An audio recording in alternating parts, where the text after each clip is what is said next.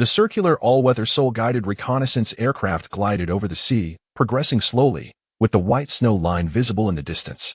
"Director, we are about to reach the extreme north," reported Nan Chang, clad in a crisp white military uniform, to Lan Xiao, who occupied the position of co-pilot. They were part of a research expedition from the Ancient Soul Beast Research Institute under the Doloa Federation's Science Research Institute, Tian-Do branch. Since the Doloa Federation completed its inaugural space voyage approximately 9,000 years ago, humanity has relentlessly pursued the exploration of the cosmos. This continuous quest and myriad discoveries have deepened humanity's understanding of the universe's vastness. With the burgeoning population and various other challenges, humanity began to explore the possibility of interstellar migration. After millennia of unwavering effort, the first successful planetary migration was accomplished over 1,000 years ago.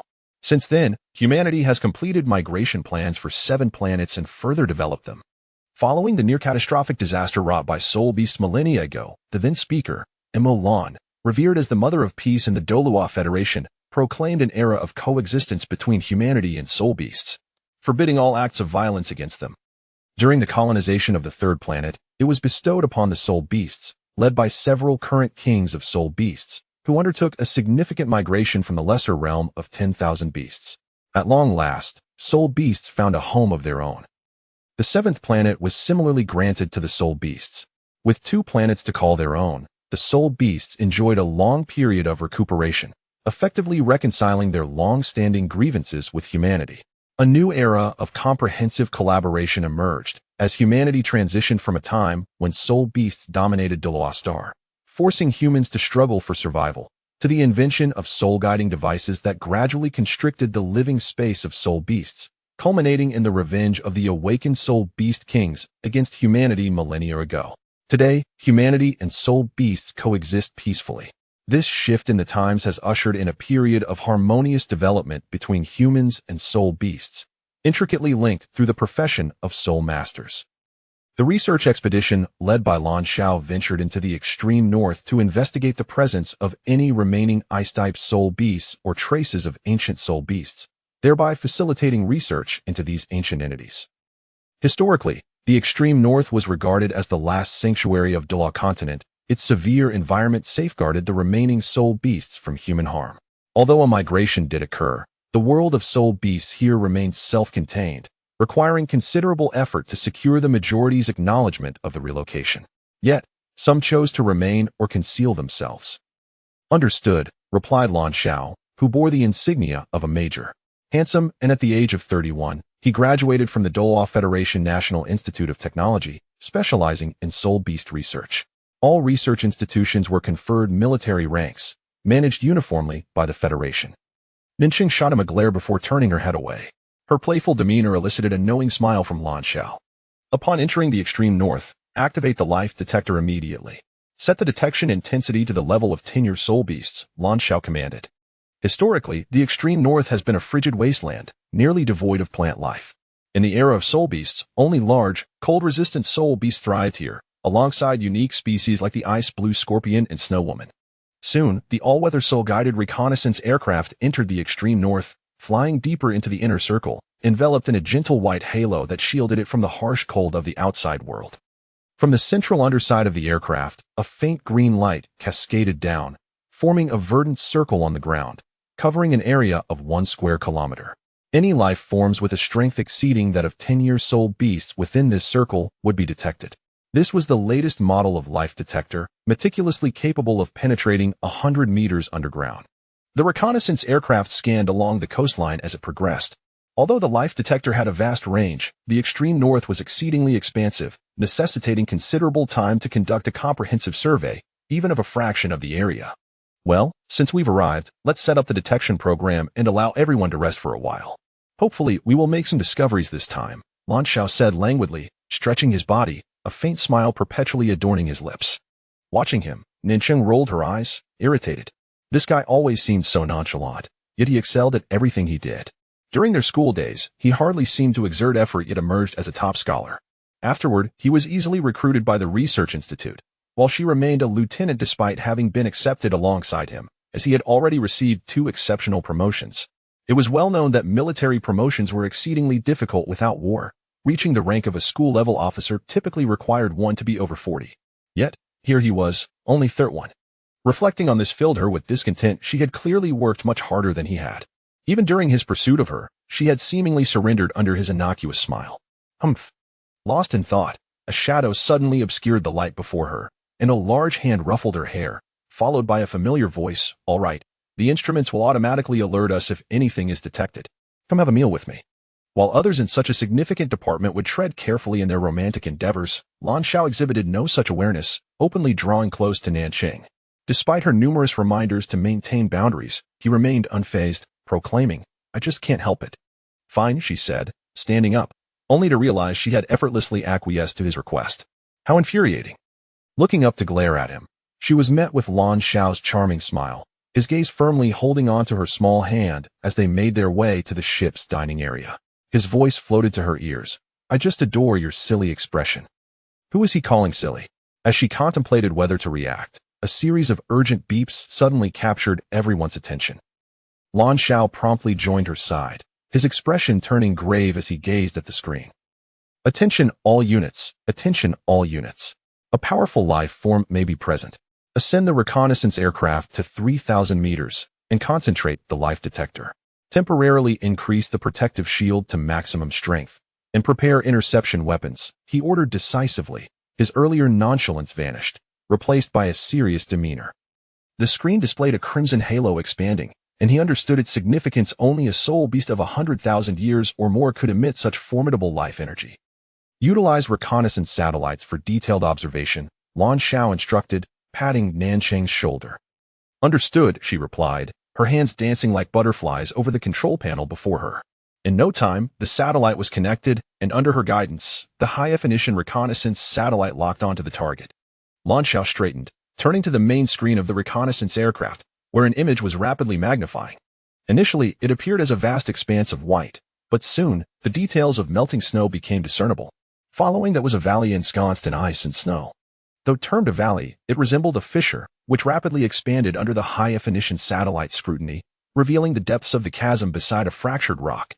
The immense life energy emanated from this location, and as the satellite pinpointed that spot, both Lan Xiao and Nanqing distinctly observed a faint golden glow flickering beneath the blanket of snow. Zoom in further, Lan Xiao instructed in a low voice. The image continued to enlarge, and this time, the shimmering surface of the snow revealed not only gold but silver as well. The two colors alternated slowly, twinkling in tandem. Nanqing turned to him, whispering, What is that? Chapter 2. Unfreezing and Reviving the Celestial Doe Star, the first administrative planet successfully discovered and colonized by humanity, boasts a history spanning several millennia. This planet is approximately half the size of the original Thaws star, with 54% of its surface covered by oceans, 40% of which is freshwater, while 60% consists of salt water. Initially devoid of life, the planet underwent extensive development following humanity's arrival, propelled by technological advancements. Although Celestial Doe Star lacked biological entities, it possessed an 80% similarity in environmental conditions to Thaws star. According to estimations by human scientists, the emergence of the first cellular life could potentially lead to the birth of a civilized planet within mere thousands of years.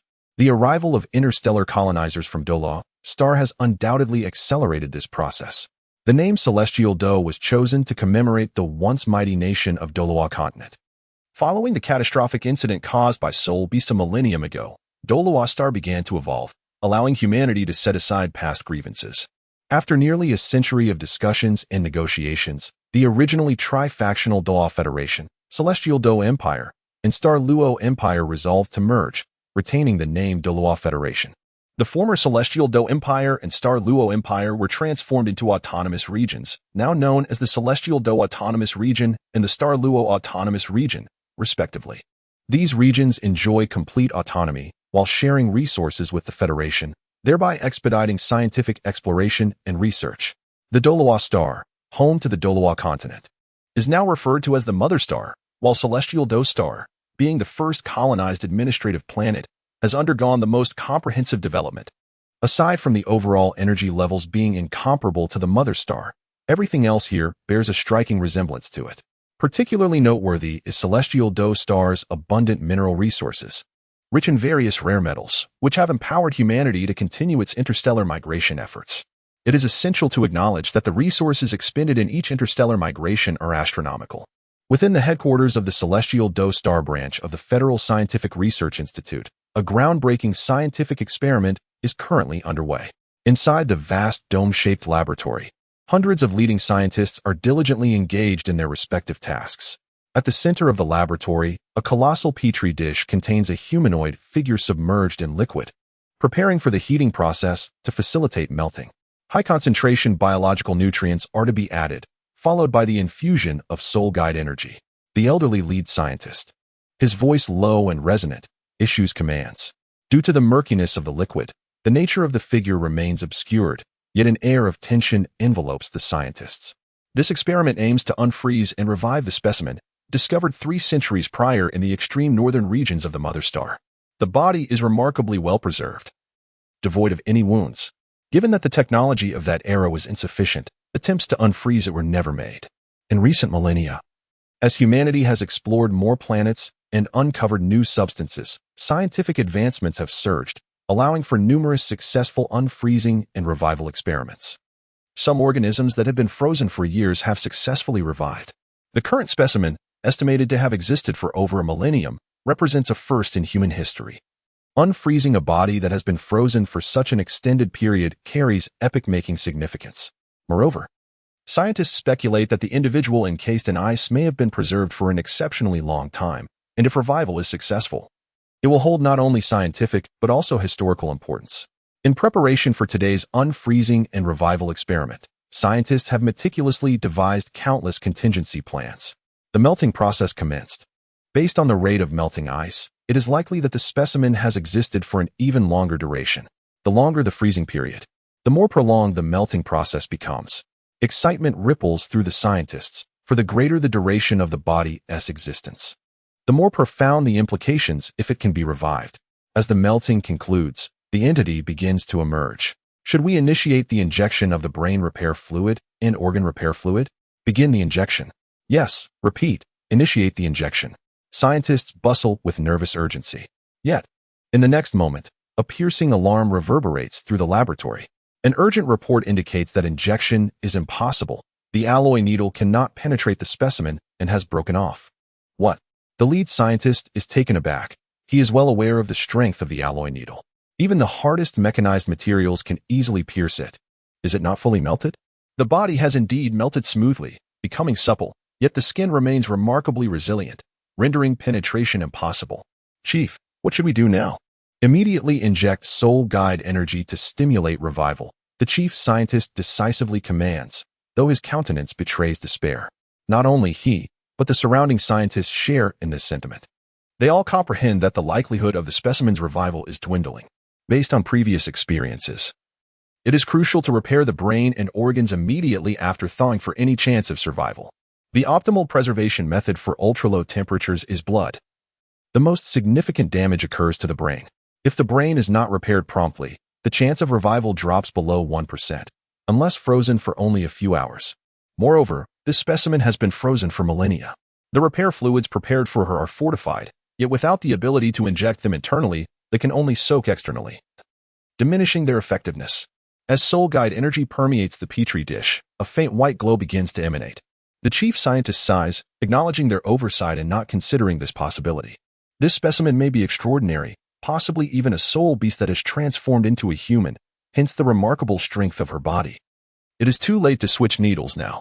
If only I had requested the highest strength infusion needle from headquarters earlier. I will bear this responsibility. Chief, do not speak so. We all failed to consider this issue, and we should share in any responsibility. A middle-aged scientist beside him quickly interjects. Wait. Look. Suddenly, an elderly female scientist points toward the petri dish.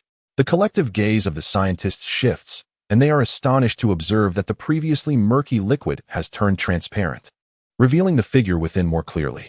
This is, as the figure gradually unveils its true form, all present find themselves momentarily entranced. It is a young girl, a breathtakingly beautiful maiden, previously concealed beneath thick layers of ice. Her full visage was hidden. Her figure is draped in a silvery gown, and her hair matches in hue. Her physique elegant and statuesque. Though her eyes remain closed, her long eyelashes evoke an enchanting allure. The attention of all male researchers is irresistibly drawn to her, leaving them momentarily spellbound.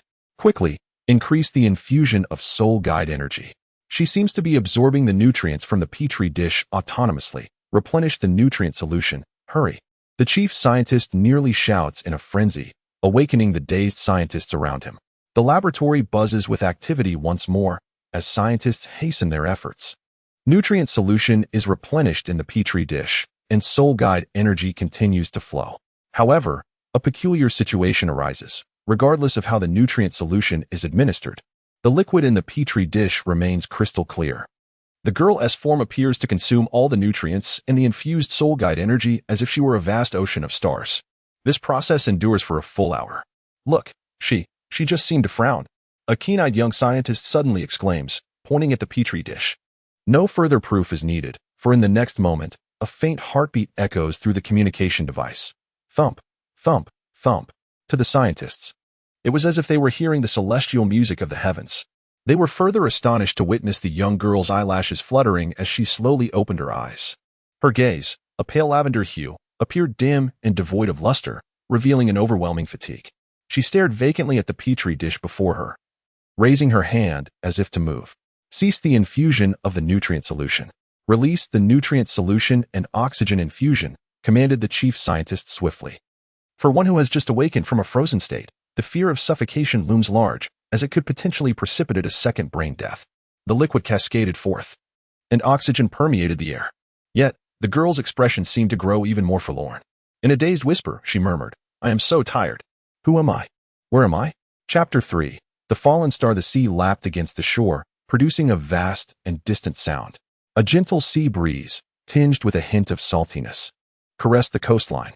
Lu Qingling, with a bamboo basket in hand and her bare, pristine feet, joyfully wandered along the sandy beach. Each day, during low tide, she would come to collect sea creatures, gathering crabs and shells. Since the onset of interstellar migration, the ecology of Thaws star had continuously improved, and various foundational life forms thrived, significantly reducing environmental pollution.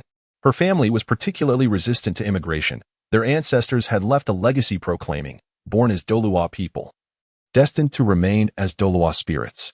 Regardless of how Doloa continent transformed, the Lu family would never depart. At 19, Lu Qingling was at the tender age of budding romance. Recently, during the summer break at home, she revived her habit of beachcombing. The marine life on the southern coast of Doloa continent was particularly abundant, and she adored consuming shellfish, especially when paired with a splash of white grape juice. Nothing could surpass its delightful flavor.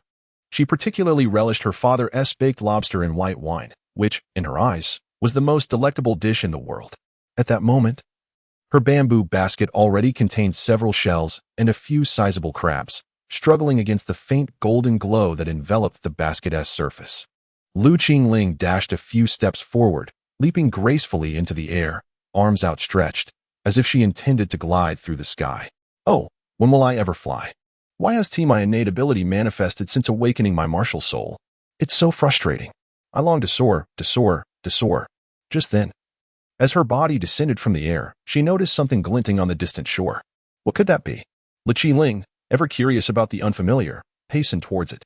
As she approached, she slowed her pace, astonished to discover that it appeared to be a person. Half submerged in the sea, the other half lay sprawled on the beach. Yet, he seemed heavy. Despite the relentless waves, he remained as though anchored to the sand, utterly immobile. Was that a corpse? A chill ran down her spine, and she halted abruptly. How could there be a body by the seaside?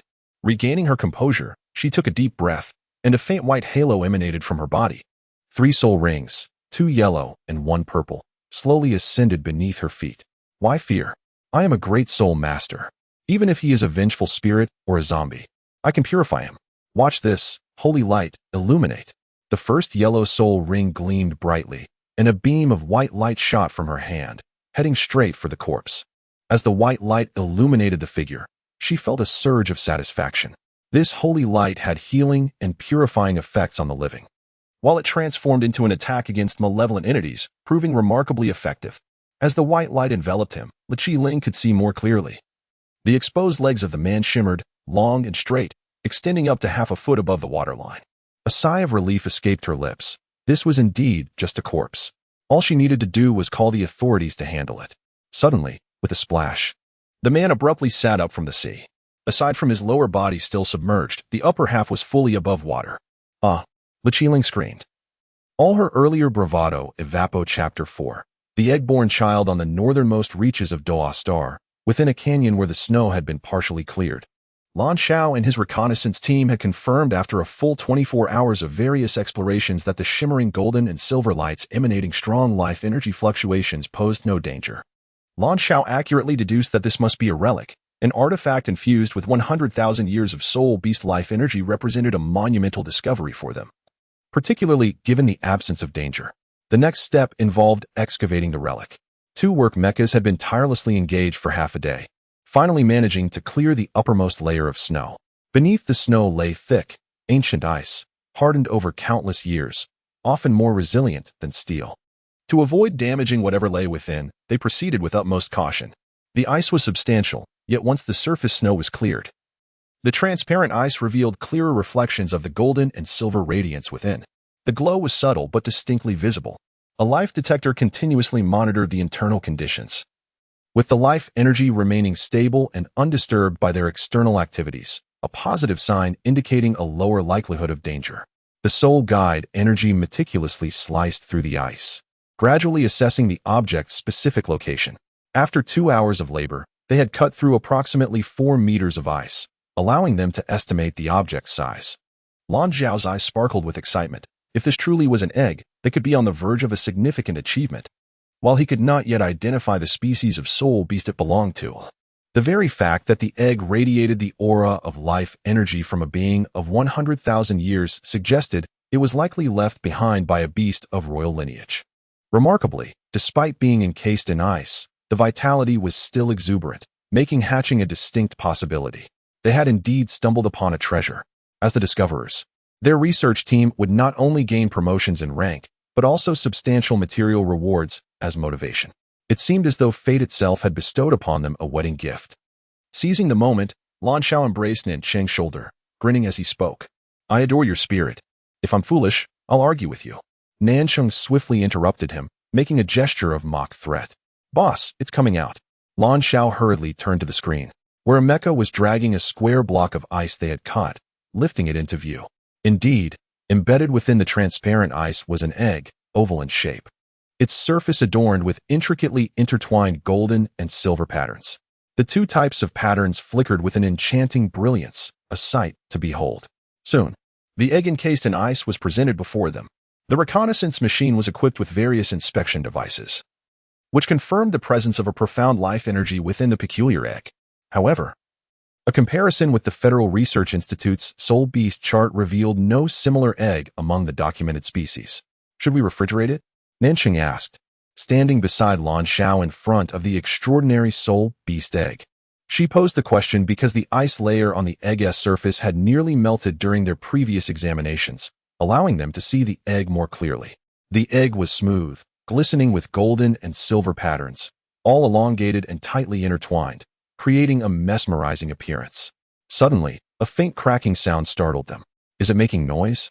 Nancheng asked in astonishment. Quick, everyone gather around. Activate the experimental shield, Lan Xiao commanded urgently. Given the immense life energy contained within, if any life form were to emerge, who could predict if it would inherently possess offensive capabilities? Although the likelihood was minimal, it was not impossible. A translucent shield rose over the experimental table, yet the cracking sounds persisted. The noise intensified, drawing the curiosity of the other team members.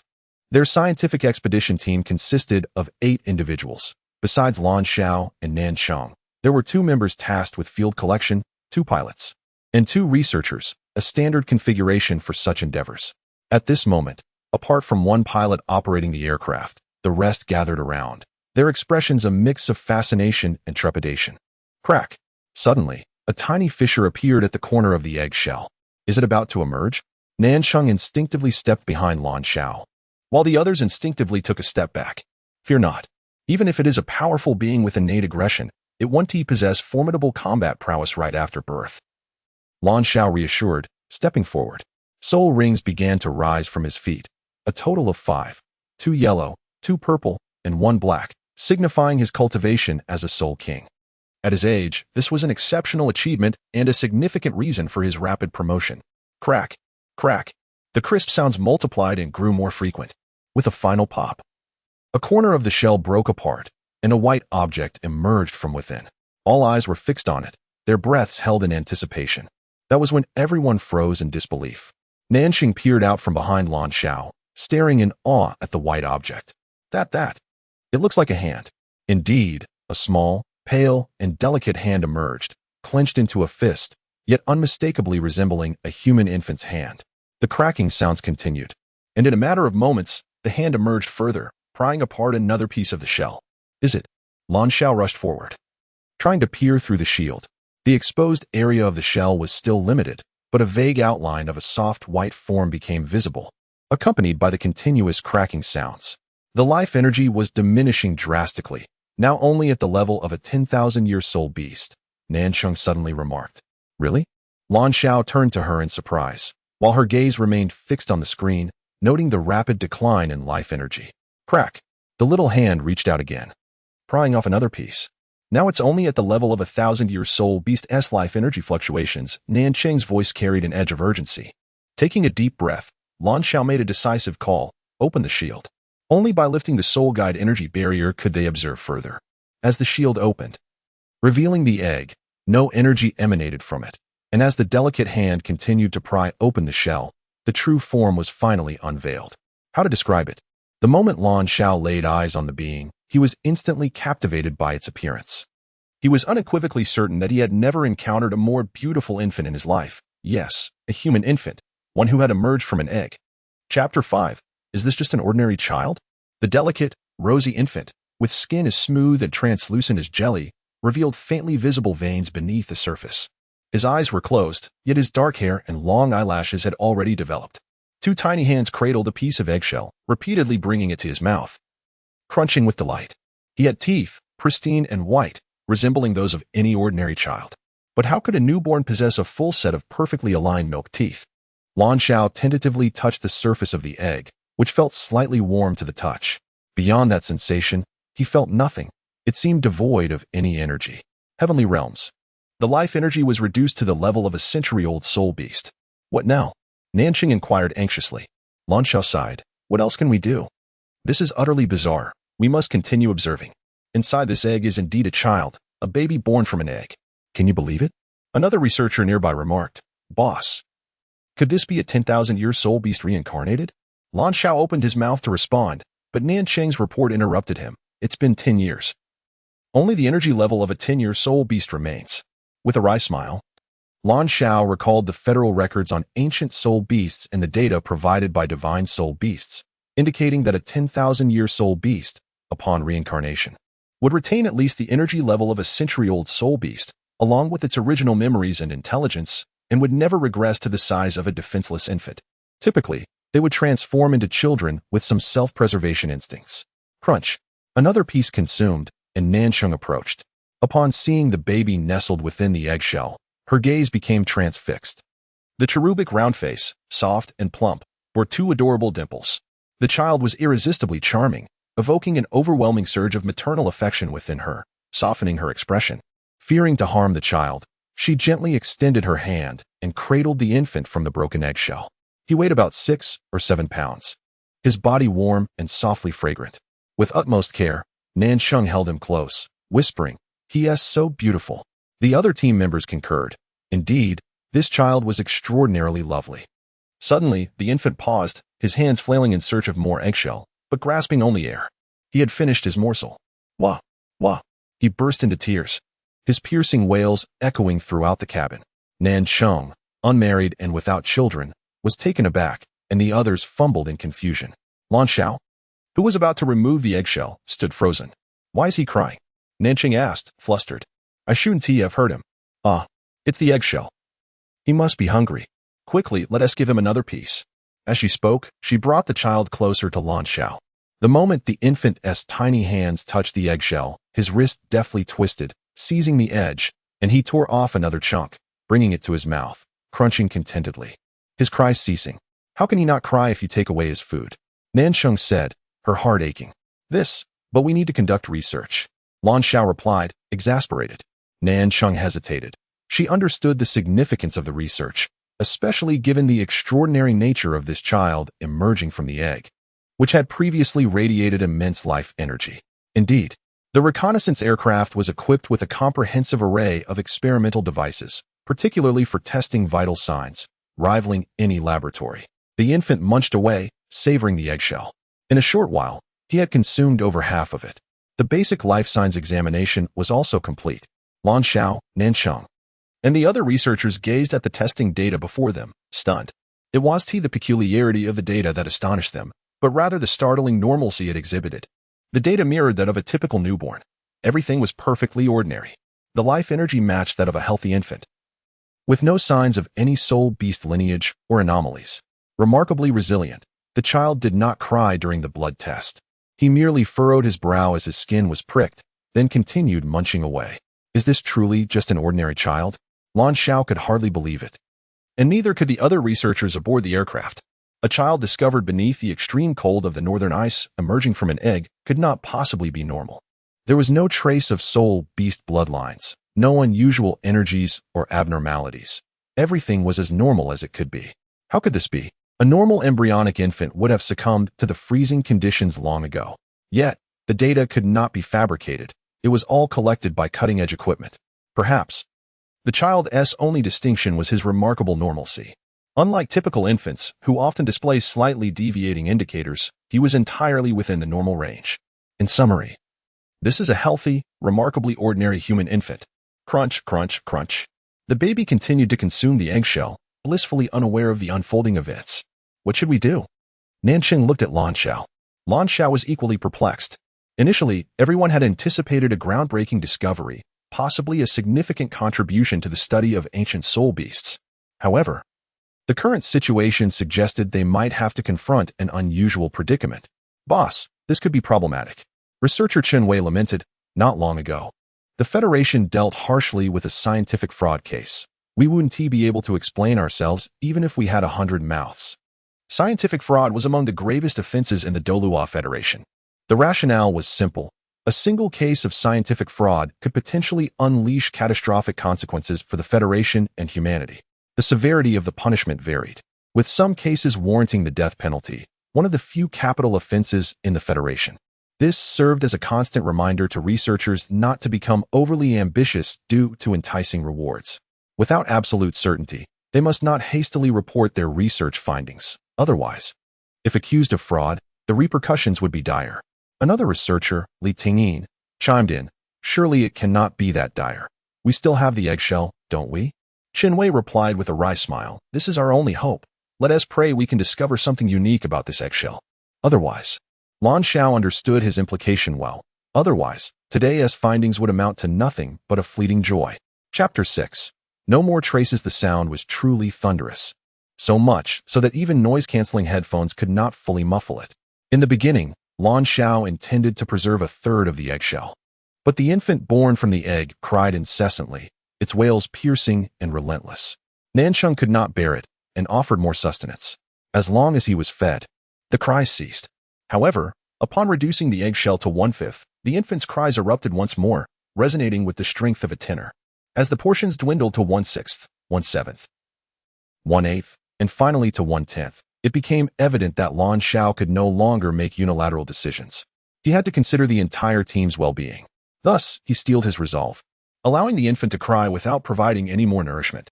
Nan Cheng understood his decision, acknowledging their commitment to scientific research. Though she often gazed at Lan Xiao with her big, pleading eyes, she refrained from suggesting that the child be fed again. Initially, they believed that the infant would tire from crying and eventually cease. Little did they realize the extraordinary talent of this child. His cries were unyielding, echoing with a remarkable clarity, persisting for 3 days and nights. During this time, the reconnaissance aircraft had completed its scanning of the far north. Yet the research team was utterly exhausted. No one could rest peacefully amidst the cacophony of the infant's wails. Meditation or sleep was an unattainable luxury. The aircraft featured a designated rest area, but even the metallic door could not shield them from the cries. As the plane began its return journey and activated its autopilot mode, everyone succumbed to fatigue. Place him in the experimental shield, You should rest as well. The shield offers better sound insulation, and it's safe inside.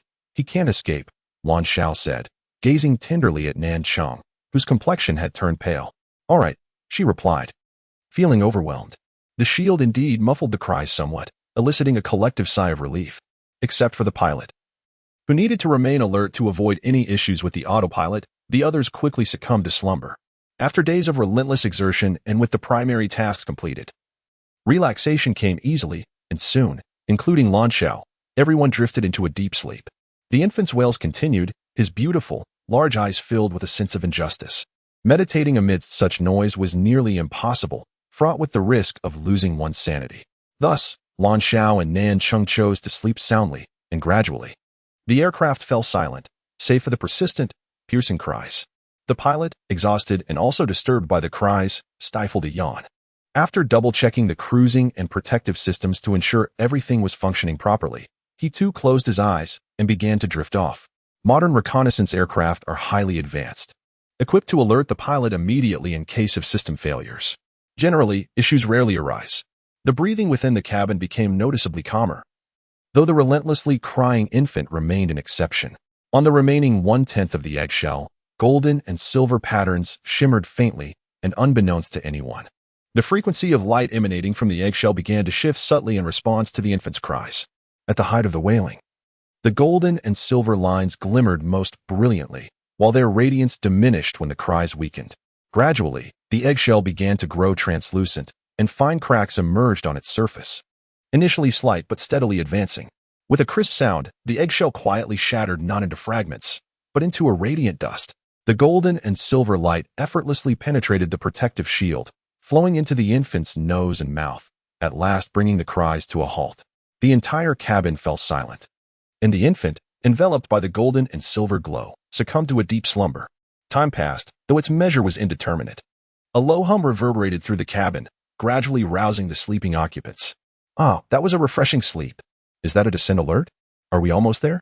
Nanching murmured, her eyes fluttering open in surprise at the cockpit signal. The pilot had already awakened, smiling as he replied, Yes, we are descending now. Suddenly, Nancheng sensed something amiss. Instinctively, she glanced towards the experimental station nearby. The tiny infant lay curled up, his delicate skin glowing softly, appearing both small and somewhat lonely. She instinctively thought of his parents, wondering where they were and how much they must miss him. Wait. It suddenly dawned on her. This little one had stopped crying. Nancheng hurried to the infant's side. His small chest rose and fell gently with each breath, his rosy cheeks occasionally twitching, a hint of a sweet smile gracing his face. Surely, he was asleep? A wave of relief washed over her. Are we almost there? Lan Xiao stretched and stood up. Lan Xiao, come quickly. Look, he is not crying anymore. He looks incredibly adorable, Nancheng exclaimed, her face lighting up with joy. Not crying? Indeed. Otherwise, how could we have slept so long? Lan Xiao chuckled, but as he turned to look elsewhere, his expression froze in shock. What? Nancheng blinked in confusion, following his gaze to the area where the eggshell had been stored. It was gone, leaving no trace behind. It was Timmy, I swear, Nancheng hurriedly explained, panic rising in her voice. At that moment, the others began to awaken, noticing the absence of the eggshell and quickly gathering around. Lan Xiao gestured for calm, saying, Don't panic. If you say you didn't touch it, then you didn't. The protective shield logs all activity. Let us check to see if anyone accessed it. With that, Nancheng felt a wave of relief wash over her. Yes, opening the experimental shield would indeed leave a record, and each of them had a unique access code. Yet, she was still considerably unsettled by the mystery of the missing eggshell. The aircraft's monitoring system soon provided them with an answer. As everyone exchanged puzzled glances, their attention shifted to Lan Xiao, who wore a rueful smile. Don't look at me. I'm just as baffled. This truly is a case of vanishing without a trace. Chapter 7. Lan Xuanyu indeed. The egg had vanished without a trace. What does this signify? It implies that they could not report the incident unless something unusual could be discerned from the infant. Otherwise, the supervisory committee of the research institute would inevitably question their evidence of success. Unless, no, deeper dissection is not an option. Nancheng sensed the oppressive atmosphere surrounding her and suddenly stepped in front of the protective shield. The life detection and various examination devices aboard the reconnaissance aircraft were already the best available. Any further exploration would necessitate dissection. However, The implications of such an act were abundantly clear. What are you thinking? Lan Xiao remarked with irritation. Even if we agreed, it would be impossible. This is a living being, not a corpse. Where would dissection come into play? The others looked at Nan Sheng with peculiar expressions, and she quickly realized her misstep. Hastily apologizing, I'm sorry, everyone, that wasn't my intention. I just feel that this child is truly pitiable. Chen Wei sighed. Boss, what should we do now? The credit we thought we had is gone, and naturally, the mood among us isn't too bright. I will adopt him, Nan Sheng declared without hesitation. For reasons unknown. Upon her first sight of the child, she felt an innate fondness, a compelling urge to protect and care for him. Lan Xiao chuckled. You're going to have a child out of wedlock. Nan Sheng's cheeks flushed with defiance. So what? Since he has no mother, I shall be his mother. Lan Xiao regarded her with a hint of pity, saying, You're foolish. You still refuse to admit it. Nan Sheng glared at him, insisting he refrained from calling her foolish. Lan Xiao stepped closer, naturally placing his hand on her shoulder and pulling her into an embrace. What I mean is, since we all discovered this child, we share responsibility for him. I believe that one day, this child, born from an egg, will reveal his extraordinary nature. Ultimately, what I am saying is, he doesn't just need a mother, he also needs a father. So, if you marry me first and then announce that we have a child, it won't count as having a child out of wedlock. It would simply be a case of boarding the train before purchasing a ticket. Nan Sheng paused momentarily. Then a complex emotion welled up within her. She ought to feel touched. Yet, inexplicably, looking at this man before her, she felt an urge to hit him. Ha ha. The others erupted in laughter, their team always united. Lan Xiao possessed an inexplicable charm that inspired confidence in those around him. Perhaps that was emotional intelligence at play. Turning serious, Lan Xiao addressed the group. I sincerely apologize for this situation. If one day this child exhibits something extraordinary, all accolades will be shared among us. Li Tingyin shrugged and remarked, losing a bit of credit isn't a big deal. I just think, since you plan to adopt him, shouldn't you give him a name? A name? Nanqing was taken aback. She was prepared for motherhood. How about calling him Lancheng? Suggested Lan Xiao. Nanqing immediately reacted, glaring at him. I was the one who decided to adopt him first. Why not name him Nan Xiao? Well, it's already established that children don't necessarily have to take their father's surname, Lan Xiao retorted. Wait, boss, Nansheng. Don't you think this is a bit chaotic? Both of your names are 2 characters long, if we simply combine them. Your family's name would be too similar and hard to distinguish, Chen Wei said, somewhat exasperated. Lan Xiao quickly countered, how about this? You take my surname, and I will let you choose the name. Nansheng pouted, then why not the other way around? Lan Xiao smiled, because Lan sounds better. Don't you agree? Remember when we first met, you mentioned that Lan was quite nice. 3 days later, at the Ancient Soul Beast Research Institute, everything appeared normal, perhaps too normal. We had gathered a wealth of data for analysis, including cellular data, all of which were unremarkable. The only anomaly lay within the genetic analysis. From the genealogical profile, he was indeed human, yet his genes were somewhat unclear, even slightly complex, and our instruments could not fully elucidate the details. However, such occurrences have a 1 in 1,000 chance among humans, which doesn't imply anything significant. Chen Wei reported the latest testing results to Lan Xiao. It seems I've been designated as a father, Lan Xiao said with a wry smile, though the bitterness was not overwhelming. 3 days had passed since the child arrived. He had not cried or fussed again, remaining calm during all examinations. Moreover, he often wore a smile. This child possessed an inexplicable charm, quickly becoming the darling of the research institute. To avoid attracting attention from the supervisory committee, Lan Xiao candidly explained the situation to the subordinate researchers, declaring that the child would be his and Nan Cheng's son. Given the recent fraudulent incidents, and considering Lan Xiao's influence within the institute, coupled with the testing data, no one raised any objections. The child's name was finalized as Lan Xuanyu, with Nanqing stating it meant a person of great stature. To provide the child with a legitimate federal identity, Lan Xiao and Nancheng married a month later and publicly acknowledged the circumstances surrounding their child's conception. Lan Xuanyu officially received his birth certificate, listing his father as Lan Xiao and his mother as Nancheng.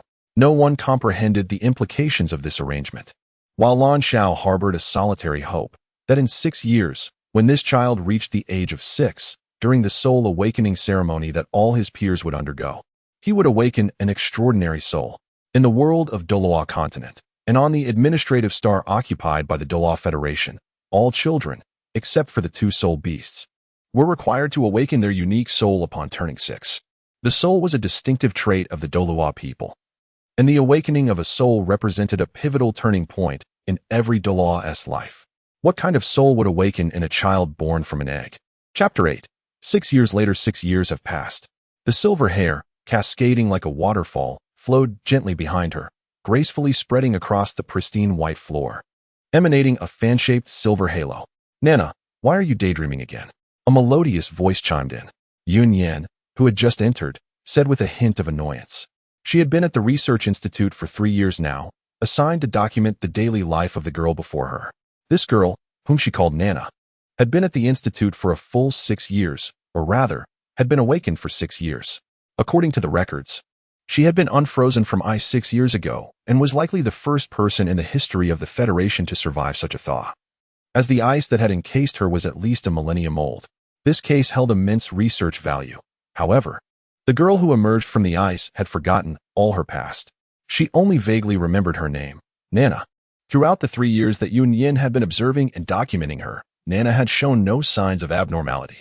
All research reports indicated that besides possessing extraordinary physical prowess and a remarkable instinctive reaction to threats, demonstrating commendable ancient martial skills, there was nothing else unusual about her. It was even impossible to ascertain if she was a soul master, as not a trace of soul power could be felt within her. Soul power is an energy that manifests in humans upon awakening at the age of 6. Through the cultivation of this energy, one can grow powerful and become a soul master. Moreover, soul power forms the very foundation of the modern technological system, with all technologies in the Dolua Federation being referred to as soul-guided technologies.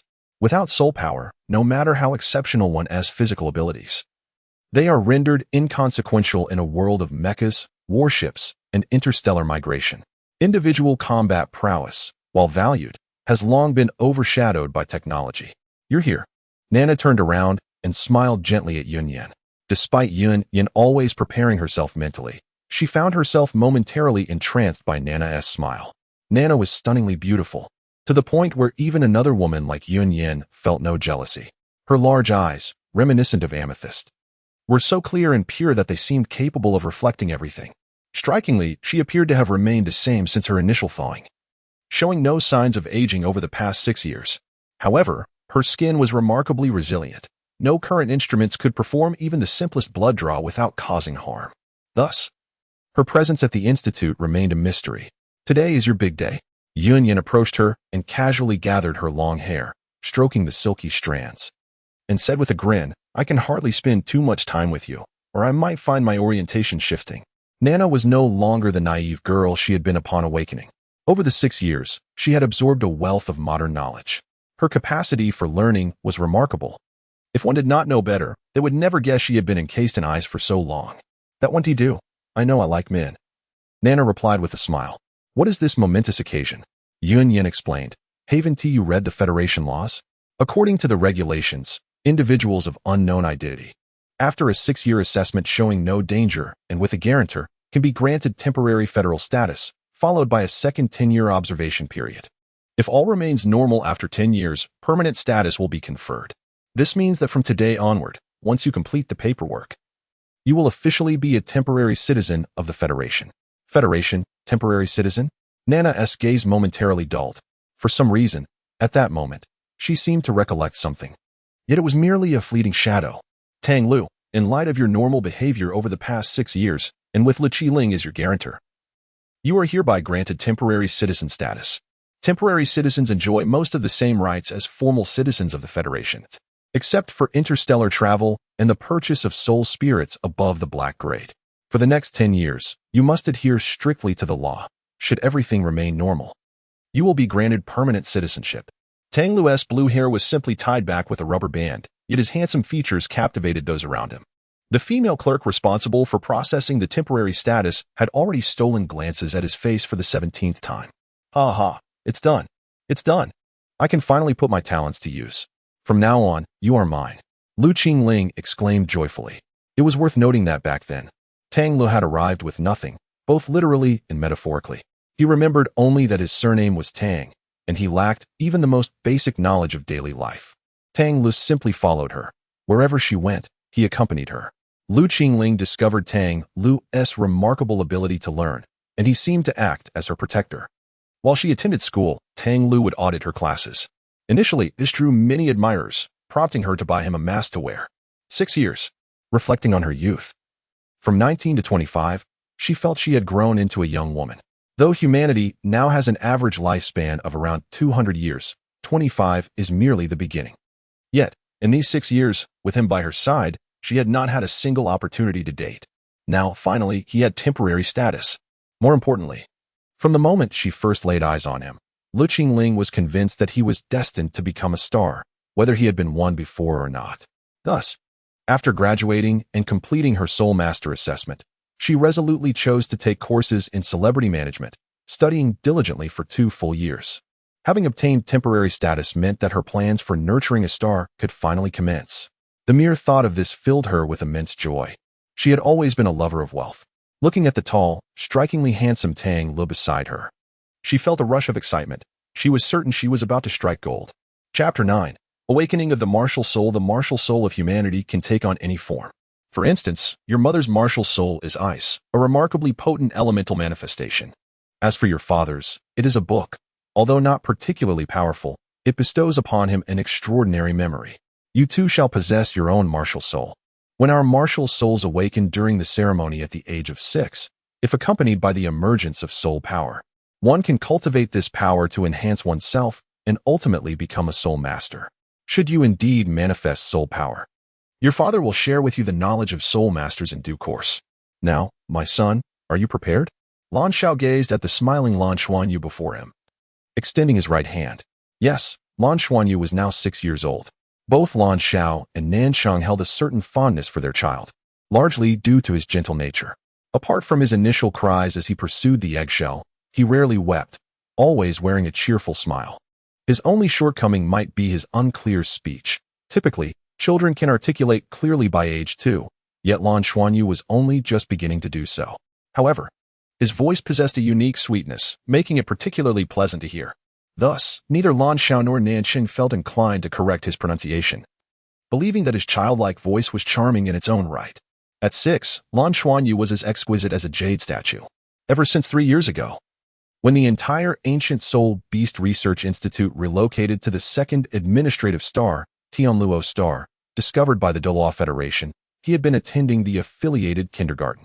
Generally, parents would boast, claiming their child to be the most beautiful. Yet since Lan Xuanyu enrolled in kindergarten, the phrase had transformed to, "That must be Lan Xuanyu, the most handsome boy in the kindergarten." There was no denying that Lan Xuanyu had remarkably fair skin. Whether it was Nansheng, Lan Xiao, his kindergarten teachers, or even his peers, they could not resist touching his dimples and kissing his cheeks. He was exceptionally well-behaved and perpetually quiet, a figure of endearing innocence. It seemed as though the world held nothing but joy for him, devoid of any suffering. "Dad, I'm going in now." Lan Xuanyu cheerfully waved at Lan Xiao. "Xuanyu." Lan Xiao suddenly called out to him. Lan Xuanyu turned, his large eyes gazing up at his father, curiously asking, "What is it, Dad?"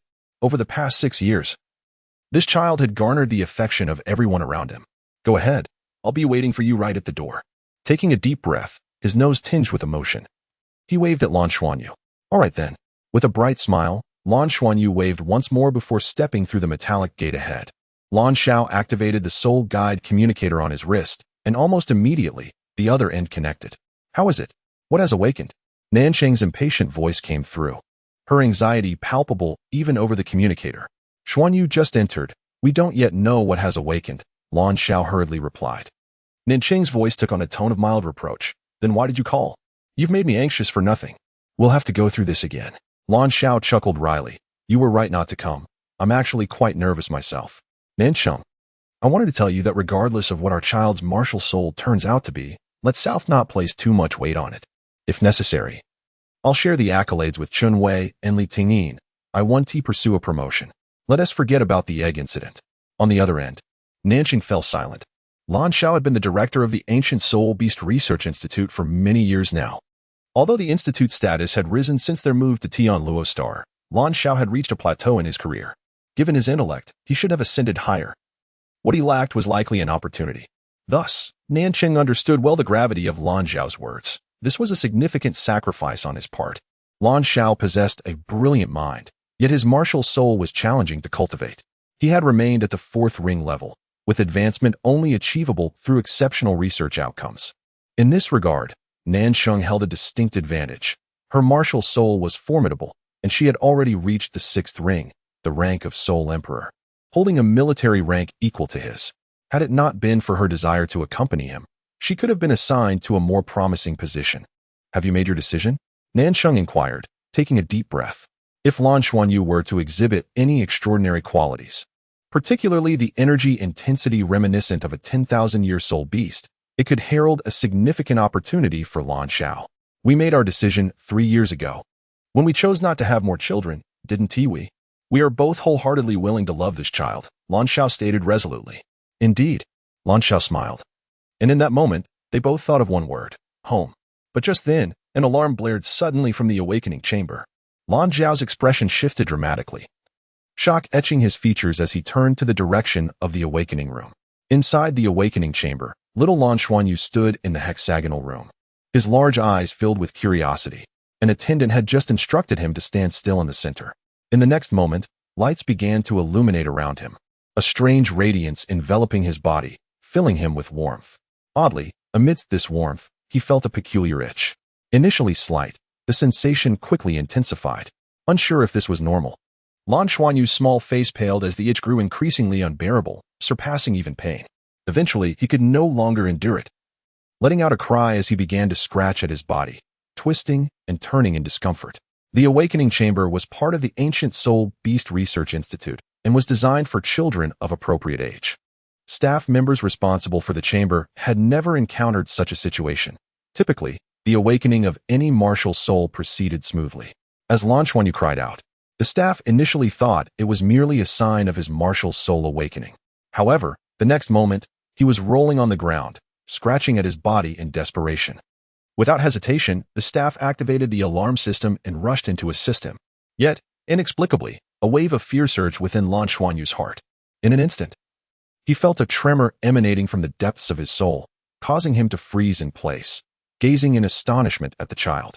The surface of Lan Xuanyu's skin was adorned with numerous patterns, intertwining gold and silver, with hints of colors shimmering in and out of sight. Suddenly, the door burst open, and Lan Xiao rushed in like a bolt of lightning. At that moment, Lan Xuanyu let out a loud cry, his small body launching off the ground. In that instant, all the luminous patterns on his body vanished, and a cluster of blue, radiant light erupted from his palms, soaring upward over a meter, swaying gracefully in the air. Chapter 10. As long as I have my son, Lan Xiao was momentarily stunned, and the staff member appeared equally bewildered. In that instant, Lan Xuanyu also froze. The itchiness that had plagued him vanished, seemingly released along with the strands of blue emanating from his palm. The staff member turned to Lan Xiao, exclaiming, "Director, this is it, blue silvergrass." His voice carried an unusual tone. Everyone in the institute was well aware of the martial souls possessed by Lan Xiao and Nanqing. Yet the martial soul awakened by this child was entirely different from either of theirs. It appeared to bear no relation at all. Blue silvergrass, the most commonplace martial soul, had been prevalent since the days when the Dolua Federation was merely Dolua Star, and it represented the archetype of a useless martial soul. What did a useless martial soul signify? It meant an inability to cultivate, utterly devoid of utility. Even a martial soul shaped like chopsticks would enhance one's dining speed. A martial soul resembling a hoe would bolster one's farming capabilities. Yet what could blue silvergrass enhance? Humans were not cattle or sheep, they did not graze. Nevertheless, blue silvergrass possessed its own legends, the most significant of which had been propagated throughout the Dolua Federation for millennia. However, over those thousands of years, only 2 legends regarding blue silvergrass had emerged. Lan Zhao's astonishment far exceeded that of the staff member. Prior to this day, he had contemplated numerous possibilities. After much deliberation, he had decided to allow Lan Xuanyu to awaken his martial soul at the institute, ensuring that the circumstances remained within his control. He had envisioned various scenarios regarding the nature and power of Lan Xuanyu's martial soul, even considering one of divine beast caliber. Yet, he never anticipated that his son, born from an egg, would awaken a martial soul so unrelated to divine beasts, blue silvergrass. Wait, no? Suddenly, Lan Zhao's pupils constricted. In any awakening chamber elsewhere, The staff would have immediately categorized Lan Xuanyu's martial soul as blue silver grass, a typical waste. However, this was the Ancient Soul Beast Research Institute, and Lan Xiao was its director. While useless martial souls typically warranted little research, the fact that blue silver grass once had the strongest legend on the continent compelled him to study its historical significance, even predating humanity. Blue silver grass had indeed been commonplace in the Dolua Federation, recognized as a standard waste martial soul. However, the awakening of this waste martial soul should not have manifested in such a manner. The first thought that crossed his mind was that blue silver grass should awaken with one hand, not both. He could assert that with certainty. Furthermore, a feeble blue silver grass, upon awakening, would be fortunate to emerge a few centimeters from the palm. How could it possibly reach nearly 2 meters in height? The radiant blue aura surrounding it appeared far from ordinary. Director, shall we proceed with the soul power test? The staff member asked tentatively, his gaze tinged with sympathy. As he anticipated the disappointment of a father witnessing his son's useless martial soul, the staff member nodded in understanding and did not elaborate further. Very well. I shall classify Xuanyu's martial soul as blue silver grass. Indeed, Lan Xiao affirmed, moving beside his son and embracing his shoulders. Dad, is this my martial soul? Lan Xuanyu inquired, his face alight with curiosity. Oh, let me give it a try, Lan Xuanyu said, following his father's instructions. Indeed, the cluster of blue silver grass slowly diminished until it vanished from his palm. However, unbeknownst to Lan Xuanyu, as it disappeared, golden and silver glimmers briefly flickered within his hands, golden in the right and silver in the left. Their family resided in a comfortable apartment near the institute, courtesy of Lan Zhao's position as a lieutenant colonel. The 200-square-meter home afforded ample space for the three of them, complete with a dedicated training room. After closing the door, Lan Xiao led his son to the sofa, gazing intently at Lan Xuanyu. Xuanyu, what transpired during your martial soul awakening today? Please share all your sensations with me. Lan Xuanyu blinked his large eyes, expressing a hint of fear. It itched so much, Dad. I felt terribly itchy. It was like the itchiness came from within my body. And scratching didn't help. Eventually, all the itchiness concentrated in my hand and burst forth from my palm. Once it escaped, I felt fine again. Understood. Meanwhile, Nansheng, in a state of urgency, swiftly ended her communication. Blue silver grass? Xuanyu's martial soul is blue silver grass? Nansheng's expression mirrored disbelief. Lan Xiao squinted, certain that this was no ordinary blue silver grass. It is absolutely not ordinary. I am convinced. Typical blue silver grass would not emerge from both hands, especially not to such an impressive length. Moreover, Xuanyu's blue silver grass appears far more exquisite. As a researcher of ancient soul beasts herself, Nansheng promptly considered a possibility. Could it be the legendary blue silver emperor? No, that does not hold water, Lan Xiao replied without hesitation. The level of blue silver emperor is undoubtedly credible. It could possibly be 100,000-year soul beast reborn. Yet, the egg does not explain this. The blue silver emperor is a plant. How could it emerge from an egg? Nansheng furrowed her brows. What if it is self-sealed? Sealed into an egg? Certainly not. Lan Xiao shook his head. Nansheng refrained from pressing her point, trusting her husband, who, despite his youth, was an authoritative expert in ancient soul beast research. What should we do now? This child. Nansheng's brow knitted with concern. Lan Xiao fell into contemplation. Their primary worry had been that Lan Xuanyu's martial soul was too extraordinary, drawing the attention of higher authorities, thereby forcing them to disclose the truth. Now, however, it was blue silver grass. Blue silver grass. Suddenly, Lan Xiao lifted his head, a smile gracing his face. In that moment, he seemed to regain his composure. Blue silver grass may not be so undesirable after all, at least, within the records. It is classified as a useless martial soul. Moreover, I did not conduct the soul power test at that moment. After we test it, we will ascertain his soul power level. I am confident that soul power will accompany it. As for the level of soul power, we reported ourselves. It remains within our discretion. This realization dawned upon Nansheng as well, implying that he would not be taken from them and could remain their son. Lan Xiao beamed. Indeed, the most difficult hurdle has been surmounted. Now, we must clarify exactly what his martial soul is and devise a strategy. Even if he is discovered to be different as he grows up, we can simply claim his martial soul has mutated. With the rapid advancement of soul guidance technology, soul masters are no longer held in such high regard. If we exercise caution, he will always be our son. As for the path he chooses in the future, As long as we guide his heart, it suffices. If he grows strong, we rejoice. If he remains weak, it shall not dishearten us.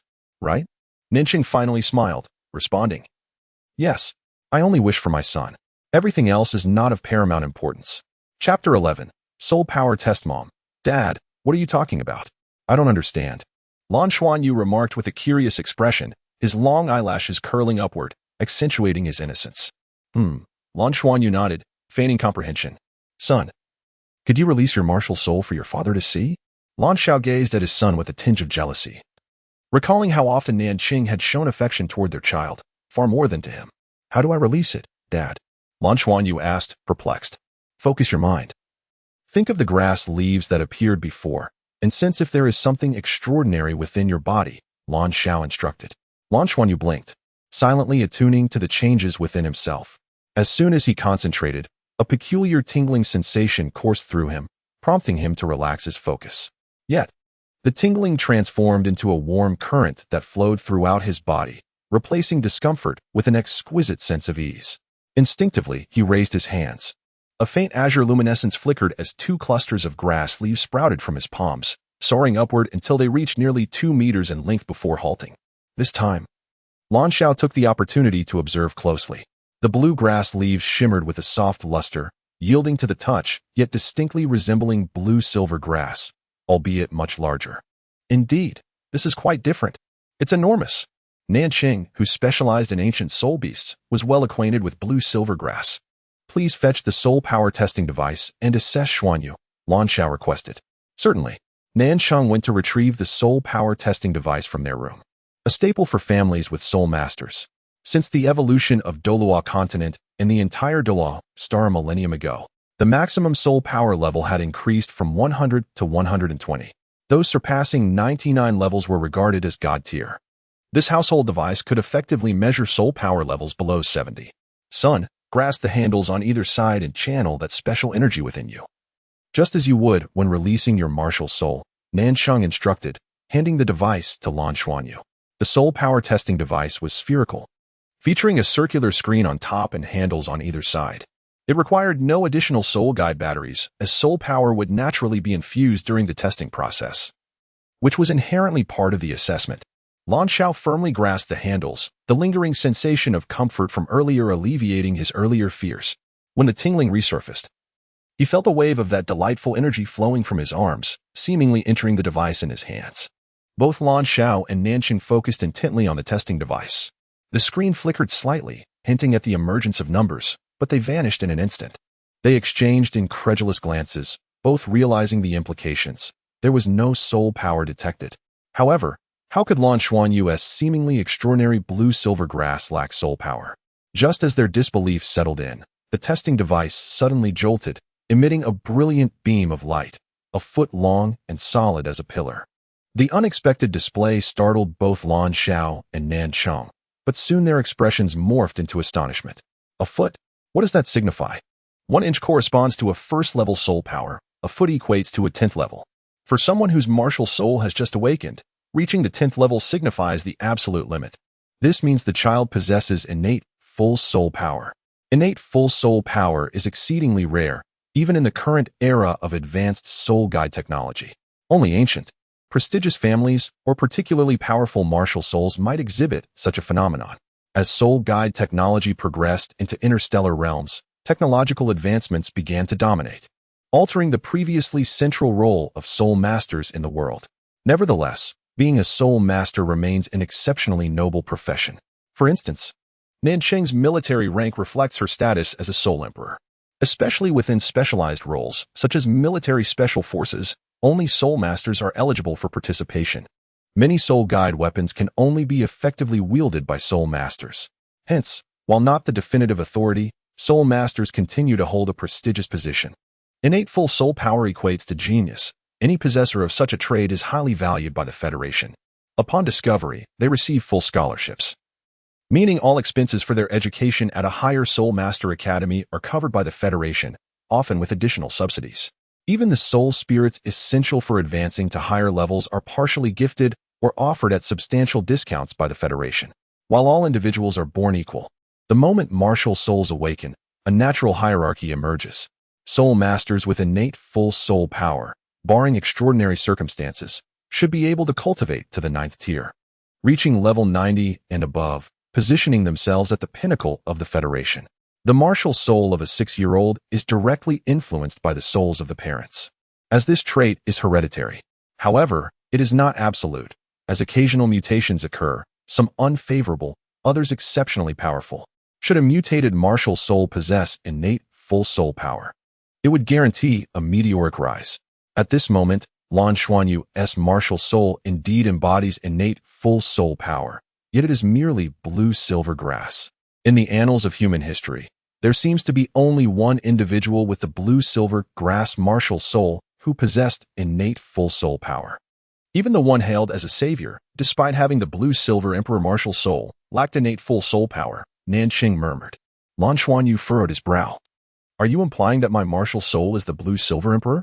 Nanqing smiled. Is there a better explanation? Lan Xia shook his head. No. If you were a normal child, I would share your sentiments. Although records regarding the blue-silver emperor are sparse, do not forget how Xuanyu came into existence. Indeed, Lan Xuanyu was born from an egg. He is not a direct plant type, Lan Xiao reasoned. Isn't that so? Then what could it be? Meanwhile, Lan Xuanyu gazed at the foot-long beam of white light with curiosity, feeling an increasing warmth within him, as if a boundless energy was surging forth, liberating him from an unexplainable constraint. Throughout his life, he had been no different from his peers, and in fact, somewhat weaker than other boys his age. Yet, at this moment, he distinctly sensed an unusual surge of strength. Lan Xuanyu nodded. All right. What is it, Dad? Lan Xiao replied. Do not disclose the results of the test to anyone. If anyone inquires about your soul power, simply say it is level 3. Chapter 12. The Mysterious Ring O. Is it level 3 soul power? Father, am I impressive or not? The little boy was most concerned about this. Impressive, of course you're impressive. My son is the most remarkable, replied his father proudly. Starting tomorrow, I shall teach you the fundamentals of soul power cultivation. Lan Xiao gently ruffled his son's hair. Lan Xuanyu had always been obedient since childhood, exuding an irresistible charm. Have you made your decision? Nanqing tugged at Lan Xiao's sleeve. Lan Xiao smiled slightly. As I have said, I will protect both you and our child. I can afford to take care of you both, but it is best to keep things under wraps. All right, I trust your judgment. Nanqing willingly linked her arm with her husband's, though his personal strength was not as formidable as hers. He was the true pillar of their family. A man must possess a sense of responsibility. Lan Xuanyu fell into a deep slumber early that evening, his eyelids heavy with sleep shortly after dinner. His small room, adorned in hues of blue, featured an upward-pointing peak. It contained a tiny restroom and a 3-square-meter wardrobe.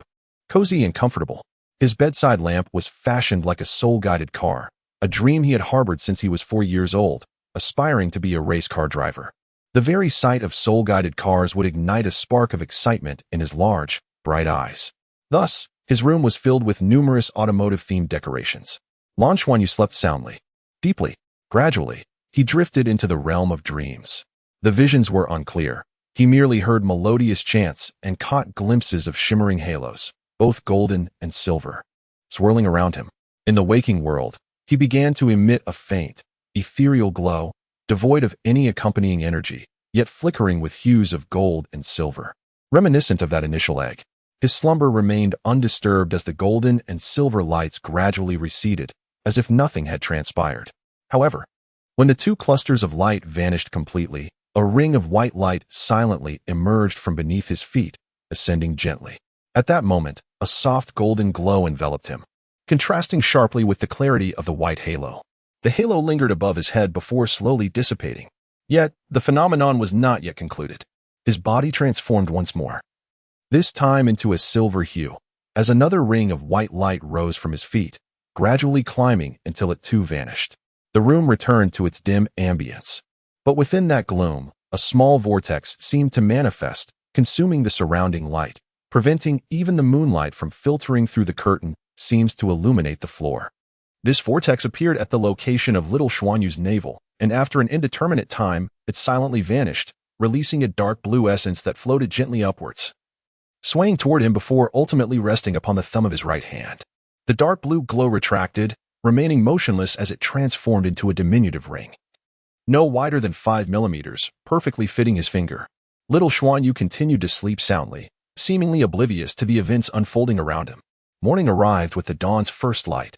As the day began to break, Lan Shao entered his son's room. He approached the bed and gently touched Xuanyu's forehead, confirming his normal temperature before softly calling out, "Xuanyu, it's time to wake up." Lan Xuanyu groggily opened his eyes, hazily gazing at his father. "Papa, I want to sleep a little longer. It's time to rise.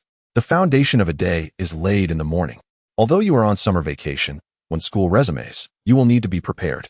Moreover, you are now a soul master. Even if you are but a novice, you are still a soul master. Do you not wish to grow stronger? Then you must get up. Today, I will teach you the methods of cultivating soul power." As he spoke, Lan Shao lifted his son from the bed. Just then, his gaze inadvertently fell upon Lan Xuanyu's right hand. "Son, where did that ring come from?" Lan Shao inquired, astonished. Little Xuanyu, also noticing the ring on his hand, replied innocently, "I don't know. It's not mine." Lan Shao examined his small hand closely.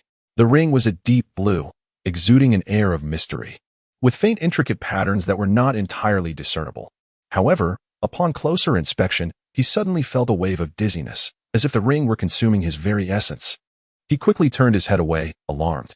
6 years had passed since little Xuanyu entered their lives, and for those 6 years, he had never exhibited anything out of the ordinary. Everything had seemed so normal that the researchers at the institute had forgotten his origins, merely regarding him as the child of Nanxing and Lan Shao.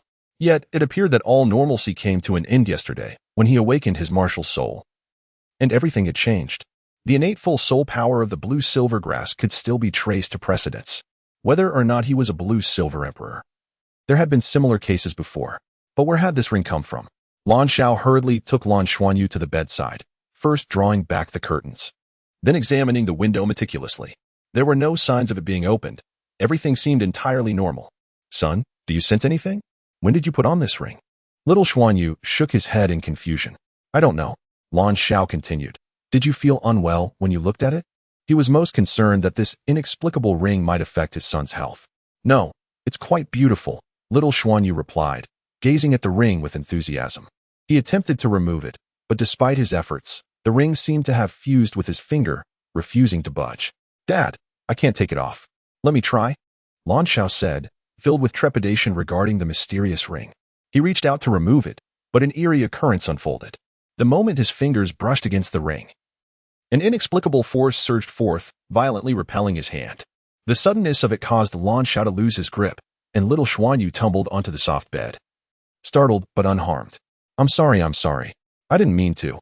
Lan Shao staggered back 2 steps from the impact of the force, regaining his balance. But his heart was tumultuous. How could he remain calm? Where had this ring come from? He could not touch it, nor could he remove it. All of this signified something extraordinary about his son. After 6 years, it was only now that Lan Xuanyu truly displayed his uniqueness. What should he do? How was he to face this? "Xuanyu, go wash up. I will come find you shortly." Chapter 13. The concurrent appearance of 2 soul rings 10 minutes later, living room. "What should we do?" Nancheng glanced anxiously at her husband. Lan Shao sighed. "I'm at a loss as well. For now, we can only proceed cautiously and observe closely. If necessary, we may have to report it. My greatest concern is that the changes he is experiencing might cause him harm." "No, we cannot report it," Nancheng exclaimed in alarm. "If we do, they will surely take Xianyu away. That cannot happen. Xianyu is my lifeline." Lan Shao sighed again. "Let us wait and see. I hope there won't be any further changes." Nancheng felt a slight relief and asked, "Will you still teach him soul power cultivation?" Lan Shao replied, "Yes, we must teach him. It is better to guide than to suppress. Given his unique situation, it is wiser to lead him in the right direction. If we merely conceal it and it erupts later, it could become even more troublesome. Initially, I intended for him to attend an ordinary soul master academy, one that wouldn't draw much attention. But now, I believe it would be better for him to enroll in a more prestigious academy. There, among many talents, even if he displays some extraordinary traits, he will not stand out as much." Nancheng conceded, "I trust your judgment. You certainly think more comprehensively than I do." After breakfast, Lan Shao began the first formal lesson in cultivation with his son. "Son, the method I will teach you is called Xiantian Gong. This technique originates from the Tang sect. Originally a closely guarded secret, about 7,000 years ago, the Tang sect decided to make this fundamental skill public, allowing more soul masters to cultivate it and thereby enhance the overall quality of the populace in preparation for interstellar migration. The contributions of the Tang sect to the Federation have been inscribed in history once again. If you ever have the opportunity, you might consider joining the Tang sect. Although it will be quite challenging, it is one of the few organizations that document a pathway to divine rank. Blue Xianyu listened, somewhat perplexed, as Lan Xiao elaborated on the methods of cultivating Shantian Gong. With a history spanning tens of thousands of years, the Tang sect has produced countless talents and great figures throughout its existence, making it one of the oldest sects in the Federation, holding significant influence. The importance of Shantian Gong as a foundational cultivation method is self-evident. While the pace of cultivation may not be particularly rapid, it lays a solid groundwork and is the method of choice for the vast majority of soul masters today. This is the basic operational route. Next, I will guide you using my soul power. During the guidance, you simply need to allow your consciousness to follow my soul power. Do not resist, focus your mind. Oh, at only 6 years old, Blue Xianyu naturally deferred to his father's instructions. Lan Xiao positioned his son in front of him, instructing him to face away while gently placing his hands on his back, carefully injecting his soul power into his son's body and guiding it along his meridians. Little Xianyu felt a warm current flow through him, gradually progressing as his consciousness moved alongside the warmth brought by his father. Following the trajectory his father had previously described, Lan Xiao deliberately slowed the circulation of his soul power to help his son better remember the process. The comforting warmth in Chapter 14, The Confusion of Lan Xiaoyu, Your Two Rings.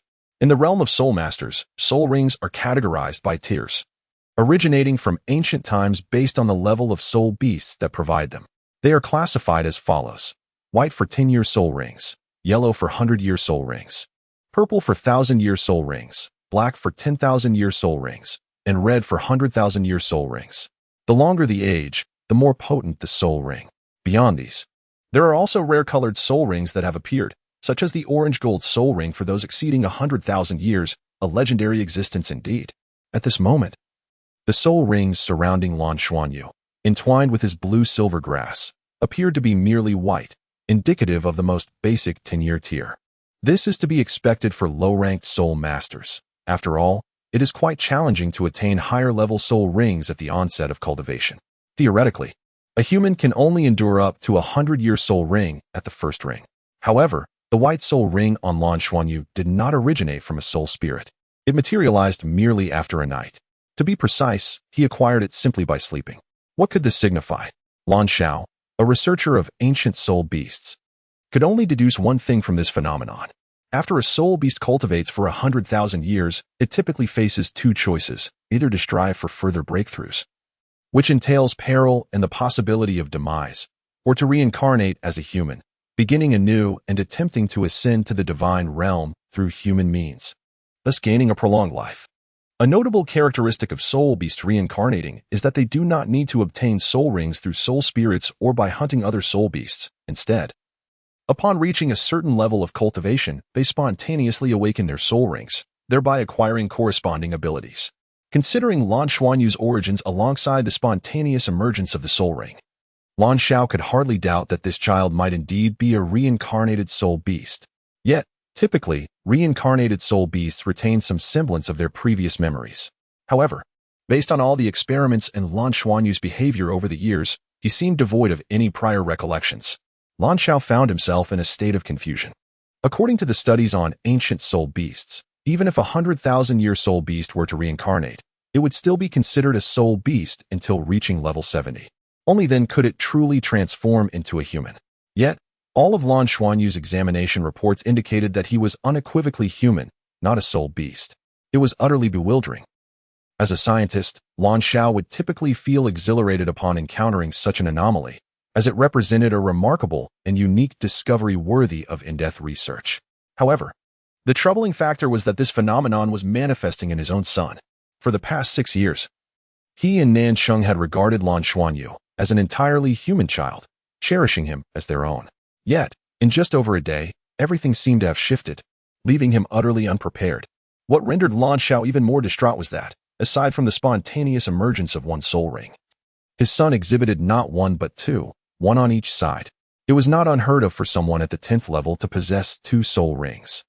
Such a case would be termed as possessing twin martial souls. It is exceedingly rare for a soul master to simultaneously wield 2 martial souls. each adorned with its own soul ring. However, even in the case of twin martial souls, it is nearly impossible for both soul rings to manifest at once.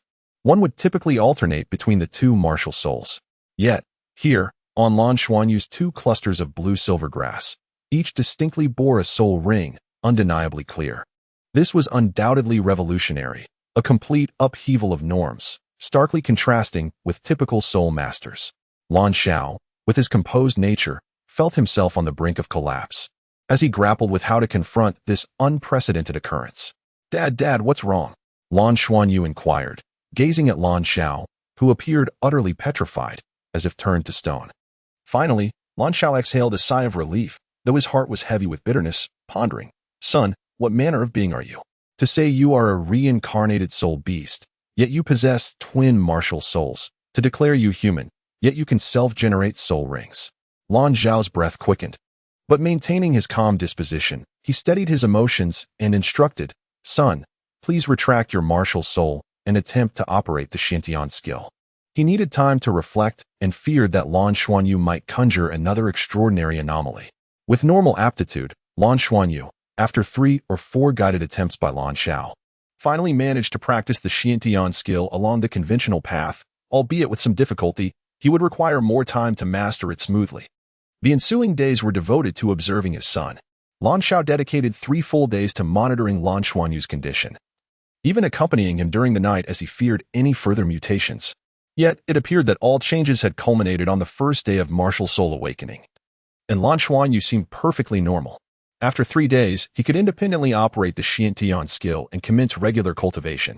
His soul power had not exhibited any explosive growth, and the rate of improvement was even rather modest.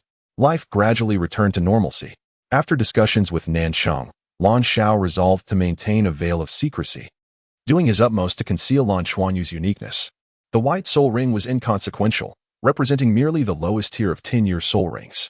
Each day, Lan Xiao began to instruct Lan Xuanyu on various precautions, such as not revealing that he possessed innate full soul power and ensuring that he did not simultaneously display both blue-silver grasses.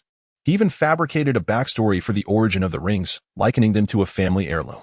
Anything that could be concealed was shrouded. "Son, I've taken care of everything for you." "Dad, what have you taken care of?"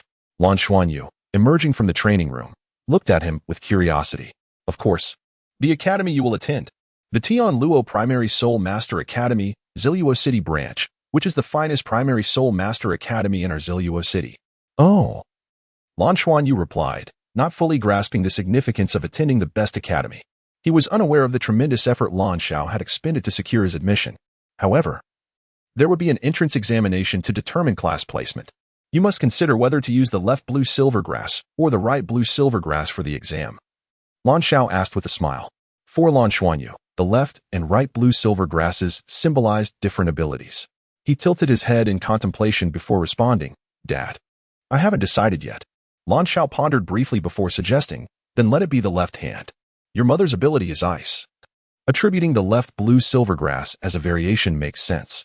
All right. Chapter 15 Yiling Tong Ziluoqing is located in the western plains of the central region of the Mo Lan continent, one of the 2 land masses on the planet Tianluo. It ranks among the top 10 cities on the continent.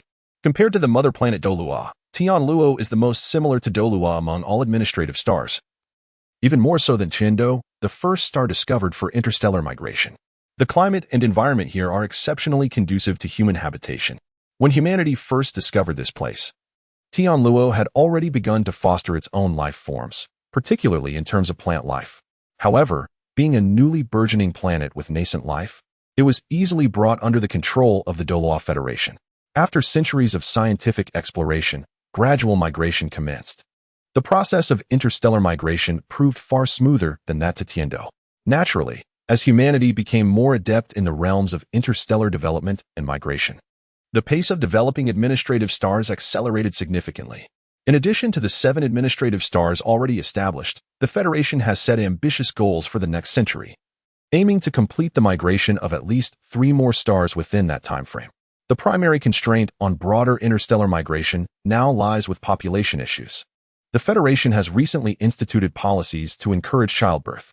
Ziluoqing is a fully modernized city, devoid of dirt, characterized instead by towering edifices crafted from metal. Above, serpentine aerial thoroughfares allow soul-guided vehicles to traverse at high speeds. The contemporary soul-guided vehicles have evolved into soul-guided flying cars, but due to the stringent regulation of airspace, the Federation spares no expense in constructing metal pathways to ensure orderly movement. Only military aerial transport is permitted to fly freely, subject to fewer restrictions. At this moment, Lan Xuanyu sat in his father's soul-guided vehicle, gazing out at the high-speed thoroughfare zipping by. Overtaking is strictly prohibited within these aerial channels, with severe penalties for infractions. Vehicles must adhere to a specific order and maintain a consistent speed. Adherence to this order enhances efficiency. Xuanyu, there's no need to be anxious. Make more friends when you get to school. You needn't worry about today's entrance exam.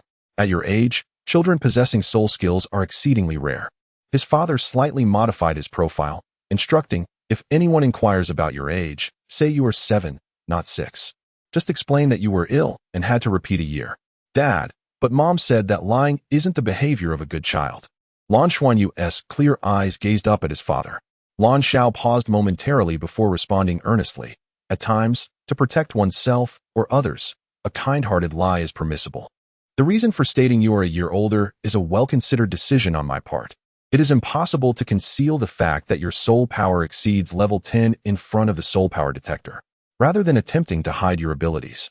It is more prudent to claim you have shown exceptional insight and made tremendous progress over the past year. Indeed, claiming to be 7 while possessing level 10 soul power is a point of pride, ensuring acceptance into the Ziluoqing branch of the Tianluo Junior Soul Master Academy. Okay, Lan Xuanyu responded obediently. Observing his son's compliant demeanor, Lan Xiao sighed inwardly. Xuanyu was exceptional in many ways, yet his overly docile nature sometimes revealed a hint of timidity. His psychological resilience seemed somewhat fragile when compared to his peers. All this appeared perfectly normal. Yet Lan Xiao was acutely aware that his son was far from an ordinary or typical individual. Whoosh! The vehicle's navigation system adeptly guided the soul-guided car out of the aerial expressway, decelerating before making a turn as a metallic door swung open in advance, leading into the interior passage of a building. Lan Xiao manipulated the settings on the display screen, following the instructions to reach the designated parking spot within the building. As the vehicle came to a steady halt, he unfastened his seatbelt, gently ruffled his son's hair, and said, "We've arrived. Let us go." The father and son exited the car, with Lan Xuanyu taking the initiative to grasp Lan Zhao's hand, looking up at him with a hint of nervousness in his large eyes. "Son, there's nothing to worry about. Remember? You are the most popular person wherever you go." Lan Xiao crouched down, lightly pinching Xuanyu's fair cheek, offering an encouraging smile. Lan Xuanyu nodded. In kindergarten, he had been the darling of the class, beloved by both teachers and classmates alike. Such was the advantage of his appearance. After switching elevators twice, they finally arrived at their destination. The registration office located on the 9th floor of the 32-story metal structure that housed the Ziluoqing branch.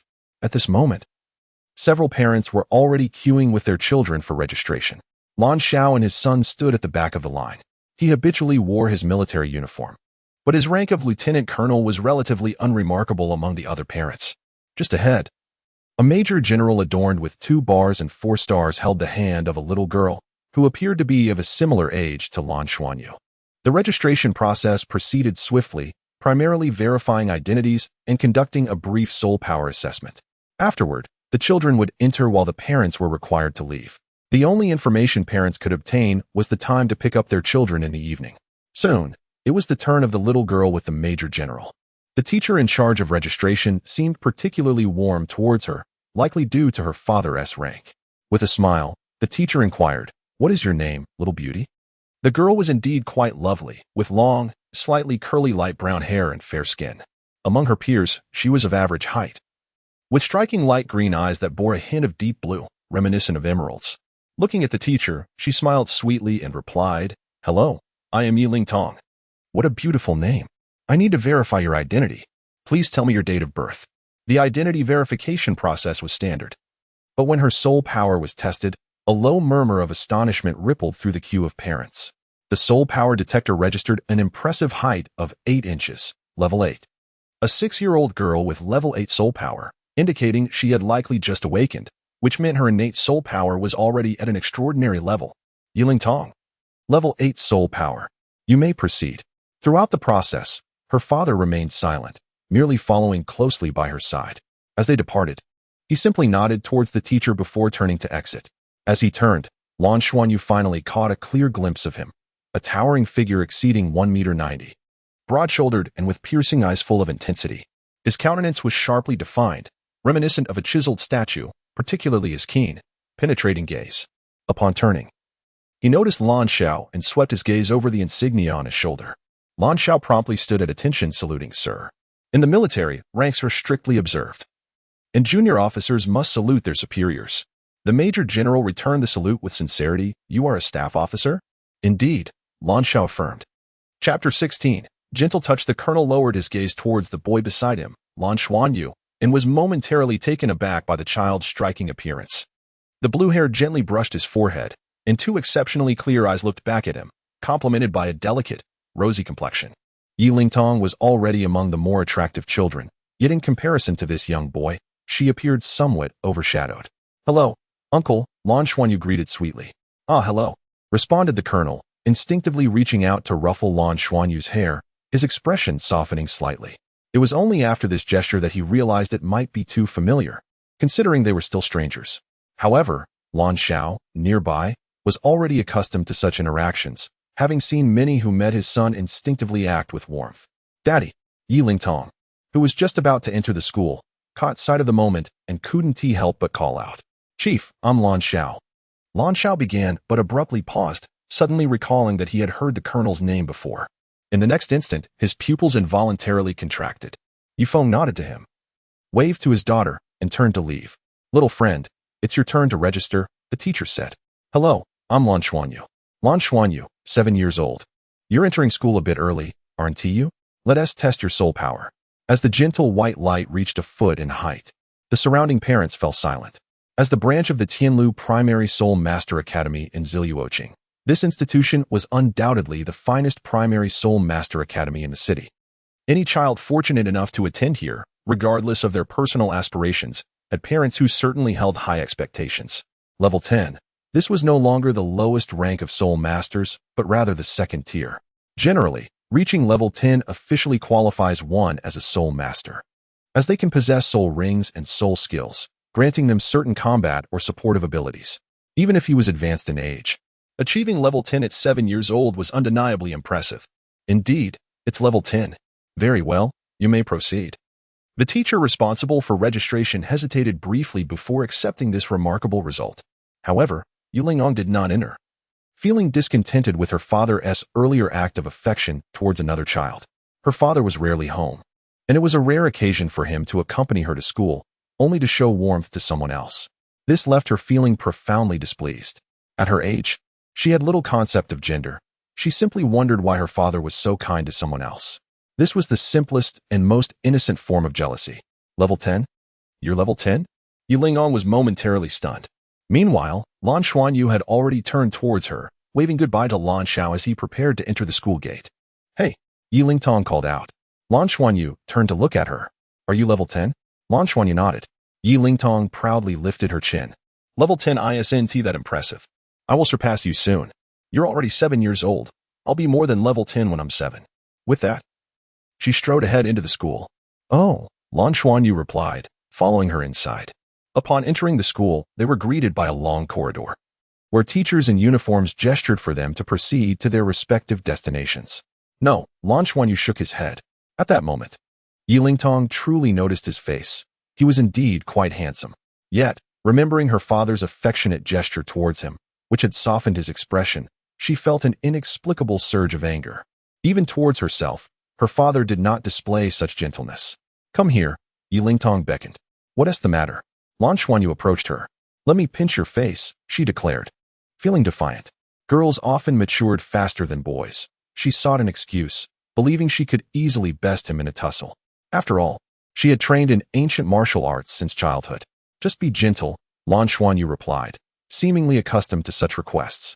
His slightly chubby, rosy face had likely been touched and pinched by many. Yilingong hesitated, taken aback by his demeanor. Nevertheless, she lifted her hand and forcefully pinched Lan Xuanyu's face. It was tender and smooth, seemingly softer than her own skin, and somewhat plumper. The sensation was surprisingly pleasant. Strangely enough, after this pinch, Yiling's irritation dissipated. Ouch.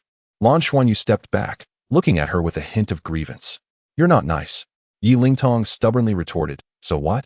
Rubbing his cheek, Lan Xuanyu replied earnestly. I don't like unkind people. So, I don't like you. Yilingtong scoffed. Who cares if you like me? With that, she turned and walked away. Lan Xuanyu felt a sense of bewilderment, unsure of where he had offended her. There were over 100 new students being divided into 6 classes, each consisting of 20 to 30 students, each with a head teacher and an assistant responsible for teaching in daily life, respectively. The class placement exam was simpler than expected. It merely involved releasing one's martial soul. After all, this was the entrance examination for a primary soul master academy, and there would be no competitive assessments.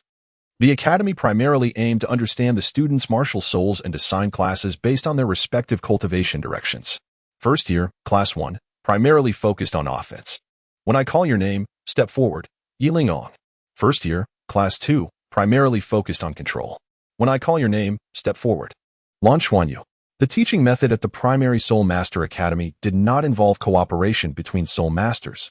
Rather, it focused on understanding martial souls, learning cultivation methods, and enhancing oneself to forge their own path.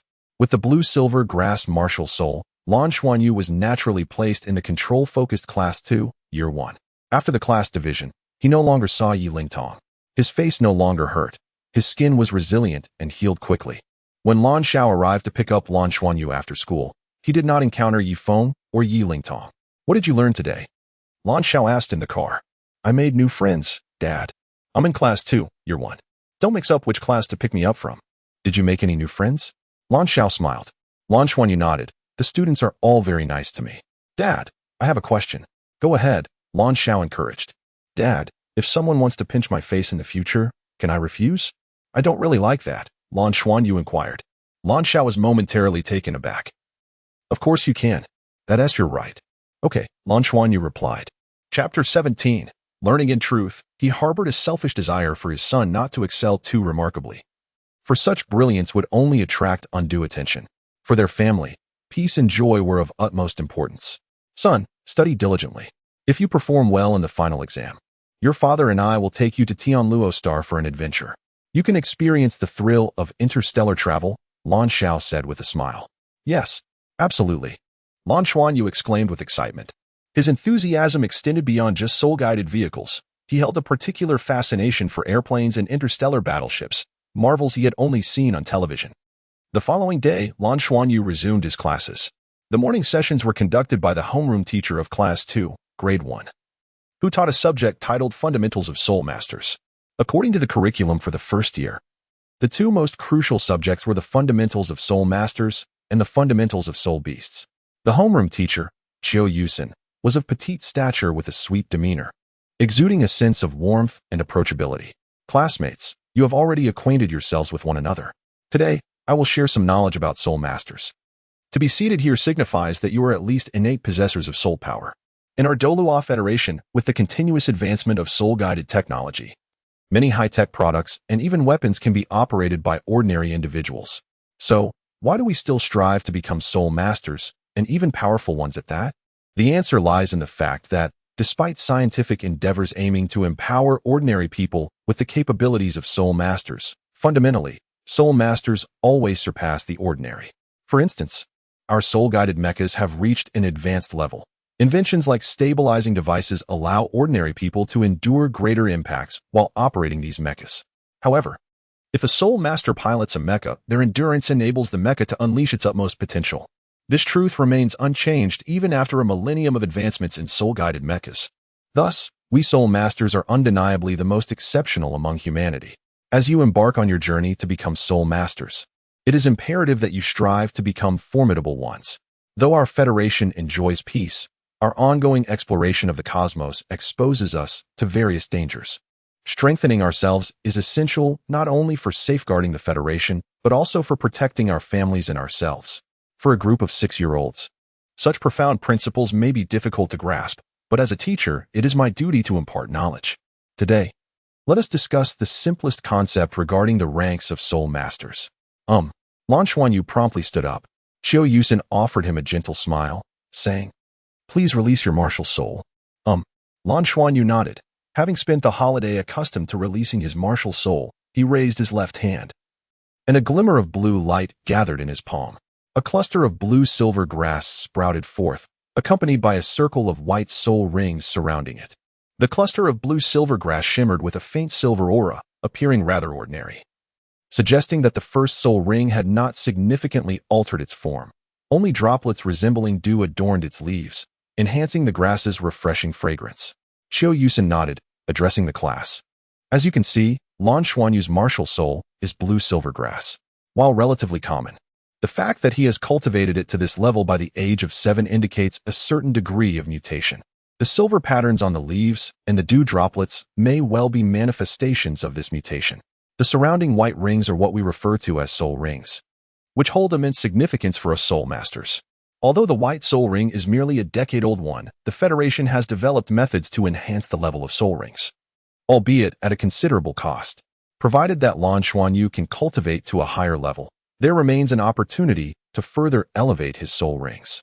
All right, Lan Xuanyu, you may retract your martial soul. The soul rings represent the disparities among soul masters. Qiu Yusin continued, explaining that beyond the initial classification of soulists and soul masters, reaching a 10-level increase would elevate one to the rank of Great Soul Master, followed by Soul Venerable, Soul Sect, Soul King, Soul Emperor, Soul Sage, and ultimately, Title Doluo. Levels 90 to 100 are referred to as Title Doluo, with further subdivisions. Those above 95 are known as Super Doluo, while 99 is termed Limit Doluo. Why this classification? She inquired. Because a millennium ago, 99 was the pinnacle for soul masters. It was not until the monumental Plain War, led by the formidable Dragon Emperor Dalatang Wulin, that our Federation triumphed over the Abyssal Plane, which sought to consume us, integrating it into our home world and catalyzing the evolution of the ancient life tree into the eternal tree. This epic battle has left a lasting impact on our present state. Without its outcome, our Federation would not have been able to gather the resources necessary for interstellar migration. Lan Xuanyu was a well-behaved child, his mental acuity allowing him to concentrate effortlessly. He listened intently, even though some of the information had been shared by his father. Through his interactions with classmates the previous day, he had realized that he was the only student in Class 2 with a soul power exceeding level 10, making him the strongest in terms of soul power in the class. Otherwise, Qiu Yusin would not have chosen him to demonstrate. The morning was dedicated to theoretical learning, while the afternoon consisted of practical lessons. For first-grade students, practical lessons primarily involved physical training. The practical class for Grade 1, Class 2, was combined with Grade 1, Class 1. Thus, during the afternoon's practical session, Lan Xuanyu encountered Yilingong once more. Chapter 18. Yilingtong's lament. Yilingong noticed him as well. Although her initial animosity had diminished, her memory as a young girl remained sharp, and she harbored a slight grudge, especially since she clearly remembered Lan Xuanyu's earlier declaration of dislike. Her stubbornness led her to think, "You don't like me? I don't like you either. Who cares?" Lan Xuanyu's height wasn't particularly remarkable, but his appearance was undeniably striking. Thus, Yilingtong spotted him in the crowd immediately. "Run 3 laps around the track, then free time," the teacher announced. It was the first grade, in the beginning of the semester, so the children wouldn't be burdened excessively. The track was actually located underground, on the subterranean level of the Ziluoqing branch building.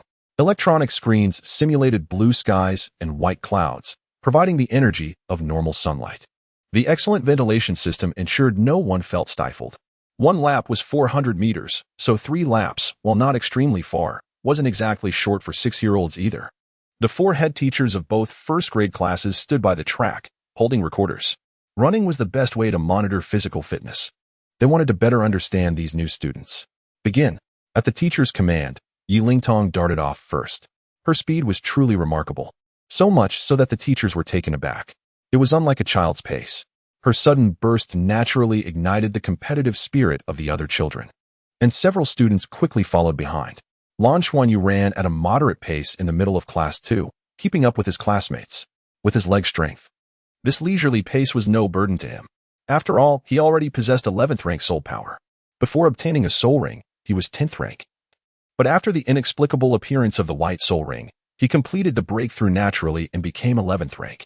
Yilingong noticed Lan Xuanyu after running 1.5 laps. It was impossible to miss him, as he was just ahead. It wasn't that Lan Xuanyu was slow, but rather that she was too fast. She was already lapping some of the students at the back. She abruptly accelerated again, leaving the other students who had kept up with her in the dust. She quickly approached Lan Xuanyu, deliberately brushing against him as she ran past. Lan Xuanyu was startled, and watching Yi Lingtong's back, he murmured, "Shame leads to courage, not bad." Yi Lingang had just passed him and clearly heard his words, causing her to stumble. "Huh? Watch the road," Lan Xuanyu said in surprise, pointing ahead. Lan Xuanyu frowned slightly. Muttering, "Dad said you can't be distracted while walking or running, especially by looking at other things." "It's true." A dozen seconds later, Yi Lingang caught up again. "I'm lapping you, do you understand?" she exclaimed, exasperated. "Oh, I didn't notice," Lan Xuanyu blinked. "You lost," Yi Lingtong declared haughtily. Lan Xuanyu looked at her in surprise. "Who was competing with you?" "You. Don't you have any competitive spirit? Are you even a boy?" Yi Lingtong glared at him. What does competitive spirit have to do with being a boy? Perhaps influenced by his father's personality, Lan Xuanyu truly lacked competitive drive. Yi Lingtong wanted to kick him, but the students she had left behind were catching up. She glared at him fiercely. "You wait." Then she accelerated forward.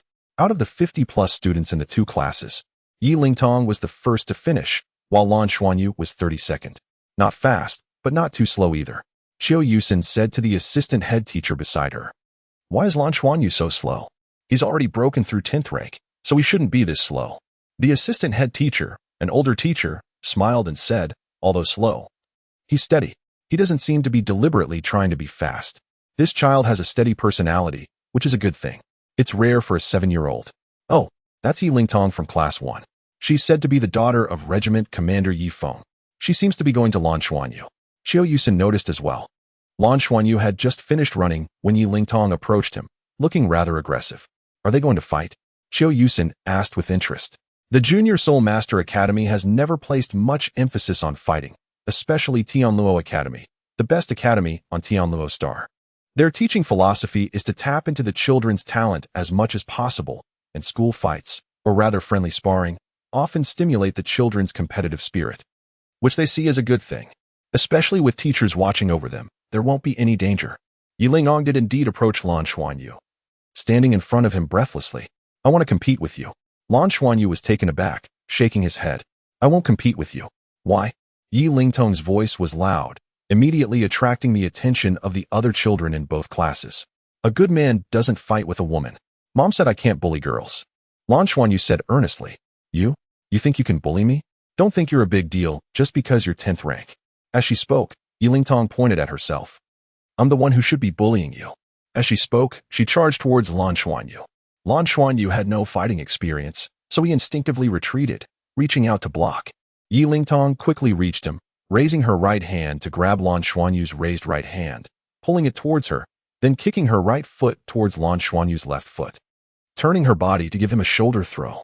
Even Qiu Yusin saw that Yi Lingtong's series of movements were as smooth as flowing water. Not only fast but also agile, showing that she had been practicing. Lan Xuanyu, on the other hand, showed no reaction other than panic, clearly lacking any practical experience. Lan Xuanyu was indeed a little flustered. Being pulled by Yi Lingtong stopped his retreat, and as Yi Lingtong turned, his right arm naturally rested on Yi Lingtong's shoulder. Power came from Yi Lingtong's shoulders and back, and Lan Xuanyu, who was about the same height as her, was lifted off the ground. At this moment, Lan Xuanyu was a little scared. He had never encountered this situation before. It was purely his body's instinctive self-preservation. In that instant, he only felt his right arm heat up slightly. The heat spread throughout his body, and the fear disappeared. Yi Lingtong's feelings were completely different. When she grabbed Lan Xuanyu's wrist, she was already smug. She could see the panic in Lan Xuanyu's eyes, and his reaction showed that he had no practical experience. She was thinking, would it be too much to throw him out like this? Should I lessen the force at the end? Just then, Lan Xuanyu's body was lifted up by her, and he was about to be overturned, completing the perfect shoulder throw. However, something happened that Yi Lingtong never expected. Lan Xuanyu, who had been normal, suddenly became heavy. Very heavy, so heavy that Yi Lingtong, who was turning to throw him, felt like a mountain was on her back. Her legs weakened, and she fell forward. Thud, the track fell silent. The students from Class 1 and Class 2 gathered around, watching the two on the ground. Yi Lingtong was underneath, in an unflattering position, while Lan Xuanyu was on her back, looking bewildered. The teachers were also dumbfounded. Using force to counter force, shoulder throw, Perfect. How did it end up like this? Chapter 19. Final examination. Chiao Yusin sighed softly, her expression earnest as she remarked. It seems the little girl's strength is still insufficient. However, it appears that Lan Xuanyu has not studied combat. He must strengthen himself in this regard. To her surprise, the boy was rather heavy. Lan Xuanyu clambered to his feet, gazing at the teacher with a dazed expression, his large eyes filled with innocence. Teacher, she hit me. It was only then that Chiao Yusin realized something was amiss. She rushed forward, lifting Yi Lingong, and soon discovered that the little girl had fainted. Fortunately, the central area of the playground was covered in grass, and traces of blades were still on her face, indicating that the impact had been quite severe. Quickly, take her to the infirmary. An hour later, Lan Xuanyu was compelled to weigh himself. Standing at 1.30 meters and weighing 23 kilograms, he exhibited the dimensions of an entirely normal 6-year-old child. When Lan Xuanyu encountered Yi Lingtong again 3 days later, her complexion appeared somewhat pale, and her overall state was evidently poor. During physical education, she no longer led the laps but instead jogged at the back. Classmates occasionally glanced at the two, their laughter echoing around them. Even the teachers believed that the incident from that day must have been mere coincidence. Just wait. Once I reach the 10th level and obtain my soul ring, I will challenge you. As Yi Lingong walked past him, her fierce voice echoed in Lan Xuanyu's ears. She had indeed suffered greatly that day, even sustaining a minor fracture in her sternum. Although she had received treatment from a soul master and was no longer in serious trouble, she could not engage in high-intensity training for a while. Thus, she had resolved that once she acquired her soul skills, she would surely defeat him. Absolutely. Life at the junior college was orderly and unremarkable. Lan Xuanyu diligently immersed himself in his studies, acquiring a wealth of knowledge. In every subject, he ranked among the top of his class, especially excelling in the foundational knowledge of soul beasts, where he held the first position in the entire grade. It was inevitable, given that he had a father who was the director of an ancient soul beast research institute. Before long, half a year had slipped by, and the final exams were imminent. Son, do you feel confident about the exam? Nancheng inquired with a smile as she looked at Lan Xuanyu. Mom, I'm prepared. Dad, you must keep your word. If I perform well, take me to Tianluo Star and let me ride on a large spaceship. Lan Xuanyu gazed at Lan Xiao with yearning. Lan Xiao chuckled, of course.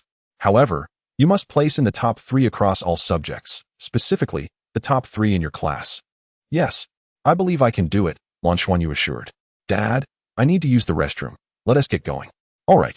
As he watched his son head to the bathroom, Nancheng smiled. It appears our son is indeed quite exceptional. Yet, she could not suppress a hint of concern. Her worry did not stem from Lan Xuanyu's academic performance, but rather from his training. Ever since his martial soul awakening, both Lan Xiao and Nancheng had been most apprehensive about the unique abilities Lan Xuanyu exhibited as a soul master. However, after 6 months, an unexpected situation arose. Lan Xuanyu was performing exceptionally well in school, his grades quite commendable, and even his foundational combat skills were respectable. Yet the only issue lay precisely in the area that had originally troubled Nancheng and Lan Xiao, and it was indeed the opposite of their fears. 6 months had passed in their entirety, and when testing Lan Xuanyu's soul power, the result remained unchanged. Level 11. Indeed, still at level 11. At his age, it was entirely plausible to elevate one's soul power by 2 or 3 levels within 6 months. A minimum increase of 1 level over the span of half a year was standard. After reaching the 20th level, the rate of improvement for soul masters would begin to diminish. Moreover, he was innately full of soul power. Logically speaking, one with innate full soul power should cultivate at a pace that far surpassed that of normal soul masters.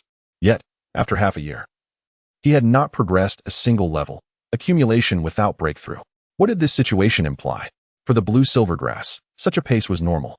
Don't worry too much. Isn't this also a good thing? Besides, Xuanyu is like me, free from worldly desires, and not overly competitive. I find this quite agreeable.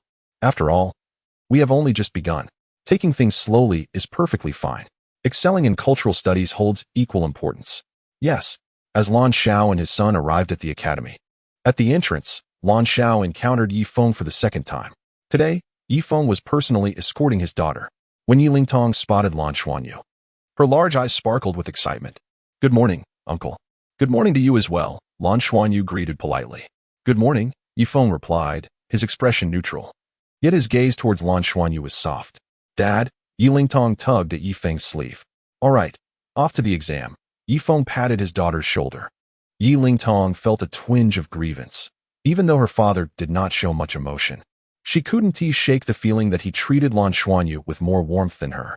However, upon recalling, she squinted her eyes at Lan Xuanyu, suddenly walking over and tugging at his sleeve. Come on, let us go to school together. Okay. Lan Xuanyu turned to look at his father, who waved his hand dismissively. Lan Xuanyu, do you know something? As Yu Lingong pulled him along, she spoke with a bright smile. For some reason, Lan Xuanyu found her smile somewhat chilling. It was the first time he had seen her smile at him. What is it? He asked, playing along. Yi Lingtong replied, we have cultural exams in the morning, and in the afternoon, we have practical classes. Classes 1 and 2 will take the practical exam together. Lan Xuanyu seemed to grasp the implications. Your class specializes in offense, while ours focuses on control. Isn't that unfair? Yi Lingtong retorted, what is unfair about it? Most of our classmates haven't even reached level 10 and don't possess soul skills. It's merely a simple combat drill. Lan Xuanyu shook his head. In reality, the practical aspect is still unfair. I have soul skills, so the teacher likely won't allow me to compete with the other students. Yi Lingtong halted, turning around with a blink of her large eyes. You certainly don't know everything. I, too, am at level 10 now. Moreover, I have just integrated a soul spirit and obtained my first soul skill. The teacher mentioned that, to instill gentlemanly conduct in the boys, the girls would be allowed to choose their opponents. So, we shall meet this afternoon. Having uttered those words, she released her grip on Lan Xuanyu's sleeve, casting him a proud glance before skipping away. See you this afternoon? Lan Xuanyu blinked, suddenly feeling a chill creeping down his spine. The morning exams proceeded smoothly. As Lan Xuanyu was naturally a diligent student, bolstered by his family's legacy and guidance, he felt quite confident about the cultural exam, wholeheartedly answering each question. Largely motivated by the prospect of traveling to Tianluo Star, an event he had eagerly anticipated for an entire semester. After lunch and an hour's rest, the practical exam arrived as scheduled. The practical examination for first-year junior soul masters was quite simple. Peers would engage in sparring, and teachers would score based on their performance during the battles. Just as Yu Lingong had mentioned, a few students who had surpassed level 10 were grouped together, while the remaining students were placed in another group, with girls selecting their opponents first. As the class leader of Year 1, Class 1, Yu Lingong eagerly stepped forward. Addressing the class instructor, Chiyo Yusen, Teacher Chiyo, I choose Lan Xuanyu. Chapter 20, The Failed Soul Skill. The teacher's gazes grew peculiar, as they vividly recalled the incident where she had fought with Lan Xuanyu, resulting in a fracture. Notably, it was Yu Lingong who had struck first, leaving Lan Xuanyu blameless. Clearly, the young girl was seeking revenge. Be cautious, Chiyo Yusen advised Yi Lingtong with a profound look, turning to locate the most striking student in Class 1. Xuanyu, Yi Lingong challenges you. Do your best for the glory of our class. Despite having acquired some combat skills and techniques this semester, Lan Xuanyu's abilities were merely average in the class, especially when not considering their martial souls. Now that Yu Lingong had obtained her first soul skill, he was acutely aware that he could not possibly defeat her. Lan Xuanyu, give it your all. Lan Xuanyu, give it your all. The students of Class 2 rallied in unison for Lan Xuanyu. In truth, aside from his strained relationship with Yu Lingong, he got along splendidly with his classmates. Had it not been for his mediocre practical results, he would have already been the class representative. Currently, the class leader was another student who had also reached level 10, boasting a martial soul far superior to his blue-silver grass. This time, you will witness my strength. Yi Lingtong proudly lifted her chin toward Lan Xuanyu. Begin. The homeroom teacher of Class 1 announced the commencement of their practical examination. Yi Lingtong had been eagerly anticipating this day for a long time and could hardly contain herself as she immediately unleashed her martial soul. Yi Lingtong's martial soul was exceptionally remarkable. The teachers recognized that among this cohort of students, hers was the finest. With innate soul power at level 8, she had advanced to level 10 within just one semester. A rare mutated martial soul, it differed from her parents' abilities. It was a transformation from an earth dragon martial soul, evolving from the iron-armored dragon to the celestial dragon, having transitioned from a sub-dragon species to a true dragon species, albeit a weaker variant among true dragons. It was still a dragon martial soul. Dragon martial souls have always been regarded as among the most formidable. Reveal your martial soul. Yi Lingong called out to Lan Xuanyu. Observing her imposing presence, Lan Xuanyu could not help but frown. Raising his left hand, he concentrated his thoughts, and a cluster of blue-silver grass adorned with silver patterns shot forth from his palm. compared to the beginning of the semester. His blue-silver grass with silver patterns had not changed significantly. Droplets of water rolled upon the grass blades, emanating a fragrant vitality. Watching as his white soul ring began to rise on the blue-silver grass, Yilingtong could no longer contain herself. With a swift step, she charged toward Lan Xuanyu. Given his lack of practical experience, Lan Xuanyu felt a twinge of panic as Yilingtong accelerated toward him. Instinctively, he took a step back, and his solitary white soul ring illuminated. Instantly, the blue-silver grass on his left hand radiated a faint silver halo, and the droplets of water on the grass seemed to animate, coalescing under his command into a swirling vortex of water, approximately a foot in diameter, positioned before him. Indeed, his blue-silver grass was unique. The first soul ring granted him the ability to manipulate water elements, albeit with limited control. The total amount of water he could summon was roughly 10 liters, rendering his offensive and defensive capabilities rather ordinary. The vortex of water was the result of numerous attempts by Lan Xuanyu and was one of his more effective techniques. The grass blades swirled gracefully with the water, creating an aesthetically pleasing display. However, Lan Xuanyu was acutely aware of its actual potency. The 100-year soul ring shimmered with a golden hue as Yilingtong activated her first soul skill, Celestial Armor. The white light surrounding her intensified, and she exhibited no intention of evasion, charging directly into Lan Xuanyu's water vortex. She possessed immense confidence in her 100-year soul skill. Believing she could easily break through the water, even a block of ice would not deter her. In an instant, everything transpired. At the moment of collision, time seemed to freeze. Lan Xuanyu's expression was one of alarm, while Yilingtong's was undeniably smug. Yet, in that fleeting moment of impact, their expressions harmonized into identical astonishment.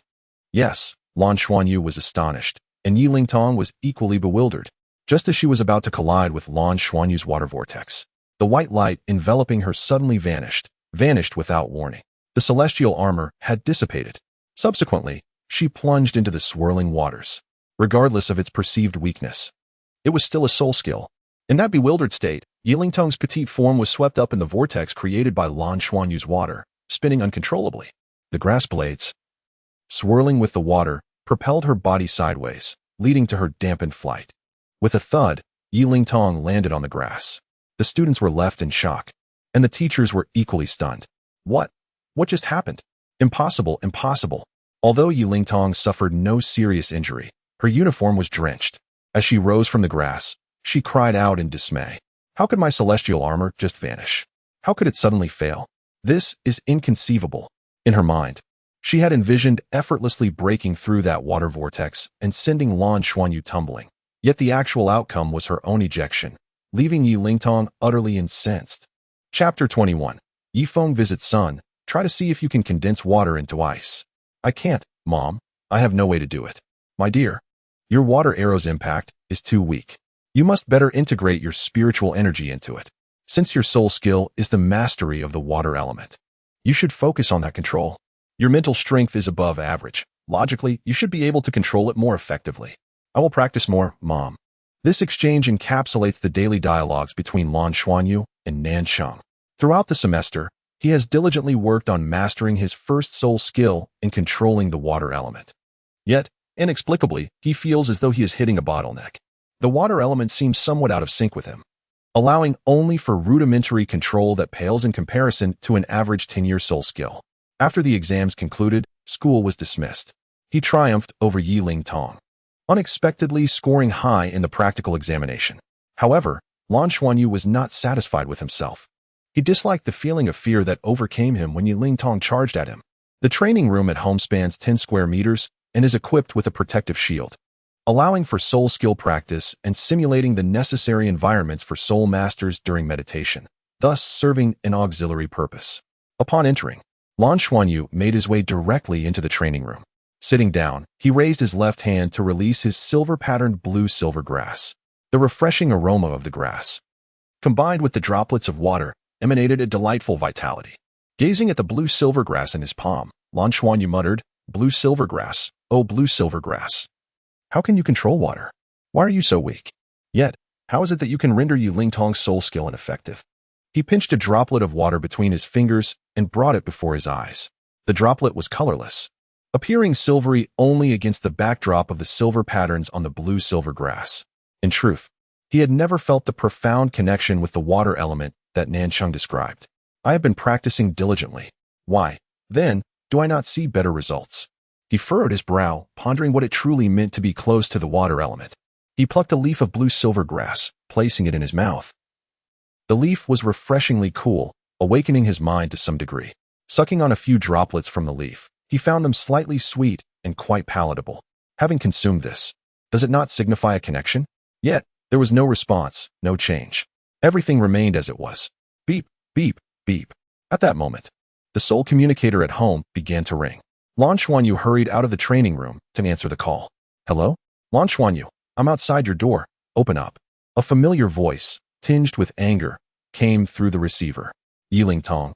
Lan Xuanyu replied uncertainly. Hurry up and open the door. Her voice was unmistakably irate. What is going on? How did you get my home number? And how did you know where I live? I asked my dad to get it from the teacher. He brought me here. Oh, your father is here too? Just a moment. After ending the call, Lan Xuanyu rushed to the entrance and opened the door. Yiling Tong stood there, lively and vibrant, with Yifeng behind her. Hello, uncle. Lan Xuanyu greeted Yifeng. Hello, Xuanyu. I apologize for the unannounced visit. But Ling Tong informed me about your match today. I would like to see your martial spirit, if that is all right. By the way, are your parents home? My father and mother are not at home. Please come in, uncle. Yiling Tong, you come in too. He felt slightly reluctant as he spoke the latter. Yiling Tong, however, stepped inside without hesitation. After Yifeng entered, he casually surveyed the room, prompting Yiling Tong to comment, "It's not as spacious as my home." Ah, was Lan Xuanyu's only reply. Xuanyu, Yifeng said, Ling Tong mentioned that your soul skill suddenly became ineffective during your match. Could you tell me what soul skill you used at that moment? Or did you have any peculiar sensations? Lan Xuanyu had only left his family communicator, so he could not contact Lan Xiao and had brought Yiling Tong directly. I just tried to control the water element to block her. And when she charged at me, she was swept away. That's all I can recall, Lan Xuanyu confessed candidly. Does your family have a training room? Can you both replicate the situation for me to observe? Sure. As Lan Xuanyu led Yifeng and his daughter to the training room, Yiling Tong frowned, commenting, Your training room is rather small. Indeed, Lan Xuanyu simply nodded. Yet, Yifeng's eyes revealed surprise. It was common for children their age to compare and strive to outdo one another, but Lan Xuanyu exuded a sense of serenity that was quite rare for a 7-year-old. Begin, just as you did during your match today. Let's see it again, Yifeng instructed. Lan Xuanyu stepped into the training room, lifting his left hand to release his blue-silver grass. Focusing intently, he gathered his energy. A water vortex appeared. Simultaneously, Yiling Tong activated her first soul skill, the celestial tyrant body, propelling herself forward in a swift leap. The white light, accompanied by a faint dragon's roar, enveloped her as she darted towards Lan Xuanyu in the blink of an eye. Yifeng stood nearby, observing intently.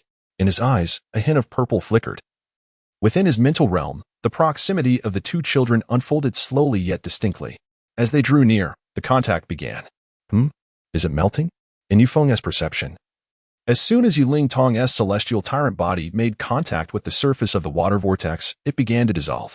Indeed, the term melting was most apt. The white halo vanished as silently as melting snow. With a splash, Yiling Tong was engulfed by the water vortex, spinning and crashing against the side wall. Yifeng swiftly extended his arms, pulling his daughter into his embrace, instinctively channeling his soul power to disperse the water vapor. Yet, his eyes were filled with astonishment. This was not a mere clash of soul skills. He was certain that the outcome was not a product of a collision. The soul skills had never truly interacted. Yiling Tong had darted into the vortex only after her own skill had dissolved, resulting in her being swept away. Dad, why? Why did my soul skill fail again? His daughter's voice was filled with discontent, her eyes reddening. She had endured a semester of rigorous training, finally reaching the 10th level and acquiring her first spirit and soul ring, 100-year one, all in anticipation of a day of vengeance. Yet, who could have foreseen that not only would she fail to take revenge, but she would also lose in such a humiliating manner? Ling Tong, wait a moment, Yifeng said, pulling his daughter aside as he approached Lan Xuanyu. Xuanyu, may I see your martial spirit? Sure. Lan Xuanyu simply presented his blue-silver grass leaves from his left hand. Yifeng examined it closely, first observing with his eyes, then gently touching it with his hand. The moment his fingers made contact with the silver-patterned leaf, an unexpected phenomenon occurred. Chapter 22. The Blue-Silver Reversal, Condensing water into ice, what kind of sensation was it? The moment Yifeng's fingers brushed against the blue-silver grass, adorned with silver patterns, an intense shiver emanated from the depths of his soul, surging forth from his heart. In that instant, driven by instinct, his body reacted reflexively, unleashing his martial soul. 8 soul rings instantly rose from beneath his feet, for purple, for black. Moreover, his entire being seemed to unfurl, exuding an immensely solid and profound aura that erupted forth. Ironclad Dragon Martial Soul. How did Yi Ling Tong's heavenly dragon undergo mutation? It originated from her father Yifeng's ironclad dragon martial soul. In the military, Yifeng was nicknamed the Ironback Azure Dragon. In the eyes of Lan Xuanyu, Yifeng's pupils suddenly transformed into a brilliant yellow, followed by an overwhelming and terrifying aura that burst forth from him. The mere residual waves of his soul power sent Lan Xuanyu staggering back, leaving his mind momentarily blank under the oppressive force. At that moment, warmth surged through Lan Xuanyu's right arm, a comforting sensation enveloping his entire body. Simultaneously, the silver-patterned blue-silver grass emanating from his left palm underwent an instantaneous transformation. The grass blades, which had been ascending from his palm, suddenly curled downward, wrapping around his forearm in a swift embrace. The silvery hue swiftly overtook the original blue of the blue-silver grass, rendering the once faint silver patterns vividly distinct. The water elements, previously swirling in a vortex, crystallized almost instantaneously, forming a shield of ice that appeared thin yet remarkably solid, standing before Lan Xuanyu. Although the ice shield shattered moments later, the entire sequence unfolded in the blink of an eye. Yifeng quickly realized something was amiss and hastily retracted his martial soul. Though he had not directly attacked Lan Xuanyu, he understood the potency of the intimidation his martial soul could exert at close range. Lan Xuanyu, having been propelled backward, slid down against the wall, lifeless. Dad, you. Yi Ling Tong was equally startled, though she stood at a distance. The terrifying pressure released by her father caused her to plop down onto the ground. Fortunately, being of the same bloodline, the impact on her was relatively mild. After experiencing a blank mind, Lan Xuanyu succumbed to unconsciousness. In the depths of his slumber, he sensed a crisp sound within his body, reminiscent of the sound produced when he accidentally shattered a bowl. The clear sound of shattering. Then, he found himself in a dream. In this dream, 2 beams of light, one gold and one silver, entwined and collided, neither willing to yield, each striving to overpower the other, yet neither succeeded. Ultimately, a small orb radiating a spectrum of colors emerged, dividing into many fragments, far too numerous for Lan Xuanyu to count. These fragments served to segregate the golden and silver lights into distinct portions. In the end, one of the smallest colorful orbs shattered silently, merging into a small portion of silver it had isolated. The colorful light then recoalesced, reduced from before, seemingly enveloping the released silver light with the corresponding golden light. While the silver light gradually dispersed, the remaining golden and silver lights appeared to calm down, separating to either side, each preoccupied with their own endeavors. When Lan Xuanyu groggily opened his eyes, he was met with concerned faces surrounding him. 5 individuals gathered by his bedside, watching him intently. "He is awake. He is awake." A youthful, excited voice exclaimed. It was Yi Ling Tong, bouncing with joy. "Xuanyu, how are you? Do you feel unwell?" With a choked voice, Ninqing rushed to her son's side, grasping his small hand. Instinctively, Lan Xuanyu turned to sit up, rubbing his eyes. "Mom, what happened? Why was I asleep?" Beside the bed, in addition to Lan Sun and Nan Cheng, stood Yifeng and Yi Ling Tong, along with a beautiful woman who bore a striking resemblance to Yi Ling Tong. It's all right. Nan Cheng enveloped Lan Xuanyu in her embrace, tears streaming down her cheeks. Yifeng, standing by the bedside, sighed in relief and turned to Lan Sun, saying, "Brother Lan, now that the child has awakened, we can confirm that he is indeed fine. Shall we step outside for a moment?" Indeed, Lan Sun's expression remained somber. Under any circumstances, a child rendered unconscious at home would weigh heavily on any parent's heart. The 2 men made their way to the balcony. Without hesitation, Yifeng stood at attention. Saluting Lan Sun, "I apologize for my rashness and extend my sincerest apologies to your family. I will take full responsibility for this incident and any consequences that may arise. Should Xuanyu experience any discomfort in the future, I shall do everything in my power to ensure his recovery. My deepest apologies." Lan Sun's expression was tinged with bitterness. He had already heard the account of events from Yifeng, and at that time, Ninqing had nearly lost her composure, but he had restrained her. It was not a moment for outbursts. Saving the child was of utmost importance. In fact, there was another individual present at home. A figure of great significance to both Lan Sun and Nan Cheng, a Sol Dolua of the 8th ring specializing in healing. A formidable 8th-tier expert, Yi Feng had summoned this healer, who personally examined Lan Xuanyu, yielding astonishing results. The child was perfectly intact. All indicators were remarkably normal. The current situation seemed to affirm this, as Lan Xuanyu had awakened and appeared to be in good health. Thank you for your leniency, Lan Sun expressed gratefully. Chapter 23. A surge in appetite let us depart. Yi Feng beckoned to his wife and daughter. His wife, Tang Xiaoming, wore an expression of regret, sincerely apologizing for the unfortunate incident. We can offer some compensation. There's no need for that, Lan Xiao replied coolly, as long as the child is unharmed. The Yi family exited under a rather somber atmosphere. As soon as they stepped outside, Tang Xiaoming couldn't hold back, exclaiming, "You were too reckless." Yi Feng offered a wry smile. I never anticipated such an occurrence. Her expression softened as she took his hand, whispering, "Did Xian Yu's father give you any trouble?" Yi Feng shook his head. Although his demeanor was less than pleasant, he held his tongue. However, he couldn't help but note that Xian Yu was indeed extraordinary, likely a prodigy. "Daddy, what does prodigy mean?" Yi Lingtong inquired, gazing up at Yi Feng. Once Yi Feng's family was sent off, Lan Zhao's countenance returned to normal. He understood well that Yi Feng had performed admirably, having previously investigated Yi Feng's background, which was shrouded in mystery. Lan Xiao had suspected he belonged to a covert military unit. His earlier displeasure stemmed from apprehension about Yi Feng's interest in Lan Xuanyu. In truth, Yi Feng's earlier remarks aligned perfectly with Lan Zhao's analysis. Lan Xuanyu's blue-silver grass martial soul potentially harbored dragon-like mutations. Could it rival the esteemed martial souls of the sacred bright dragon? Lan Xiao believed it wholeheartedly, considering his son was, after all, an egg-born child. Nan Cheng had ceased her tears, and at that moment, Lan Xuanyu had already descended from his bed, rushing towards the kitchen. "Mom, I'm so hungry. I want to eat." "All right, dear, I'll prepare something for you." Eating was a perfectly ordinary affair, yet as Lan Xuanyu began his meal, both Lan Xiao and Nan Cheng quickly discerned something unusual. "Mom's cooking is the best," he exclaimed. "So delicious." Having just endured some distress, it was natural for a mother to prepare her son a feast. However, when the servings escalated to the third plate, Nan Cheng's astonishment grew. Upon finishing, Lan Xuanyu continued to gaze at her with a yearning expression, indicating he was still unsatisfied. "My son, you truly have an insatiable appetite. Don't overindulge," Nan Cheng cautioned, gently patting his stomach. His abdomen remained flat, as if he had consumed nothing at all. "Mom, but I'm still so hungry," Lan Xuanyu protested, his large eyes blinking rapidly, long eyelashes fluttering. "Let him eat," Lan Xiao interjected, observing his son. "Will he be all right?" Nan Cheng looked at her husband with concern.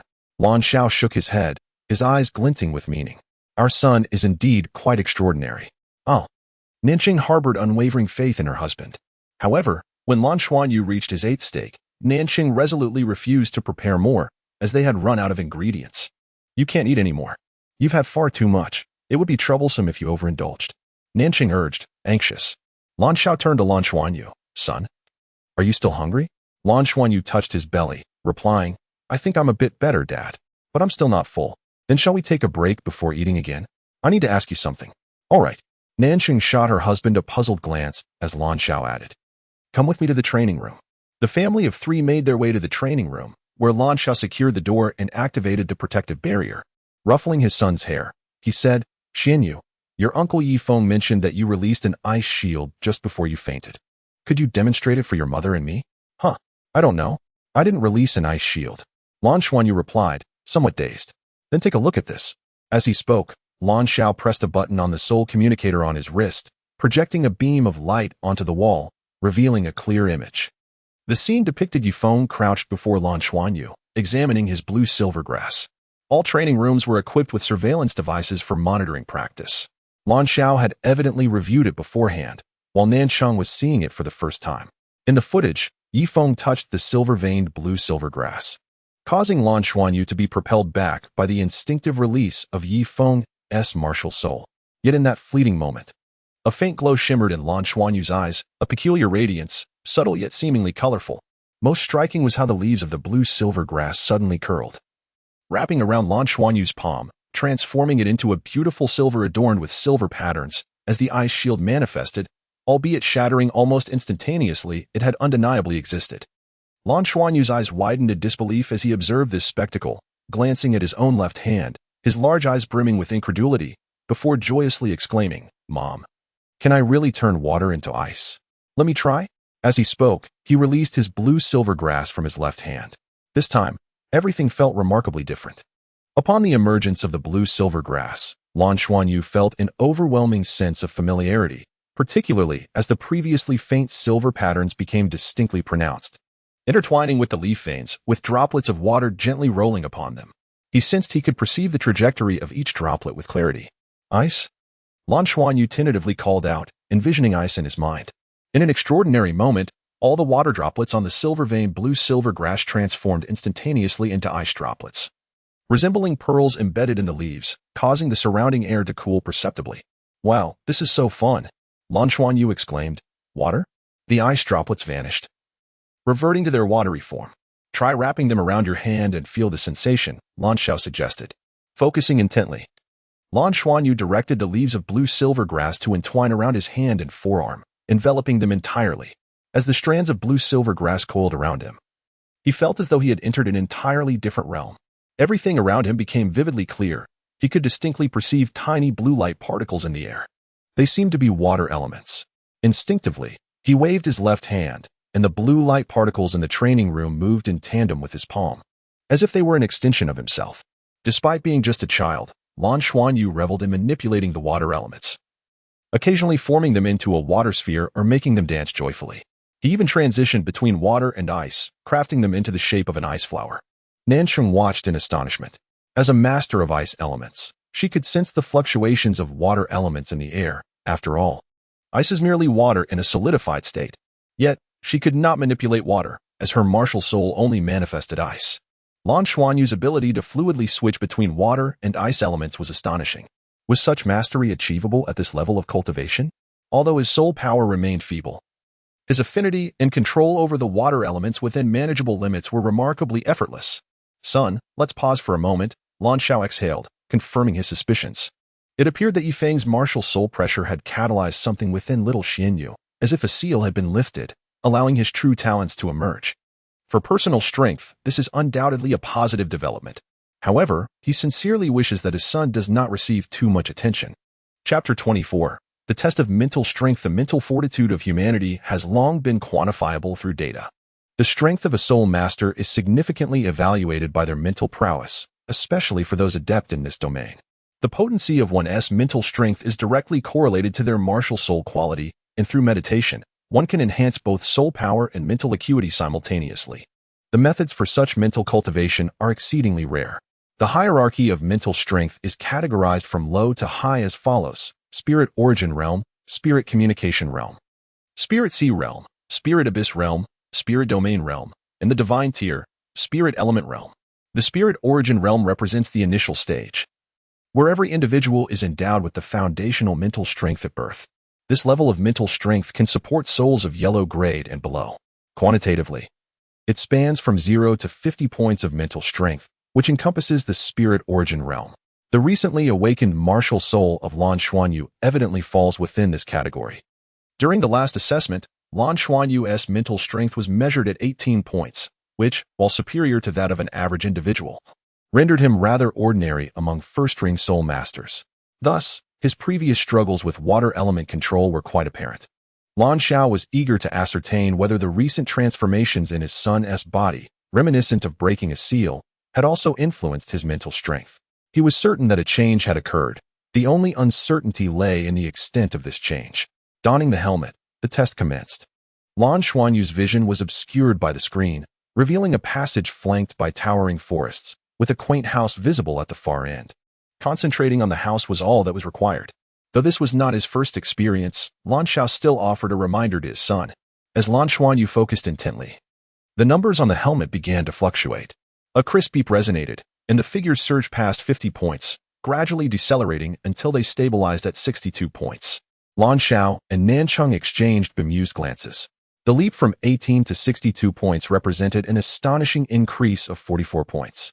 While this enhancement might be trivial for Nancheng, who had attained the 6th ring, It marked an extraordinary achievement for a mere first-ring child, especially considering such a remarkable advancement occurred within a single day. Exceeding 50 points elevated him to the second tier, the spirit communication realm, where the mind and spirit harmonize, enabling the mastery of one's mental power for personal use, capable of sustaining either 2 yellow souls or 1 purple soul. In contrast, both Nansheng and Lan Shao operated at the Spirit Sea realm, merely a rung higher than the Spirit Communication realm. The range of 50 to 500 points is characteristic of the Spirit Communication realm, often the pinnacle for many soul masters throughout their lifetimes. Most instructors at the Junior Academy remain within this tier. Nansheng distinctly recalled entering the Spirit Communication stage at the age of 12. As individuals mature, their mental strength typically ascends, with early development being particularly precious. Even if Lan Xuanyu's subsequent soul power cultivation remained gradual, his attainment of the spirit communication mental strength alone would already classify him as a prodigy. It was no wonder he exhibited such adeptness in controlling the water element. Upon concluding the test, Lan Shao and Nansheng opted not to disclose the changes in their son's mental strength. It was prudent to keep him unaware of too much information. "Dad, I believe I performed well in my exam today. Don't forget our agreement," Lan Xuanyu suddenly interjected, recalling something of great importance. "I assure you, I haven't forgotten. In fact, the tickets were procured 3 months ago," Lan Shao replied with a smile. With the exams concluded, a vacation awaited. Lan Shao felt that Lan Xuanyu's breakthrough before the holiday was serendipitous, providing an adequate explanation should the Academy discover anything amiss. The break spanned 2 full months, during which they could claim he had simply experienced a sudden enlightenment. Interstellar travel between planets was no trivial endeavor. Lan Shao and Nansheng belonged to a higher socioeconomic class, yet this journey had significantly depleted their savings. They had purchased discounted tickets well in advance, which were non-refundable. "Long live Dad!" Lan Xuanyu exclaimed, bubbling with excitement. The following day, Lan Xuanyu returned to school, where Lan Shao instructed him to refrain from discussing the changes in his martial soul with others. The exam results were released as anticipated, with Lan Xuanyu securing top 3 placements in all academic subjects and achieving first place in practical assessments due to his victory over Yiling Tong. Although the teachers speculated that his top rank might be somewhat inflated, they nonetheless awarded him the accolade. Upon encountering Yiling Tong, Lan Xuanyu could not suppress a frown. "What do you want now?" Yiling Tong was momentarily taken aback by his query. In truth, she had no intention of causing trouble today. Having witnessed Lan Xuanyu being knocked unconscious by her father yesterday, she felt a twinge of discomfort. "I merely wish to inquire how you are," Yiling Tong replied. "I'm quite well," Lan Xuanyu said. Indeed, he felt quite well, having spent a lengthy duration immersed in the water element the previous day, leading to an accidental overconcentration during his slumber, resulting in an embarrassing incident upon waking. If there were any side effects, it would be his increased appetite. He had feasted heartily that morning, consuming several times more than usual. Fiddling with the hem of her garment, Yiling Tong hesitated before saying, "I apologize. My father truly did not mean any harm. He believes your martial soul is unique, possibly a mutated form, which exerts suppression over ours." His martial soul's instinctive protective response caused the incident. "Oh, it's nothing. I'm fine," Lan Xuanyu reassured her, shaking his head. His impression of Yiling Tong had never been favorable. From their first encounter, she had bullied him, so it was hardly surprising that he held a grudge. As for her beauty, there were many lovely girls in the school, and he considered himself quite attractive as well. Regarding the previous day's ordeal, while Lan Xuanyu was still young, he had a vague understanding that the pressure exerted by Yifeng had indeed catalyzed some transformation in his martial soul, rendering it stronger, a fortuitous development rather than a misfortune. "Enjoy your break. See you next semester." Lan Xuanyu waved goodbye to Yiling Tong and turned to leave. As she watched his retreating figure, Yiling Tong tugged at her clothing, pouting her lips as she muttered to herself, "What's there to be so proud about?" Although she spoke dismissively, her mind lingered on her father's recent appraisal of him. Yifeng had remarked that Lan Xuanyu was a promising individual and might indeed be a child of miracles. His martial soul could potentially be extraordinarily powerful. Being merely a young girl, Yiling Tong had always idolized her formidable father. Though reluctant to admit it, she found herself overshadowed by Lan Xuanyu. Whenever her martial soul approached the effectiveness of his soul skills, it would invariably falter, leaving her at a loss for how to compete. Unconsciously, thoughts of mending their relationship began to surface. She sensed a peculiar change in Lan Xuanyu since yesterday. His demeanor and presence seemed markedly different. Chapter 25. The spaceship Lan Xiao and Nansheng had arranged their vacation long ago after booking their tickets. For them, this journey represented a rare opportunity. Having grown up on their home planet, they had moved to Tianluo Star after marriage, and they had never visited Tiando Star. This planet holds monumental significance as the first stop for human interstellar migration, and they were eager to witness the current state of the first world ever developed by humanity. "Mom, can we board the spaceship soon?" Lan Xuanyu exclaimed, his excitement palpable as he grasped Nansheng's hand while seated in the vehicle. Nansheng chuckled at her son's wide eyes, playfully responding, "Silly boy, this is the 6th time you've asked me the same question. Yes, yes. We will soon board the spaceship and behold the vastness of space." "Oi, that's fantastic," Lan Xuanyu cheered. At last, the soul-guided vehicle arrived at its destination, the aviation base in Ziluo City. They would first take a soul-guided plane to the capital of Tianluo Star, Tianluo City, and then transfer to the spaceship bound for Tiando Star. Currently, only the capital, Tianluo City, possessed spaceships capable of traversing the cosmos, and flights were infrequent, necessitating prior reservations. Lan Xuanyu had already experienced soul-guided planes, having traveled to various cities and attractions on Tianluo Star with his parents during their vacations. His greatest anticipation lay with the spaceship, as space was the ultimate aspiration for children of their generation. 3 hours later, the soul-guided plane landed smoothly at the Tianluo City Aerospace Center. After a half-hour ride on a shuttle, they entered the expansive core area of the Aerospace Center. The entire center was adorned predominantly in white, with massive metallic walls featuring wide screens displaying various images. "Wow, Mom, is that a space battleship?" Upon seeing the images, Lan Xuanyu could not contain his excitement and jumped up. Nansheng promptly bent down, signaling for silence. Xuanyu, keep your voice down. It's essential to maintain decorum in public areas. We mustn't disturb others." Okay. "Mom, is that a space battleship?" Lan Xuanyu whispered, brimming with excitement. Nansheng glanced at the large screen. The backdrop was a boundless starry sky, with numerous silver battleships soaring through space. There were hundreds of them, varying in size. The largest among them resembled a fortress, surrounded by numerous other ships. "Indeed, those are battleships, judging by their markings. This must be the newly formed Federal 4th Fleet Space Combat Group," Lan Xiao clarified to his son. "Dad, that's amazing. When I grow up, I want to pilot a battleship. Can I?" Lan Xuanyu eagerly shook Lan Xiao's hand, overwhelmed with enthusiasm. Lan Xiao smiled gently, ruffling his son's hair. "Becoming a battleship pilot is no small feat. You must study diligently and gain admission to the battleship program at a prestigious academy. After all, which young person has dreamed of space? I once aspired to be a space battleship commander myself. But it's not just about desire. The path is fraught with challenges. To ascend to space and join a battleship requires unwavering dedication and over 20 years of rigorous training. Success is nearly unattainable without it. The space fleet is humanity's most potent weapon for interstellar migration and is crucial for ensuring the success of such endeavors. It took humanity thousands of years to establish merely 4 space fleets, each serving as a vital asset to the Doloa Federation. However, with an increasing number of administrative stars under their control and advancements in technology, the pace of constructing space fleets has noticeably accelerated. Bolstered by the resources provided by occupied administrative stars, humanity has even begun attempts to establish the first space transit station, known only to high-ranking military officials. Named the Shrek Space Fortress, commemorating the exceptional contributions of the Shrek Academy to the Federation over millennia. Simultaneously, the construction of the Federal 5th and 6th Fleets has commenced, expected to be completed within 50 years. Lan Xuanyu's gaze lingered on the screen, captivated by the splendor of the battleships, especially the metallic turrets shimmering with ethereal light. He could almost envision the magnificent spectacle of a barrage in full force. It was simply breathtaking. "Let us go? We can't be late. Otherwise, we want to be able to board the spaceship," Nansheng urged her son. "Okay." The family of 3 completed the boarding procedures. The process was somewhat tedious, with 3 rounds of security checks. Spaceships are incredibly expensive, and throughout human history, there have been those who sought to exploit them, thus necessitating stringent security measures.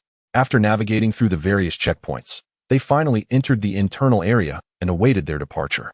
Through the large glass windows, Lan Xuanyu spotted a colossal structure resembling a missile standing prominently in the open space. Yes, That is the spaceship we will soon board.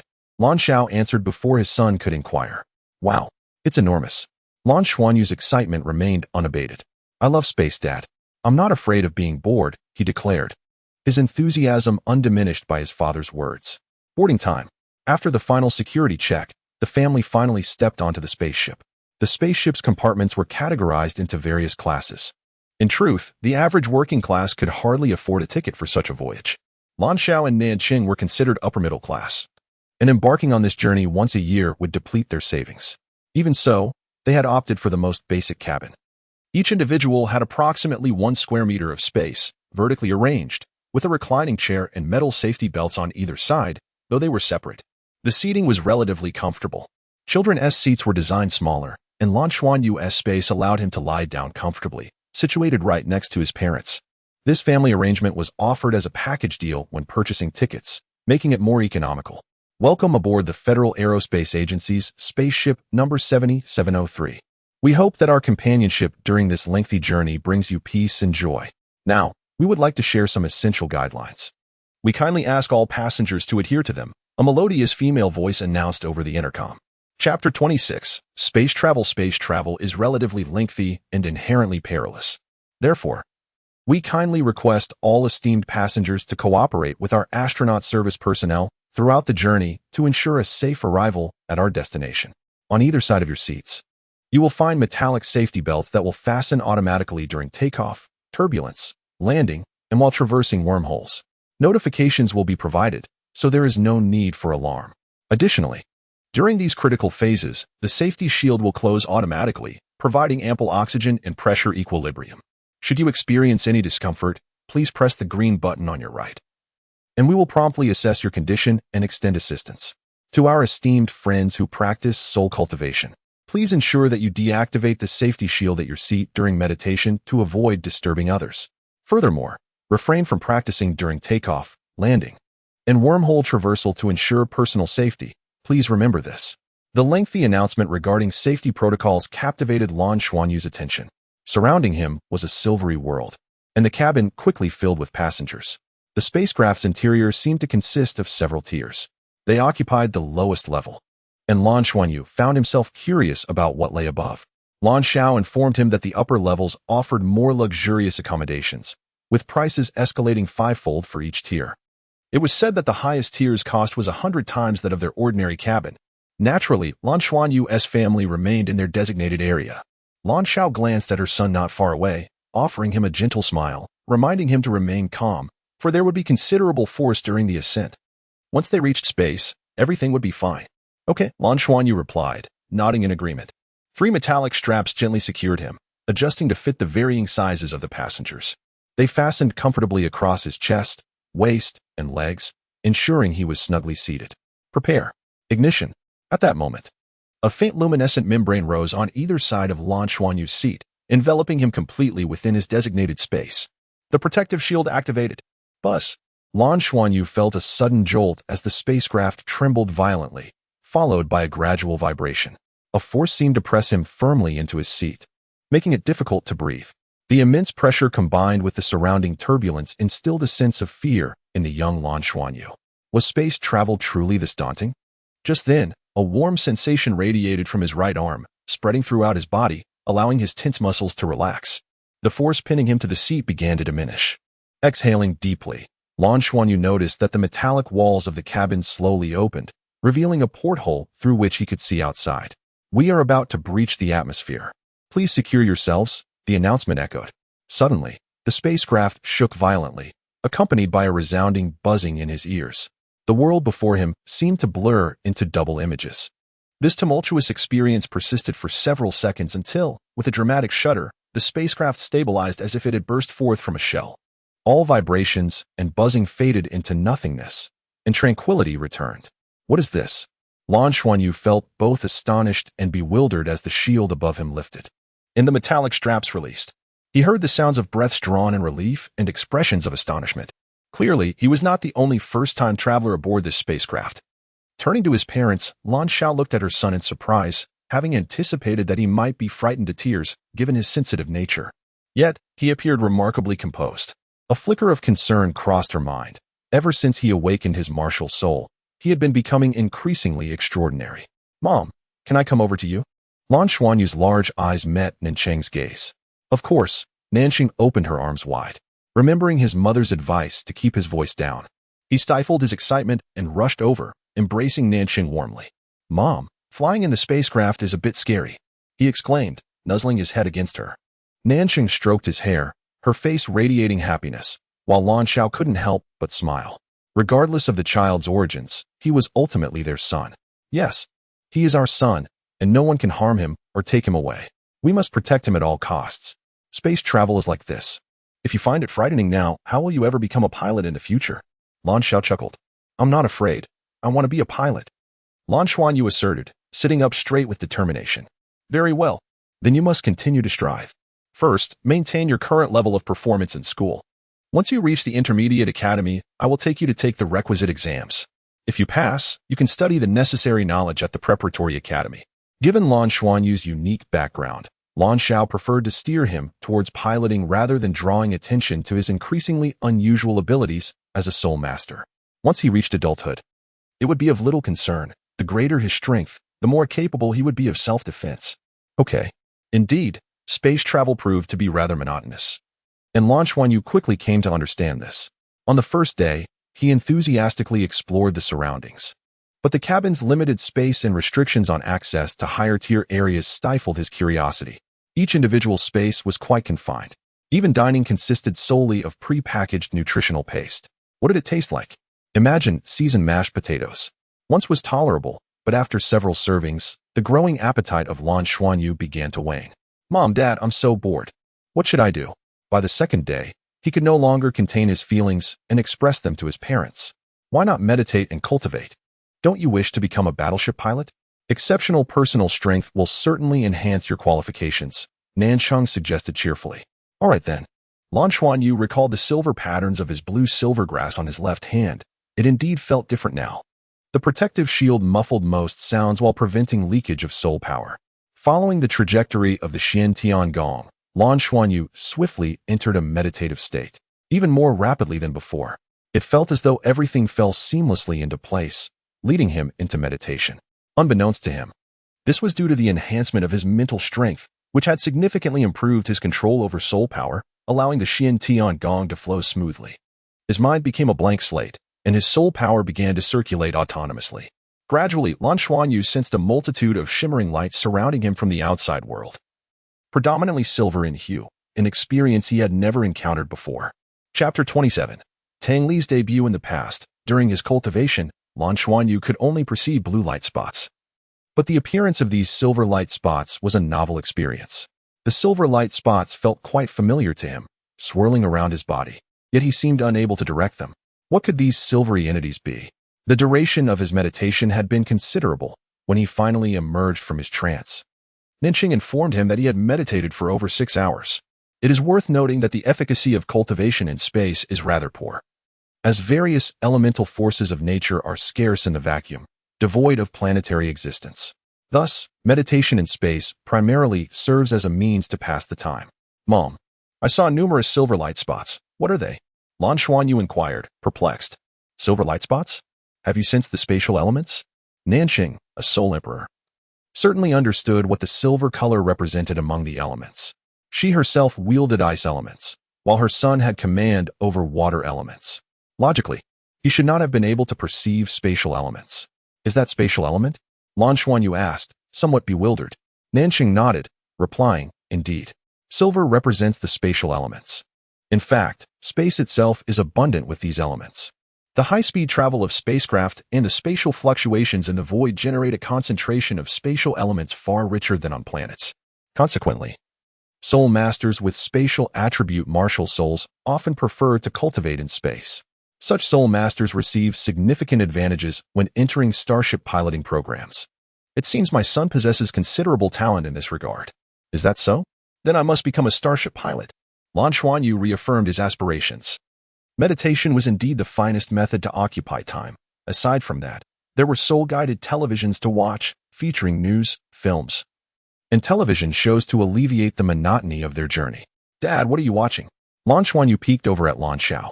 I'm watching the news. It's coverage from our home planet.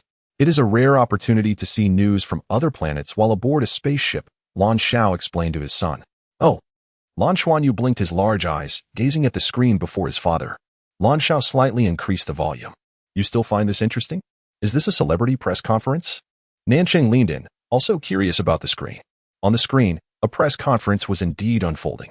Xingtang Media had recently announced the signing of a brand new artist, Tang Lu, with agent Lu Qingling. It was reported that Xingtang Media had decided to invest heavily in this new star, and today's press conference served to confirm this. Xingtang Media is one of the largest media conglomerates on their home planet, spanning various fields such as film, music, and more, involved in production, distribution, and artist management. They are also the largest talent agency on the home planet. The fact that they are placing such importance on a newcomer suggests exceptional qualities.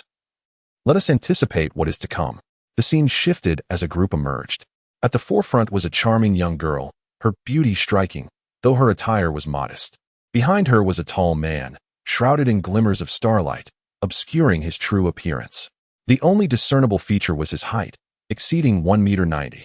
Accompanying them were several staff members dressed in formal attire. The press conference is now commencing.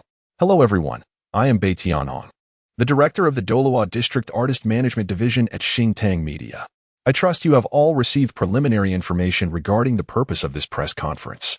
However, I must inform you that your information is not yet complete. Bai Tianhong, appearing to be in his 40s, possessed a tall and imposing figure with a dignified countenance. He was a renowned figure in the entertainment industry. The Doluo District was the most significant area for Xingtang Media, encompassing the entirety of the Doluo Star region. Among its various divisions, the artist management sector held paramount importance. Being the general manager of the Doluo District Artist Management Company, his influence in the entertainment sphere was formidable, and many artists sought his favor. Thus, when he appeared on stage, astonishment rippled through the reporters. After all, this was merely a newcomer debuting. The fact that Bai Tianhong personally came to preside was a clear indication of Xingtang Media's commitment to this new talent. What is the complete information? Reporters began to inquire. Bai Tianhong smiled slightly, stating, the complete news is that I officially announce, on behalf of Xingtang Media, that Mr. Tang Lu has officially joined our ranks. Furthermore, Mr. Tang Lu will be groomed as a future interstellar superstar. His first single will be released in 1 month, synchronously across all federal administrative stars, with the exception of 2 Soul Beast stars. Upon these words, the crowd erupted in astonishment. The implications were unmistakable. Even for a large corporation like Xingtang Media, the simultaneous release of a single across all human-inhabited administrative stars was extraordinarily remarkable. In the history of Xingtang Media, such an event had occurred only a handful of times, each instance involving international superstars. The lengths to which Xingtang Media was willing to go for a newcomer were simply astonishing. This only heightened the reporters' curiosity about the allure of this newcomer. Nancheng, unable to suppress her intrigue, remarked, has Xingtang Media gone mad? For a newcomer, is this really necessary? Lan Xiao chuckled softly, existence itself is reasonable. Xingtang Media is undoubtedly astute. The more they emphasize this newcomer, the more attention he will attract. When the single is released, anticipation will naturally build. As long as his talent is not lacking, fame should follow. Moreover, this newcomer must possess something exceptional. Nancheng scoffed, I have no fondness for these male celebrities. They are all mere pretty faces, lacking depth. Especially those who are more beautiful than women. They are utterly devoid of substance. Lan Xiao laughed. You prefer someone with depth like me. I am well aware. Nancheng shot him a glare. What about your sense of modesty? Lan Xiao laughed heartily. I can do without it. Having you is enough. Nancheng's cheeks flushed, yet her gaze revealed satisfaction as she softly replied. Do not speak so carelessly in front of the child. Lan Xiao grinned. Father loves mother. What a wonderful positive message to impart. How can that be careless? At that moment, Lan Xuanyu suddenly pointed at the screen, exclaiming, Dad, Mom, look. While Lan Xiao and Nancheng conversed, the press conference continued. The curiosity of the reporters had reached a fever pitch, with many calling out, Mr. Bai, let us see Mr. Tang Li's true appearance. Bai Tianhong smiled gently, of course. Today's press conference is precisely to allow Tang Lu to meet everyone for the first time. Tang Lu, if you would be so kind. The man surrounded by starlight slowly stood up. Although he merely spoke, the entire venue fell into an unusual silence. An intangible aura seemed to surround him. naturally drawing everyone's attention. Bai Tianhong was pleased with the reaction of the reporters. In truth, he himself had been equally astonished. He recalled clearly the moment when he was informed about an exceptionally talented newcomer. Initially, he had been somewhat dismissive. He had encountered countless stars, all of whom were remarkable in their own right. Did a newcomer warrant his personal attention? Fortunately, that day he was in a good mood and decided to attend with a casual perspective. Then, he was left in awe, utterly astonished. Even going so far as to collaborate with the other party's evidently inexperienced agent, they spared no effort in securing his signing. His appearance, beyond reproach, is merely the beginning. What truly sets him apart is his extraordinary aura. Irrespective of the setting or occasion, his mere presence naturally draws the attention of the masses. In the words of Bai Tianhong himself, he is a born star, destined to become one of the most exceptional figures of our time. Chapter 28. Tang Lu and Xian Yu. Initially, Bai Tianhong was somewhat dissatisfied with the name Tang Lu, yet upon meeting him in person, he came to realize that the name mattered little. All that was required was to secure his signature. Lu Lingqing glanced at Bai Tianhong, who nodded in acknowledgement. With a hint of pride, Lu Lingqing pressed a button, dissolving the starlight barrier enveloping Tang Lu. As the twinkling lights dissipated, the tall, slender figure of a man was finally revealed. At the very moment his true visage emerged, it coincided with Lan Xian Yu pointing towards the screen. At that instant, both inside and outside the screen, silence reigned supreme. The smile on Lan Zhao's face vanished, replaced by a look of astonishment, while Nancheng's gaze turned vacant. Inside the press conference, all the journalists had fallen into a profound silence. He stood there effortlessly, clad in a sharply tailored deep blue suit adorned with yellow checks. His simple blue hair falling casually over his forehead, exuding an air of naturalness. His appearance bore no signs of embellishment. Indeed, he needed none. His azure eyes reflected the figures of everyone present, and his high nose created an impression of perfect proportion. His expression remained tranquil, yet a subtle hint of melancholy lingered in his brow. All eyes were irresistibly drawn to him, as if he were a black hole, not merely attracting, but consuming their attention. The journalists, particularly the female reporters, were utterly captivated by him. Striving to find a word beyond perfect to describe the man before them proved futile. While handsome male celebrities were not uncommon, his unadorned visage radiated an authenticity that transcended mere beauty. Moreover, his aura of gentle melancholy evoked an instinctual desire to embrace him, to console him and soothe the sorrow within. Hello everyone, I am Tang Lu. He offered a slight nod to the gathered journalists before taking his seat once more. His voice was calm, exuding a natural magnetism that ensnared the hearts of all present. It was only at this moment that the journalists erupted in a flurry of excitement, the atmosphere transforming into a cacophony of inquiries. Tang Lu, how old are you this year? Tang Lu, you are so handsome. I want to be your fan. Tang Lu, do you have a girlfriend? Questions cascaded from their lips like an overwhelming tide, while Tang Lu remained composed, his expression hardly shifting. I love you, Tang Lu. A spontaneous cry erupted from the crowd, igniting a frenzy among the journalists. The press conference, attended by hundreds, descended into chaos. One could only imagine the fervor with which this melancholic yet perfect man would officially debut following this event. Mom, are you all right? Lan Xianyu gently shook Nan Cheng's arm.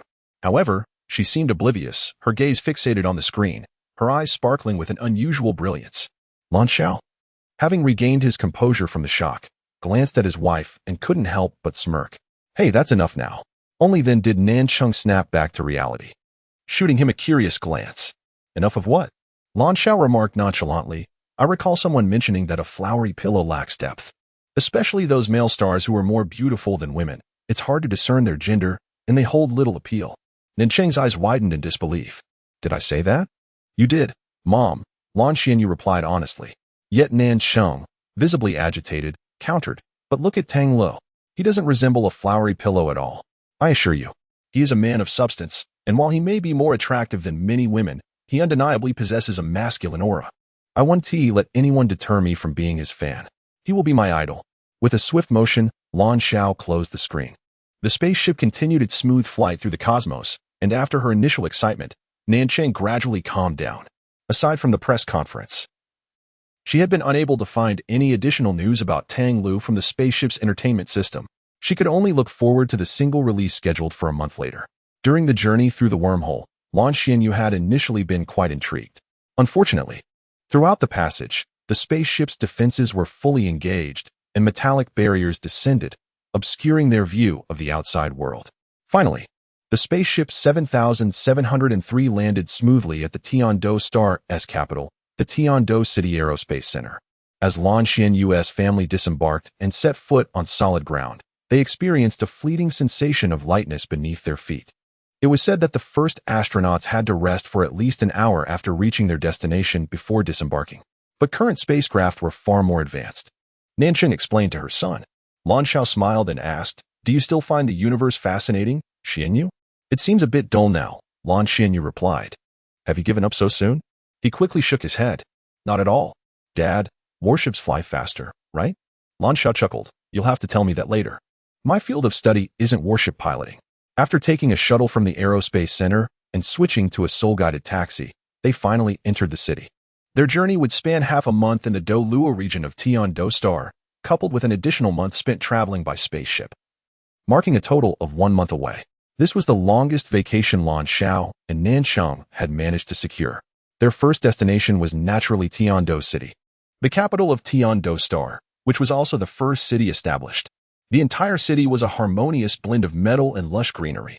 Riding in the soul-guided vehicle, they could clearly observe the world outside. As for the differences between this city and Tian-Luo Star, they were not too pronounced. It simply appeared more refined. From an aerial view, Tian-Do City had an endless quality to it. "Mom, where are we headed next?" Lan Xianyu inquired. Nancheng, who had planned their itinerary, smiled and replied, "We'll check into our hotel first. Today we'll rest, and tomorrow we'll start our adventures in Tian-Do City. There are some museums left by the initial interstellar immigrants that we should visit, along with several renowned parks worth exploring. Then, we'll spend a day at the largest business center in Tian-Do City." Lan Xiao chuckled wryly. "The business center? Just be mindful of your spending." Nancheng shot him a glance. "Are you worried about money?" With a playful pout, she continued, "We've finally come out. It would be a shame not to buy something. Plus, I want to get my son some nice clothes. He is so handsome. When he grows up, he'll surely rival Tang Lo." As she spoke, she looked down at her son, holding her hand, and suddenly exclaimed, "You know, dear, don't you think our son resembles Tang Lu a bit? I hadn't noticed before, but aside from their differing eye and hair colors, their features are quite similar. Our son's facial contours seem softer, and his eyes might even be larger." Chapter 29. Nana and Xuanyu. Lan Xiao spoke with a hint of annoyance. "Have you lost your mind? Your idol is fine, but please do not involve my son." Nancheng chuckled. "It seems some people are not satisfied." "Huh?" Lan Xiao retorted. "What is there to be dissatisfied about? We are not even on the same planet. They are on their home world. I truly cannot comprehend the mindset of you fans." Nancheng replied with pride, "That's because you don't understand. It's a beautiful anticipation within the heart. Who doesn't have a Cinderella dream?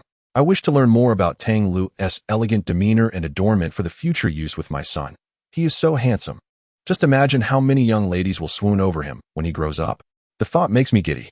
I'll just direct my future daughter-in-law to handle household chores, and I shall be liberated." "You have one. Your imagination is indeed rich," Lan Xiao said sincerely. The hotel was rather ordinary, yet some of the culinary offerings from Tian-Do Star possessed distinct characteristics. However, much like Tian-Luo Star, the majority of species had been transplanted from their home world, resulting in not much of a difference. After a day of rest, the family of 3 ventured to their first destination, the Interstellar Immigration Museum. Tian-Do Star was the first administrative star to be colonized, leaving behind invaluable historical materials and marking the commencement of human interstellar immigration from Do-Luo Star. Its historical significance was remarkable. Tian-Do Star is an extraordinarily unique planet. From space, it appears to be two-toned. The eastern hemisphere is a myriad of blues, entirely composed of oceans, and intriguingly, within these waters, there are both saline seas akin to Do-Luo Star and some freshwater oceans. The quality of the water is notably excellent. The western hemisphere, however, consists entirely of land, with fissures on the surface forming a network of rivers. Rich in mineral resources, Tian-Do Star has flourished over the years, as both its land and oceans are primarily populated by species transplanted from the home world, contributing significantly to the Federation's resource supply. Upon entering the Interstellar Immigration Museum, the first sight that met Lan Xuanyu's eyes was a colossal model of Tian-Do Star, standing at least 10 meters tall. They had engaged a guide to elucidate the history of Tian-Do Star, since the peaceful coexistence of humans and soul beasts commenced a millennium ago. Efforts toward interstellar immigration have been relentless. The human population and the number of soul beasts have surged dramatically, even though the home world continues to evolve. Resource depletion is vast, making interstellar immigration urgent, the guide explained earnestly. These photographs are invaluable records left by the initial exploration teams that arrived on Tiendo Star. These utensils were first brought from the home world, marking the earliest landing. Please observe, this is blue silvergrass. You may wonder why it is exhibited here. In fact, blue silvergrass was the first plant to be transplanted to Tiendo Star. Although not a rare plant, it possesses remarkable vitality and adaptability, and it purifies the air. The initial flourishing of Tiendo Star was largely due to the extensive transplantation of blue silvergrass, which was instrumental in the success of interstellar immigration. As Lan Xuanyu listened attentively, he looked up at his parents. Dad, Mom, so blue silvergrass is so important. It is my martial soul. How can I not feel proud? Just then, a melodic yet somewhat bewildered voice rang out not far behind Lan Xuanyu's family. Two women, both tall and graceful, were present. The one on the left wore a white long dress, had golden short hair, and striking blue eyes, adorned with a sprinkle of playful freckles on her nose, a beauty radiating a hint of heroism. At that moment, she turned to her companion and asked, "What happened to blue silvergrass?" Her companion merely shook her head. "Nothing much. I just suddenly found it somewhat familiar." In contrast to the golden-haired woman, the second woman was even taller and possessed long silver hair cascading down to her ankles. It was rare for anyone to maintain such long hair. But hers was not only smooth, but also bore a texture akin to shimmering silver crystals. Her face was mostly concealed by a black mask, revealing only her mesmerizing eyes. Despite the mask, Lan Xiao's family was captivated. Her eyes were extraordinarily beautiful, with long curled lashes and clear, transparent purple irises. Especially when her gaze held a hint of confusion, it evoked an irresistible sense of compassion. "Auntie, my martial soul is blue silvergrass," Lan Xuanyu exclaimed, looking up at the silver-haired woman, his large eyes blinking with pride. The silver-haired woman instinctively lowered her head, her gaze falling upon the petite child before her. Lan Xuanyu, clad in khaki pants and a deep blue top, not designer labels, yet his exquisite looks rendered such details irrelevant, was undeniably charming. His striking eyes, especially when they focused on the silver-haired woman, sparkled as he blinked his long lashes. "Wow, what an adorable little handsome boy," the golden-haired woman exclaimed with surprise, immediately crouching down to meet Lan Xuanyu's gaze. "Hello, little one. What is your name?" The golden-haired woman turned to the silver-haired girl. "Nana, this child is truly beautiful. I have never seen such a cute child before." Nana also noticed the little Xuanyu, yet at the moment their eyes met, she felt as though a jolt of electricity shot through her spine to her brain, rendering her mind blank. It was as if something had struck her consciousness, and an indescribable pain caused her to instinctively retreat 2 steps, cradling her head in her hands. Nana, what is wrong?" Yun Yin, startled by Nana's sudden change, rushed to her side. Lan Xiao and Nanqing exchanged surprised glances. The masked girl exuded an extraordinary aura, but was she unwell? "Auntie, your hair has fallen to the ground. It will get dirty." Lan Xuanyu ran over to the silver-haired woman, gathering the strands that had fallen. Upon touching her hair, a peculiar warmth spread through him, prompting him to nuzzle the soft strands against his cheek. "Auntie, your hair is so soft. It feels wonderful." "Xuanyu, that is not appropriate," Nanqing exclaimed, hurrying over. Though Lan Xuanyu was still young, he had clearly overstepped. However, Nana's experience was quite different.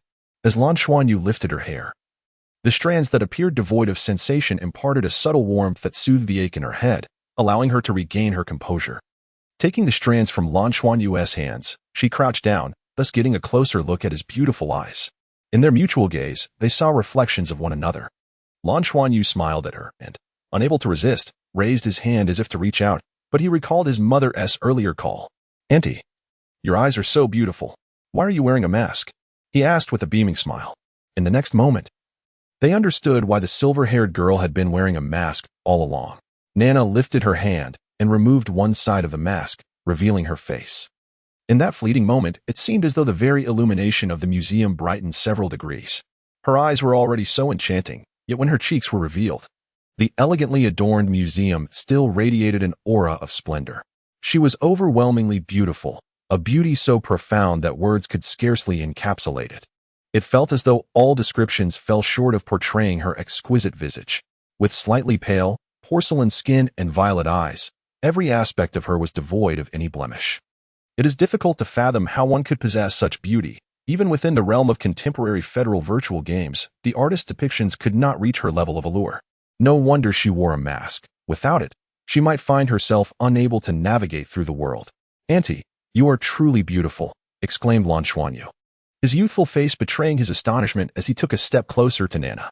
"You are beautiful as well," Nana instinctively replied. At that moment, her mind remained somewhat blank.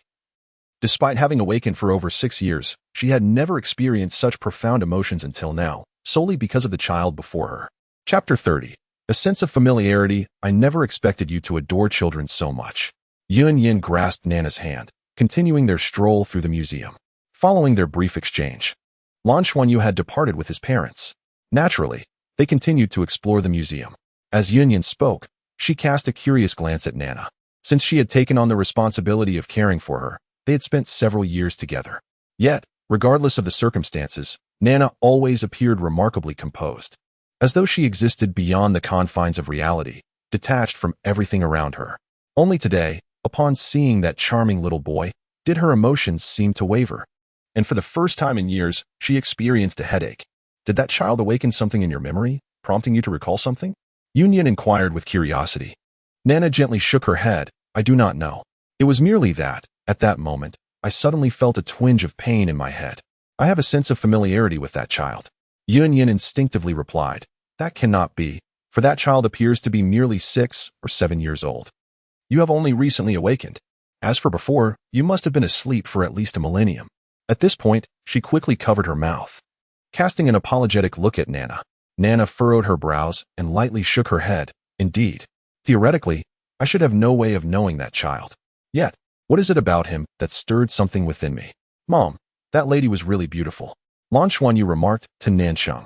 Nansheng, feeling slightly jealous, replied with a smile, "Who is more beautiful, Mom or that lady?" Lan Xuanyu hurriedly responded, "Both are beautiful." Lan Xiao burst into laughter. "You little charmer. You certainly know how to flatter. However, this is the first time we've heard you say someone else is beautiful. My son certainly has an eye for beauty. When you grow up, will you find a wife as lovely as that lady?" Lan Xiao, do you regret not having found such a beautiful wife?" Nansheng's eyes gleamed with mock menace. The museum visit was rather uneventful, at least for Lan Xuanyu, whose actual age was still under 7. He held little interest in the historical artifacts within the museum.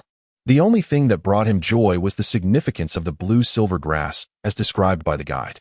"Xuanyu, practice your water element control before you sleep. I will supervise you." Nansheng led Lan Xuanyu to the restroom, ensuring he would not inadvertently wet the room with his water element manipulation. Lan Xuanyu released the silver-patterned blue-silver grass from his left hand, guiding it to adhere to his palm and forearm. Instantly, he felt a renewed affinity for the water element. "Water sphere," Nansheng exclaimed. Blue light flickered in Lan Xuanyu's hands as a small water sphere coalesced. Water arrow. The water sphere split into numerous water arrows that circled around Lan Xuanyu's body. Water vortex. The water arrows transformed back into a flowing stream, spiraling together to form a vortex, accompanied by a faint whistling sound. It was significantly stronger than when he had first used it against Yiling Tong. Ice formation. The water vortex solidified into ice, maintaining its funnel shape. When Nansheng witnessed this scene, she could not help but be astonished. The speed of his formation is extraordinary. What level of affinity for the water element must one possess to achieve this? Before she could voice her thoughts, the ice vortex morphed under Lan Xuanyu's control into a slender ice spear, which he brandished in his hand. "Mom, is this not the ice spear technique you once used? Is the ice wall like this? I feel I could even detonate the ice wall now. They obey my commands." Seeing her son's growing mastery over the water element, Nansheng could only smile wryly. In truth, although she had reached the level of Soul Emperor, she had always taken on a clerical role, and her experiences in combat were few and far between. The greatest use of the ice element in her hands was merely to cool down in summer or freeze a dessert. She found herself lacking much to teach her son. After a full hour of play, Lan Xuanyu showed no signs of fatigue until Nansheng called a halt, prompting him to finally rest. "Your son seems destined to become a genius. What shall we do?" Nansheng nestled against Lan Xiao, a hint of helplessness in her voice. Lan Xiao sighed. "While I too wish to keep him from drawing attention, we cannot stifle his growth, can we? Let us allow things to unfold naturally. However, Given his rapid enhancement of mental capacity and control over the water element, we should seek an additional teacher or tutoring outside of school. Engaging in more practical exercises would benefit him greatly. Fortunately, his soul power is still progressing relatively slowly. He will likely soon be surpassed by his peers, thus remaining less conspicuous. Nincheng anxiously grasped his hand. Is there a possibility of danger? Lan Xiao chuckled. You are worrying unnecessarily. The Federation has been exploring space for thousands of years. Every mission is thoroughly prepared. When have you ever seen danger arise? Moreover, I am merely a support personnel, responsible for data analysis and genetic comparisons. There is little risk involved. Nincheng asked, How long will you be gone? Lan Xiao replied, This is what I wanted to discuss with you. It will likely take at least 3 to 6 months. This duration is rather lengthy. However, with the advancement of interstellar long-distance communication technology, we can at least talk once a week. Nancheng tightened her embrace around her husband. I will miss you. How about I transfer to another department? With my Soul Emperor cultivation, I should be able to secure a much higher salary if I attempt a frontline position. No way. I am quite traditional in my views. How could I let my wife earn more money? You must consider my pride, Lan Xiao said with a teasing smile. Nincheng buried her head in his embrace. When will you leave? Chapter 31. The battle armor figurine, however, today appeared to be somewhat different. As she found herself lost in thought, the image of those bright, large eyes and his melodious childish voice lingered in her mind. His cherubic face still bore traces of baby fat. Nana raised her hand, seemingly desiring to touch him, and an indescribable feeling welled up within her. Is this what the books refer to as longing? Yet, why do I feel such emotions for a child I have just met? Even Nana herself was perplexed, nonetheless. She felt an inexplicable connection to that child. Even with Yun Yin, after being together for so long, she often felt averse to his closeness. But when that child entwined her long hair, she was enveloped by a warmth that made her want to hold him close and embrace him. Lan Xuanyu, was it? But where is he now? Nana slowly closed her eyes, sensing an unfamiliar release of her consciousness. Soon, she perceived the world outside.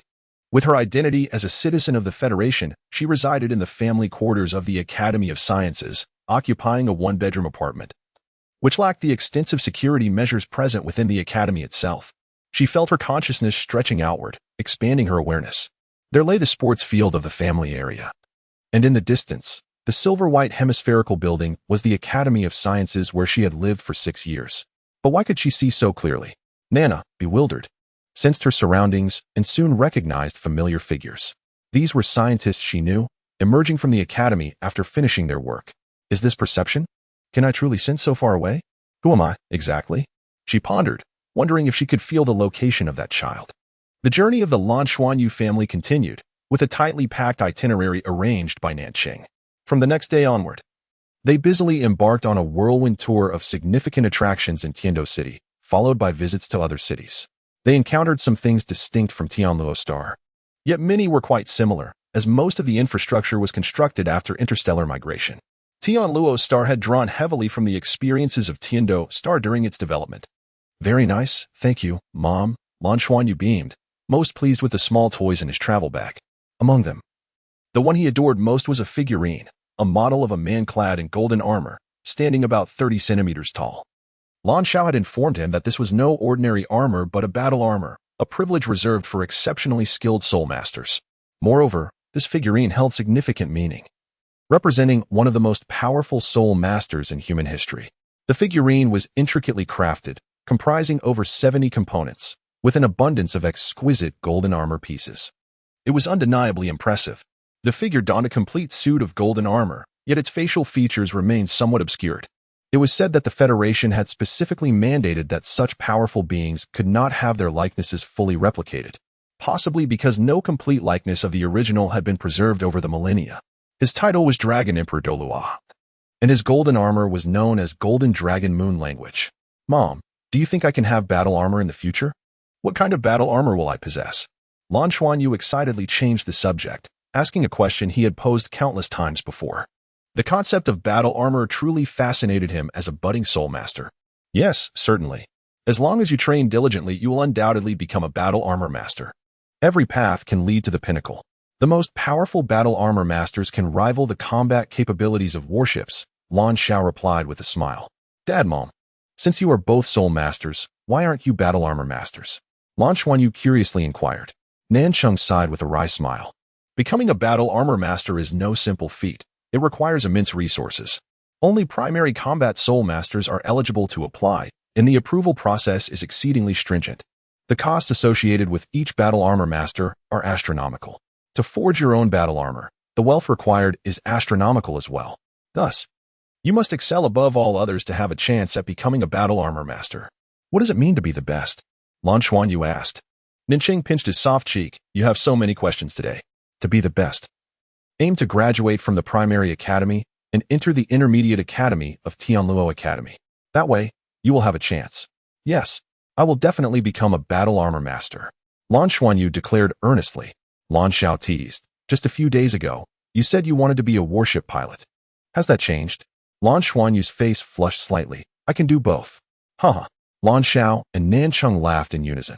To avoid excessive spending early in their trip that might affect their later activities, Nancheng and Lan Xiao agreed to save their major purchases for the last day. The prices in the Federation were notably stable, with no significant discrepancies between planets, preventing exploitation. Thus, there were no restrictions on interplanetary purchases. Tiando Shopping was a large chain store, present in major cities across Tiando Star. Undoubtedly, the flagship store in Tiando City was the largest. Upon arriving, Nancheng was overwhelmed by the store's vastness and regretted not allocating more time for personal shopping. Shopping for women does not necessarily mean buying for oneself. The joy often lies in the experience of purchasing. She bought Lan Xuanyu new clothes and a pair of shoes for Lan Xiao, but purchased very little for herself. Husband, what do you think of this? A protective talisman. It's said to be the work of the mental control master, Qing Guanghan. It can help keep you alert. Since you will be traveling far, it would be wise to take it with you for your work. Although it's a bit pricey, let's go ahead and buy it. Nancheng suggested, pointing to a pendant carved from blue crystal in the display case. You're really going to buy that? Lan Xiao asked, surprised. A flicker of emotion passed through Lan Xiao's eyes as he grasped her hand. How about I? Nancheng raised her hand to cover his mouth. All right. No need to say more. I can feel that you want to go. Just go. It's only for a maximum of 6 months. We'll be here waiting for you. Yes. Lan Xiao took a deep breath, determination flashing in his eyes. He would not let his wife down this time. He would strive to achieve something significant and could not afford to be arrogant or lazy. The talisman is purchased. It is a safeguard for your safety. Excuse me. I'd like to take this talisman and settle the bill, please. Xuanyu, wait here with Dad while Where's Xuanyu? Chapter 32. A reunion with Nana. As Nancheng prepared to settle the bill, she noticed that Lan Xuanyu, who had been by their side moments earlier, had vanished. Lan Xiao chuckled. No worries, he can't have gone far. You go ahead and pay. I'll look for him. In such advanced supermarkets equipped with comprehensive surveillance, it was nearly impossible for a child to go missing. Surely, Lan Xuanyu had simply wandered off, lost in play. Indeed, Lan Xuanyu was somewhat playful. Currently standing in a shop selling figurines, captivated by a particularly exquisite model. His cherubic face was alight with desire as he gazed at a golden figurine of the Dragon Emperor Dolua, which had opened the door to his fascination with these intricate models. However, his mother had previously insisted that he could only select one. The prices of these figurines were quite steep. At that moment, his attention was drawn to another figurine, adorned in silver, with grand wings gracefully unfurled behind it. Silver locks of hair cascading down its back, wielding a silver-white spear, and sporting purple eyes with a slightly cartoonish expression, all encased in shimmering silver armor. Little friend. Do you like this one? The sales clerk had noticed him standing there. With the store not particularly crowded that day, she approached, charmed by Lan Xuanyu's good looks. Lan Xuanyu nodded eagerly. Auntie, can you make this silver dragon Dolua cheaper? He had seen this figurine before when purchasing the Dragon Emperor Dolua, but he had chosen the latter at the time. His mother had told him that they were a pair, with the silver dragon Dolua being the wife of the Dragon Emperor Dolua. The sales clerk replied with a smile. Oh, I'm afraid that is not possible. This is a limited edition from the 30th generation, crafted from rare metals. We don't have the authority to lower the price.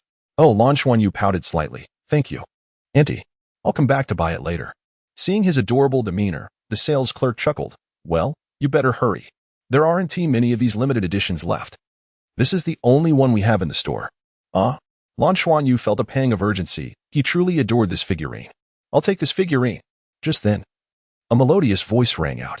The sales clerk quickly stood up, her eyes lighting up as she gazed at the newcomer. Wow, where did you get that wig? It looks just like the silver dragon Dolua. However, upon closer inspection, She was taken aback. Silver hair, purple eyes, and the same black mask. Auntie, it's you. Nana gazed at him softly, crouching down and hesitating for a moment before she could not resist gently stroking his rosy cheek. Yes, you really like this figurine, don't you? Auntie will give it to you. No. Mom said I can't take things from others, Lan Xuanyu hurriedly replied. Nana smiled faintly. I only touched your little face, so consider it a reward. Lan Xuanyu was momentarily puzzled, clearly not understanding this exchange. Glancing back, he saw the sales clerk had already taken down the silver dragon Delaw figurine and was packaging it, which left him feeling conflicted. Noticing his furrowed brow, Nana couldn't help but smooth it out with her hand. Frowning doesn't look good. You look best when you're happy. Auntie, can I really have it? Lan Xuanyu asked hesitantly. Of course you can, Nana replied with a smile. Auntie will take you to find your dad and mom to help convince them, all right? Really? Lan Xuanyu's eyes sparkled with excitement. Seeing his joy, Nana felt an inexplicable urge to grant him the world. Of course it's true. Her expression, hidden beneath the mask, was exceptionally gentle. Suddenly, Lan Xuanyu took her hand and placed it against his cheek. Auntie, can I have you touch my face a few more times? Haha, this little one is so adorable, even at such a young age. The sales clerk couldn't help but laugh. Nana abruptly turned her head, her purple eyes turning cold as she glared at the sales clerk. What did you say? The sales clerk shivered, feeling as though her entire body had been encased in ice. She instinctively trembled. Lan Xuanyu, startled, tugged at Nana's hand. Auntie, what's wrong? Nana paused for a moment, her expression returning to normal as she calmly addressed the sales clerk. If you can't speak properly, it's best to remain silent. A wave of dread washed over the sales clerk as she timidly nodded, hastily completing the packaging. Xuanyu, how did you end up here? It's hard for Dad to find you. Lan Xiao finally located them, having scanned the area and pinpointed the figurine store. To his surprise, not only did he find Lan Xuanyu there, but also Nana, who was wearing a mask. Nana's appearance was so striking that it left a lasting impression on him. How could he possibly forget? Hello, Nana greeted politely with a nod. Upon seeing Lan Xiao, Lan Xuanyu lowered his head as if he had done something wrong, whispering, Dad. Auntie said she would give me a figurine. Can I have it? Lan Xiao looked at Nana in surprise. I have a special bond with this child. Seeing how much he likes it, I decided to buy it for him. Please allow him to have it, Nana explained. Lan Xiao hurriedly responded that wouldn't be appropriate. We only just met. How could we accept your gift? How about this? I'll pay for it. Thank you. Hooray for Dad! Lan Xuanyu exclaimed, jumping up with joy. Nana opened her mouth to say something but refrained upon seeing Lan Xuanyu's ecstatic expression. Hooray for Auntie! Lan Xuanyu seemed to sense something, grinning as he shook Nana's hand. Yes, Dad is the best. Lan Xiao wore a helpless expression. In truth, he found it difficult to resist his son's pleas. And Nanqing felt the same way. However, little Xuanyu had always been exceptionally understanding, rarely asking for anything. Goodbye, Auntie. Lan Xuanyu waved farewell to Nana with reluctance. Following Lan Xiao out of the store, watching the father and son depart, Nana stood there, the gentle warmth of Lan Xuanyu's small hand still lingering in her palm. An indescribable emotion lodged in her throat, refusing to dissipate. Was it truly a coincidence? Certainly not. In truth, she had sensed it when Lan Xuanyu's family returned to Tiando City after their travels. Particularly, she felt a pull towards the very location where Lan Xuanyu stood. Unable to control her emotions, she found herself drawn here, reappearing before Lan Xuanyu. She did not wish to leave his side. That thought consumed her mind. Instinctively, she took a step forward, following them from a distance. Soon, she spotted Nancheng, who, along with Lan Xiao, held one of Lan Xuanyu's tiny hands as the trio continued through the supermarket. Seeing the figurine in Lan Xiao's hand, Nancheng commented on it, playfully tapping Lan Xuanyu on the forehead. Observing this, Nana instinctively clenched her fists. Yet, reason quickly prevailed as she witnessed Lan Xuanyu affectionately hugging Nancheng's leg. His expression, one of pure innocence. She truly adored him. Moreover, another emotion began to stir within her. Was it jealousy? Taking a deep breath, she resolutely made up her mind and quickened her pace. Excuse me, could you please wait a moment? She called out as she approached the trio. Chapter 33. I can be his teacher. Lan Xuanyu was the first to turn his head, and upon seeing her, he broke into a smile. Silver-haired aunt. It's you again. Lan Xiao and Nancheng exchanged surprised glances, as Lan Xiao had previously mentioned encountering her to Nancheng. Nancheng inquired, Do you need something? Madam? Nana hesitated for a moment before responding. My name is Nana. It seems we are fated to meet again today. I have quite an affection for Xuan Yu. May I get to know you both? Could I perhaps visit him in the future? Lan Xiao and his wife exchanged another glance, and Nanqing replied, Ms. Nana. We are not from Tiando Star. We reside on Tianluo Star, and are merely visiting Tiando Star for leisure. I can accompany you to Tianluo Star. Nana exclaimed almost instinctively. Both Lan Xiao and Nancheng were taken aback. If she were an ordinary person, they might suspect ulterior motives. However, they had seen Nana's appearance before, and in their perception, no other woman compared to her beauty. It was indeed remarkable that such a stunning woman had such a profound affection for Lan Xuanyu. I apologize for my abruptness, Nana said, brushing her silver hair back with a wry smile. I can't explain why, but from the first moment I saw him, I felt a special connection. Lan Xiao found himself at a loss for words. The situation was quite unexpected. Ms. Nana, perhaps you should take a moment to compose yourself. Nana glanced at Lan Xuanyu and added, I could be his teacher. That night, I not only perceived him but also sensed the spiritual aura of this family. She continued. He is a soul master, and so am I. I could teach him. Nanqing, intrigued, asked, What is your martial soul? After a brief glance at Lan Xuanyu, a glimmer of light flickered in her purple eyes before she answered, I practice ancient martial arts, and my martial soul is water element manipulation. What a coincidence! Lan Xiao gazed at her in disbelief. Indeed, it all seemed too coincidental. Their first encounter could be deemed serendipitous, but this was their second meeting. And this girl named Nana had the same water element manipulation capability as Lan Xuanyu. Furthermore, her affection for him was evident, and she aspired to be his tutor. How did she even know they were in need of a tutor? Lan Xiao, being a perceptive individual, instinctively felt that such a multitude of coincidences was likely not mere happenstance. Thus, his gaze towards Nana grew wary. Before inquiring further, he cautiously asked, May I ask what your profession is? Nana replied, I am a teacher at the Tiando Academy of Science, specializing in ancient martial arts. A teacher, indeed? Lan Xiao was momentarily taken aback. At that moment, Nana removed her soul communicator and handed it to him. In the Federation, each individual possesses a soul communicator uniquely tied to their life signs, rendering it impossible for anyone to use another's device. Consequently, the communicator contains all personal identification information. Nana's willingness to hand over her communicator was a gesture of utmost sincerity, a rarity in the current Federation which places a high value on privacy. Under normal circumstances, Lan Xiao would never pry into someone else's private information through their communicator. However, for the sake of his son, he accepted it and connected it wirelessly to his own device. Nana's communicator was fully accessible, and he quickly reviewed all her information. Name, Nana. Age, 25. Position, teacher in the Ancient Martial Arts Department at the Tiando branch of the Federation Academy of Sciences, Level 3 professional title.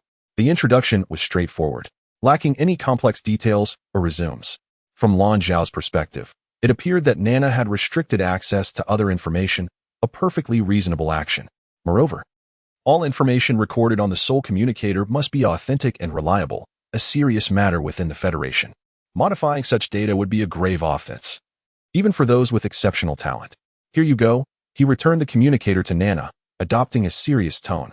Ms. Nana, we sincerely appreciate your affection and recognition for Xuanyu.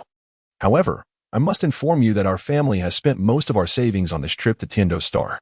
As a teacher at the Academy of Sciences, your income must be considerable, and we fear we cannot afford your teaching fees.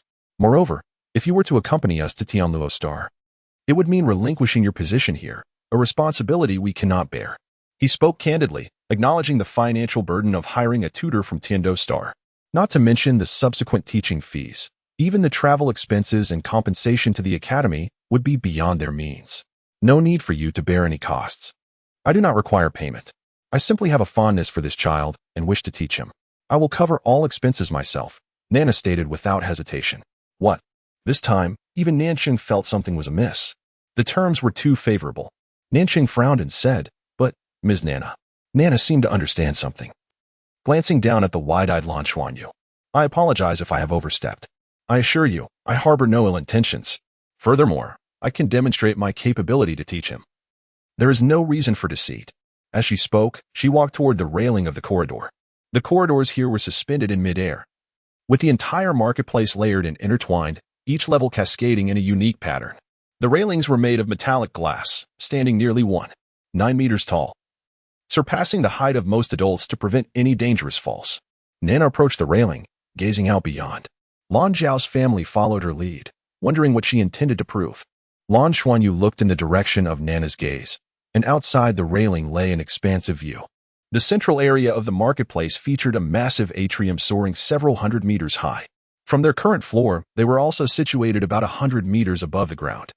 The first floor of the marketplace boasted a vast fountain pool, over 50 meters in diameter, which erupted with water every half hour, serving as one of the marketplace's key attractions.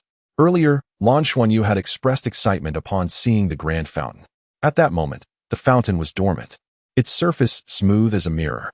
Staring at the pool, Nana murmured to herself in a tone only she could hear, "I should be able to accomplish something." As she spoke, she slowly raised her hand and pressed it against the glass railing. In that instant, instinctively, Lan Zhao's family turned their attention towards her. What was she about to do? To their confusion, they did not perceive any fluctuations of soul power emanating from Nana. Lan Xiao and Nansheng felt nothing. However, at that moment, Lan Xuanyu suddenly sensed a slight warmth in his left arm. Unconsciously, he took a couple of steps toward Nana. An overwhelming urge to draw closer to her surging within him. Nansheng assumed her son was merely curious and quickly pulled him back, preventing him from approaching. Just then, a change occurred in the pool below. Chapter 34. The 9 dragons playing with pearls ripples appeared upon the tranquil surface of the water. Concentric circles of swirling waves emanating outward. In scarcely a few breaths, the vast pool transformed into a vortex. The patrons entering the mall suddenly sensed the change and halted in awe to observe. In the next instant, the spiraling vortex began to rise. The water itself separating from the pool and ascending gracefully. "Is that a water spout?" Nansheng exclaimed.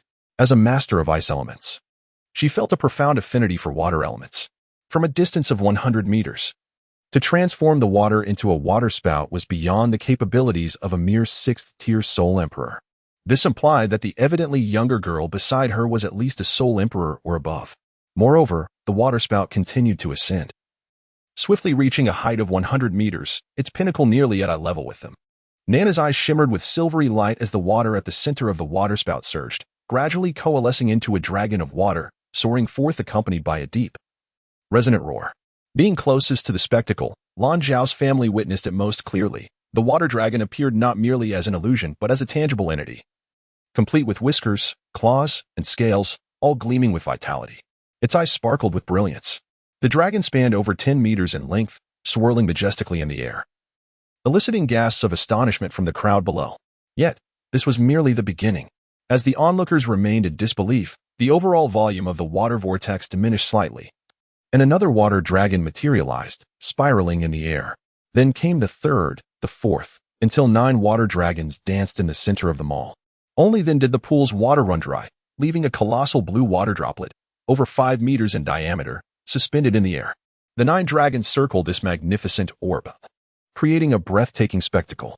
Every railing was filled with spectators, not just customers, but even the shop staff could not resist rushing outside. Patrons, in ecstatic disbelief, recorded videos with their soul-guided communicators. This was truly a marvel. They perceived it as a delightful surprise orchestrated by them all. At that moment, Lan Xiao and Nansheng were left speechless in astonishment. Could this truly be Nana's doing? If so, to what extent had her mastery over the water elements reached? Nana turned to Lan Xiao and Nansheng, inquiring, "Is this sufficient?" Tentatively, Nansheng asked, "Are you a title Dolois?" Nana hesitated for a moment. A title Dolois? Perhaps she was. She was uncertain. Having learned some knowledge of this world over the years, she understood vaguely what a title Dolois entailed. Subconsciously, she felt she might not be one, yet there seemed to be a connection to the title. From Nansheng's eager gaze, she sensed that acknowledging it would make the other more inclined to accept her. A title Dolois. Nansheng's excitement flushed her cheeks. Despite being a 6th-tier Soul Emperor, she had never encountered a title Dolois.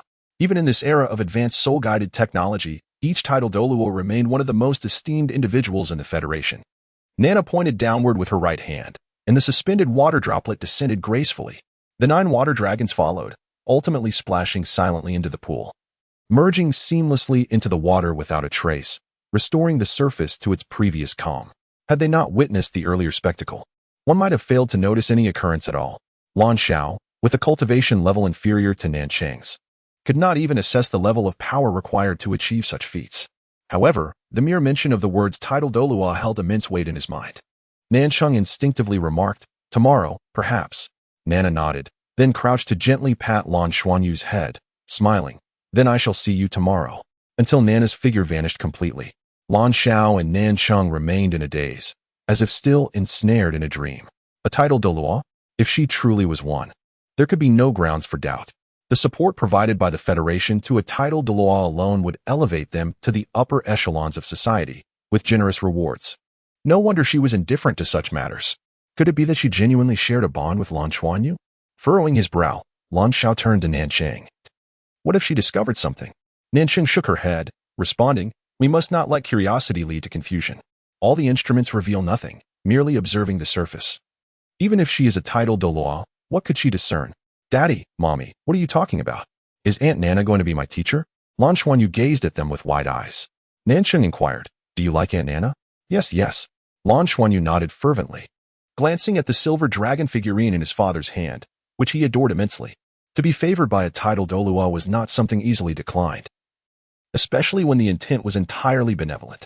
At least on the surface, Nana genuinely seemed to care for Lan Xuanyu, even willing to reveal her abilities publicly. The spaceship would not wait for anyone. Early the next morning, they packed their bags and returned to the Tiando Star Aerospace Center, preparing to depart. "Will Aunt Nana come?" Lan Xuanyu looked around the waiting area, yet her figure remained elusive. "Perhaps it truly depends on fate," Lan Xiao said, although deep down he harbored little desire to see that enchanting figure again. Before the ship's departure, the lengthy safety announcements continued as usual. Lan Xuanyu's spirits dampened. Even as the spaceship ignited and lifted off, he remained pouting, for he had not glimpsed Nana's presence. He wished for Lan Xiao to contact her, but Lan Xiao declined, simply assuring him that if fate allowed, they would meet again. If not, it was simply not meant to be. Chapter 35. Disappearance at the Tiando Star Scientific Research Institute. Yunyan stood outside Nana's door, pressing the room's intercom and leaning against the doorframe, a hint of boredom in her voice. Although Nana was now considered a free individual, due to the peculiar circumstances, Yunyan felt obliged to monitor her situation for reporting purposes. The occasional display of ancient martial arts by Nana had led the scientists to designate her as a teacher.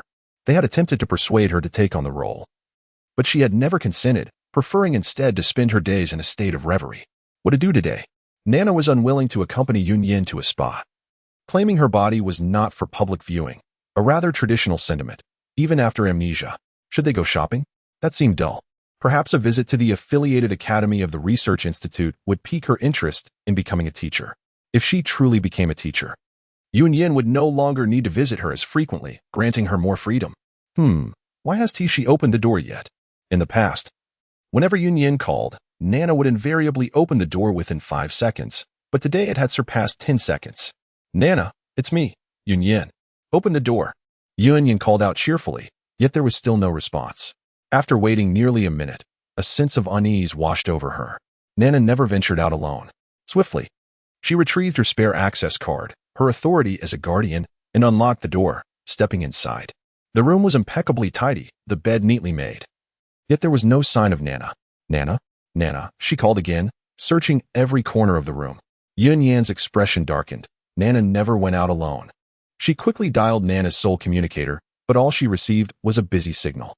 The communicator was equipped with a tracking device, but if forcefully shut down, the tracking would cease as well. Such a scenario was almost impossible in modern society, where individuals were heavily reliant on their communicators. Clearly, Nana had turned hers off. Scanning the room, Yunyan noticed a piece of paper. Without delay, she dialed the number urgently. On their return journey, Nancheng and Lan Xiao felt a slight drowsiness. The return trip always seemed more exhausting, tinged with a hint of reluctance. Blue Xiao, relieved not to see Nana, considered it a fortunate occurrence. After all, he valued the safety of his family more than his son's achievements. Let everything unfold naturally. Blue Xuanyu's emotions had settled as he gazed out into the vastness of space, occasionally lost in thought. The cosmos was truly beautiful, serene, with starlight as its sole embellishment. The boundless expanse imparted a profound sense of freedom. His shield was activated, and during these 7 days, meditation was the best way to pass the time.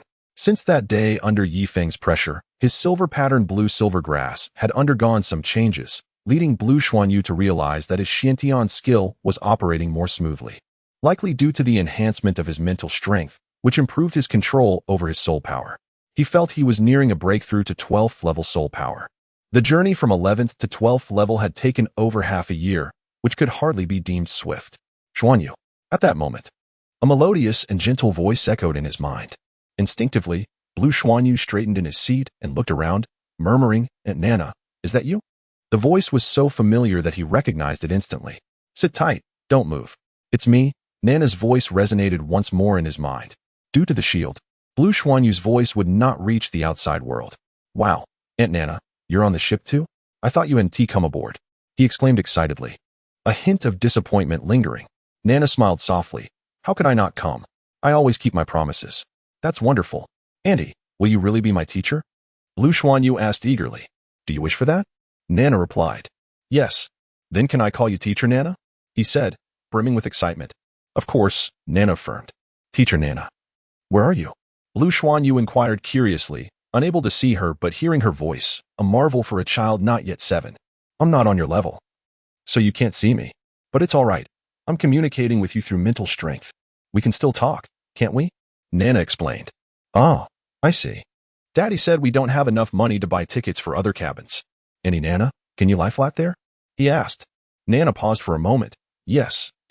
In the future, Xuanyu will certainly be able to sit in better cabins. Teacher Nana, can I come find you?" Blue Xuanyu asked again. Nana hesitated briefly. "That might not be possible. According to the ship's regulations, you cannot come up here." If Blue Xuanyu could actually reach a higher cabin now, he would find that there was no trace of his teacher Nana on any level. "Oh, then I can only meet you when we disembark," he said. A tinge of disappointment in his voice. However, it wasn't entirely impossible to meet. "If you wish to see me, just close your eyes and try to meditate. I will come to you, all right?" Nana's voice softened further. She didn't want to see any hint of disappointment in the child. The deep-seated affection that surged within her surprised even herself, an emotion she could hardly contain. "Okay." Blue Xuanyu settled into a cross-legged position, silently entering a meditative state. His Shantian skill allowed his soul power to flow naturally, and the enhancement of his mental strength soon facilitated his meditation. For a child, there were not many distractions. As he entered meditation, his consciousness became a void, akin to darkness. He could only faintly sense a silver glow surrounding him. At that moment, a light suddenly illuminated his dark awareness, brightening everything around him. Then, a figure gradually materialized before him, silver hair, violet eyes, devoid of a mask, with only her stunning visage and a gentle smile. "Xuanyu," she softly called. Blue Xuanyu felt an invisible force guiding him, and in the next instant, the scene before him became as vivid as reality. The surroundings lightened, and when he looked down, he discovered he was floating in space, right in front of his teacher Nana. "Teacher Nana. Wow, how magical. Where is this?" he exclaimed in astonishment, observing his surroundings. Realizing he could move and felt as though he was firmly grounded. Chapter 36. The game. It resides within your heart, or rather, within your consciousness. As your mental prowess strengthens in the future, you will come to understand that our consciousness is, in fact, a realm unto itself, albeit one that most individuals cannot master. Thus, at this moment, you can only be guided by me into your own conscious space. Your conscious realm may still be quite feeble, yet it will grow increasingly robust over time, Nana remarked with a smile. Lan Xuanyu appeared somewhat perplexed. Is the conscious space synonymous with mental power? Nana pondered for a moment and replied, "Perhaps. It was only after I began to utilize my mental energy that I instinctively grasped these concepts." "How intriguing. Will I be able to meet Teacher Nana here in the future?" Lan Xuanyu inquired eagerly. Nana responded, "As long as the distance is not too great, it should be feasible. However, it must be I who seeks you out." "Wonderful. That's splendid." Lan Xuanyu exclaimed joyfully. Nana continued, "From now on, I shall be your teacher. What would you like to learn?" Lan Xuanyu hesitated. "I'm not quite sure. However, there is a girl at school who constantly tries to bully me. Her soul skill is a century old, yet for some reason, it fails to affect me. Teacher Nana, can you fight?" Nana hesitated momentarily. "I suppose I can. But isn't fighting wrong?" Lan Xuanyu questioned. Nana chuckled. "That depends on the nature of the fight. If it is to protect those who ought to be safeguarded, then it is not wrong. For instance, if someone were to bully your mother, would you not protect her? Yet, when you wish to protect her, you may lack the ability to do so. What then?" Lan Xuanyu seemed to grasp the concept. "Is the essence of cultivation centered on protection? Protecting those you cherish?" "Yes. You may interpret it that way, Nana affirmed. Indeed, to protect and guard those we hold dear. Suddenly, Nana's gaze turned somewhat distant, as if she were lost in thought. Lan Xuanyu waved his hand in front of her. Teacher Nana, what is the matter? Nana snapped back to reality. I am unsure. It feels as though I suddenly recalled something. Xuanyu, what do you wish to learn most at this moment? I need to consider how best to teach you. Lan Xuanyu tilted his head. Teacher Nana, I feel a bit hesitant to hit others. Is there a way to avoid being struck? Nana laughed. Why are you afraid to hit others? I am somewhat timid, Lan Xuanyu admitted shyly. Nana's laughter grew brighter. Even this child, with her smile as vibrant as spring blossoms, rendered Lan Xuanyu momentarily entranced. Here, I cannot teach you to manipulate elements. Instead, how about I teach you a footwork technique? Mastering this will make it difficult for others to strike you. What do you think? Yes, that sounds great. Lan Xuanyu responded eagerly. Then try to catch me. Nana challenged with a smile. Why would I want to catch you? Lan Xuanyu asked. Catch me, and I shall reward you. Fail to catch me, and there shall be a penalty, Nana replied. Lan Xuanyu's eyes widened with delight. A reward? If you catch me, I will allow you a kiss. If you fail, I shall impose the penalty of kissing you instead. How does that sound? At that moment, she paused, realizing the implications of her words. Ever since awakening from her frozen state, she had never allowed anyone to draw near, not even women. Yet, in the presence of this child, she felt inexplicably unguarded.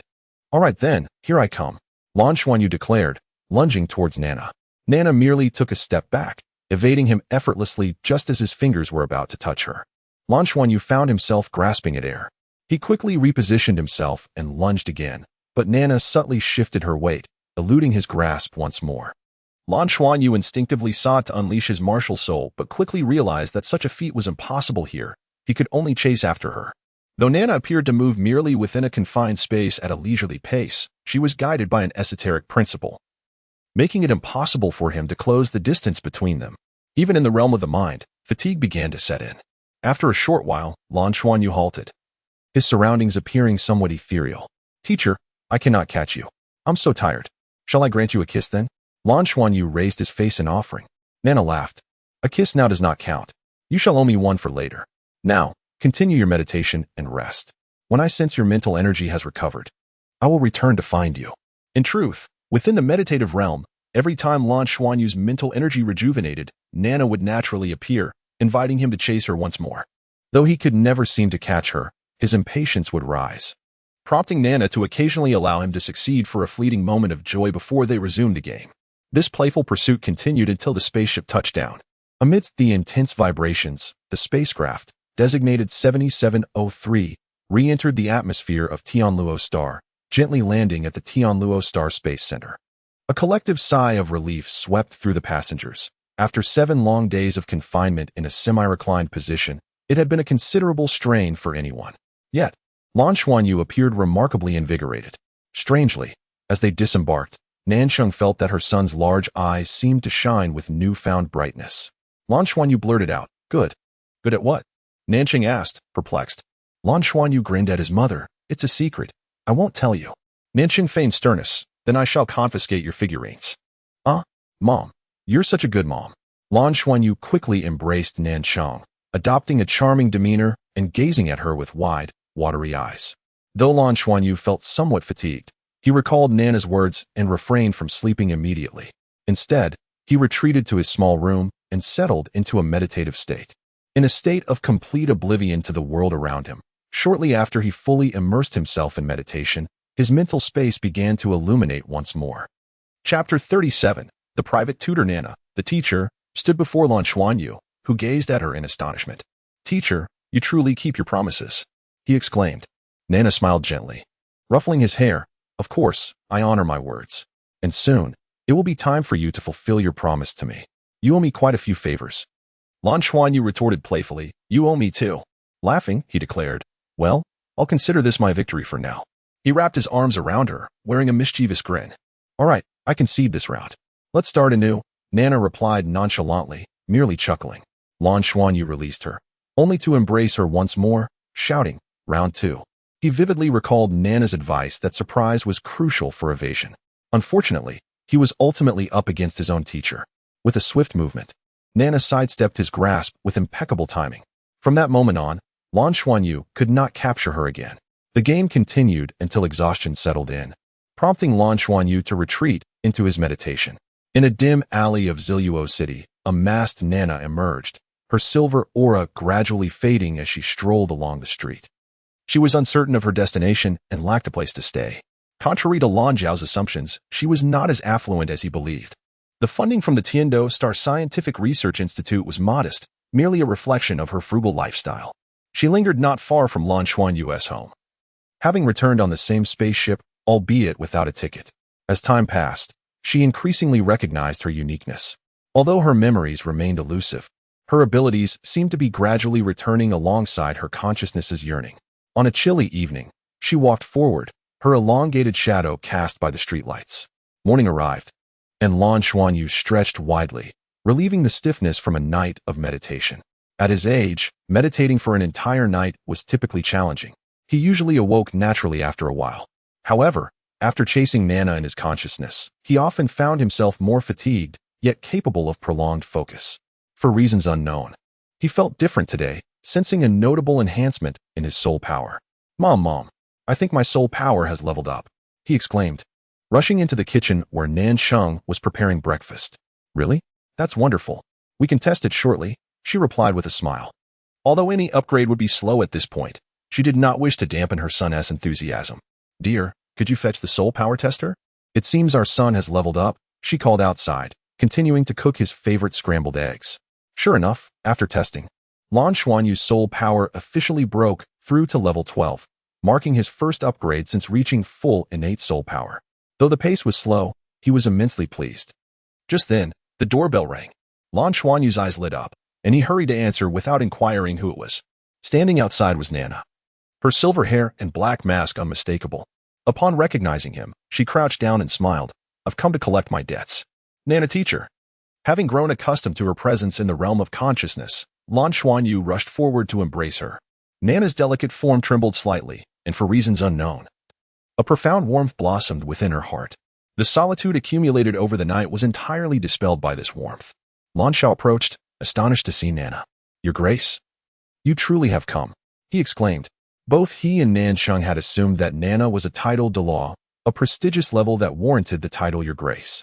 Each title de law was a significant figure within the Federation, and only the most elite academies could boast such esteemed individuals. Moreover, Nana appeared remarkably youthful. Nana stood up, still holding Lan Xuanyu. "Hello, Mr. Lan. I apologize for intruding. May I come in?" "Of course, please do," Lan Xiao replied hastily, allowing her entry. "Xuanyu, come down here." He called to his son. Lan Xuanyu turned to his father, saying, "Dad, Nana teacher smells wonderful." "Mind your manners," Lan Xiao admonished, slightly furrowing his brow. Lan Xuanyu stuck out his tongue before releasing himself from Nana's embrace. Nan Sheng emerged, equally surprised at Nana's presence. She exchanged glances with her husband and asked, "Your Grace, have you had breakfast yet?" Nana hesitated, for she hardly felt hunger and rarely ate. Sensing her uncertainty, Nan Sheng quickly suggested, "Then let us eat together. I just finished preparing breakfast." "All right," Nana agreed. Perhaps due to her arrival, Lan Xuanyu found this meal particularly delightful. While Nana ate sparingly, she observed Xuanyu devour his food with fervor, an endearing sight that stirred a sense of nostalgia within her. Has he always had such a hearty appetite? Is that normal? Nan Sheng inquired, unable to contain her curiosity in front of a title de law. Nana shook her head. "It's perfectly normal. His body requires nourishment and energy for growth. However, the energy in ordinary food is ultimately limited." Lan Xiao interjected, "Are you suggesting medicinal dishes or rare ingredients?" "Yes, those would be much more beneficial for his body," Nana affirmed. With a wry smile, Lan Xiao replied, "Unfortunately, we lack the means for such luxuries. I've only heard of them. It seems only elite academies have access to medicinal dishes." Nana glanced at him, asking, "Do elite academies really have them? Why is that?" Lan Xiao explained, "Medicinal dishes are costly, especially rare ingredients, which are beyond the means of ordinary folks. It's said that only elite classes at higher academies have access to such provisions, but they must purchase them at their own expense. Those of us in the common populace lack even the qualification to buy them. The Federation strictly regulates rare ingredients, with the best ones found only on the Mother Planet and 2 Soul Beast planets. The transportation costs alone are exorbitant." "Oh, does Ziluo City have a higher academy?" Nana inquired. There are several, but only one Soul Master Higher Academy, the Tianluo Higher Soul Master Academy, Ziluo City Branch. Xuan Yu is currently enrolled in their affiliated junior academy. Lan Xiao replied. I see. Nana nodded. Ninqing then asked, Your Grace, are you truly considering teaching Xuan Yu? It seems rather excessive to have you as his tutor. And we cannot afford the fees. Money is not a concern for me. Just provide me with a place to stay, no matter how modest. Even a training room will suffice. I don't consume much, so I won't be a burden, she stated calmly. Her expression serene as if recounting someone else's tale. In that moment, both Nancheng and Lan Xiao felt as though they lacked the authority to refuse a title de law, for she was indeed a pinnacle figure within the Federation. This is also a matter of destiny for Xuan Yu. Then I must trouble you. Lan Xiao decisively made a decision, without further hesitation. They have followed from Tian Do Star to Tian Luo Star so swiftly, it is highly likely that they have arrived aboard a small spacecraft.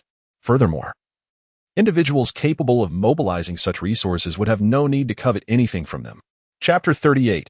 Teacher Nana, thank you all. Nana nodded to Lan Xiao and Nancheng. Of course, she wouldn't stay in the training room. There were guest rooms at home. Lan Xiao had been an orphan since childhood, raised in an orphanage, and was all alone.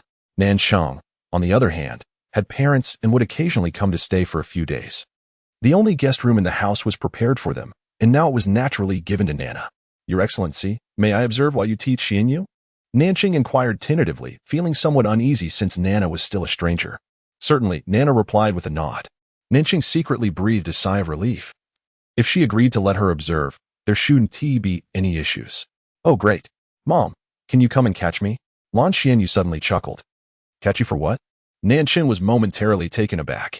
Lan Xian Yu giggled. If you catch me, you can give me a kiss.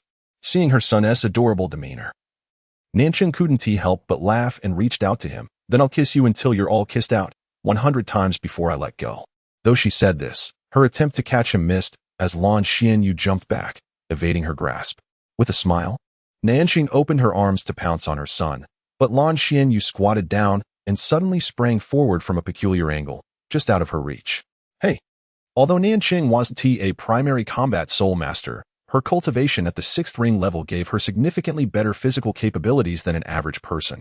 Missing him once was forgivable, but missing him a second time surprised her.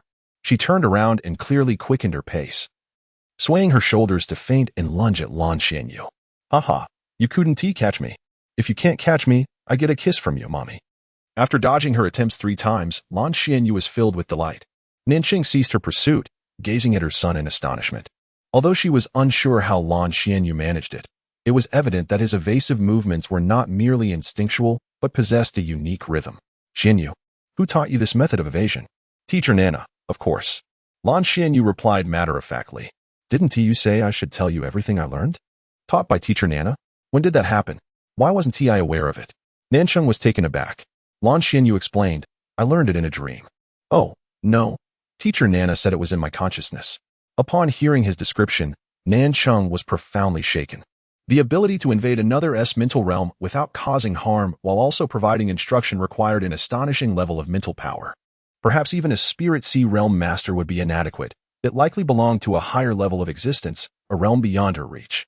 The power of this Nana was truly formidable. Since entering the 6th tier, Nancheng's cultivation had progressed at a glacial pace, and she realized her talent might be limited. Nevertheless, as a Soul Emperor, she still possessed insight into Soul Masters. Xuan Yu, can we begin our studies? Nana's melodious voice came from outside the door.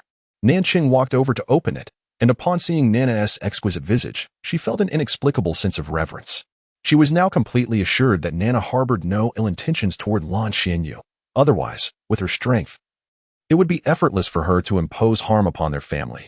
It must be noted that title level beings enjoy significant privileges, much like nobles of ancient times. Unless they committed heinous crimes, the Federation's constraints upon them were generally minimal. Your Excellency. Nancheng slightly bowed respectfully to Nana. No need to worry. I will teach him well. You may also observe, your martial spirit is ice, which may offer some insights. Nancheng nodded eagerly. Although she didn't crave power as much, she felt more at ease accompanying her son in his studies. Entering the training room and closing the door, Nana looked at Lan Xian Yu and smiled. Xian Yu, at your age, it is crucial to establish a solid foundation. Therefore, we will begin with some simple exercises. Today, we shall conduct pressure resistance training, shall we? Pressure resistance training? What is that, Teacher Nana? Lan Xinyu asked, his curiosity piqued. Nana explained, in a moment, I will apply some pressure to you, and you will need to harness your soul power to resist. This is called pressure resistance training. It will benefit both your soul power and body. For soul masters, appropriate pressure can better stimulate potential. Oh, okay. Lan Xinyu was somewhat bewildered, but Nanqing suddenly felt a spark of realization. Wasn't it the pressure from Yi Feng that had caused the change in Lan Xinyu's martial spirit? However, would the pressure harm him? Sensing her concern, Nana reassured her, I will control it well. You may join in as well. As she spoke, she waved her left hand. And Nanqing felt a blur before she found herself in a different position. Previously standing beside Lan Xinyu, she was now positioned on either side of Nana. Who stood in the center? What kind of ability is this? In astonishment, an unusual aura began to emanate from Nana. Nanqing felt an invisible pressure descend upon her. Not overwhelmingly strong, yet she had to channel her soul power to counter it. Quickly releasing her martial spirit, the temperature around her noticeably dropped. And 6 soul rings, 4 yellow and 2 purple, rose from beneath her feet. As she unleashed her martial spirit, the pressure she felt intensified. The increase was gradual yet persistent. She glanced at Nana, who merely stood there, her gaze fixed on Lan Xinyu, completely ignoring her presence. Yet, the palpable force of pressure remained undeniably real. Nanqing suddenly felt a profound realization. She was far from understanding the world of soul masters. Only when it came to Lan Xinyu did a smile grace Nana's delicate face, while Lan Xinyu also felt the pressure from Nana. The pressure enveloped him from all directions, akin to a compressive force. Following Nana's instructions, he released his soul power and directed it according to the flow of the Xian Tian Gong. The pressure gradually increased, and under this strain, Lan Xinyu could even feel the speed of his soul power's circulation accelerating, albeit with continuous consumption. He sensed the changes in his body and diligently controlled his soul power, striving to maintain its trajectory without deviation, allowing it to flow as intended. Your martial spirit can be released, Nana's voice resounded. Wishing everyone a joyous new year. Chapter 39, Crisis with a swift motion of his left hand. The silver-patterned blue-silver grass erupted from his palm almost instantaneously. Faced with the mounting pressure, it surged downward, instinctively wrapping around his fingers and encompassing his forearm. As the silver-patterned blue-silver grass unfurled, Lan Xuanyu felt an immediate enhancement in his awareness of the surrounding environment. Even the intensity of the pressure became discernible. The water element coalesced, forming a protective shield around his body. At that moment, he sensed a shift in the pressure. It was no longer a uniform force, but rather varied in intensity across different areas. Hastily, he adjusted his water element shield to counteract the stronger areas of pressure. Striving to maintain control, Nana's lips curled into a subtle smile. The astute child did not require verbal instruction, naturally responding to the pressure she exerted. However, it wasn't long before Lan Xuanyu began to feel fatigued. His soul power was waning, and although Nana's pressure had plateaued, it persisted in a dynamic manner, continually adapting to apply pressure. Alongside the exhaustion of his soul power, he also felt mental fatigue from the relentless effort to command his water element shield. Yet, the pressure remained unyielding. Meanwhile, Nanqing experienced a similar struggle as her son. Although she was a rank 6 soul master, the pressure upon her was considerably more intense. Unbeknownst to her, her clothing was becoming soaked with sweat. From her vantage point, she observed the water element shield emanating from Lan Xuanyu, noting the similarity in their conditions. Remarkable. The ability to allocate pressure to both mother and son simultaneously with such finesse showcased an extraordinary level of control. Under this strain, Nanqing felt her endurance wavering. Persevere, a voice whispered in her ear. Nanqing was momentarily taken aback. All right, she sighed, conceding with a wry smile. She could hardly admit that she had little interest in enhancing her power, as her role was merely that of a researcher. Naturally, she felt no pressure, not being the primary combatant. Yet, the pressure upon her intensified further. Lan Xuanyu opened his mouth to call out, but found himself utterly voiceless, unable to afford even a moment's distraction. Thump, thump, thump. He could distinctly hear the rapid beating of his heart. It was unbearable. Teacher Nana, I can't hold on much longer. Lan Xuanyu gazed plaintively at Nana, who maintained her smile, her eyes brimming with encouragement. Upon meeting each other's gaze, Nana's heart softened. And instinctively, the pressure eased slightly. For Lan Xuanyu, The warmth of Nana's gaze served as profound encouragement. Unconsciously, he squared his shoulders, transforming his previously pitiful expression into one of newfound determination. Clenching his fists, a sudden brilliance enveloped his right hand in a golden glow, as golden blue silver grass sprouted from his palm. At that moment of resolute conviction, the grass spiraled upward, quickly enveloping his right hand and forearm. A warm current surged through his right hand, invigorating his entire being. The pressure seemed to diminish significantly. To his astonishment, he felt an influx of strength, alongside a surge of confidence. Since awakening his martial soul and possessing both silver-patterned blue-silver grass and golden-patterned blue-silver grass, he had initially discovered his left hand's ability to manipulate the water element. However, despite the presence of a white soul ring on his right hand, he had been unable to unleash any soul skills. In this moment, he finally sensed the transformative power of the golden-patterned blue-silver grass, which seemed to embody strength. As Lan Xuanyu's conviction solidified, he felt a remarkable resurgence of nearly depleted soul power, as if replenished. Simultaneously, the silver-patterned blue-silver grass in his left hand trembled slightly, resonating intriguingly with the golden-patterned blue-silver grass in his right. Nana, attuned to the changes in his body, suddenly shifted her expression. The pressure acting upon Nan Sheng and Lan Xuanyu dissipated rapidly, and she swiftly positioned herself before Lan Xuanyu, unhesitatingly placing a palm against his chest. The two energies surging from his arms converged violently, causing his body to feel as if it might burst, targeting his chest and heart. Nana intervened precisely as the two energies approached collision. A gentle stream of soul power flowed into him, swiftly forming a vortex, guiding the two forces to spin without allowing them to collide. Nana's expression shifted from surprise to a fleeting panic. As the pressure vanished, Nansheng gasped for breath, simultaneously witnessing Nana's actions and Lan Xuanyu's transformation, which startled her profoundly.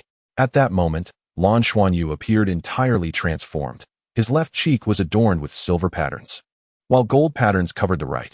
Both sets of markings seemed to converge toward the center, as if vying for dominance. His body swelled visibly, the fluctuations of soul power far exceeding his usual state. Even his eyes had transformed, one a brilliant gold, the other silver, rendering his adorable visage somewhat intimidating. My God! Xuanyu, what has happened to him? Nansheng exclaimed in horror. Nana furrowed her brow, recognizing the dual energies within him. He was a twin martial soul. The two energies within him were at odds. It seemed that while one had fully awakened, the pressure had simultaneously triggered the other. They sensed each other and immediately launched an offensive. This was exceedingly troublesome. Sweat beaded on Nansheng's forehead, the suddenness of it all leaving her utterly unprepared. Is there danger? She stammered. What do we do now? Nansheng pressed urgently. Chapter 40. Two energies. Nana declared, I will find a way. Please refrain from speaking to me for now. As she spoke, she settled cross-legged before Lan Xuanyu, gently cradling him in her arms. Her right hand pressed against his chest, isolating the two energies while she silently perceived the changes occurring within. Nansheng's tears fell unexpectedly. She had never anticipated such a situation. She did not blame Nana for the pressure that led to Lan Xuanyu's transformation, understanding that it was not Nana's doing. After all, Xuanyu was a child born from an egg, truly unique. The golden and silver patterns of the blue-silver grass would awaken one day, and it was a blessing that a title de law was present here. Had she been at home alone, she truly would not have known how to cope. Lan Xuanyu once again entered that peculiar dreamscape, where a multitude of luminous points danced before him. One particular point began to separate, its soft golden light merging into his being. The gold and silver energies clashed, each vying to expel the other. Yet, an invisible force subtly prevented them from fully colliding, maintaining a delicate separation. Gradually, this intangible force began to swirl, orchestrating the two energies in a rapid rotation, dividing the golden and silver light into delicate strands, no longer clearly defined as two distinct entities. The intertwining golden and silver lights spun faster, and a minute portion began to make gentle contact. Initially, upon contact, they repelled one another like a sudden electric shock, only to collide once more. They oscillated between the desire to push each other away and the urge to engulf one another. Yet, their powers were too similar. Neither could fully expel or consume the other. Slowly, the golden and silver energies began to entwine, reminiscent of braiding hair, their entanglement becoming smoother with each passing moment. In this swirling dance, the strands merged while retaining their distinct identities. Neither could fully devour the other. Time became an abstract concept as Lan Xuanyu observed with keen interest. Eventually, all the golden and silver strands completely intertwined, forming a small vortex of dual colors, spinning steadily in equilibrium. Lan Xiao and Nancheng watched from the side, their eyes betraying fatigue. 3 days had passed since the commencement of their training, and finally, the golden and silver patterns on Lan Xuanyu's face seemed to fade. Nancheng opened her mouth to ask a question, but Lan Xiao pulled her back. He sensed that Lan Xuanyu's aura had stabilized, indicating that he had surpassed the perilous phase. Once the door was securely shut, Nancheng could hardly contain herself, inquiring, "Your Excellency, how is Xuanyu?" Nana, still furrowing her brow, replied, "I must discuss Xuanyu's condition with you. His situation is quite extraordinary." "Please, go ahead," Lan Xiao urged, guiding Nancheng to the sofa in the living room. If only one type of energy resided within Xuanyu, it would significantly enhance him, allowing him to grow powerful swiftly and become a formidable soul master. However, the presence of both energies has created a counterproductive effect. When activated, they compete for control of his body, and lacking consciousness, their struggle places Xuanyu in a perilous state, one where his body may collapse under the strain. I have attempted to control these energies, refining them to a minuscule scale and weaving them together. By ensuring that the localized energy intensity remains low and employing a rotational method to prevent direct contact, I have managed to maintain a certain balance, stabilizing the situation. Lan Xiao and Nancheng were left astonished and somewhat helpless, as the explanation seemed to belong to an entirely different realm. Nana continued. The challenge now is that these two energies are not limited to this. As Xuanyu's cultivation progresses, they will inevitably be released, for they exist intrinsically within his bloodline. Even without training at a certain age, the bloodline will likely manifest. If not adequately channeled, the previous dangers may resurface, potentially even more intensely. Nancheng gasped. "What should we do?" Nana replied. "I have also explored the possibility that these two energies might merge under specific conditions. However, it is exceedingly challenging and requires considerable time. I have helped him intertwine the two energies within his body in a rotational manner, minimizing the contact area. The moment he can independently control their fusion will be when the danger is truly alleviated. I sense I know how that will unfold, yet I cannot recall the specifics." As Nancheng prepared to speak again, Lan Xiao restrained her, turning to Nana and asking, "Your Excellency, will Xuanyu still be in danger with your presence?" "Temporarily, no. You need not worry excessively. His condition should only manifest during significant breakthroughs. The competition between the two energies will also slow his cultivation speed, so for now, he is relatively safe. As for the potential for fusion, we shall see when he reaches the 20th level. Perhaps then we will find direction and clues. It is possible that when he condenses his first soul core, the issue will be resolved." "Soul core?" Nancheng and Lan Xiao exchanged knowing glances, aware that this referred to the hallmark of advanced soul masters, typically only achievable upon reaching the 7th ring of soul saint level. As the core of one's soul power, it would allow for renewal, significantly amplifying a soul master's combat capabilities. Nancheng was already at the 6th ring, and logically, her next step should be to condense a soul core, yet it seemed a distant dream, devoid of any insights. If she could not achieve this before turning 40, she would likely never be able to condense a soul core in her lifetime. Lan Xiao pondered, "What can we do to assist him at this moment?" Nana replied, "We must focus on strengthening his physique, particularly the resilience of his meridians. With a robust body, he will be able to withstand dangers more effectively, affording him ample time to manage any arising issues." Lan Xiao furrowed his brow. While physical enhancement could be achieved through training, how could they improve the resilience of his meridians? Nana responded, "Allow me to devise a solution. In truth, his foundation is quite solid. While the conflict between the two energies poses a risk, they also nourish his body, especially the golden energy, which enhances physical strength. I will guide him daily to expedite his physical improvement." Chapter 41. The ringed halberd. "Then I must trouble you." Lan Xiao sighed softly, gripping Nancheng's hand to offer comfort to his wife. The sudden turn of events today had surpassed their control, leaving them with no choice but to place their trust in Nana. Seeking assistance from other soul masters was not an option, for it would likely expose the origins of Lan Xuanyu, something Lan Xiao was loath to witness. The abilities Nana had displayed had earned their profound recognition. Thus they could only believe in her now. "All right, that's enough for now. I will assist Xuanyu in regulating his meridians." Nana rose and headed directly to Lan Xuanyu's room. Watching her departing figure, Nancheng glanced anxiously at Lan Xiao. How could this happen? How could this be? Lan Xiao sighed once more. In truth, I had a premonition when Xuan Yu awakened his martial soul. His extraordinary nature would inevitably reveal itself. Let us do our utmost. We must have faith in him. At this point, he silently mouthed to Nan Cheng. He has maintained a vigorous vitality even in the frigid extremes of the north. He will be fine. Nana sat beside Lan Xuanyu, urging his body to lie on the bed. Her pale hand gently glided across his back, a soft radiance flowing from her fingertips, carefully infiltrating his being. Her brows knitted in deep contemplation. Today, as she resolved the crisis for Lan Xuanyu, she felt an oddly familiar resonance with the two energies. It was as though she had grasped something of utmost importance, yet she could not articulate it. It felt as if she should inherently know how to handle this, but the knowledge eluded her.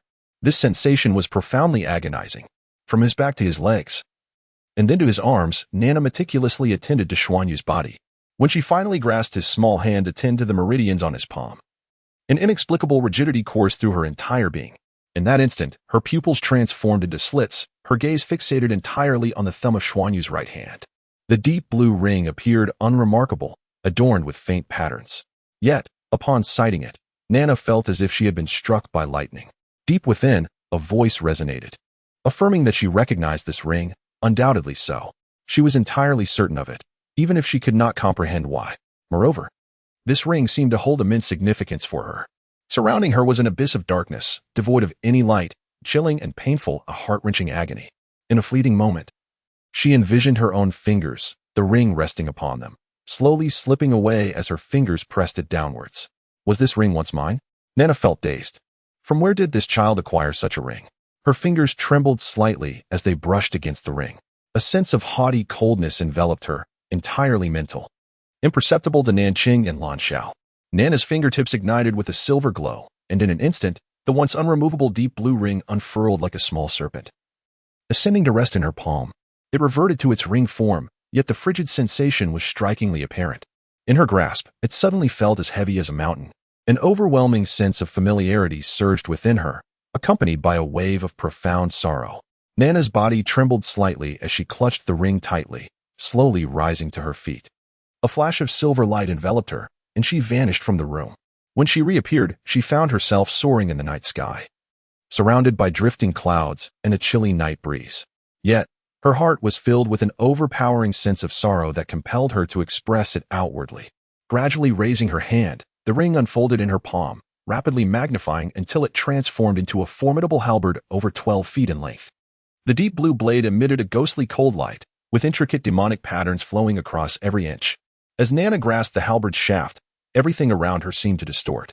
The clouds within a kilometer radius swirled violently as if stirred by an invisible hand, coalescing into a massive vortex. "Heavenly Saints Rift Abyss," she murmured. Recollecting its name, "I remember now. It is called the Heavenly Saints Rift Abyss halberd." She raised her right hand and swung the halberd forward. A streak of deep blue light flashed, accompanying her as she lunged ahead, carving a deep trace through the sky.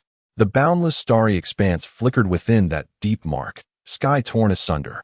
The piercing alarm echoed throughout the city, jolting Nana from her melancholic reverie. The deep blue luminescence receded, and with a flash of silver, she vanished once more.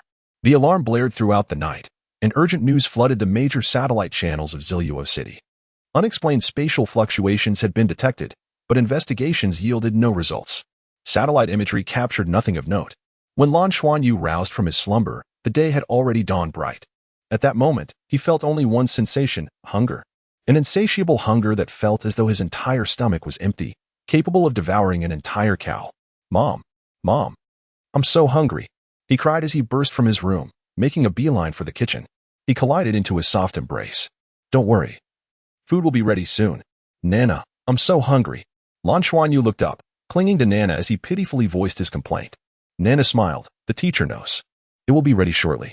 Just then, Nancheng emerged from the kitchen, carrying a large platter brimming with food. The rich aroma wafted through the air, revealing a selection of somewhat soft-looking items that Lan Xuanyu had never seen before. "Mom, what is this?" he asked curiously. Nancheng's expression was somewhat peculiar as she glanced at Nana. "It's delicious food. Aren't you hungry? Go ahead and eat." In truth, she was uncertain of what it was. Nana remarked, "This should be some sort of major animal-esque tendons. It's beneficial for the body. The quality is ordinary." But in haste, This was all I could find. At a certain academy, in the exclusive cafeteria, someone exclaimed, "Hey, where did the dragon lizard tendon marrow prepared yesterday go? Who took it? That was meant for the dean's nourishment. If anyone has taken it, return it quickly." The dean won't take it lightly. No one has. "Chef, you're always the last to lock up and the first to arrive. Didn't you see it last night?" "I remember distinctly. I put it away before leaving yesterday." While the dragon lizard is farmed, it takes a full decade to extract the tendons and marrow for cooking, making it a true delicacy. Could it be that someone stole it? But the doors and windows are intact. Chapter 42. Guidance. Delicious. How fragrant. Mother, after eating this, I feel so warm all over. A full plate of unknown food has now entirely disappeared into Lan Xuanyu's stomach. Although this amount is not particularly substantial compared to his usual appetite, he nonetheless feels a sense of fullness. Furthermore, he experiences a delightful warmth throughout his body, an indescribable comfort. Nana said, "Xuanyu, rest for half an hour, and then we shall commence our training. The teacher will impart some new knowledge to you and help you perceive the changes within your body. This is of utmost importance." All right. Little Xuanyu did not sense any significant alterations in his body.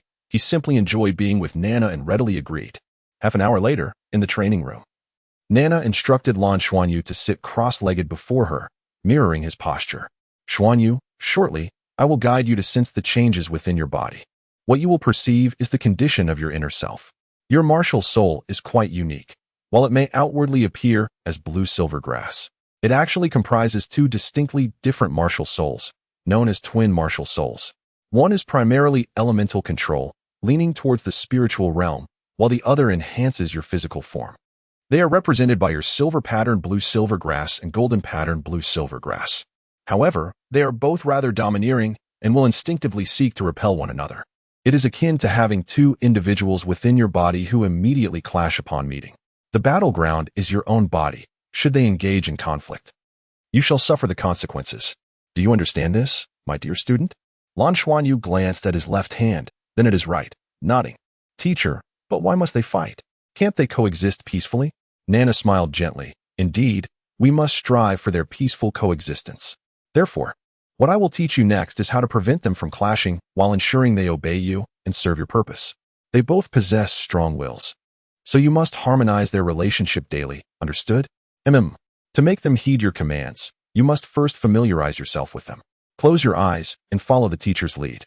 As Lan Xuanyu closed his eyes, a warm aura enveloped his body, evoking a sensation akin to soaking in warm water.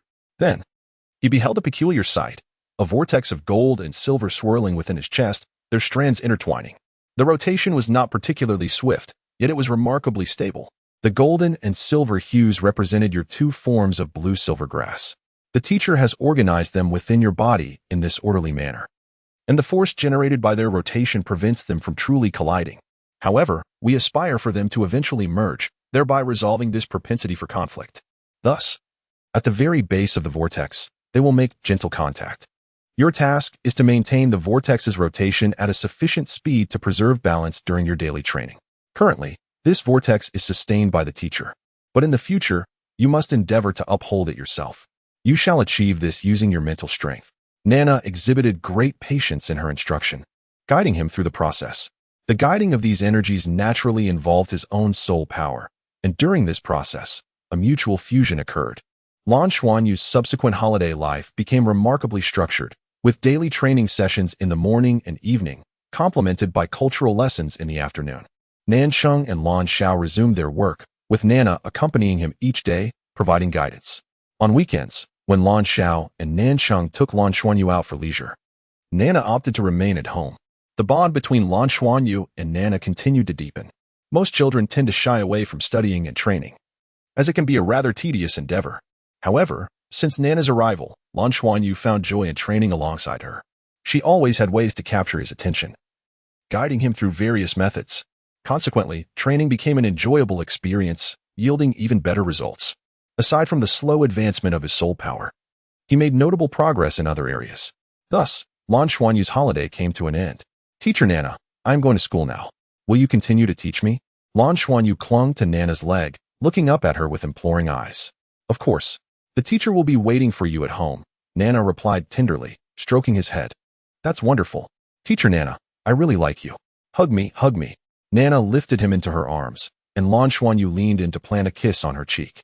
Nana was momentarily taken aback, yet her gaze softened as she pressed her cheek against Lan Xuanyu's. Xuanyu, we must leave now, or we shall be late, Lan Xiao said, turning his head away, suppressing any feelings of jealousy towards his son. After all, having such a beautiful woman at home was undeniably alluring. Fortunately, once his son started school, he too would embark on an exploration journey. After a holiday, children, by nature, often feel a sense of anticipation towards school. Lan Xuanyu exited the vehicle, bade farewell to Lan Xiao, and eagerly stepped through the school gates. The homeroom teacher of Class 2, Year 1, Qiu Yusen, awaited at the classroom entrance, as she did every morning, counting her students as they entered. From a distance, she spotted Lan Xuanyu, unable to overlook the striking appearance of the child. Good morning. Teacher Qiu, Lan Xuanyu approached, bowing respectfully. Good morning, Xuanyu. Qiu Yusen replied with a smile. Oh, it seems you've grown taller during the holiday. Really? Thank you, teacher. Lan Xuanyu beamed. Do go inside, Qiu Yusen said, unable to resist patting his head.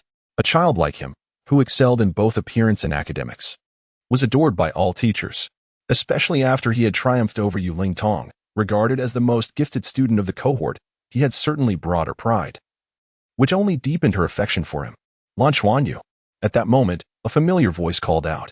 Lan Xuanyu turned to see the class leader of Class 1, Year 1, Yu Lingtong, peeking out from the doorway, waving at him. What is it? Lan Xuanyu asked somewhat reluctantly. Yu Lingtong replied, Come here. I have something to tell you. Chapter 43, Close Combat. I won't go. I have class.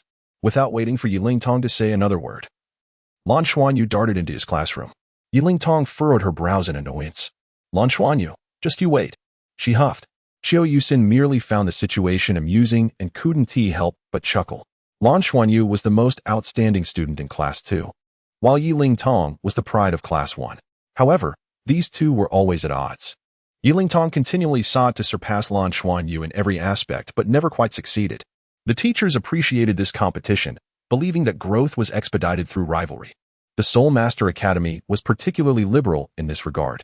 When the bell rang a second time, the new semester commenced without any opening ceremony, diving straight into the curriculum. The first lesson for Class 2 was conducted by their homeroom teacher, Qiu Yusen. After a holiday, I imagine you've all become rather lazy at home. We will begin with a test to assess your soul power and mental strength data. This will best reflect whether you've been slacking off during the break. This afternoon, we will have a major practical class, engaging in a comprehensive confrontation with Class 1. Rewards await the victors, while the losers, she said with a mischievous smile. Lan Xuanyu suddenly felt a chill run down his spine at the mention of the practical class against Class 1. He regretted his earlier refusal to Yu Lingtong's request. However, recalling the progress he made during the holiday under teacher Nana's tutelage, he felt somewhat reassured. Oh, Xuanyu, you've reached level 12. Good progress. It appears you haven't been idle. Your mental strength has also improved significantly, now at 32 points. Edging closer to the spirit realm. Excellent, commendable indeed, Qiu Yusen praised as she tested Lan Xuanyu's soul power and mental strength. Unbeknownst to her, the test results were not entirely accurate due to Lan Xuanyu's need to focus on controlling the swirling gold and silver energy within him. As Qiu Yusen had anticipated, some students had indeed slacked off, yet the overall quality of students in the Purple Lotus Institute, being directly affiliated with the Tiando Academy, was notably high. Most had made some progress over the break.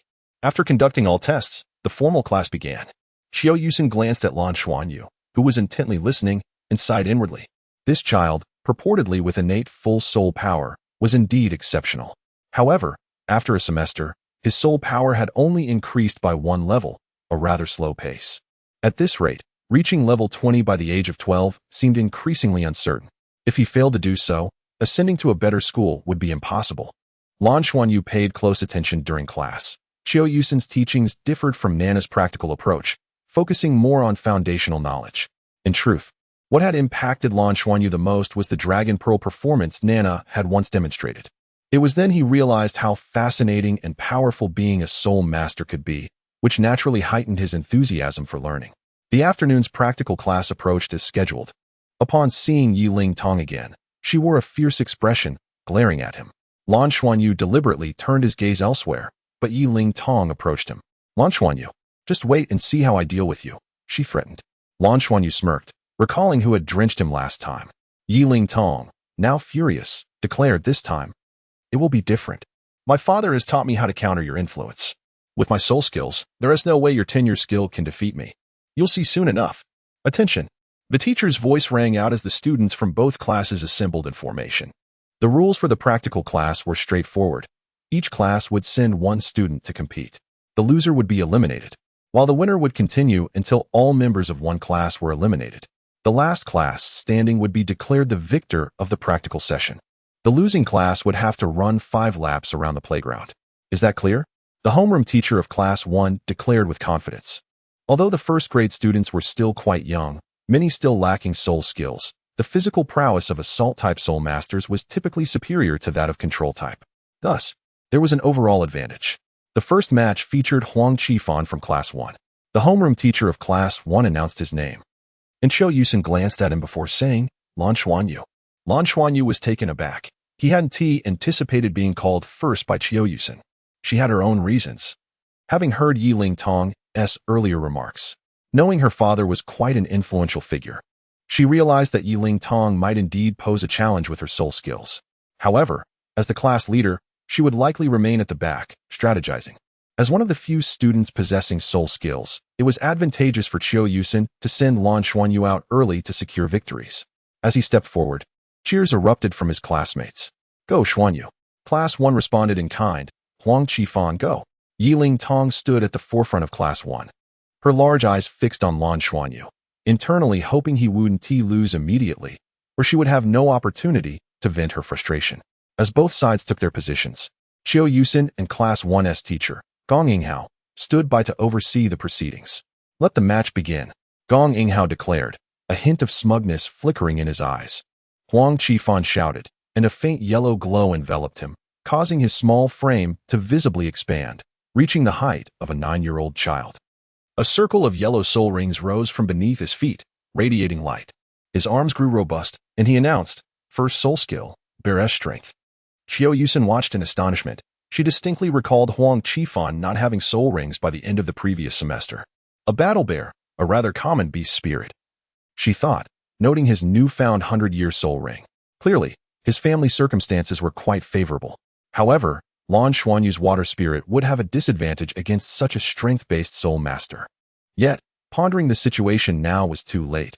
Huang Qifan was already charging toward him. Seeing Huang Qifan's bulk grow stronger, Lan Xuanyu instinctively took a step back. Gong Yinghao smugly remarked to Qiu Yusen, "Teacher Qiu, a strong start is crucial. Wouldn't you agree?" Rolling her eyes, Qiu Yusen retorted, "As if you're guaranteed to win." Just as she spoke, a look of disbelief crossed Gong Yinghao's face as the situation in the arena shifted. As Lan Xuanyu retreated, he wrapped his left hand around the silver-patterned blue-silver grass, instinctively crouching to evade Huang Qifan's grasp. He swiftly turned and positioned himself behind Huang Qifan. At the same time, his left hand pointed beneath Huang Qifan's feet, where a sheet of ice silently formed. Huang Qifan slipped and fell, and Lan Xuanyu seized the opportunity to leap onto his back, conjuring an ice spike in his left hand and pressing it against Huang Qifan's back. "Don't move. You've lost," he declared. Chapter 44. The rematch with Yiling Tong. In this moment, not only was Huang Qifan himself stunned, but both teachers were equally taken aback. The entire sequence transpired with remarkable swiftness and appeared deceptively simple. Evade, maneuver behind, condense water into ice, unbalance the opponent, seize the advantage, control the opponent's vital points, and emerge victorious. Everything seemed to unfold as if it were a natural occurrence. However, this transpired with a mere 7-year-old child, rendering it anything but ordinary. Qiu Yusen stood in a daze, pondering that children of this age typically engage in straightforward confrontations, testing sheer strength. Even when employing techniques, they tend to be rather rudimentary. Yet, Lan Xuanyu's recent display flowed like water, effortlessly defeating Huang Qifan. "Condensing water into ice?" Gong Yinghao exclaimed, his expression darkening. Qiu Yusen turned her gaze towards Lan Xuanyu, who had just leaped off Huang Qifan's back, murmuring, "Teacher Gong, what did you just say?" Gong Yinghao was filled with frustration. Lan Xuanyu himself felt a twinge of bewilderment at his unexpected victory. He had merely utilized the footwork taught by Nana, and the ice spike technique was also imparted by her. Nana had advised him that at his tender age, the damage inflicted by ice spikes was maximized. Thus, he needed to master its utilization, as it demanded little soul power. Alongside the ice spikes, Nana had instructed him in a set of close combat techniques, honed through extensive practice. "Teacher Gong, allow me," Yiling Tong declared, stepping forward. Huang Qifan, still perplexed, pointed at Lan Xuanyu, accusing, "You cheated." Yiling Tong tugged at him, urging, "Don't embarrass yourself. That was genuine combat skill." In light of previous lessons learned, she had worked harder than ever during this holiday, confident in her considerable progress and newfound methods to counter Lan Xuanyu's martial soul. She believed her chances of victory were substantial. "Very well," Gong Yinghao conceded, unable to envision anyone capable of countering Lan Xuanyu's enhanced combat skills. First-year students generally lacked combat prowess, and if Lan Xuanyu continued to win, he might risk overextending himself. Allowing the strongest, Yiling Tong, to take the stage seemed prudent. Without delay, Yiling Tong dashed forward, exclaiming, "Lan Xuanyu, do not get too complacent. I am coming." At this moment, Lan Xuanyu remained somewhat dazed, surprised by the ease of his victory. Everything felt as if it had simply fallen into place. Daily, he and teacher Nana engaged in playful pursuits, where she naturally guided him in various techniques. For instance, when his movements faltered, Nana would release a stream of water to correct his posture. She had imparted numerous small tricks for combat, especially regarding evasion and timing during pursuits. As Huang Qifan lunged at him, Lan Xuanyu perceived a multitude of openings and instinctively chose the most straightforward approach to counter. And thus, he emerged victorious. It truly seemed remarkably effortless. Upon noticing Yiling Tong's approach, he quickly leaped off Huang Qifan, watching as she unleashed her martial soul with fierce intensity. He raised his hand, sending an ice spike soaring towards her shoulder. Yiling Tong scoffed, her body resonating with the sound of a dragon, a radiant white aura erupting from within. This was her century-old soul ring ability, the heavenly gang body. So swift. This strike was significantly faster than Huang Qifan's earlier attempt. Moreover, Lan Xuanyu discerned that Yiling Tong's footing was solid, her openings far fewer than Huang Qifan's. One hand reached for him while the other guarded her front. This time, Lan Xuanyu did not retreat. Instead, he advanced. A faint blue halo emanated from his left hand, enveloping his entire body and forming a delicate shield. Yiling Tong's heart surged with excitement. She had encountered Lan Xuanyu's water element several times and understood that its power was not formidable. Under the enhancement of her heavenly gang body, she dismissed the efficacy of his thin water shield. Without hesitation, she thrust her right hand towards Lan Xuanyu's chest. Lan Xuanyu crossed his arms before him, seemingly bracing for her strike. However, just as her hand was about to connect, his body suddenly spun. Yiling Tong maintained her momentum, believing Lan Xuanyu's rotation could dissipate her force but would not prevent her attack. Yet, at the precise moment her palm was about to grasp him, the silver patterns of the blue-silver grass coiling around Lan Xuanyu's left hand flickered brightly. Instantly, Yiling Tong perceived Lan Xuanyu before her becoming indistinct, as if shrouded in a gossamer veil. The air grew noticeably colder. Hiss. Amidst the sound of friction, Yiling Tong was astonished to discover that her grasp did not find the soft water shield, but rather a solid, slick surface of ice. As Lan Xuanyu rotated, her hand naturally slipped away into empty space. Lan Xuanyu's body glided alongside her right arm, and in an instant, he found himself behind her. With a sudden clench of his fist, the thin layer of ice surrounding him erupted with a resounding crash, transforming into a flurry of icy mist. Though his cultivation was still low, limiting his control over the ice mist, he was close enough to Yiling Tong that the proximity rendered the effect potent. Yiling Tong, quick to respond, felt a sudden impact behind her, accompanied by a chilling sensation. Even in her heavenly gang body state, she sensed a profound coldness enveloping her, momentarily slowing her movements. With two sharp sounds, ice spikes pierced her elbows. Despite the protection of her heavenly gang body, she felt a sharp pain in her elbow tips. Lan Xuanyu was equally startled, fearing the ice spikes might genuinely harm Yiling Tong. He had refrained from striking her back and had held back. Yet, he had not anticipated the extraordinary defense of her heavenly gang body, causing the two ice spikes to shatter. Both paused momentarily. However, Yiling Tong's combat experience prevailed. Her right foot swiftly retracted, aiming to strike Lan Xuanyu below. "No!" Qiao Yusin and Gong Yinghao shouted in unison, their hearts racing. If that kick connected, it would spell doom for Lan Xuanyu. Chapter 45. The golden patterned blue-silver grass, the enhancement of mental strength, not only augmented Lan Xuanyu's elemental control, but also significantly heightened his perception.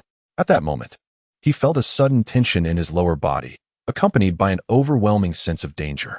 Instinctively, he lifted his knee to shield against Yi Linglong's incoming kick. Bang! The force of the impact sent Lan Xuanyu soaring a full meter into the air. Yi Linglong, unyielding, exerted power through her descending right foot, twisting her body halfway as her left leg swept towards Lan Xuanyu's chest. Suspended mid-air, he found himself without leverage. Suddenly, the words of teacher Nana echoed in his mind. Always remember, safety comes first. When danger threatens your well-being, you must give it your all. Never allow the concealment of your right-hand abilities to place you in peril. Nana had spoken these words with such seriousness that they remained etched in his memory, particularly because he had previously informed her about Lan Zhao's reluctance to let him easily employ his right-hand capabilities. As this thought flashed through his mind, he clenched his right fist tightly. The golden-patterned blue-silver grass erupted from his palm, resembling slender ribbons that swiftly coiled around his hand. An indescribable surge of power coursed through him, and a glimmer of golden light flickered in his eyes. With a decisive motion, he reached out to grasp Yi Linglong's incoming left foot. Thud! As his arm extended, a strong sense of confidence surged within him, tinged with a hint of ferocity. Everything around him seemed to slow down, including Yi Linglong's advancing kick. With pinpoint accuracy, he seized her foot. Yi Linglong initially regarded Lan Xuanyu's attempt to catch her foot with disdain. Although she was a girl, in her current state of overwhelming strength, she felt confident that even the most powerful students in the assault department could not match her. Yet, as her foot made contact with his hand, it felt as if she had struck an iron plate. Instantly, a tremor surged from her left foot upon contact with Lan Xuanyu, leaving her feeling weak and vulnerable. With a soft groan, her body collapsed like a boneless snake.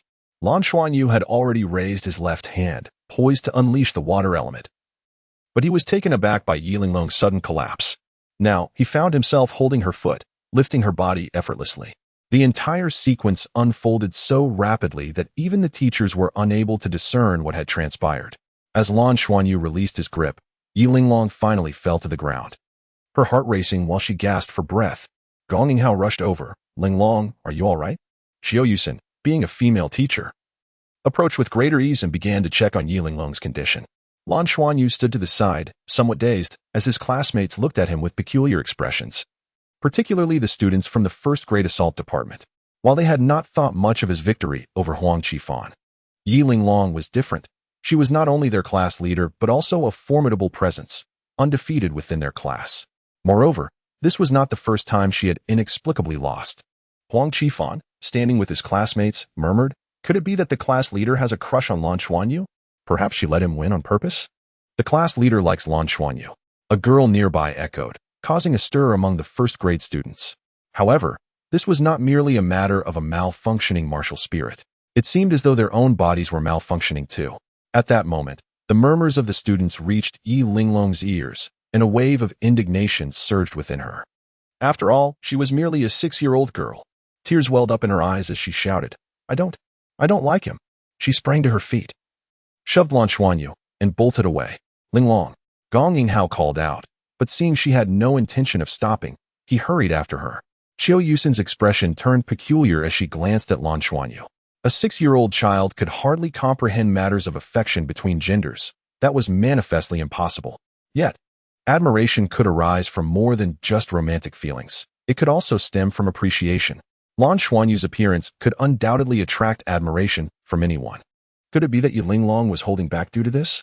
Lan Xuanyu, having been pushed, felt bewildered and increasingly frustrated, his impression of Yi Linglong diminishing further. Not only was she targeting him, but her temperament was also quite poor. He turned to Qiu Yusin with innocent eyes. "Teacher Qiu, should we continue?" Qiu Yusin cast a glance at Gong Yinghao's departing figure and then at her promising student, a smile gracing her lips. "Of course, we shall continue. All right, first-grade class. Who will be next?" In a bid to grant Gong Yinghao some dignity and to provide other students with an opportunity for practice, Qiu Yusin replaced Lan Xuanyu after his 10 consecutive victories.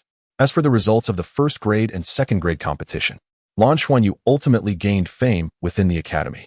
If his initial victory over Yi Linglong had been a stroke of luck, what could be said of his subsequent triumphs, especially considering he had also defeated other students? His exquisite control of the water element left a profound impression on the teachers, significantly elevating his status within the first grade second class. By the time school ended, Chiu Yusin earnestly advised him to enhance his meditation practices to expedite the improvement of his soul power. Upon returning home, Lan Xuanyu burst through the door, calling out, "Teacher Nana! Teacher Nana!" "Yes?" Nana replied. "Do you know? Today in practical class, I achieved 10 consecutive victories." Lan Xuanyu rushed over, grabbing Nana's hand as he recounted the events of the day's competition. Nana listened with a smile, watching his excited demeanor, and for some inexplicable reason, even her long empty heart felt as if it were being filled. "Teacher Nana, why did you Ling Long fall when I caught her foot?" "I didn't do anything." Nana paused, furrowing her brow in thought. "It is likely that your martial spirit has a restraining effect on hers, which is why this occurred. Conversely, if she harbored no malice towards you, she should have received an enhancement when facing a common enemy." Lan Xuanyu pouted. "She has such a terrible temper. I don't want to be her partner." "Teacher Nana, what will you teach me today? The footwork you showed me was incredible. They couldn't touch me at all." Nana smiled gently. "The essence of ability lies not in quantity but in precision. Your footwork is merely in its nascent stages, and there is much room for improvement. I will teach you some practical skills while you practice your footwork. Now, let us head to the training room." Chapter 46. Growth. Yiling Tong held the soul-guiding communicator, sobbing as she recounted her sorrowful plight to Yi Feng on the other end. Father, how could this happen? I refuse to accept it. I was clearly meant to win. Why did it turn out this way? My classmates all say I lost because I have feelings for Lan Xuanyu. I don't like him at all. I must defeat him. Father, I want to win against him. You must teach me a way to triumph." Yiling Tong implored stubbornly. "Captain, everyone is assembled." A lieutenant swiftly approached Yi Feng, saluting to report. "Let us proceed to the meeting." Yi Feng's expression hardened, adorned in military attire, his face solemn. Upon entering the conference room, 8 individuals were already seated. As he entered, they all rose in unison, saluting him. An invisible aura of sternness enveloped the room. "Please be seated." Yi Feng gestured, and the officers took their seats. He spoke in a grave tone. "You all have reviewed the materials. This matter is extremely urgent, which is why we have been dispatched from the Falcon Special Operations Team. To prevent public panic, we must act swiftly. From this moment on, all soul-guiding communicators must remain silent until the mission concludes. Activate the internal communicators. The intelligence department will cooperate with us, providing timely updates. All squads, prepare for combat. We will face a brutal, organized adversary with formidable counter-reconnaissance capabilities. We cannot allow any loose ends, otherwise, it may cause significant harm to the public. Understood. For Lan Xuanyu, life was fulfilling and joyous, especially since Nana's arrival. Initially, Nansheng observed Nana closely, but she soon realized that Nana genuinely cared for Xuanyu. The affection reflected in her demeanor, particularly in her eyes, was unmistakable, a heartfelt connection. Coupled with Lan Xuanyu's daily happiness and notable progress, Nansheng felt at ease with her work. Yiling Tong's attitude towards Lan Xuanyu soured further due to her classmates' gossip, prompting her to deliberately distance herself from him. As they were not in the same class, their encounters became sparse. Naturally, Lan Xuanyu, harboring a negative impression of her, did not seek her out. He continued to live his accustomed life, and thus, 3 months swiftly passed. "Wow, son, it seems you've grown taller again." Nansheng beamed as she had her son stand before her, comparing his height to that of Lan Xuanyu, who had already surpassed her abdomen. At not even 7 years of age, Lan Xuanyu had reached over 1.30 meters, making him one of the tallest among his peers.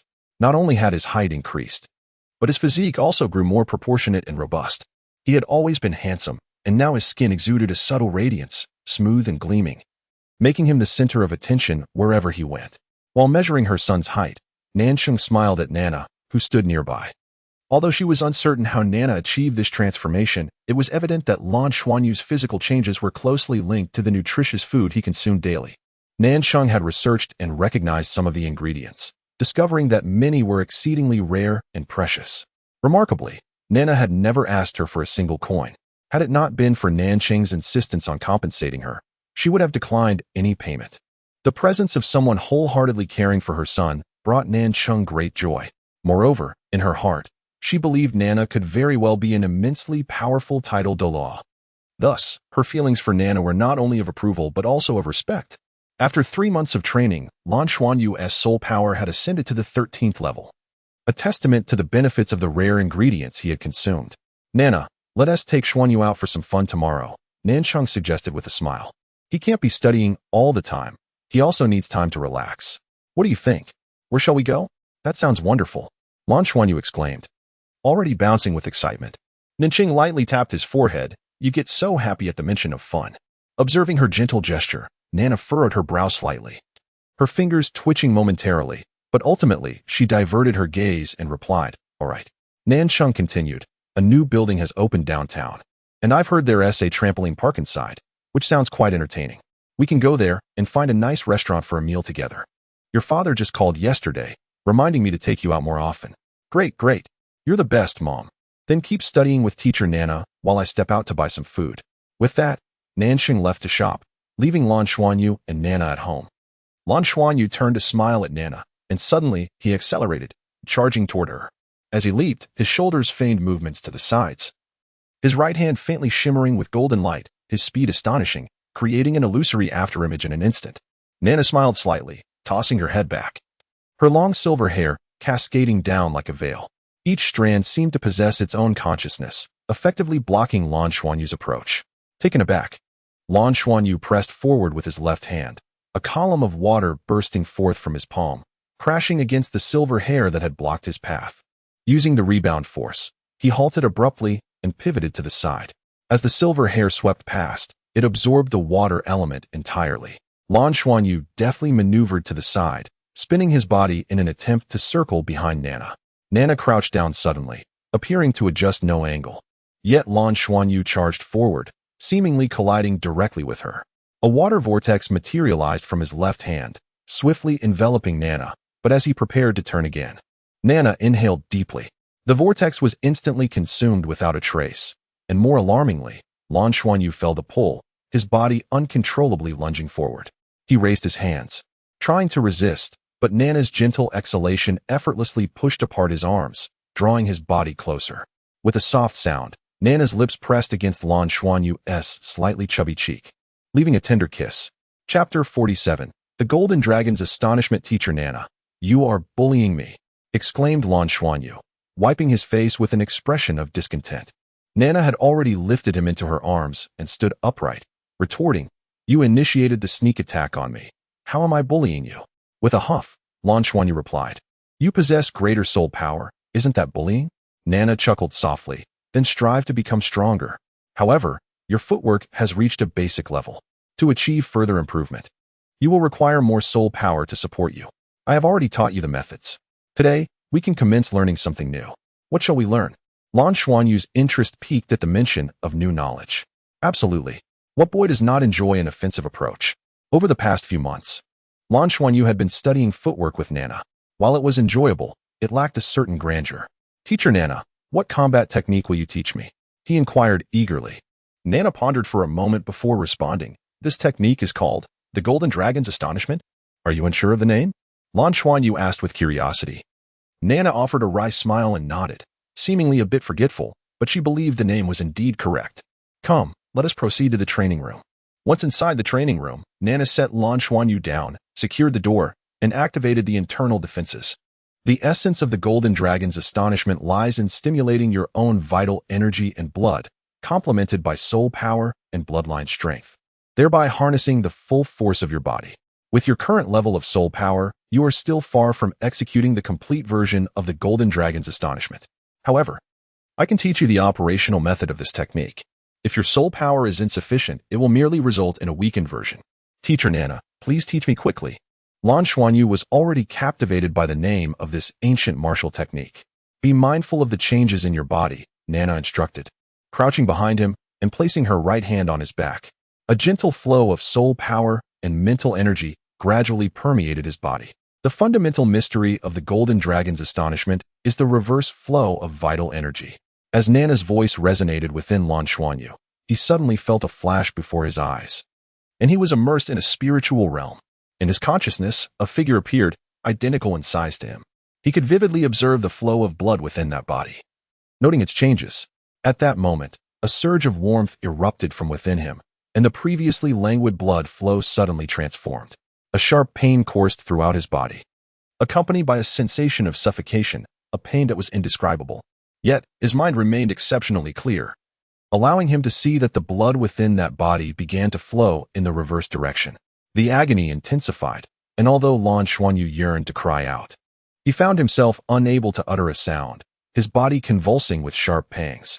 Just then, he felt an unusual warmth enveloping him, as if he were ablaze. His right hand instinctively lifted, and the reversed vital energy summoned a unique power. Although the energy flowed backwards, the heat generated surged towards his right hand. Suddenly, everything before him sharpened into focus, and Lan Xuanyu was astonished to see that golden-patterned blue-silver grass had somehow enveloped his right hand. More alarmingly, his right hand appeared to swell, growing larger than before, with the golden-patterned blue-silver grass seemingly embedded within his skin, transforming into diamond-shaped golden scales. Golden Dragon astonished the heavens. Nana's voice echoed behind him. Lan Xuanyu felt an invisible force directing all the heat within him towards his right hand. Instantly, a faint golden light radiated from his entire being, and a subtle humming emanated from the palm of his hand, causing the surrounding air to grow solemn. A faint golden silhouette resembling a dragon's head erupted from his palm. Bang! The golden light collided with the target a meter away, producing a deep, resounding boom. The entire training room seemed to tremble slightly. After unleashing this strike, Lan Xuanyu distinctly felt as though his body had been drained. Growing weak as his blood flow returned to normal, gentle soul power continuously flowed from his back into his body, aiding in the recovery of his previous exhaustion. Do you feel it? The reverse flow of vital energy will awaken the power within your bloodline. When this power merges with your soul power, it can unleash an attack exceeding your normal capabilities. The Golden Dragon's astonishment serves as both a combat technique and a method of cultivation. Through its practice, you can continuously stimulate your bloodline power, fortifying your meridians. After careful consideration, I believe this is the most suitable method for your physical training. Curious, Lan Xuanyu asked, Teacher Nana, what is my bloodline power? Nana paused. I am uncertain. Yet, it seems to resonate perfectly with this technique. She furrowed her brow, reflecting that the training method for the Golden Dragon's astonishment had only recently surfaced in her mind. As she attempted to contemplate it further, the specific details eluded her. Let us continue. You must diligently perceive your reverse flow of vital energy. For the first 10 attempts, I will assist you in its operation. Remember the sensations and the flow path. Afterward, you will need to practice on your own. I will protect you to prevent any mishaps. All right. Nana's greatest strength lay in her protective nature. Had anyone else attempted to practice the Golden Dragon's astonishment, the immense toll would have necessitated a lengthy recovery period. However, with her presence, Lan Xuanyu could practice continuously without fearing the perils of losing himself to the technique, as Nana would safeguard him from all risks. This accelerated the pace of his training significantly. After witnessing the power of the Golden Dragon's astonishment, Lan Xuanyu felt invigorated, and before he realized it, the day had passed. He had consumed the precious ingredients twice that day, as Nana deemed it necessary to replenish his energy due to the substantial consumption during his training. The following morning, as Lan Xuanyu rose from his bed, he felt a slight soreness throughout his body, yet a warm sensation within him provided an indescribable comfort. After a full day of practicing the Golden Dragon's astonishment, Nana had allowed him to rest without meditation, encouraging him to relax through sleep. Stretching and hearing his bones crack, he leaped from his bed, landing with a thud that startled even him. Is my weight increasing? Xinyu, are you awake? Breakfast is ready, came Nancheng's voice from outside. Mom, I'm up. Can we go out to play after breakfast? The thought of going out filled him with joy. Yes, but first, breakfast. As expected, breakfast consisted of high-nutrition ingredients. After a hearty meal, Lan Xuanyu was eager to embark on their outing. You all go ahead. I'll remain at home, Nana smiled, ruffling Lan Xuanyu's hair. Huh, Teacher Nana, you're not coming? Please join us. Lan Xuanyu expressed his reluctance. Nana smiled gently. You go have fun with your mother. I will contemplate what to teach you next. Chapter 48. The Song of Young Master Lu very well. Upon the thought of indulging in some leisure, Lan Xuanyu could no longer linger on with Nana, and Nancheng was equally delighted. Since Nana's arrival, she had distinctly felt that her son shared a profound bond with his teacher, leaving her, as a mother, with less time spent with him compared to their interactions. It was a rare opportunity to take her son out on the weekend, and some quality time alone would surely enhance their relationship. Nancheng piloted the soul-guided flying car smoothly along the dedicated expressway. A hint of jealousy crept into her voice as she remarked, You truly never forget your teacher, Nana. Do you? Now tell me, who do you prefer more, your mother or teacher Nana? Lan Xuanyu shot a glance at Nan Sheng and replied, Mother, in adult terms. You are being quite unreasonable. Nanqing nearly lost her grip on the steering wheel, relieved that the car was on autopilot. And she couldn't help but laugh and cry at the same time. Where on earth did you learn this? Lan Xuanyu immediately assumed a grown-up demeanor, mimicking Lan Zhao's tone. Nan Sheng, I must inform you that while I indulge you, you must not be excessively unreasonable. Even a timid soul beast like the soft-boned rabbit will bite if provoked. Nan Sheng stared in astonishment at her son, exclaiming, Well, you little rascal. Eavesdropping on our conversations. Lan Xuanyu chuckled, I was eavesdropping. You were just too loud. Nanqing huffed playfully, You little rascal, what a drama queen you are. Speaking of drama, it seems young Master Li's concert is being broadcast today. As she spoke, she activated the car's screen. The 12-inch display lit up, immediately showcasing the channel Nanqing frequently watched. The star, Tang Lu, had only debuted a few months prior yet had already caused a sensation across the Federation. His single, Nian, left an indelible impression on countless listeners. With the full backing of his agency, this song had swiftly spread across the major administrative stars of the Federation. Remarkably, young Master Li sang only this single, yet he possessed an extraordinary charm that captivated audiences of all ages, from 8 to 80, amassing innumerable female fans. Each time his single was broadcast, the hype soared exponentially. His concert, dubbed the shortest and most peculiar in history, featured him singing Yin 3 times. Typically, a standard concert by a star includes at least a dozen songs, complete with interactions and guest appearances, lasting no less than 2 hours. Despite the brevity of the performance, the audience remained utterly satisfied, with no one expressing restlessness. Thus, young Master Li's fame skyrocketed, propelled by his agency's vigorous promotion. On screen, young Master Li stood on stage, his semi-long blue hair cascading down his back, his handsome visage leaving a profound imprint on everyone's minds. Dressed in a white formal attire adorned with silver patterns, he exuded a fresh and noble aura, accentuating his tall and slender frame. Mother, your eyes are sparkling, Lan Xuanyu remarked, noticing Nanqing's captivated gaze. Yet, Nanqing quickly gestured for silence and increased the volume of the car's speakers. Her breath lingered in the air like orchids and musk, persisting through the ages. Her hands, soft and slender, provided a sanctuary unlike any other. A person's life encompasses 3 realms, one in existence, one in society, and another nestled within the heart. In which realm does she dwell? Her 3rd realm has always persisted, etched deep within my heart.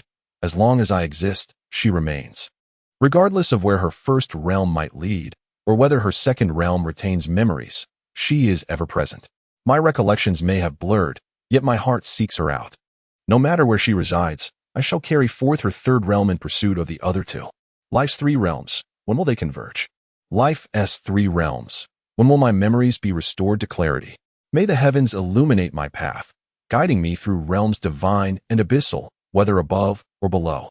I yearn for those 3 realms to intertwine, wishing for our 2 lives and 6 realms to ultimately merge into that singular life of 3 realms. Take me away. Take me away. Take me away. Young Master Li's voice began clear and resonant, but as the melody continued, it became increasingly hoarse. His gaze shifting from clarity to bewilderment, then to depth, culminating in a hollow emptiness by the final note. Though the song contained no explicit longing, every line resonated with profound emotion. Nanqing had lost count of how many times she had listened to this song, yet at this moment, her eyes involuntarily glistened with unshed tears. Lan Xuanyu, too, found himself quietly absorbed. Unable to grasp the deeper meanings of the emotions woven into the song due to his age, he simply felt that the song was truly beautiful, sending gentle tremors through his heart. You must have loved someone deeply, Nanqing murmured, for you could not sing such a song without it. Mother, what does it mean to love deeply? Lan Xuanyu inquired curiously. Nanqing lightly tapped his forehead. Little one, do not ask too much. You will understand when you grow up. Mother, why are you so violent? Lan Xuanyu protested. Nanqing laughed. How am I violent? Even if I were. Your father isn't here. Who would you complain to? Lan Xuanyu suddenly grew serious. I'll tell Teacher Nana. Mother, I've noticed that every time you hit me. Teacher Nana seems displeased. Nanqing paused, feeling a chill run down her spine, as if she too had sensed something amiss. Perhaps, Nana was indeed a formidable being at the level of a titled Olua. Humph. Mother is jealous. It seems you are closer to Teacher Nana than to me. Nanqing pouted. Mother, do you love me? Lan Xuanyu grasped Nanqing's hand, his eyes wide and adorably innocent. Despite knowing he was feigning innocence, Nanqing felt her heart melt, unable to resist pinching his cheek. You really are something. Of course, Mother loves you, my precious son. You are the best, Mother. Chapter 49. Trampoline. Invasion. The Soul Guide flying car came to a stable stop in the parking lot, projecting the route they would take into the shopping mall on the windshield. It must be said that with the advancement of technology, humans have become increasingly lazy, and life has become more convenient. As they entered the trampoline world, Lan Xuanyu could not suppress his excitement and let out a cheer. Some staff members were performing acrobatic tricks on the trampolines, soaring high and executing various dazzling maneuvers, eliciting cheers from the children watching, eager to join in. Lan Xuanyu was halted by a staff member. Little one, you must put on trampoline socks before entering. These socks featured non-slip rubber pads to prevent slipping during jumping. Nanqing helped her son change into the socks and settled the payment before they stepped into the trampoline world. Lan Xuanyu dashed in without hesitation, leaping onto a trampoline. The elasticity of the trampoline propelled him upward, and as it was his first time, he found himself slightly out of control due to the force. However, being a soul master, he quickly adjusted his center of gravity mid-air and landed back on the trampoline. In the next moment, he was launched high into the air. Wow! He's jumping so high! Exclaimed a nearby child, marveling at Lan Xuanyu, who had soared over 3 meters high. Lan Xuanyu himself was taken aback, sensing that this might be related to his unusual weight, which differed from his appearance. Nevertheless, the sensation of soaring was truly delightful. Once he became accustomed to the trampoline's bounce, he immersed himself in the fun, even attempting some flips. Nanqing watched from a distance, feeling content as long as her son was happy. As a soul emperor, though she could not fly, her jumping ability far exceeded that of an average person, allowing her to glide briefly in the air. Thus, her interest in trampolining was minimal. Her joy stemmed from watching her son enjoy himself. As Lan Xuanyu leaped high, his entire demeanor transformed, radiating an exhilarating essence. With his spirit open, he reveled in the liberating sensation of flight. In the modern Federation, all shopping malls are equipped with their own intelligent control systems to efficiently manage various operations. The guidance provided when Nanqing parked earlier, along with inventory management and customer service, no longer required dedicated personnel, as the intelligence systems could perform the majority of tasks with greater accuracy. The trampoline venue where Nanqing and Lan Xuanyu were located was situated within a newly opened skyscraper named the Skyline Tower, boasting an impressive 128 floors, ranking among the tallest buildings in Zilyuoqing. It housed diverse areas for commerce, entertainment, and offices.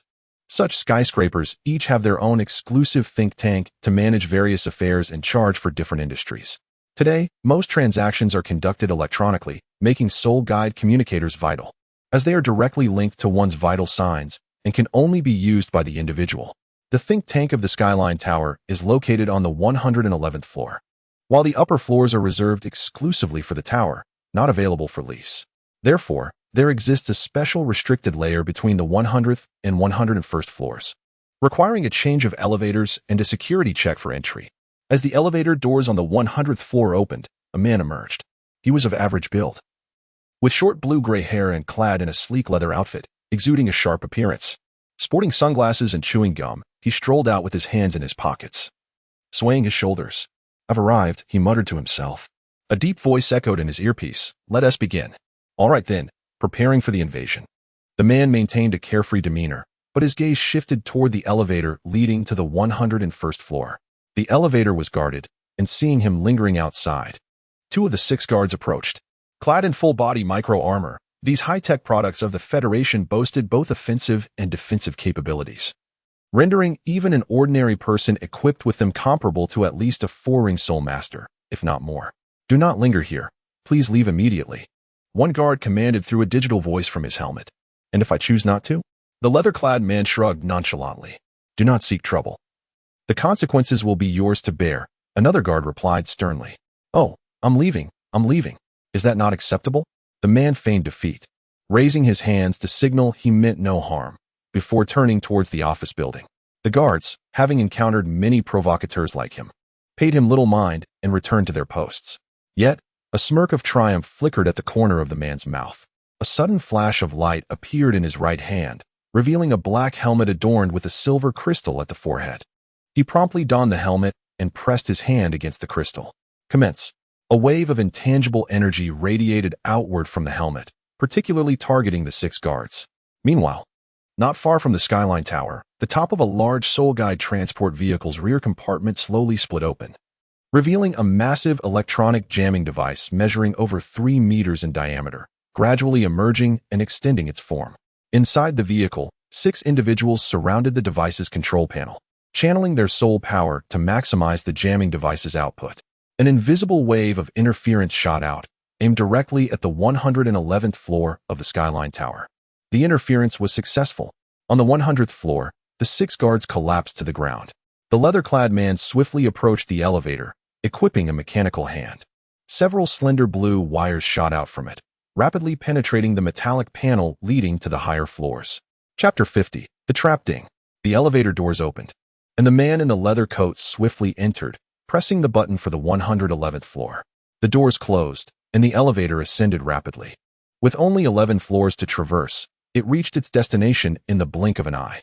Inside the 111th floor of the skyscraper, chaos reigned.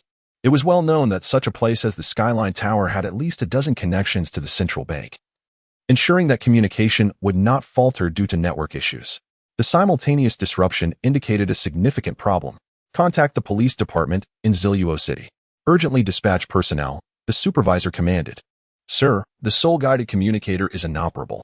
We cannot establish a direct line, a frantic staff member reported. That's impossible. There must be an exceptionally strong interference signal. Quickly, shut down the system, seal off the internal network. The supervisor exclaimed in frustration. Bang! The door swung open, and the helmeted man in leather stepped inside. The 3 layers of encrypted security gates had proven utterly ineffective against him following the network disruption. Who are you? How did you get in here? This is impossible. Even with external interference, our internal systems should not be vulnerable, the supervisor gasped. Impossible? Someone informed me of your multi-layered internal passwords, which allowed me entry. It was that simple, the man retorted. Now, everyone quiet down. As he spoke, he pressed the crystal on his helmet once more. A wave of invisible energy surged forth, causing all present to collapse, their consciousness fading. Look, the world is finally at peace. He chuckled triumphantly. Yet his movement remained unhesitant as he advanced toward the core of the think tank, the mainframe. Sometimes, completing a task too effortlessly is not a source of joy. How dull, he muttered, strolling leisurely to the mainframe's side, where his metallic hand unleashed fine tendrils that penetrated the core. The hum of soul-guided electrical currents reverberated. Rapid data began to populate the mainframe screen. The man's eyes, concealed behind the helmet, reflected a myriad of data, processing it at high speed. Found it. Heh. He cackled softly, murmuring to himself, decrypting the 64th layer, a bit complex. But it will only take 3 minutes. No rush. Who has to blame for my brilliant mind? Layer by layer, the password walls fell away, revealing the inner workings of the mainframe to the man. The final layer. Ding. A green progress bar reached completion, signaling the final decryption. I'm almost done here. Internal accounts are unlocked. Prepare for data transfer, and then secure the encryption. He instructed through his communicator. Where is everyone? What are you doing?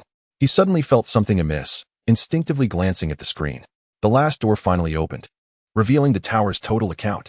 According to prior assessments, the Skyline Tower transmitted data to the Federal Central Bank weekly, and today was the day before the weekend. Weekly revenues would exceed 1 billion federal coins. However, as the man beheld the account, his body stiffened in shock. 1 billion? He stared in disbelief at the display showing 0. This is bad, I've been fooled. He swiftly assessed the situation and turned to flee, not toward the entrance, but towards the glass curtain wall. Simultaneously, a layer of silver armor erupted from beneath his skin, enveloping him rapidly. His speed surged as he hurtled towards the glass wall like a streak of light. Why the haste? A familiar voice echoed. Bang! A figure stood in his path, blocking his intended escape. The man in leather recognized the supervisor, who now appeared significantly more imposing, clad in heavy armor that glimmered faintly, exuding a solid, mountainous presence accompanied by 8 soul rings. An 8-ring Soul Dolua, a 3-character battle armor master. The man in leather blurted out. Known as a master of mental manipulation and a criminal expert, a 2-character battle armor master, one of the 12 envoys of the city of Sin, Zhan Jing. I Haven team misidentified you, have I? Yi Feng remarked coolly. The previously incapacitated staff rose, donning their standard-issue micromatches.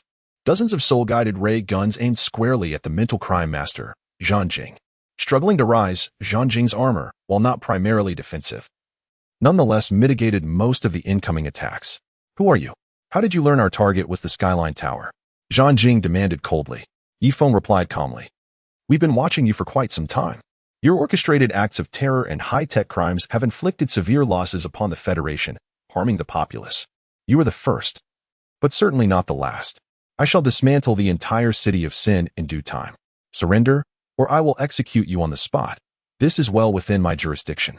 I advise against utilizing the Helmet's powers. We have already set up mental interference devices here, rendering your tactics ineffective."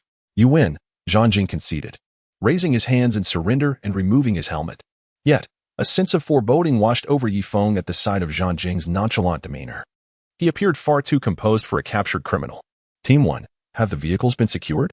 Yifeng promptly contacted his subordinates. Only then did he breathe a sigh of relief. They had prepared meticulously for this operation. "Apprehend him," Yifeng commanded with a wave of his hand. Immediately, soldiers from the Xiaolong Special Operations Team surged forward to capture Zhanjing, stripping him of his soul-guided communicator and storage device, then securing him with soul power-blocking handcuffs, rendering him an ordinary man. "Search the building. Notify the police department. We are preparing to retreat," Yifeng issued his orders in a low voice. Chapter 51. The Eternal Night Monarch. In preparation for this operation, Yifeng deployed 300 soldiers from the Xiaolong Special Forces, effectively sealing off various critical routes to isolate the criminals from densely populated areas, ensuring they remained unaware of the unfolding events.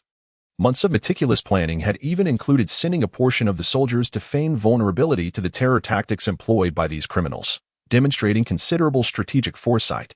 At last, the fruits of their labor were within reach, as they successfully apprehended several individuals, including at least 2 notorious criminals from the 12 envoys of the Sin City. Among them stood Zhanjing, one of the most formidable. Although these individuals lacked fearsome combat prowess, their cunning and diverse methods of crime rendered them truly formidable. Deserving the title of criminal masterminds, capturing them could lead to unraveling the network of other criminals within the Sin City, which was the paramount objective. The Federal Intelligence Agency had invested substantial effort into this operation. "May I inquire your esteemed name, Commander?" Zhanjing inquired with a smirk. Yifeng replied coolly. "There is no need for you to know. Given your criminal record, your remaining years will be spent in a federal prison." Zhanjing sighed dramatically. Yifeng narrowed his eyes, determined not to fall for any tricks. "Your mental faculties are equally constrained by us. You have no opportunity." Raising his hands to observe the handcuffs, Zhanjing suddenly flashed a grin. "Captain Yi, do you believe that soon you will personally unlock these cuffs for me?" Yifeng's pupils constricted sharply. Yifeng, captain of the Xiaolong Special Forces, a rising star within the Tianluo Star military at the age of 34, with a 6-year-old daughter named Yi Lingtong. "Am I mistaken?" Zhanjing's grin widened. Yifeng felt a chill creep up his spine. "If not for my deliberate actions, do you think your federal incompetence could have captured me? Have you not noticed that I have not taken a single life? I have denied you the opportunity to eliminate me on the spot because I still require time. Do you truly believe the appetite of our Sin City is so small? 1 billion federal coins hardly warrants such elaborate mobilization. If we are to play, let us play it grandly. You Xiaolong Special Forces have 2/3 of your men absent to avoid alerting the enemy, do you not? Thus, your numbers alone are insufficient. Desist from your deceitful rhetoric." Yifeng maintained his composure, refusing to be thrown off by mere words. "Let us await the outcome," Zhanjing replied. Suddenly, a piercing alarm blared, and the lights in the intelligence center dimmed significantly. Below the 100th floor, all illumination extinguished in an instant. Within the Tianji building, darkness enveloped everything except areas illuminated by natural light. "Here it comes! Here it comes!" Zhanjing erupted into maniacal laughter. Yifeng stepped forward, seizing Zhanjing by the throat. "Who is coming? What have you done?"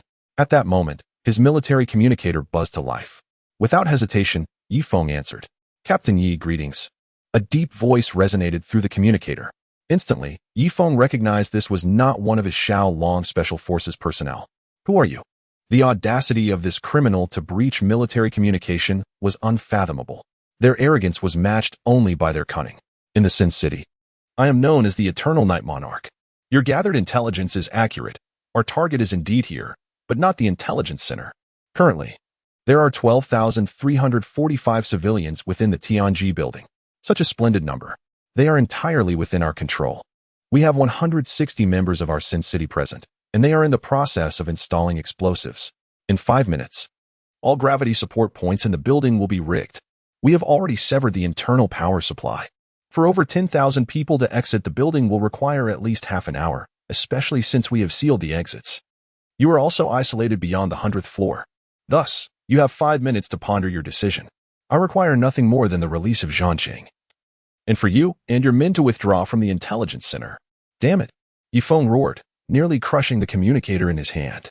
He could hardly comprehend that the Sin City had amassed over 100 operatives for this operation, the largest in its history, targeting merely the Tianji building. If they succeeded in detonating the building with over 10,000 hostages, it would mark the most catastrophic incident in the Federation's history for millennia. Do not be angry. It is of no consequence. Captain Yi, we in the Sin City uphold a code of conduct. Should you comply with my demands, I assure you that no bomb will detonate. However, you have no choice but to trust me. Time is of the essence. There are now 4 minutes remaining. Please make your decision swiftly, or all of you will accompany Zhanqing to his grave. The communication abruptly ended. Zhanqing let out a pained groan as he collided with the distant wall, sliding downwards. Yifeng quickly dialed his subordinates, only to find that all communications had been severed. Even military channels were rendered useless, leaving them utterly isolated. In the trampoline arena, Lan Xuanyu was joyfully bouncing around. Having spent an hour mastering increasingly complex maneuvers, the exhilarating sensation of flight was exhilarating, and even the staff praised his remarkable talent. Suddenly, the lights flickered and extinguished, plunging the surroundings into darkness. As he was airborne, Lan Xuanyu felt a familiar embrace as he fell, landing safely. Mom, it seems there's a blackout. He heard Nancheng's voice beside him. Stay still. Panic erupted around them, with staff urging everyone to remain calm, asserting that the power outage was merely temporary and that the building had backup systems. The abruptness of the situation was enough to incite fear in anyone. As alarms blared, the chaos intensified with screams and shouts. Fortunately, emergency lights illuminated the exit routes, prompting many to rush toward safety. Mom, what is happening? What do we do? Lan Xuanyu asked anxiously. Do not fear. I am here, and I will protect you, Nancheng assured him. Her composure remained intact, as a sole emperor. She felt confident in her ability to safeguard her son. Suddenly, the air was pierced with screams, and Nancheng's face turned pale as she instinctively shielded Lan Xuanyu. Dropping onto a nearby trampoline, though not a combatant, she recognized the sound of energy weapons. As cries of distress echoed, beams of light crisscrossed the darkened trampoline arena. Hearing the commotion heightened Lan Xuanyu's fear, and he clung tightly to his mother. Nancheng enveloped her son, the soft surface of the trampoline cushioning their fall, while she encased herself in a layer of ice for protection. Chapter 52. Mother, I am a bit afraid. Terrorist attack. This was the only thought that raced through her mind, and at that moment, her brain felt somewhat blank. It was the first time in her life that she encountered such a situation. Regret washed over her. She wished she had insisted on having teacher Nana join them. After all, she was a formidable being at the title Doluo level. Now, even if she were to notify her, it would be too late. Not to mention that since Nana arrived, she had been present, yet she lacked the contact information for Nana's sole communicator. Mom, I am a bit scared. Lan Xuanyu curled up in his mother's embrace. Don't be afraid, Mom will protect you. Her son's words filled Nancheng with immense courage. Regardless of the circumstances, she had to ensure her son's safety above all else. With that thought, Nancheng's mind cleared considerably. Terrorists had attacked the Skyline Tower, a skyscraper with over 100 floors housing at least tens of thousands of people. The trampoline park should not be a particularly significant target, rather than running around aimlessly. It would be wiser to hide here. The police of Ziluo City would surely discover something amiss soon. Waiting for rescue was the best choice. The trampoline had slightly collapsed under their weight, placing them below ground level. Although soul-guided rays occasionally swept overhead, they did not reach this place. The cries of agony had diminished significantly when a cold voice suddenly echoed through the soul-guided loudspeakers. Everyone, do not move. Move, and you will be killed. After the previous carnage, despite not knowing the exact number of casualties, it was evident that all present were thoroughly intimidated. In an instant, the sounds of children crying and moaning filled the air. Nancheng breathed rapidly, clutching Lan Xuanyu tightly, fearful of drawing attention. Suddenly, a few buzzing sounds pierced the air. She vaguely sensed something rising. The next moment, beams of light descended from above, illuminating the trampoline park. Nansheng looked up to see individuals clad in miniature mechas. Hovering midair, their shoulder-mounted searchlights casting beams downwards. Each of these black mechas was sleek and ominous. Before Nansheng could react, several beams of light suddenly focused on her. Soul Master, kill. With that command, dozens of beams descended, aimed directly at Nansheng. As a Soul Master who was not primarily a combatant, her combat experience was woefully inadequate. Realizing the danger too late, she did not remove the icy layer enveloping her. The beams of light illuminated her form. How could the light reflected from her ice armor go unnoticed? With a startled gasp, a circle of soul rings rapidly rose from beneath her feet. Recently, her soul rings had undergone a promotion, and 6 purple soul rings glowed simultaneously. The first soul ring radiated brilliantly, enveloping her and her son in a mist of ice, effectively isolating them from external detection and vision. Simultaneously, she rolled sideways, cradling Lan Xuanyu, while a heavy ice shield floated above her, blocking the deadly rays. Being a woman, and having never intended to enter a combat unit during her training, the soul skills she had acquired were predominantly defensive. To her, self-preservation was paramount. This ice shield was her third soul skill. The purple soul rings represented 1,000-year soul rings, and with her cultivation at the Soul Emperor level, the shield's defense was indeed formidable. However, panic surged within her heart. She was still holding her child, not knowing how many enemies there were. And surrounded by so many powerful foes, she felt utterly lost. Mom! Lan Xuanyu called out from her embrace. That single cry seemed to imbue Nansheng with immense courage. No matter what, she had to protect her son. Maternal love often brings forth the greatest strength in a woman. With a sudden burst of determination, Nansheng lunged forward, bouncing off a trampoline with Lan Xuanyu in her arms, then sprinted towards the corner where she vaguely remembered a safety exit. Unaware of the number or strength of the enemies, escaping was their only chance. The ice mist provided excellent cover, causing most of the rays shot into the air to miss their target, with only a few striking, all of which were deflected by the ice shield. Being a Soul Emperor, Nansheng was still remarkably swift. After a few jumps, she was nearing the small door. But just then, she felt a suffocating presence approaching from the front. Instinctively, she rolled sideways with Lan Xuanyu in her arms. Simultaneously, 3 towering ice walls rose to block the front. Boom, boom, boom. The sound of shattering ice reverberated through the air as a towering black mecha appeared. Unlike the miniature mechas, this one stood over 6 meters tall, clearly crafted from rare metals, emanating a chilling glow. The mecha's right hand wielded a massive hammer, which shattered the ice walls with ease. With a flash from its thrusters, it instantly closed in on Nansheng and her son, raising the hammer high. Nansheng's expression turned to one of horror. In that moment, her aura surged wildly. No, I must protect my son. She clutched Lan Xuanyu tightly, curling her body, turning her back to the mecha. Her third soul ring glowed brightly as she unleashed the ice shield with all her might. Not only that, her 6th soul ring activated at that moment, unleashing a powerful ice ring outward. The ice sealing ring, her strongest soul skill. The encroaching black mecha froze momentarily upon being struck by the ice sealing ring, a layer of frost appearing on its massive surface. Yet, in the next instant, it transformed from black to a fiery red, instantly dispelling all chill. The hammer, though momentarily slowed, still descended upon the ice shield on Nansheng's back. Boom. The ice shield shattered, and despite her utmost efforts to defend, she could not completely block the force of the hammer. She was sent flying. Although most of the impact was absorbed, a portion still struck her, causing her to cough up blood. Mom! Lan Xuanyu screamed. His sensitivity allowed him to perceive his mother's weakness at that precise moment. In an instant, fear dissipated. As Nansheng was thrown through the air, she fortunately landed on a trampoline, causing both mother and son to bounce slightly. Severe pain and weakness coursed through Nansheng's body, and her arms, which had been tightly embracing Lan Xuanyu, slackened. He quickly wriggled out from her grasp. Golden and silver threads of blue-silver grass spiraled around his hands.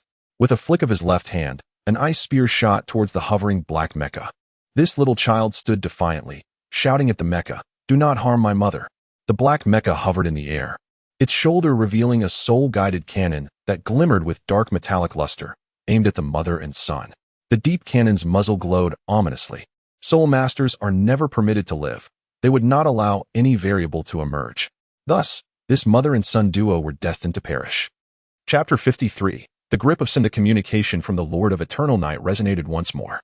Commander Yi, what is your decision? Yi Feng's breath quickened, and the turmoil within him was palpable. Over 10,000 lives hung in the balance. Yet, releasing the captive Zhang Jing could result in catastrophic losses for the Federation.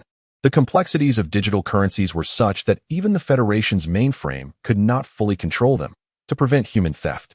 In mere minutes, he comprehended that the criminals of Sin City were not merely after the digital currency housed within the Skyline Tower. Rather, they aimed to exploit the reconnection of the central bank, using the Skyline Tower as a pivotal link to pilfer the digital currencies from the central bank's mainframe. But did he truly have a choice? How can you guarantee the safety of all the hostages? Yi Feng asked coldly. The Lord of Eternal Night chuckled, seemingly delighted. No guarantees. But do you have a choice? Please come to the window, Commander Yi.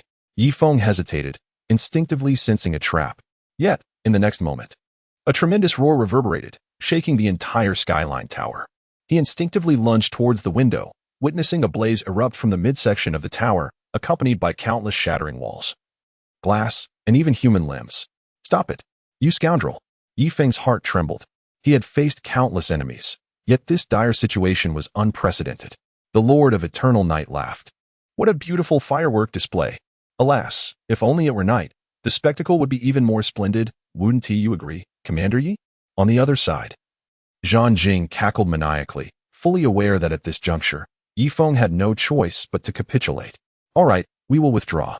But there are no buts. Release Zhang Jing immediately and exit the think tank. The Lord of Eternal Night's voice turned icy.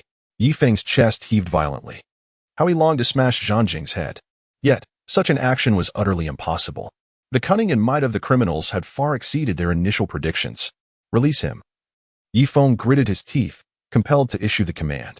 Zhang Jing's handcuffs were removed, and he flashed a grin at Yi Feng, blood still staining the corner of his mouth from a prior encounter. He gestured towards the exit. Yi Feng inhaled deeply. The pressing issue was that he could not contact reinforcements. Just moments ago, he had dispatched a subordinate to seek assistance, but whether they could establish contact remained uncertain. The sheer number of terrorists present far surpassed his expectations. The police of Ziluoqing were powerless against such formidable criminals. What was needed now was the military. Yet mobilizing them was no easy feat. Zhang Jing paid Yi Feng no further attention, nonchalantly approaching the mainframe of the think tank to commence his operations. Central bank connection established, maintaining communication. I shall begin the harvest now, he proclaimed, donning his communicator with a sense of triumph.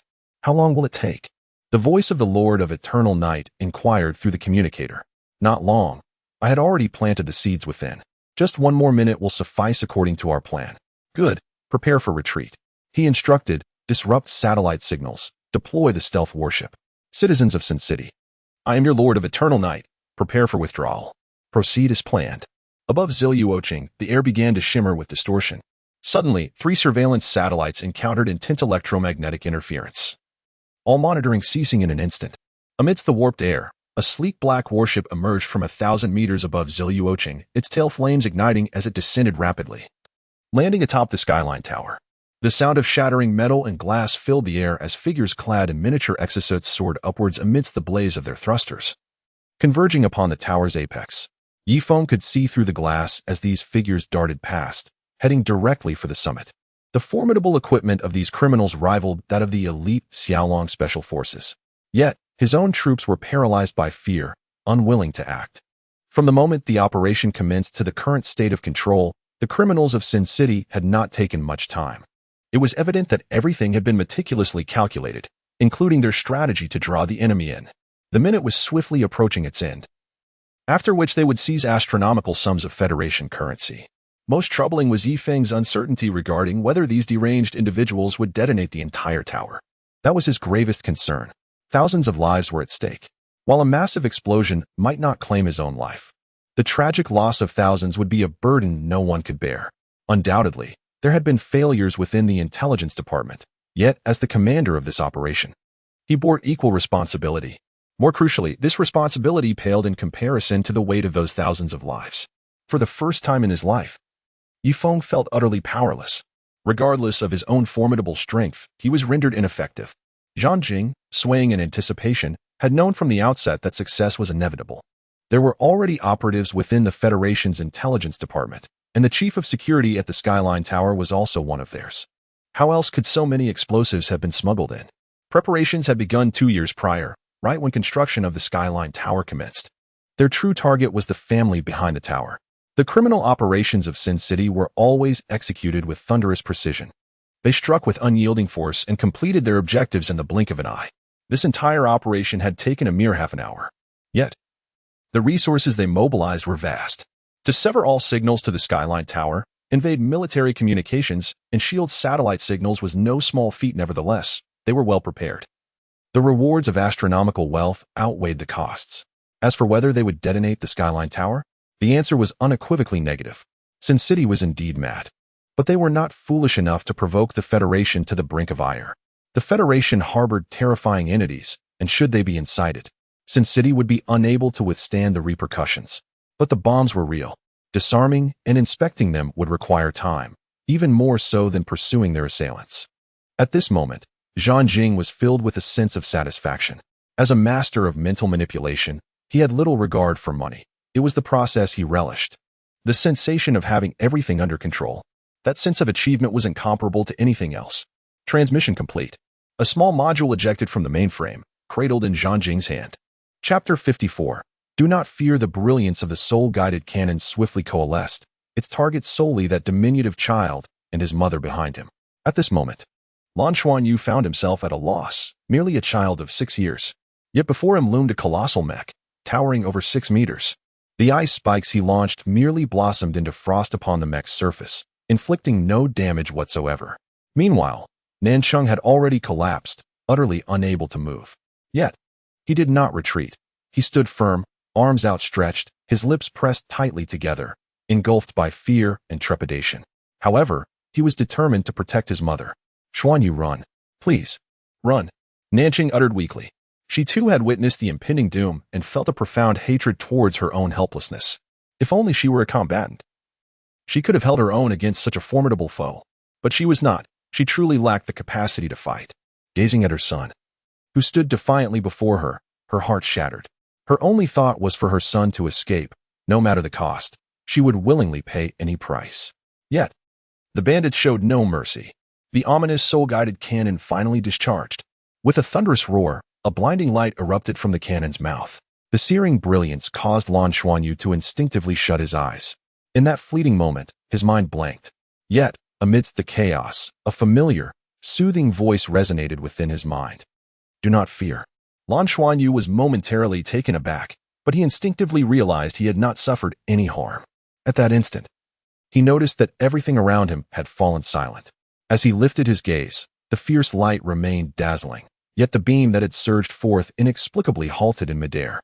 Cries of despair ceased, screams vanished. The world around him had turned eerily quiet, as if time had come to a standstill. What is happening? He wondered. Silvery strands of hair glimmered under the radiant light. The woman's gaze appeared somewhat frigid. Teacher Nana. Lan Xuanyu exclaimed with delight, his eyes welling with tears. He flung himself into Nana's embrace, sobbing, They hurt my mother. Teacher Nana, my mother is injured.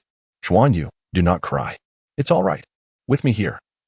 Everything will be fine, Nana gently reassured him, patting his back to soothe his frightened heart. You are very brave for protecting your mother. You are already a man.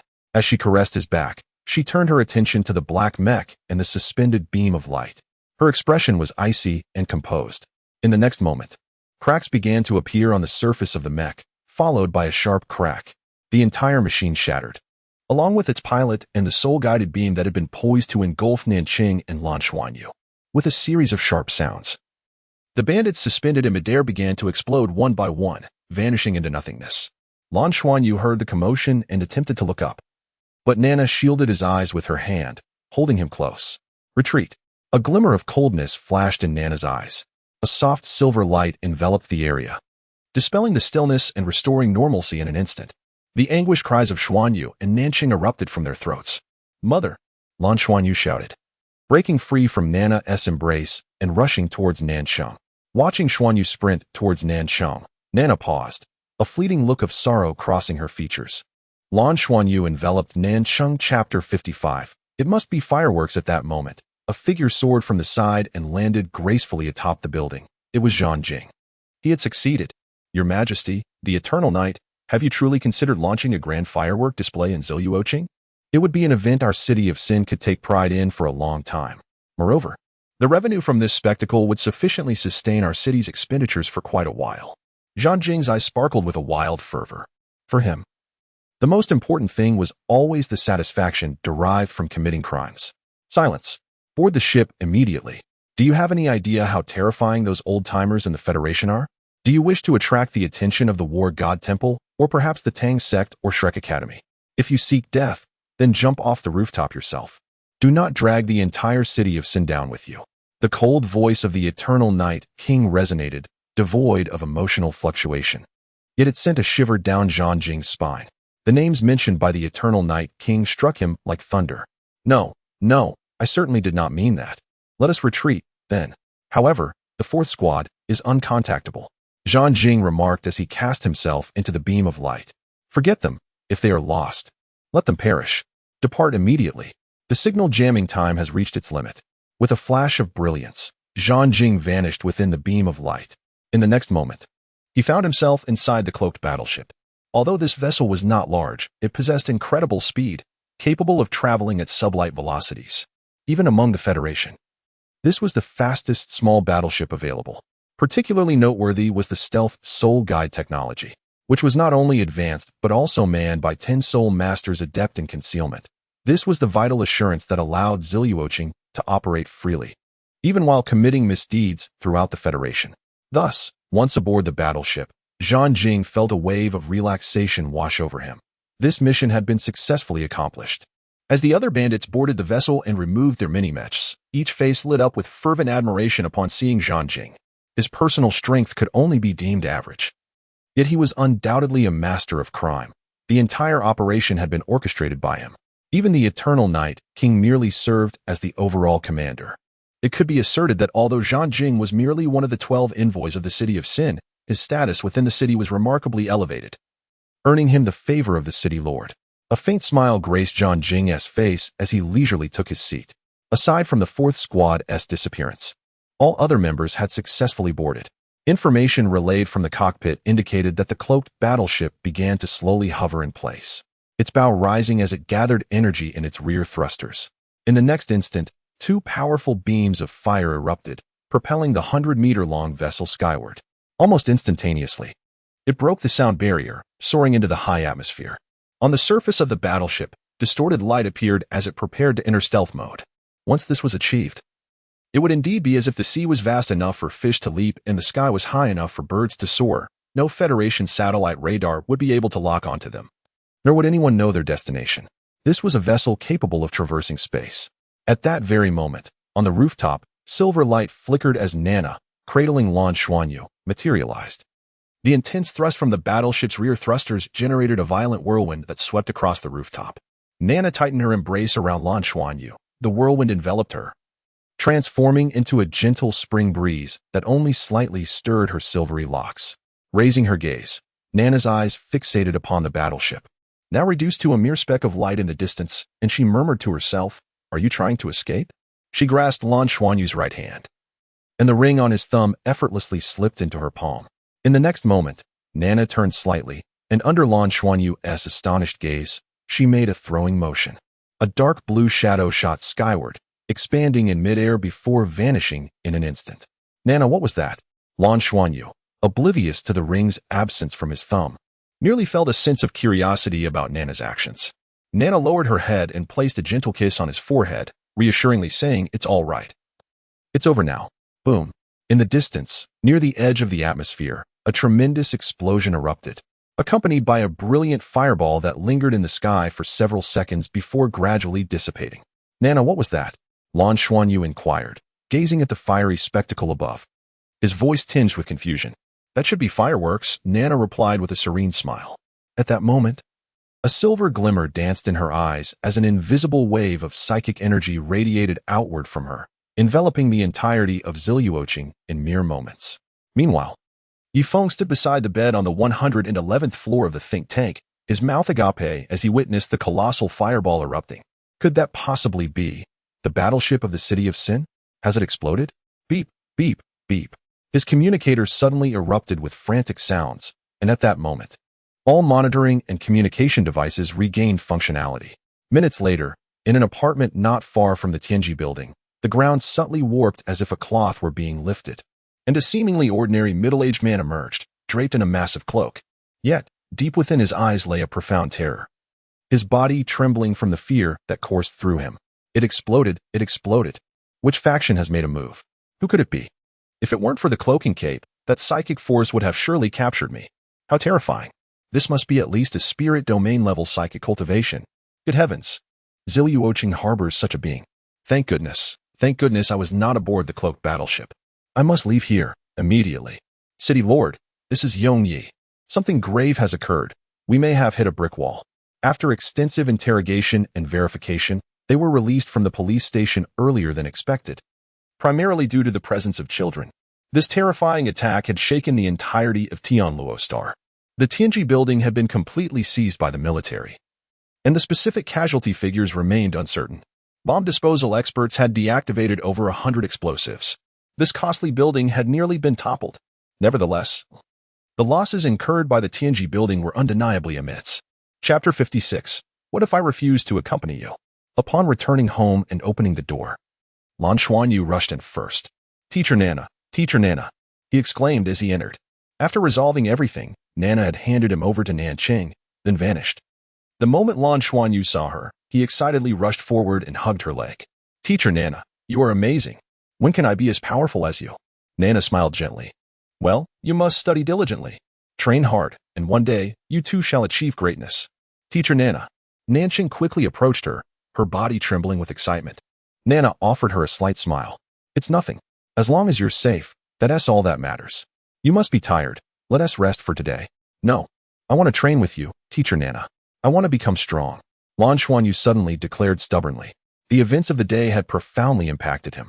Standing before his mother, he realized he had neither the ability nor the strength to protect her, stirring a deep emotional response within him, especially after Nana arrived, effortlessly resolving the crisis, leaving a lasting impression on his young heart. If Teacher Nana could do it, then surely he could as well. With hard work and training, he would succeed. If you're not too tired, of course you can, Nana replied with a smile. Nanqing nodded vigorously. All right, then you should learn well from Teacher Nana. I'll go take a shower and prepare dinner. At that moment, her feelings towards Nana were not merely admiration, but also profound gratitude. Had it not been for Nana's timely arrival, it was likely that both she and her son would have faced dire consequences. The news of the terrifying attack in Ziluo City spread rapidly throughout Tianluo City, garnering extensive coverage that evening. The final casualty figures were staggering, 131 dead and over 780 injured, with the Tianji building severely damaged. Yet, the assailants were completely annihilated. However, the reports did not detail how the assailants were defeated. The notorious terrorist organization, Evil City, claimed responsibility for the attack, but subsequently vanished without a trace. The federal authorities were furious, ordering a thorough investigation and a nationwide search for Evil City's whereabouts, while also providing compensation to the families of the deceased. In the confinement chamber of the Ziluo Military District Command, the door creaked open. Yifeng slowly lifted his head. The Brightons Chapter 57. Nana's conditions for that child? Yunyan blurted out. Nana's gaze suddenly solidified. Yunyan. Yunyan was taken aback. She had never encountered Nana in such a state. What was wrong? Nana replied calmly. Remember my words. If anyone dares to harm that child, they will face me, regardless of the cost. Her voice was tranquil, yet for some inexplicable reason, a sense of soul-chilling dread enveloped everyone present. The middle-aged man inwardly lamented, what manner of being is this? The foolishness of the Central Bureau has truly led to disaster. I am merely a preparatory warrior of the War God Hall. Isn't this a trap? Nana furrowed her brow. Yunyan tentatively inquired, Nana, what is your relationship with that child? Nana stated, he is my student. Student? Yunyan was taken aback. Nana continued, he possesses exceptional talent, and I have taught him.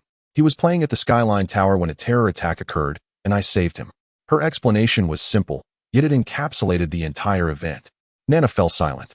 The preparatory warrior standing nearby silently gave a thumbs up. Yunyan was indeed well suited for ideological work, articulating her thoughts remarkably well. Furthermore, from Nana's previous actions, it was evident that although she was powerful, she bore no malice towards the Federation. If her intentions were solely to protect that child while punishing evil, she would. In essence, be a force for good. With proper guidance, perhaps this could even benefit the Federation. Besides, she had just been unfrozen, and her value for research was undeniable. Following this incident, it was uncertain how the Federation would address her special circumstances. As someone who had recently ascended to the title of Dolua, standing before her made one feel utterly powerless. It was clear she must be a being of super Dolua caliber. Such an individual is a rare talent. One could only hope to recruit her into the War God Hall. Very well, I shall accompany you. Ultimately, Nana acquiesced. She herself felt no fear regarding status or formalities. But she did not wish to disrupt Lan Xuanyu's tranquil life. Wonderful. Thank you, Nana, Yunyan exclaimed, eager to embrace her, but Nana raised her hand to stop her. However, I have two conditions, Nana stated coolly. Nana continued. First, I wish to bid farewell to my student. Yunyan quickly nodded in agreement, understanding this was necessary. Nana added, second, this child is physically weak and requires nourishment. You must deliver some precious ingredients to him daily, at least something as valuable as earth dragon tendons. Yunyan turned to the preparatory warrior beside her, realizing this was beyond her authority. Upon hearing Nana's demands, the preparatory warrior felt a sense of relief. A powerful being like Nana, who was not affiliated with the Federation, would be most concerned about having no attachments. A detached powerhouse could act without hesitation. However, Nana clearly cared deeply for her student, indicating she possessed attachments and emotions. This was far more reassuring. Certainly, we at the War God Hall will handle it. Rest assured, Lady Nana, we have specialized channels for this. After their previous encounter, he had unconsciously begun to address Nana with respect. Good, then there is nothing else. Tonight, I will say my farewells to him. You may leave now. Return to fetch me at this time tomorrow. After speaking, Nana closed the door decisively. Staring at the closed door, Yunyan felt a bit awkward and turned to the preparatory warrior. He nodded and led the way out. Yunyan hurriedly followed, whispering, Do you think Nana might change her mind? Oh, well, Yunyan nodded, feeling somewhat relieved. Do you know what level of cultivation Lady Nana possesses? The preparatory warrior suddenly asked. I have no idea. During the initial assessment, no energy was detected within her. She merely seemed like a very healthy ordinary woman. Yunyan looked troubled. The preparatory warrior's expression turned peculiar. An ordinary woman? An ordinary woman who could nearly break his spirit with just a glance. An ordinary woman capable of destroying a supersonic warship with the slightest gesture? If she were an ordinary woman, what significance would the term ordinary hold in this world? Returning to her room, Nana silently sat on the sofa. A sense of melancholy unexpectedly washed over her. Since awakening, she had been in a state of confusion. Years had passed like fleeting moments, leaving no profound impressions. Until she met Lan Xuanyu, for some reason, upon seeing him for the first time. He drew her in like a magnet. The feeling was extraordinary, almost indescribable. Perhaps this was fate.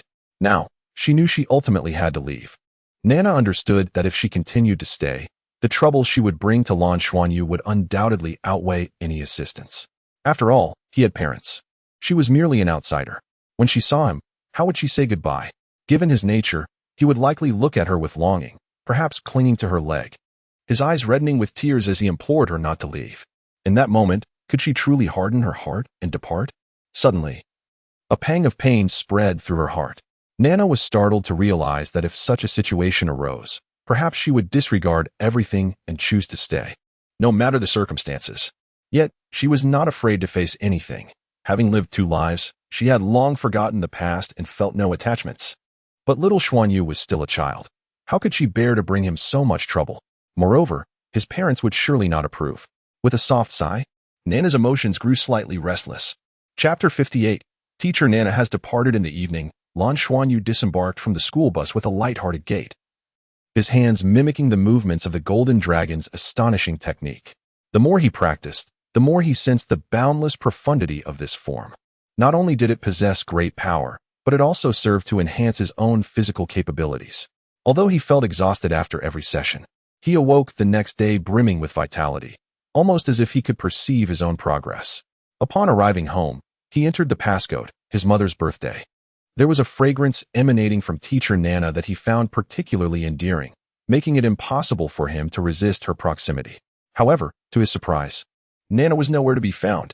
Lan Xuanyu cast a puzzled glance at her tidy room, which appeared immaculate as though uninhabited. He hurried to the training room and the bathroom, only to find them empty as well. The house felt desolate. Had teacher Nana gone out? Just then, a soft humming sound resonated, and a luminous projection appeared in the living room, Nana's image. With a gentle and wistful expression, she raised her hand, as if to touch his face, explaining that she had to leave due to certain circumstances. I wanted to bid you farewell in person, but I feared that the sorrow of parting would hinder my resolve. Continue practicing the Golden Dragon's astonishing technique. When you have mastered it, you will be capable of standing on your own. Do not weep, for a man must not always shed tears, even though you are still young. The day you shielded your mother was the day you became a man. We are merely parting temporarily. We shall meet again in the future. With that, she concluded, if I linger any longer, I shall truly be reluctant to depart. I will send my communication number to your mother and bid her farewell as well. Xuanyu, goodbye. As Nana waved at Lan Xuanyu, tears welled up in his eyes. Teacher Nana, he cried out, lunging forward only to grasp at empty air. Please don't go. At the Tianlu Aerospace Center, Nana, having just boarded the spacecraft along with several staff members, including Yun Yin, froze momentarily. She couldn't help but glance back in a particular direction. Yun Yin, who was beside her, had just received a communication from Nana shortly after her departure, informing her that she could leave with them immediately. This news filled her with unexpected joy. Completing their mission earlier was undoubtedly the best outcome. What's wrong, Nana? Yun Yin inquired. Nana shook her head. It's nothing. Let us go. Xuanyu, we will certainly meet again. Nana's departure left Nanqing with a vague suspicion that it was connected to the recent incident with the bandits, for Nana had heroically saved her and her son. She had also heard about the spectacular fireworks that had blossomed in the sky, hinting that it might be related to Nana. Lan Xuanyu felt dismal for nearly a week. He truly cherished Nana, and her absence had profoundly affected his young heart. Nevertheless, he remembered her words and resolved to strive diligently to reach level 20 in his cultivation. Only then would he be able to reunite with teacher Nana. Currently, he had attained 13th level soul power, and the milestone of 20 did not seem insurmountable. The experience at the Tianji Tower had instilled in him a deep understanding of the importance of cultivation. He dedicated himself to his training with renewed vigor, and precious ingredients were delivered to him daily, facilitating his rapid growth. The only frustration he faced was the sluggish pace of his soul power enhancement, especially when compared to Yi Ling Tong. Before long, 3 months had passed. Recently, Nansheng had been feeling restless, and the reason was simple, Lan Xiao. Due to the nature of interstellar exploration, she could only await his sporadic communication. Since their acquaintance, they had never experienced such an extended separation. She missed him dearly. On Tianlu Star, at the affiliated Ziluo branch of Tianlu Academy, the last day of the second semester for the first-year students arrived. Lan Xuanyu had arrived at school early, and this semester, his performance had improved remarkably. Compared to the previous semester, he had secured first place in nearly every subject. The teacher assigned some simple holiday tasks, which mostly revolved around reviewing and previewing cultural lessons, alongside cultivation duties. Recently, Lan Xuanyu felt that he was nearing the 14th level of soul power. His cultivation speed had noticeably increased since studying with Nana. At this rate, he anticipated reaching level 20 before he turned 10, a commendable achievement among his peers. Achieving level 20 before the age of 12 was considered outstanding. Qiu Yusen was quite pleased with her prodigious student. This child could be described as nearly perfect. It was impossible for a teacher not to adore such a pupil. Obedient and diligent, with exceptional academic and practical skills, coupled with a mutated martial soul. He was also quite handsome. The delicate features of his youthful visage made her occasionally wish to pinch his cheeks, though, as a teacher, she restrained herself. She mused about how wonderful it would be if she had a son like him, or perhaps a daughter, whom she could groom as a daughter-in-law. Observing Lan Xuanyu, Qiu Yusen felt she might be getting ahead of herself. Xuanyu, please stay for a moment. I have something to discuss with you, she beckoned. Sure, teacher Qiu. Lan Xuanyu replied, having just finished packing his backpack and preparing to leave when he was called back. Xuanyu, there is something important I need to tell you. You can make adequate preparations during this holiday, Qiu Yusen said softly. What is it? Lan Xuanyu inquired with curiosity. Chapter 59. The High-Energy Youth Class. Qiu Yusen smiled gently. Of course, it is a good thing. I have received news that next semester, our Tianluo Academy will launch a high-energy youth class. The most outstanding talents will be selected from all affiliated colleges to join. Lan Xuanyu exclaimed in surprise. What is the high-energy youth class? Qiu Yusen explained. It is a special class formed by selecting students who excel academically and possess great potential. This class will not follow the standard curriculum.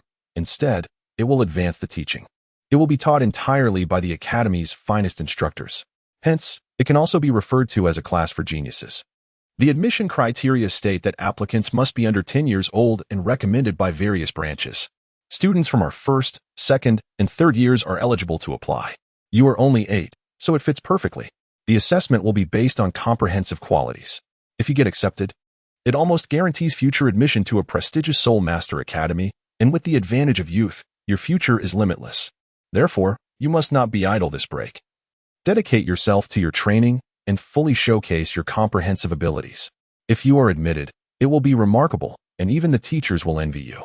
The high-energy youth class. Thank you, Teacher Chiao. Can I tell my mother? Lan Xuanyu inquired.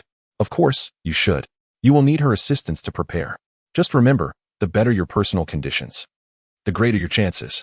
There are only 10 spots available for the assessment, and I have already signed you up. Do your best. Thank you, Teacher Chiao. I will strive hard. Lan Xuanyu nodded vigorously. Though still a child, he had experienced considerable growth over the past 6 months, having discovered a profound purpose in his training.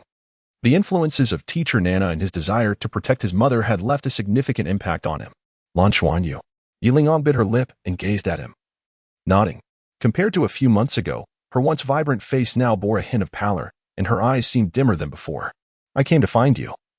Yilingong approached Lan Xuanyu. What do you need me for? He asked curiously. Yilingong pressed her lips together. I came to tell you that I will definitely find a way to defeat you. I will win. Lan Xuanyu frowned. Oh, is there anything else? If not, I will take my leave. Yilingong appeared slightly annoyed. Don't you even want to ask where I have been these past few months? You were so infuriating. Watching him stride away, Yilingtong suddenly felt a pang in her heart, and tears streamed down her cheeks. These past months had been incredibly disheartening for her. Today, she finally arrived at the academy, and for reasons she couldn't comprehend, she sought out Lan Xuanyu first and uttered those words. Deep down, she merely wished for someone to confide in, to share how unhappy she had been. Yet her stubborn nature compelled her to declare her intent to defeat him. And then he simply walked away. Was she truly that detestable? He indeed did not harbor any affection for Yilingtong. To be precise, he disliked assertive personalities. Whether it was Lan Xiao, Nanqing, or even Teacher Nana, everyone treated him with kindness. Being with them brought him immense joy. Undoubtedly, Yilingong was unique. Yet Lan Xuanyu did not appreciate such individuality. Lan Xuanyu, you wait for me. This isn't over. Unbeknownst to him, he had unwittingly made an enemy. One who had never defeated him, yet was undeniably stronger. Lan Xuanyu felt a sudden surge of anxiety. His greatest fear was that his mother might vanish without a word like Teacher Nana. He hurried to his parents' room, only to find Nanchang sitting on the edge of the bed, staring blankly at the soul communicator on her wrist. Does Mommy miss Daddy? Lan Xuanyu blinked his large eyes. Yes, Nanching admitted, not feeling embarrassed, as her longing was too profound. Can't you call Daddy? Lan Xuanyu asked. Nanching replied. In the cosmos, signals are incredibly unstable and must be relayed through communication satellites near wormholes. We can only passively receive messages. We cannot initiate contact. Oh, Lan Xuanyu said. Mommy, I miss Daddy too. But there's nothing we can do. Mommy, I'm hungry. Nancheng sighed inwardly, lifting her son into her arms and kissing his cheek. You've gained weight again. Mommy can barely carry you. All right, I will go prepare some food. Long live Mommy. Lan Xuanyu cheered. Nancheng smiled as she stood up, feeling grateful to have her son by her side. She was so glad she had adopted this child, no matter the time, as long as Lan Xuanyu was with her. Happiness would always follow. Just as she was about to head to the kitchen, the soul communicator on her wrist buzzed to life. Nancheng instinctively looked, seeing a lengthy, unfamiliar number. This. She could hardly contain her excitement as she pressed the communication button. This is Nancheng. On the other end, there was a crackling sound. And after a brief pause, a voice they both knew all too well echoed through. Nanching, thank goodness, I finally managed to get in touch with you. It was him. It truly was him. The tears she had suppressed for days finally flowed uncontrollably, causing her hands to tremble slightly. Don't cry. Don't cry. It's all my fault. All my fault. Lan Zhao's voice came through, tinged with emotion. Chapter 60. Father has returned. One can never truly sever ties with family. Such a feeling is simply unattainable. Undoubtedly, Lan Xiao yearned for home, deeply missing his wife and child. Cheng Cheng, time is limited. Listen to me, he asserted with remarkable composure. Nanching quickly stifled her sobs and replied, Go ahead. Dad, I'm here, Lan Xinyu exclaimed eagerly. Nanching feigned anger. What about me? Lan Xiao chuckled. Of course, I miss you both terribly. Nincheng's cheeks flushed slightly. That's more like it. But we still have a month and a half to go. The call ended, and for a moment, Nancheng stood in silence, her jaw clenched. Yet, Lan Xianyu noticed that her eyes sparkled with renewed vitality, dispelling the earlier despondency. Suddenly, Nancheng bent down, cupping Lan Xianyu's cherubic face in her hands. Showering him with kisses, moi, moi, moi. Her excitement propelled her into the kitchen, exclaiming, Mama's making dinner. Undoubtedly, this brief one-minute conversation invigorated the mother and son immensely, marking the most cherished gift Lan Xianyu could receive for his first-year graduation. With a holiday stretching over a month and a half, Lan Zhao's estimate proved accurate. Lan Xianyu eagerly shared his plans for the advanced youth class with Nancheng, who wholeheartedly supported him. He set a personal goal to elevate his soul power to level 14 within this period, followed by an all-encompassing enhancement. The family training room could provide a gravitational force of up to 3 times. During his initial training with Nana, he had already begun practicing under 1 gravity. Lan Xianyu resolved to increase it to 1.5 times during the holiday, strengthening his physique. The previous semester, likely due to the rare ingredients he consumed, had facilitated his growth. He was now taller and more robust than his peers. Although his soul power progressed slowly, he felt a marked improvement in his physical capabilities, especially in strength and speed.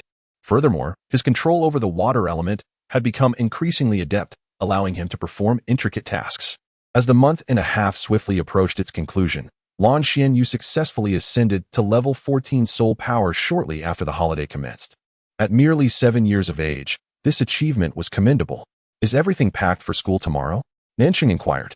Having finished tidying up the kitchen and entering Lan Xianyu's room, she noticed, with a hint of astonishment, that her son seemed to have grown taller yet again. The speed of his transformation was indeed remarkable. All set, Mom. I plan to meditate in the training room tonight, Lan Xianyu replied, having grown accustomed to staying awake for extended periods. Following Nana's guidance, he understood that longer meditation, particularly deep meditation, significantly aided his cultivation, a lesson he recalled vividly. That's great. Off you go then, Nancheng said with a smile, gently stroking his cheek. Suddenly, a knock echoed through the room. Both mother and son exchanged curious glances before Lan Xianyu shouted, Dad. He leaped off the bed, and in a blur, dashed out of the room, leaving Nancheng momentarily astonished. As Lan Xiao stepped through the door, a shadow lunged at him, and, recognizing the familiar voice, he instinctively opened his arms wide. Lan Xianyu clung to him like a playful monkey, causing Lan Xiao to chuckle. You've certainly grown heavier. Dad, Dad, Lan Xianyu exclaimed, embracing his father tightly. It had been over half a year since they last met. How could he not miss him? Nancheng soon emerged from the room, her eyes brimming with tears upon seeing Lan Xiao. His face bore the marks of hardship, unshaven and slightly disheveled, yet his eyes remained bright and reassuring. With a radiant smile, Lan Xiao replied, Where else would I be but home, especially with my 2 treasures waiting for me? How shameless. Who's your treasure? Nancheng retorted. Her cheeks flushed, though she hurried to the kitchen, saying, You haven't eaten yet, have you? I just cleaned up, and now I have to mess it all up again. Despite her words, she rushed to prepare a meal. Wonderful, Lan Xianyu exclaimed, his delight palpable. Lan Xiao set his son down and kissed his forehead, whispering, I'll go check on your mother and comfort her first. Okay, Dad, Lan Xianyu replied. As Lan Xiao entered the kitchen, he found Nancheng bustling about with a bounty of fine ingredients, and he paused, captivated by the familiar sight. The tears welled in his eyes. For this was what he had missed most during these 8 long months, the simple yet profound moments of everyday life. What could be more exhilarating and heartwarming than this? Cheng Cheng, Lan Xiao called softly. You're the only one who finds that sappy, she replied, as he wrapped his arms around her waist. In that moment, Nancheng melted into his warm embrace, tears streaming down her cheeks. I'm sorry for making you worry, Lan Xiao murmured, kissing her hair. Promise me you won't be away for so long again, okay? Nancheng pleaded. Of course. I can't bear to be apart from you either. The agony of separation became all too clear. That night, Lan Xianyu chose not to practice, cherishing the time spent with his father over a shared meal. The home radiated warmth and love. Chapter 61. 2 Colonels. The new academic year at the Ziluo branch of Tianluo Academy has commenced. Early in the morning, an array of soul-guided vehicles converged towards the Academy's building, resulting in an unusual traffic jam. The 8-month separation bore fruit. as Lan Xiao was promoted to the rank of colonel due to his exceptional performance in interstellar species research, while his position remained unchanged for the time being. It was evident that a transfer to a higher research institute in Tianluo City was likely on the horizon. This implied that the family might have to relocate from Ziluo City to Tianluo City. Nanqing found this coincidence noteworthy, as she recalled that Tianluo Academy was recruiting for a high-energy youth class. If Lan Xuanyu were to enroll in this class, it would also necessitate a move to Tianluo City. Therefore, before heading to school today, Nanqing unusually took the time to remind Lan Xuanyu. Sometimes, one must believe in luck. Lan Zhao's promotion, coupled with Lan Xuanyu's potential acceptance into the high-energy youth class, would undoubtedly elevate their family's status. All right, let's go in, Lan Xiao said with a smile, watching his son step toward the academy. He's in the second year now. He's grown quite a bit. Goodbye, Dad, Lan Xuanyu waved, his face alight with a smile. It had been a long time since his father had sent him to school. Goodbye, Lan Xiao nodded back, equally cheerful. Colonel, it's been a while, Lan Xiao instinctively greeted a fellow officer. Yifeng appeared even more worn than Lan Xiao, sighing, I am no longer a colonel. I have been reassigned. But congratulations on your promotion. Having once held the rank of colonel himself, he understood how challenging military advancement could be. Dad, I'm heading in, Yi Lingtong said, having noticed Lan Xuanyu's retreating figure with eagerness. Go ahead, Yifeng patted his daughter's head. The two men watched their children enter the academy, and Lan Xiao inquired, Colonel, has something happened? May I ask? Just as promotions are arduous to attain, demotions are even more challenging. One must accumulate significant merits to rise through the ranks. And once demoted, it is a grave matter. Yifeng forced a smile. I don't have any major issues. If you are free, shall we grab a coffee? Lan Xiao nodded. Certainly. It would be my honor. Despite sharing the same rank, Yifeng was an 8-ring soldat Lua and a prominent figure in the military, far surpassing Lan Zhao's standing. They exited the academy, chose a CAF nearby, and arrived in their respective vehicles. Colonel, please, just call me by my name. Very well, Brother Yi, what exactly happened? Lan Xiao asked, puzzled. Yifeng sighed. You must have heard of the Tianji Tower tragedy. I was in charge of the operation to apprehend the criminals. The entire plan fell apart, and we fell into a trap in the city of evil. Thankfully, some powerful entity intervened, preventing a worse outcome. However, we still lost over 100 lives. And as the commanding officer at the time, I was left powerless. I bear the full responsibility. Lan Xiao furrowed his brow. But you are so young and have held a high position. You must have made countless contributions to the Federation. How could this happen? Yifeng raised his hand to interrupt. This has been the best outcome possible. The military has shielded me. Otherwise, I would already be facing a military tribunal. A few years of reflection may be beneficial. I plan to train diligently, hoping to eventually reach the rank of title de law. Achieving that level would make a significant difference. Lan Xiao nodded quickly. Every cloud has a silver lining. After sipping his coffee, Yifeng's eyes sparkled. Your son Xuanyu is quite extraordinary. Last semester, he defeated Ling Tong again. This child possesses dual martial souls, doesn't he? Lan Zhao's heart skipped a beat, but he remained silent. Yifeng continued. You need not deny it. Having talent is indeed a good thing. I accessed the records of that match. If I am not mistaken, his blue silvergrass variants are distinctly different. Hence, Ling Tong suffered a crushing defeat. I have been tied up with my own matters and haven't had the chance to speak with you until today. I wish to discuss Xuanyu's future. Lan Xiao inquired. What do you mean? He neither confirmed nor denied the speculation, as excessive denial might provoke suspicion among discerning minds. Yifeng stated, this child is exceptionally gifted and should be nurtured to prevent his talents from being squandered. Frankly, I noticed him from the moment he caused Ling Tong's soul skill to fail. Though Ling Tong's Tiangang dragon martial soul may not be the most powerful, it is still a true dragon lineage. Brother Lan, as a researcher of ancient soul beasts, you understand the standing of dragon martial souls within the hierarchy of martial souls. They are undoubtedly among the highest echelons. Therefore, the phenomenon exhibited by Xuanyu speaks volumes. His martial soul mutation is either related to dragons and represents a higher echelon of dragon martial souls, or it is another formidable martial soul yet to be fully realized. The essence of that martial soul cannot be mistaken. I inquired in detail about Ling Tong's encounters with Xuanyu and am nearly certain that his mutated martial soul is remarkable. Given your son's extraordinary talent, how could it possibly be overlooked? Lan Xiao replied, there is no intention of neglecting him. After this semester starts, they will be taking the entrance exam for the high-energy youth class at Tianluo Academy. I wonder if he will be accepted. Yi Feng, with a knowing look, said. There is, in fact, another pathway. He need not follow the conventional Soul Master Academy route. If you agree, I could assist him in entering the military system and enroll him directly in a military academy for training. His future could even align with the direction of the War God Hall. The War God Hall.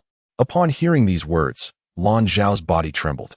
He certainly understood what that entailed. The War God Hall is directly governed by the Federation and is also part of the military, serving as a gathering place for the strongest among them. Anyone designated as a War God holds significant status within the military, typically at least a rank of Major General. However, attaining the title of War God is no simple feat according to the War God Hall's regulations. There can be no more than 18 War Gods, and the number of prospective War Gods is unknown. To become a true War God, one must challenge and overcome a War God, which is no easy task. Yet, should one succeed, it opens a broad avenue. The War God Hall system serves as a shortcut within the military. Yi Feng nodded. Indeed, I believe Xuan Yu possesses that potential. Ling Tong may struggle, but he has a chance. Brother Lan. However, Lan Xiao decisively shook his head. No. Yi Feng did not anticipate such a swift rejection. Lan Xiao elaborated. If he enters the military system, it means he will be distanced from us. And both his mother and I cannot bear that. Therefore, let him pursue the traditional path through the academy. Yi Feng's brow furrowed. If you do not let the fledgling soar, how will it spread its wings? Brother Lan, you must not be so short-sighted. Lan Xiao sighed softly. It is not a matter of short-sightedness. It is through separation that I have come to realize the depth of this pain. I recently participated in interstellar exploration for 8 months. I cannot disclose the specifics, but this duration has been an immense torment for both me and them. To us, nothing is more crucial than family reunification. With a soft sigh, Yi Feng conceded, all right. If you change your mind, feel free to come to me anytime. With that, he stood and departed without hesitation. Chapter 62. The teacher touched me. Lan Xiao lingered, savoring his coffee, unwilling to depart just yet. How could he possibly allow Lan Xuanyu to enlist? What does enlisting entail? It begins with a stringent examination of familial background and personal circumstances. And what of Lan Xuanyu's origins? Would they withstand scrutiny? The answer, undoubtedly, is no. Lan Xuanyu's birth records were fabricated, a product of deceit. He is, after all, a child born from unconventional means. Thus, under no circumstances would he permit Lan Xuanyu to join the military. His only wish now is for his son to be healthy and safe. That is sufficient. Lan Xuanyu. A voice called from behind, yet he did not pause. His expression slightly deflated. Yi Ling Tong hastened a few steps to catch up with him. What are you doing? Do you have any manners? I'm calling you. Hearing her discontent, Lan Xuanyu retorted. Are you ever going to stop? You belong to class 1, and I'm in class 2. Why do you always come to bother me? Am I that easy to pick on? Yi Ling Tong was momentarily speechless, then her anger flared. Do I annoy you that much? I'm the one who always gets hurt. How have I bullied you? Have you no shame? Lan Xuanyu, just wait. We'll meet at the high-energy youth class assessment. Lan Xuanyu felt a touch of frustration. Every encounter with Yi Ling Tong unfolded this way. The school wasn't enormous, and with only a few classes in the first year, avoiding her was hardly feasible. Those few months when she was absent were his most peaceful times, free from trouble. It wasn't that he feared her. Rather, he found her a nuisance. Qiu Yusin arrived early and smiled upon seeing Lan Xuanyu. Hello, Teacher Qiu, he greeted politely. Have you prepared well for the holidays? She inquired. Quite well, he replied with a smile. Teacher Qiu, I'm now at level 14. Good. Although Lan Xuanyu's soul power increased at a slower pace compared to the typical innate full soul power, the rate of improvement was nonetheless rising, which was a positive sign. Furthermore, the boy's overall aptitude could not be solely measured by his soul power. You need not attend the opening ceremony for the new academic year. Today, the examiners from our academy have arrived. I will take you over shortly. Oh, all right. Lan Xuanyu responded, feeling quite at ease. It was merely an assessment, and he held a fair amount of confidence in himself. Had it not been for Teacher Nana's timely intervention during the incident at the Skyline building, it might have left a lasting shadow on his heart, possibly instilling a sense of timidity in him. However, Nana's arrival not only saved them, but also left an indelible impression on his mind. The moment when she effortlessly shattered the battleship remained deeply etched in his memory. He often thought, I am indeed a disciple of Teacher Nana. If she is so formidable, then surely I too shall become strong. Thus, he felt no fear, but rather an increase in confidence. This confidence stemmed from effort. He believed that. At the very least during the holidays, no classmate had worked harder than he. Soon, the students gathered for the opening ceremony. Qiu Yusen beckoned, and she escorted Lan Xuanyu out of the classroom. Upon exiting, Lan Xuanyu immediately spotted the stern-faced Yi Lingtong. Undoubtedly, she represented class 1 of the second year. They exchanged glances, then instinctively turned their heads away. Gong Yinghao and Qiu Yusen also exchanged a look. Qiu Yusen smiled, while Gong Yinghao frowned slightly.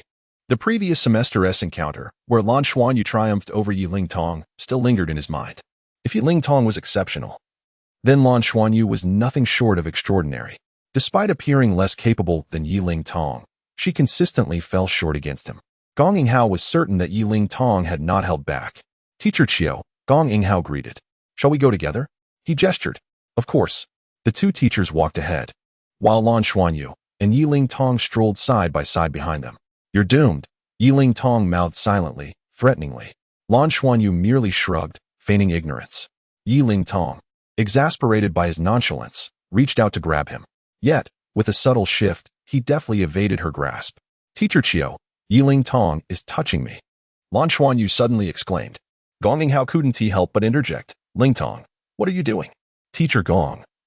Yi Lingtong began to explain but faltered, realizing there was no justification for her actions, as her intent to grasp him was undeniable. How shameless could he be to tell on her? Qiu Yusen remarked. What is the fuss? It's just a touch. What is a boy like you afraid of? Don't make a big deal out of it. While she said this, she pulled Lan Xuanyu close, wrapping her arm around his shoulder as they moved forward. Yi Lingtong nearly burst into tears. Gong Yinghao felt a pang of envy. Wishing to shout, Qiu Yusen, I'm coming for you. This slow, painful competition had truly begun to vex him. Ever since Lan Xuanyu arrived, he had yet to emerge victorious against her. The gymnasium. The academy's gymnasium was spacious, capable of accommodating 2,000 spectators simultaneously. Unlike typical academies, the Soul Master Academy's gym housed specialized defensive soul tools in the central arena, resembling a martial arts stage. Equipped with various auxiliary devices and lighting, it primarily served for real combat drills, especially for senior students. At present, numerous devices were being arranged along one side of the gym, with several individuals bustling about. Aside from Qiu Yusen and Gong Yinghao, several other teachers had brought their students to the venue. Yet, for the second year, only Lan Xuanyu and Yi Lingtong were present, while the majority consisted of third-year students. The Ziluo branch could enroll 10 students in the high-energy youth class, but that did not guarantee acceptance for all 10. Abilities were the deciding factor. Therefore, after deliberation, the academy aimed to select students with comprehensive qualities. Initially, they intended to select entirely from the third year, but thanks to Qiu Yusen and Gong Yinghao's advocacy, Lan Xuanyu and Yi Lingtong were afforded the opportunity to participate in the assessment. While being younger had its advantages, it also necessitated talent. Moreover, Lan Xuanyu's apparent age was merely 8, comparable to the average third-year student, which did not favor him in this regard. Yet, Qiu Yusen held great faith in him. After all, he was quite handsome. That initial impression held its own advantages.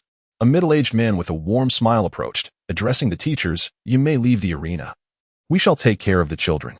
Chapter 63. The test begins once the class teachers departed. Only 10 students remained to participate in the assessment for the high-energy youth class. Despite being a second-year student, Lan Xuanyu stood as the tallest among these 10. A middle-aged man surveyed the group with a smile, saying, "You will soon undergo a series of evaluations. These will include basic physical examinations as well as assessments of your overall capabilities. It is imperative that I inform you. You have been selected as the finest among your peers from the Ziluo Academy. However, this does not guarantee your admission into the high-energy youth class. The sole criterion for entry is strength. If all 10 of you fail to meet the requisite standards, none shall gain entry. We adhere to a principle of preferential selection of the best and will only recruit the most exceptional elites." As he spoke, his gaze swept across the 10 students, and an invisible pressure emanated from him. Naturally, those chosen from their respective classes were the most outstanding of their age group. Under this pressure, some students furrowed their brows, silently resisting, while others appeared surprised and somewhat anxious. One student even unleashed their martial soul, displaying a vigilant demeanor. Yi Linglong was among those resisting silently, her body slightly tensed, gathering her strength. However, what caught the middle-aged man's attention was Lan Xuanyu beside her, who appeared utterly unfazed by the pressure, seemingly oblivious to it. My name is Mu Chongtian, a teacher at Tianluo Academy. Please line up and follow me. Each evaluation will be scored accordingly, and your final composite score will reflect your overall performance. Your task is to showcase your best self as much as possible. We will commence with the soul power assessment, followed by the spiritual power evaluation, and finally, a comprehensive quality assessment. For children of merely 7 or 8 years, the evaluations would be limited in variety, focusing on the fundamentals. Yet, these basic tests were often sufficient to reflect their true capabilities. The soul power test was straightforward. Each student was aware of their own levels. Those selected certainly possessed soul powers exceeding level 10. Lan Xuanyu's soul power registered at level 14, placing him last among the chosen students. 5 others boasted level 15 soul powers, while 4 exhibited level 16, with Yiling Long being one of the latter. She promptly garnered the attention of the Academy's teachers, being the youngest participant at merely 7 years old, achieving level 16, a remarkable accomplishment indeed. At this rate, she would likely reach level 20 by the time she turned 10. As the student with the lowest score, Lan Xuanyu attracted significantly less attention. Spiritual power test. Yiling Long. You are first, the teacher called out. Yiling Long approached and donned the spiritual power testing device.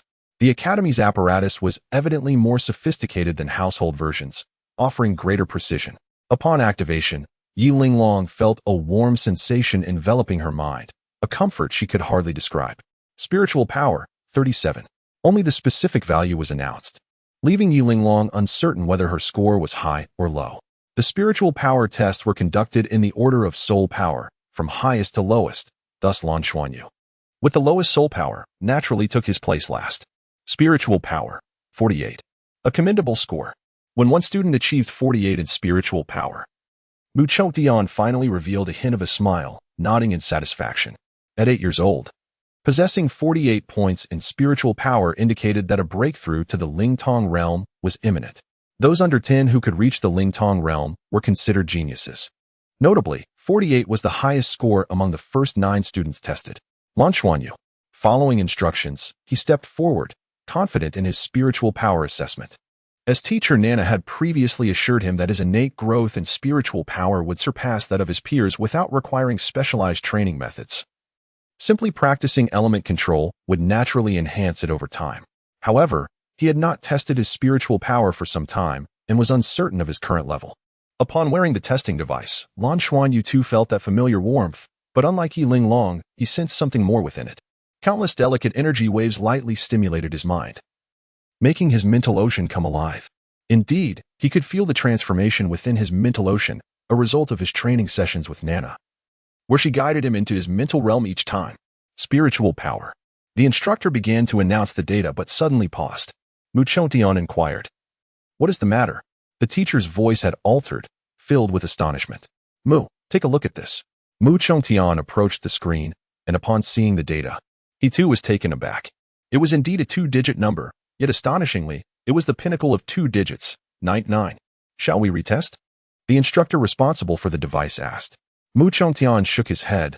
"No need. The device is reliable." Lan Xuanyu. Spiritual power, 99, Lingtong realm. Spiritual power levels range from 0 to 50 for Ling Yuan realm, and from 50 to 200 for Lingtong realm. Achieving the Lingtong realm implies a connection between the mind and spirit, allowing for the initial control of one's spiritual power, capable of sustaining 2 yellow soul spirits or 1 purple soul spirit.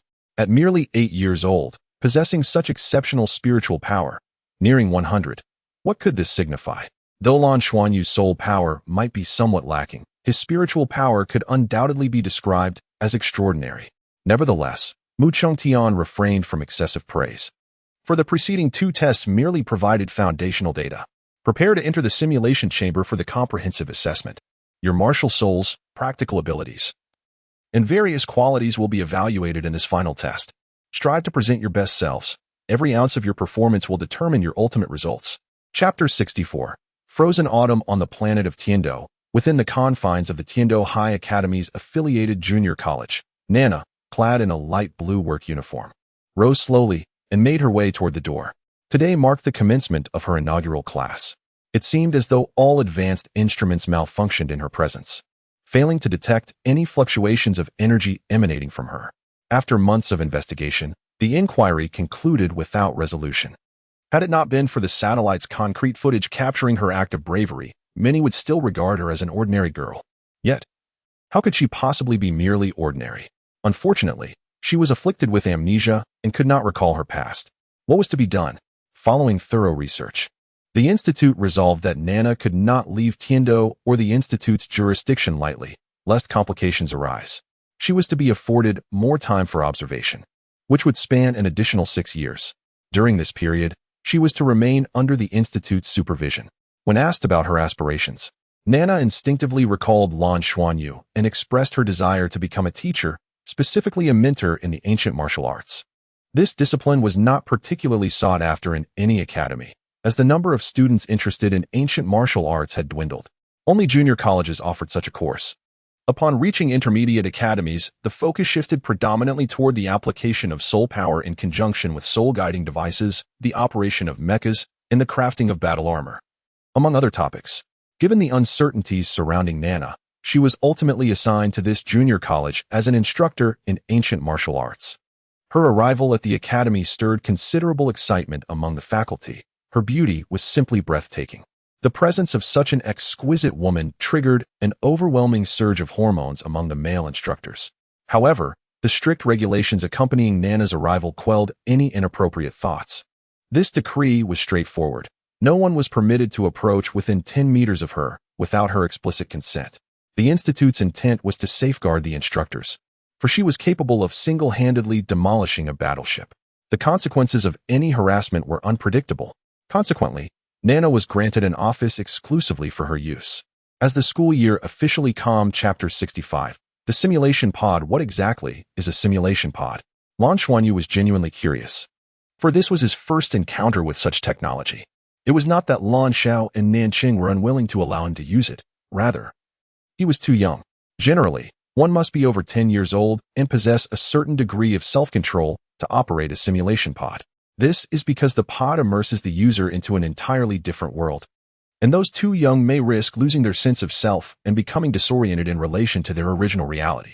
Nevertheless, Lan Xuanyu had heard much about it. With advancements in technology, simulation pods had reached an extraordinarily high level of sophistication, nearly achieving a 100% realism of the actual world. For instance, most mecha training is conducted through simulators, allowing one to experience combat and piloting without the risk of physical harm, thus achieving exceptional training results.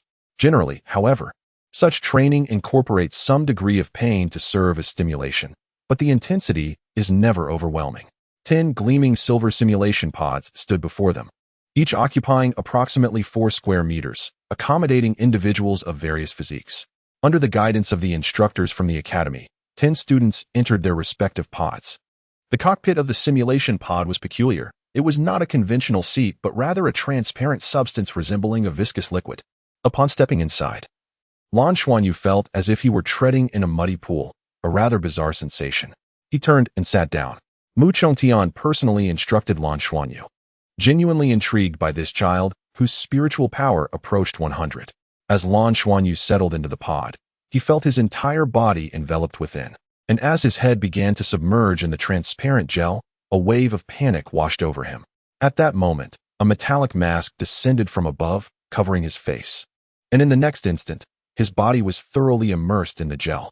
Fully submerged in the transparent gel, the sticky sensation vanished, and he suddenly felt a remarkable sense of freedom. The metallic mask transmitted a tingling sensation, causing ripples in his sea of consciousness. Do not panic, students. Everything you experience is entirely normal. You are about to enter another world, and your task is to survive within it. Should you be killed in this realm? Your comprehensive assessment will conclude. This is a battlefield of life and death. You may employ any means necessary, even defeating your fellow students. The comprehensive assessment begins now. With a soft hum, Lan Xuanyu felt a sudden release, as if he were plummeting downwards. In the next instant, the darkness before him brightened. The gentle sunlight enveloped him in warmth, and his consciousness sharpened. Blinking in astonishment, he realized he was beside a small river, the water babbling melodiously before him. With the air fresh and imbued with the scent of earth, flanked by dense forests, he examined his hands and surveyed his surroundings, overwhelmed with awe. Is this the simulated world? Yet it resembles reality so closely. Instinctively, he pinched his arm. It hurt just enough to remind him of his presence in this virtual realm. The marvel of technology was truly astounding. This sensation was utterly delightful. He took a couple of steps forward, finding everything normal, indistinguishable from his usual movements. He sensed the soul power within him, and it too felt unchanged. Survive. That was the theme of this assessment. However, this place felt absolutely splendid. The experience of being amidst the great forest was enchanting, filled with sunlight and verdant hues, accompanied by invigorating air. He had never encountered such beauty in the real world. After a brief contemplation, a smile broke across Lan Xuanyu's face as he realized his fortunate circumstance. He had appeared beside a river. The river could almost be described as a stream, barely 2 meters wide, with a depth of about 2 feet. Nevertheless, it was a river. The abundance of water elements here would undoubtedly enhance his powers, and as a master of water elements, he could wield greater strength in this setting. Teachers had often instructed that a soul master's power correlates positively with their environment. For instance, plant-type soul masters thrive in areas rich in flora, while fire-type masters exhibit increased strength at noon. Undoubtedly, this environment was most advantageous for Lan Xuanyu, as his martial soul was blue silvergrass, a plant type, further enhanced by the plentiful water elements, subtly elevating his overall power. Was it not simply a matter of survival? In this optimal environment for his martial soul, he was bound to thrive. With that thought, Lan Xuanyu resolutely settled onto a stone, reveling in the beauty around him. In the gymnasium of the Purple Luo branch, Mu Chongtian and several other instructors stood before a large screen, which displayed a split view showcasing the performances of the 10 students scattered throughout the virtual forest. The simulated landscape was not an ordinary forest, but rather a soul beast forest, with the encounters awaiting the students entirely random. Their performances would be recorded, and they would be graded based on their responses to unforeseen circumstances. Due to Lan Xuanyu's astonishing spiritual power of 99, he attracted special attention from Mu Chongtian, and his display was positioned centrally on the screen. When Mu Chongtian observed the child sitting by the river, a peculiar expression crossed his face. Today's youth indeed lack some common sense, he remarked with a hint of exasperation. Another instructor chuckled, isn't it obvious? They have grown up in cities and have never ventured into soul beast forests. They are naturally ignorant of the habits of soul beasts, the existence of soul spirits, coupled with soul beasts being confined to designated planets, has rendered knowledge about them increasingly irrelevant, even becoming an elective course in advanced academies. He is merely 8 years old. How could he possibly know that water sources in the forest are prime spots for encountering soul beasts? Mu Chongtian shrugged and inquired, what is the intensity of this assessment? 1,000-year soul beasts, perhaps. Given their youth, even a 1,000-year soul beast poses a significant threat to them. However, we have established that the 1,000-year soul beasts in this simulation will possess relatively gentle temperaments, so as not to traumatize these children. Mu Chongtian smiled. Let us await the outcome with anticipation. By the riverside, Lan Xuanyu, feeling somewhat bored, looked around, puzzling over why the previous instructor had suggested it might be dangerous. Suddenly, he heard a peculiar sound. Reacting swiftly, he leaped off the stone and swiftly concealed himself behind it. Chapter 66. The initial battle in an era long past. Perhaps a millennium ago, or even earlier, the most crucial curriculum for all soul masters revolved around soul beasts. During that time, understanding soul beasts was essential for making informed choices regarding one's soul rings. In his youth, Lan Xuanyu was frequently accompanied by Lan Xiao as they explored various illustrated volumes of soul beasts, where he was regaled with tales rich in knowledge about these creatures. Hence, among his peers, he undoubtedly possessed the most profound understanding of soul beasts, bolstered by the fact that his father was a researcher of ancient soul beasts. Thus, as he concealed himself behind a boulder and beheld the source of the sound, his initial reaction was one of relief. Before him stood an enormous soul beast, measuring over 5 meters in length and approximately 1 meter 80 in height. Its corpulent form was complemented by a massive head and an unexpectedly slender tail. Its eyes, situated on either side of its head, swayed as it ambled toward the river. The creature was a swallowing horse, an exceptionally large soul beast endowed with immense strength, yet possessing a notably gentle disposition. Even when small soul beasts frolicked around it, it seldom exhibited any irritation. Being a herbivorous soul beast, it thrived in aquatic environments, swimming with greater agility than it could run on land. Its favorite pastime was simply to sleep. Due to its considerable size and extraordinary strength, coupled with a notably thick keratin layer on its skin, it had few natural enemies. Among soul beasts, it was a quintessential good-natured creature. Even those far more powerful than itself rarely sought to trouble it. The swallowing horse often harbored numerous parasites, which carnivorous animals tended to avoid due to the risk of stomach distress. Judging by its formidable size, Lan Xuanyu speculated that this particular swallowing horse had likely cultivated for at least 800 years, if not a millennium. This was his first encounter with a soul beast, albeit in a virtual realm, and it captivated his interest immensely. The corpulent swallowing horse approached the riverbank, first quenching its thirst with several deep gulps before slowly submerging its massive body in the water. Its sheer bulk nearly caused the small river to cease flowing. Yet it reveled in the sensation of the water cascading over it, emitting contented snorts. Lan Xuanyu, crouched beside the great stone, observed the swallowing horse with delight. Soul beasts were indeed fascinating. His father had once mentioned that the pinnacle of tourism lay in visiting the two soul beast planets to observe these creatures, a venture requiring an exorbitant amount of federal currency. He yearned to grow up, earn money, and venture to the soul beast planets, which he imagined would be an extraordinary experience. It was said that one of the planets was called Dragon Emperor Star, while the other was Dragon King Star. He pondered what they might look like. Would there truly be dragons there? As these thoughts danced in his mind, an unexpected warmth surged within him, abruptly jolting him from his reverie. Suddenly, a fierce gust of wind swept in from behind him. Even the teachers observing the students' performances in the gymnasium furrowed their brows at that moment. The charming boy standing there, staring at the swallowing horse with a foolish grin, likely faced elimination. Yet, at that instant, Lan Xuanyu, oblivious to the danger that loomed behind him, made a surprising reaction. He lunged forward, as if about to stumble.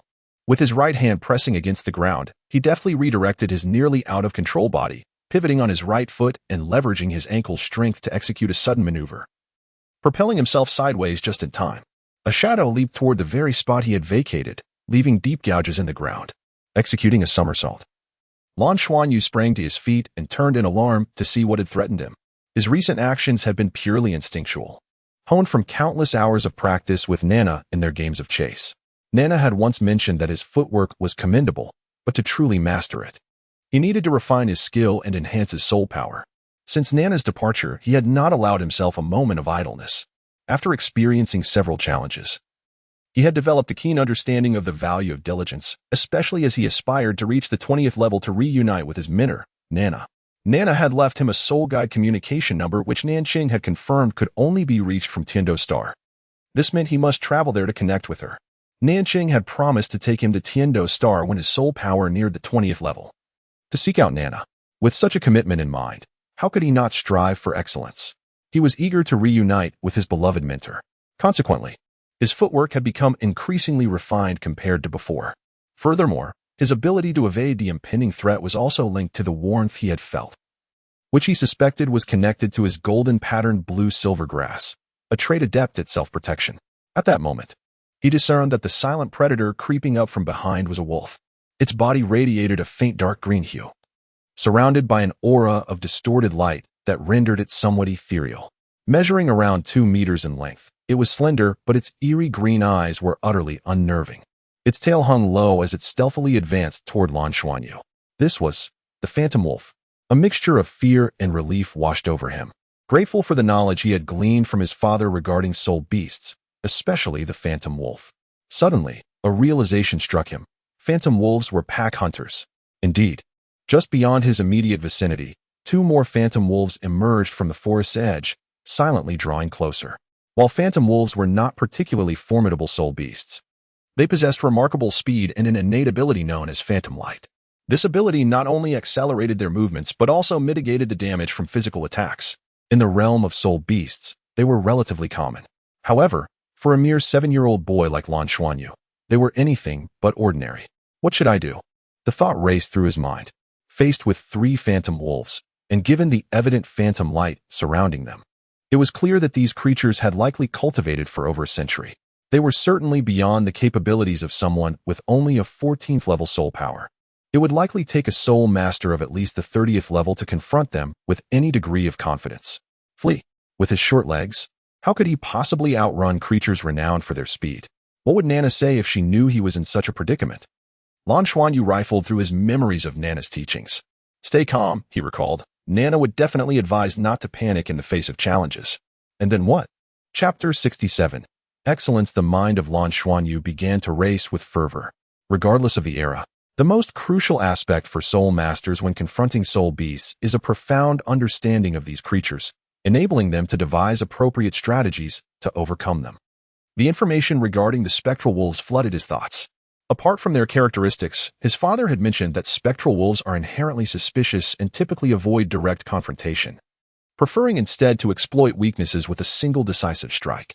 Much like the ambush they had executed earlier, this led him to ponder, did they possess fears as well? With this thought igniting a spark within him, Lan Xuanyu raised his left hand, causing strands of silvery blue spirit grass to unfurl, enveloping his palm. A water sphere materialized above it, resting delicately atop his head. Indeed, upon the appearance of the water sphere, the three approaching spectral wolves halted in their tracks, their emerald eyes fixated on Lan Xuanyu before they cautiously circled around him. Wolves are particularly patient-souled beasts, adept at seeking opportunities. They can wear down their targets, waiting for fatigue to reveal a vulnerability. His father had stated as much. Yet, seeing the spectral wolves momentarily pausing due to the water sphere brought a slight relief to Lan Xuanyu. After a moment's contemplation, the water sphere began to transform, gradually solidifying into an ice sphere that exuded a gentle chill. The pace of the spectral wolves slowed even further, their vigilance heightened. He transferred the ice sphere to his right hand and conjured another of equal size with his left. The abundant water element by the river made manipulation quite effortless. He then took a cautious step forward, and the three spectral wolves mirrored his movement, maintaining the same distance as before. Suddenly, he accelerated, sprinting 3 steps in a particular direction. The spectral wolves, startled, leaped back slightly, creating some space before they resumed their pursuit. At that moment, Lan Xuanyu broke into a full run, determinedly racing in one direction. Fleeing? It is during flight that one is most susceptible to revealing weaknesses. The 3 spectral wolves relentlessly closed in on him. As Lan Xuanyu had deduced, he could hardly compete with the speed of the swift spectral wolves. Before long, the 3 wolves were upon him. Yet, in a surprising twist, Lan Xuanyu executed a dramatic maneuver. He feigned left and right, then spun on his heel, utilizing his forward momentum to swiftly change direction. Such a sudden shift at high speed is no trivial feat. The rapidity of his movement created a fleeting illusion, momentarily halting the wolves, who had been poised to pounce, before they abruptly skidded to alter their course in pursuit of the now veering Lan Xuanyu. Though he could not match their speed, he had surprisingly outmaneuvered the wolves. At that moment, golden strands of spirit grass manifested on his right hand, propelling him forward with newfound velocity. Moreover, he swung his right arm, launching the ice sphere into the air, not towards the wolves behind him, but diagonally ahead, aimed at the riverbank where he had previously spotted a hippocampus bathing.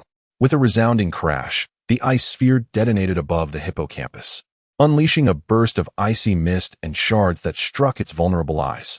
For any soul beast, the eyes are particularly delicate, and the sudden chill was a profound shock.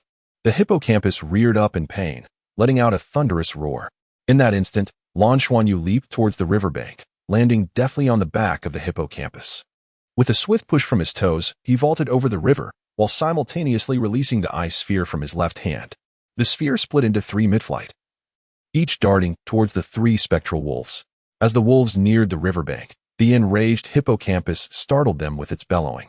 Though inherently gentle, it was a formidable 1,000-year soul beast, unmatched in power and defense by the spectral wolves. At that moment, the 3 ice spheres reached them. The wolves crouched low, initially sensing no threat. However, an unexpected spectacle unfolded. The spheres veered in mid-air, curving gracefully towards the hippocampus. Engrossed in its bath, the hippocampus had been blissfully unaware until the ice spheres detonated, irritating its sensitive eyelids and inciting its wrath. As Lan Xuanyu leaped off its back, the colossal creature, oblivious to his presence, remained unfazed by his weight. The wolves, however, were keenly aware of the hippocampus's approach. As it turned its massive head, they caught sight of the 3 ice spheres hurtling toward them. It was them. The enraged hippocampus let out a ferocious roar, shattering the ice spheres into fine powder. Its enormous form rose from the river, mouth agape, charging at the 3 spectral wolves. The deafening sound waves and gusts of wind sent the wolves tumbling, their terrified yelps mingling with frantic barks as they turned tail to flee. If they could articulate their thoughts, they would surely cry out in protest. Unjust. Though the hippocampus was large and slow-moving, its ability to intimidate was undeniable. While primarily herbivorous, it could also resort to carnivorous behavior when provoked. Its innate ability, devour, granted it a terrifying capacity for consumption. With a single bite, it could easily devour half a spectral wolf. Its fury sent the wolves into a panicked retreat. Lan Xuanyu landed on the opposite bank, panting heavily, his cheeks flushed. The fear in his eyes had not diminished, but witnessing the wolves flee brought him immense relief, even as his clothing became drenched in sweat. Indeed, this place was fraught with peril. In the Ziluo Branch Academy's gymnasium, the faculty exchanged astonished glances. Even Mu Zhongtian found himself utterly astounded. The agility, reaction speed, and control over his martial spirit displayed by Lan Xuanyu were remarkable, embodying an exemplary response to the situation. Mu Zhongtian thumped his thigh in approval, proclaiming, "This child is exceptional." Chapter 68. The Three-Eyed Demon Ape. They have chosen a prodigy, without a doubt. Lan Xuanyu embodies every trait of a genius. Should we bring him out now? The teacher seated before the screen inquired, marveling at the brilliance displayed. The evaluation conducted by the Ziluo Academy was certainly not the first. This assessment spanned numerous branches across the Tianluo star, yet few children could captivate attention so instantaneously. Although Lan Xuanyu's martial soul may not have seemed particularly formidable, his reflexes, adaptability, and situational judgment were nothing short of extraordinary. Even seasoned soul masters would likely struggle to manage such circumstances as adeptly as he did. How could this not evoke delight? Continue. Let us see what more he can achieve. This serves as a valuable experience for him as well. At that moment, Lan Xuanyu's reaction was quite pronounced. This was his inaugural encounter with a soul beast, and while he had successfully scared off 3 netherwolves, he himself was thoroughly shaken. After all, these were soul beasts. He had barely escaped becoming a meal for the netherwolves. The virtual world felt astonishingly real, and he could hardly fathom the sensation of being bitten by one. A thought flickered in Lan Xuanyu's mind. The throat-swallowing horse appeared rather endearing. Since it posed no threat, why not settle nearby? Given the earlier encounter with the netherwolves, employing the same tactic seemed a wise choice. With this in mind, Lan Xuanyu positioned himself at a safe distance from the throat-swallowing horse, turning his back to it while keeping a vigilant watch around him. Having learned from past experiences, he dared not be careless. His choice proved to be remarkably astute, as soon enough, more soul beasts emerged. Most were merely coming to drink from the river, yet a few showed signs of hostility upon spotting him. In such instances, Lan Xuanyu would inch closer to the throat-swallowing horse, which indeed deterred the approaching beasts. After all, the throat-swallowing horse was a 1,000-year soul beast, holding a distinguished status among its kind. Unless, boom, boom, boom, the low, muffled sounds reverberated through the surroundings, causing the forest to tremble slightly. The throat-swallowing horse, previously lying by the river, abruptly lifted its head, revealing a hint of wariness in its languid eyes. The other soul beasts drinking nearby also turned their gazes toward the source of the noise. A furious roar erupted from the forest. The previously cautious soul beast wasted no time in fleeing, bolting in the opposite direction. Even the throat-swallowing horse was no exception. At that moment, a small, luminescent figure rushed towards him from the forest.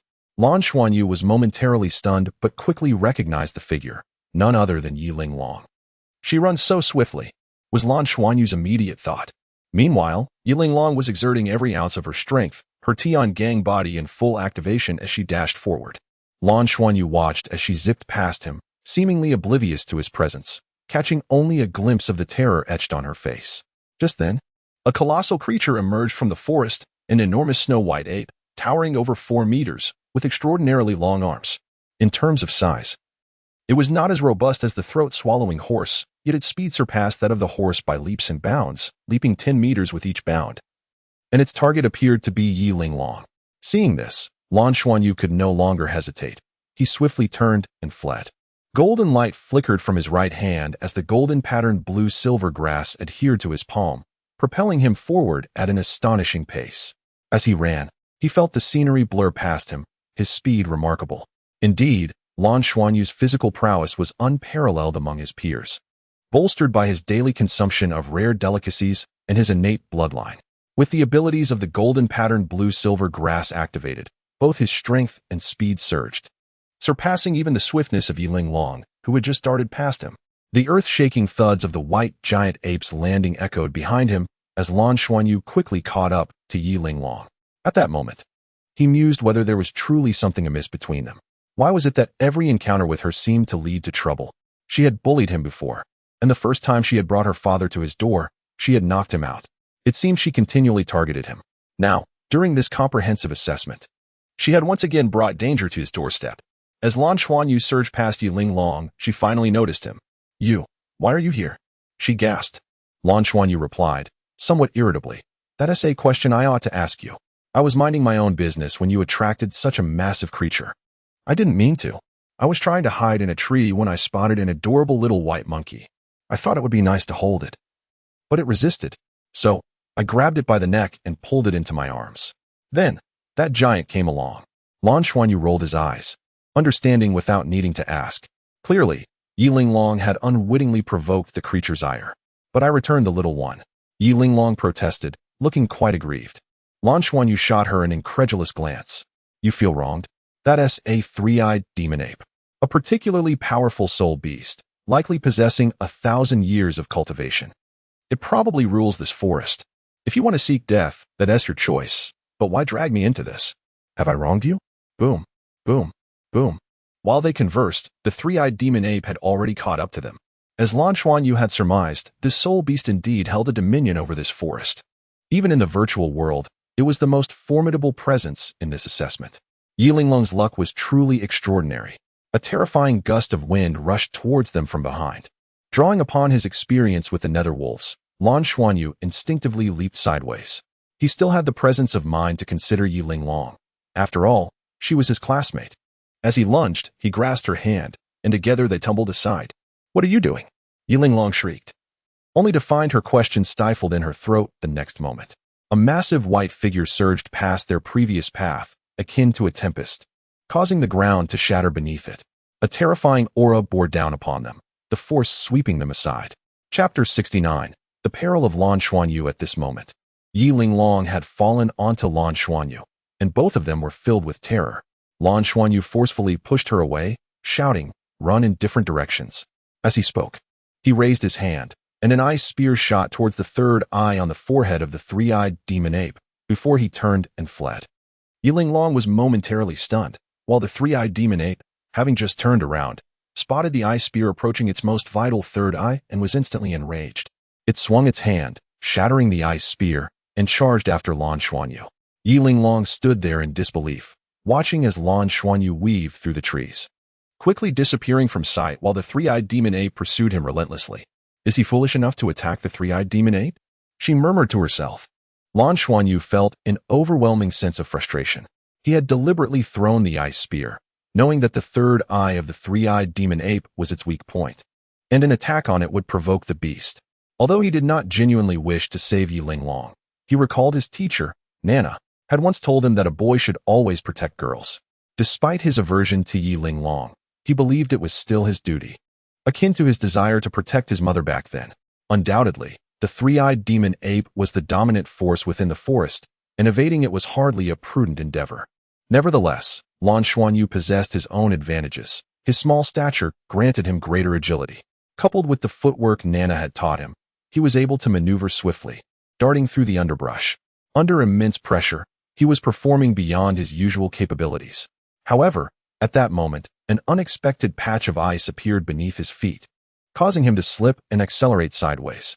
He was on the verge of crashing into a tree when he swiftly extended his left hand, pressing against the trunk to forcibly alter his trajectory, slipping through a narrow space between two trees that the three-eyed demon ape could not traverse. The beast collided with the trees, uprooting them, but Lan Xuanyu seized the opportunity to widen the gap between them. Yet, trouble soon followed.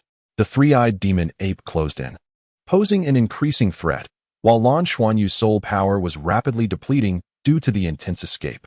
He could feel it nearing its limit. Just then, a piercing howl echoed, and Lan Xuanyu felt a sharp pain surge through his head, leading him to cry out in agony as he lost control and hurtled towards a massive tree.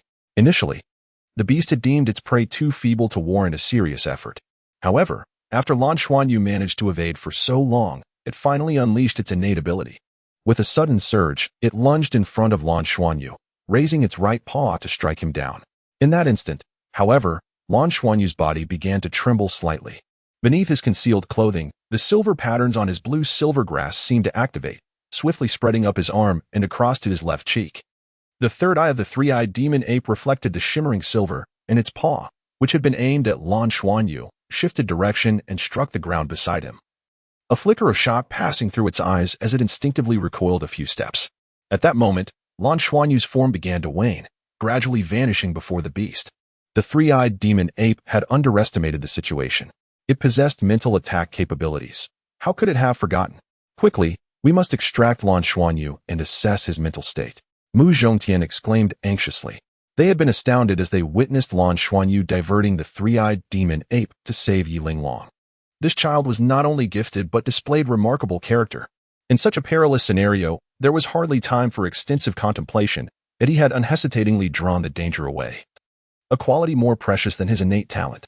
They then beheld Lan Xuanyu, fully engaged in evading the three-eyed demon ape's assaults. Though they would not typically overlook the beast's mental attack, Lan Xuanyu's evasive maneuvers were so skillful that it seemed he had pushed his soul power to its very limits, leaving them in awe at each narrow escape. Just as they were captivated by his performance, the three-eyed demon ape unleashed its mental assault. In the simulator, soul masters generally faced little danger against soul beasts, as it was all within a virtual realm. However, in this simulated world, mental energy was notoriously susceptible to issues. Mental shocks were simulated but proved challenging to control, a dilemma that had persisted for millennia without resolution. The presence of the three-eyed demon ape in this comprehensive evaluation was due to its pride, facing children under the age of 10, making the likelihood of mental assaults virtually non-existent. Yet, to their astonishment, it had indeed activated its ability against Lan Xuanyu. Upon realizing that the mental shock had been deployed, Mu Zhongtian immediately called for a halt, but regret washed over him. The mental shock had directly impacted Lan Xuanyu. Unlike physical pain, which could be significantly dulled, mental shocks were nearly fully tangible. Should something go awry, it would spell disaster.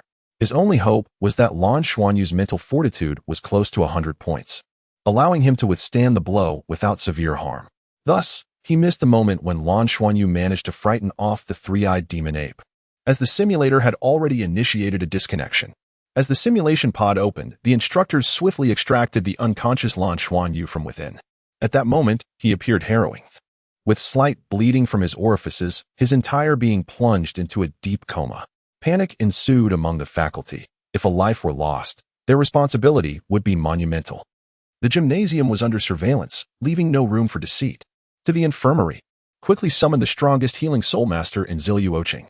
Mu Zhongtian barked, cradling Lan Xuanyu as he dashed away. There was no time for regrets. Saving the child was paramount.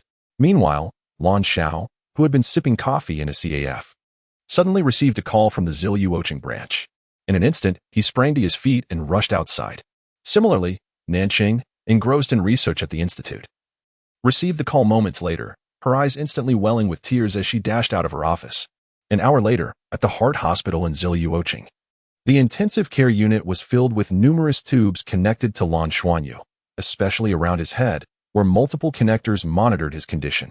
Outside the monitoring room, a group of anxious individuals stood vigil, awaiting news. Chapter 70. Deep coma. Nancheng had long since cried, her eyes red and swollen, while Lan Zhao's expression was as dark as a stormy sky.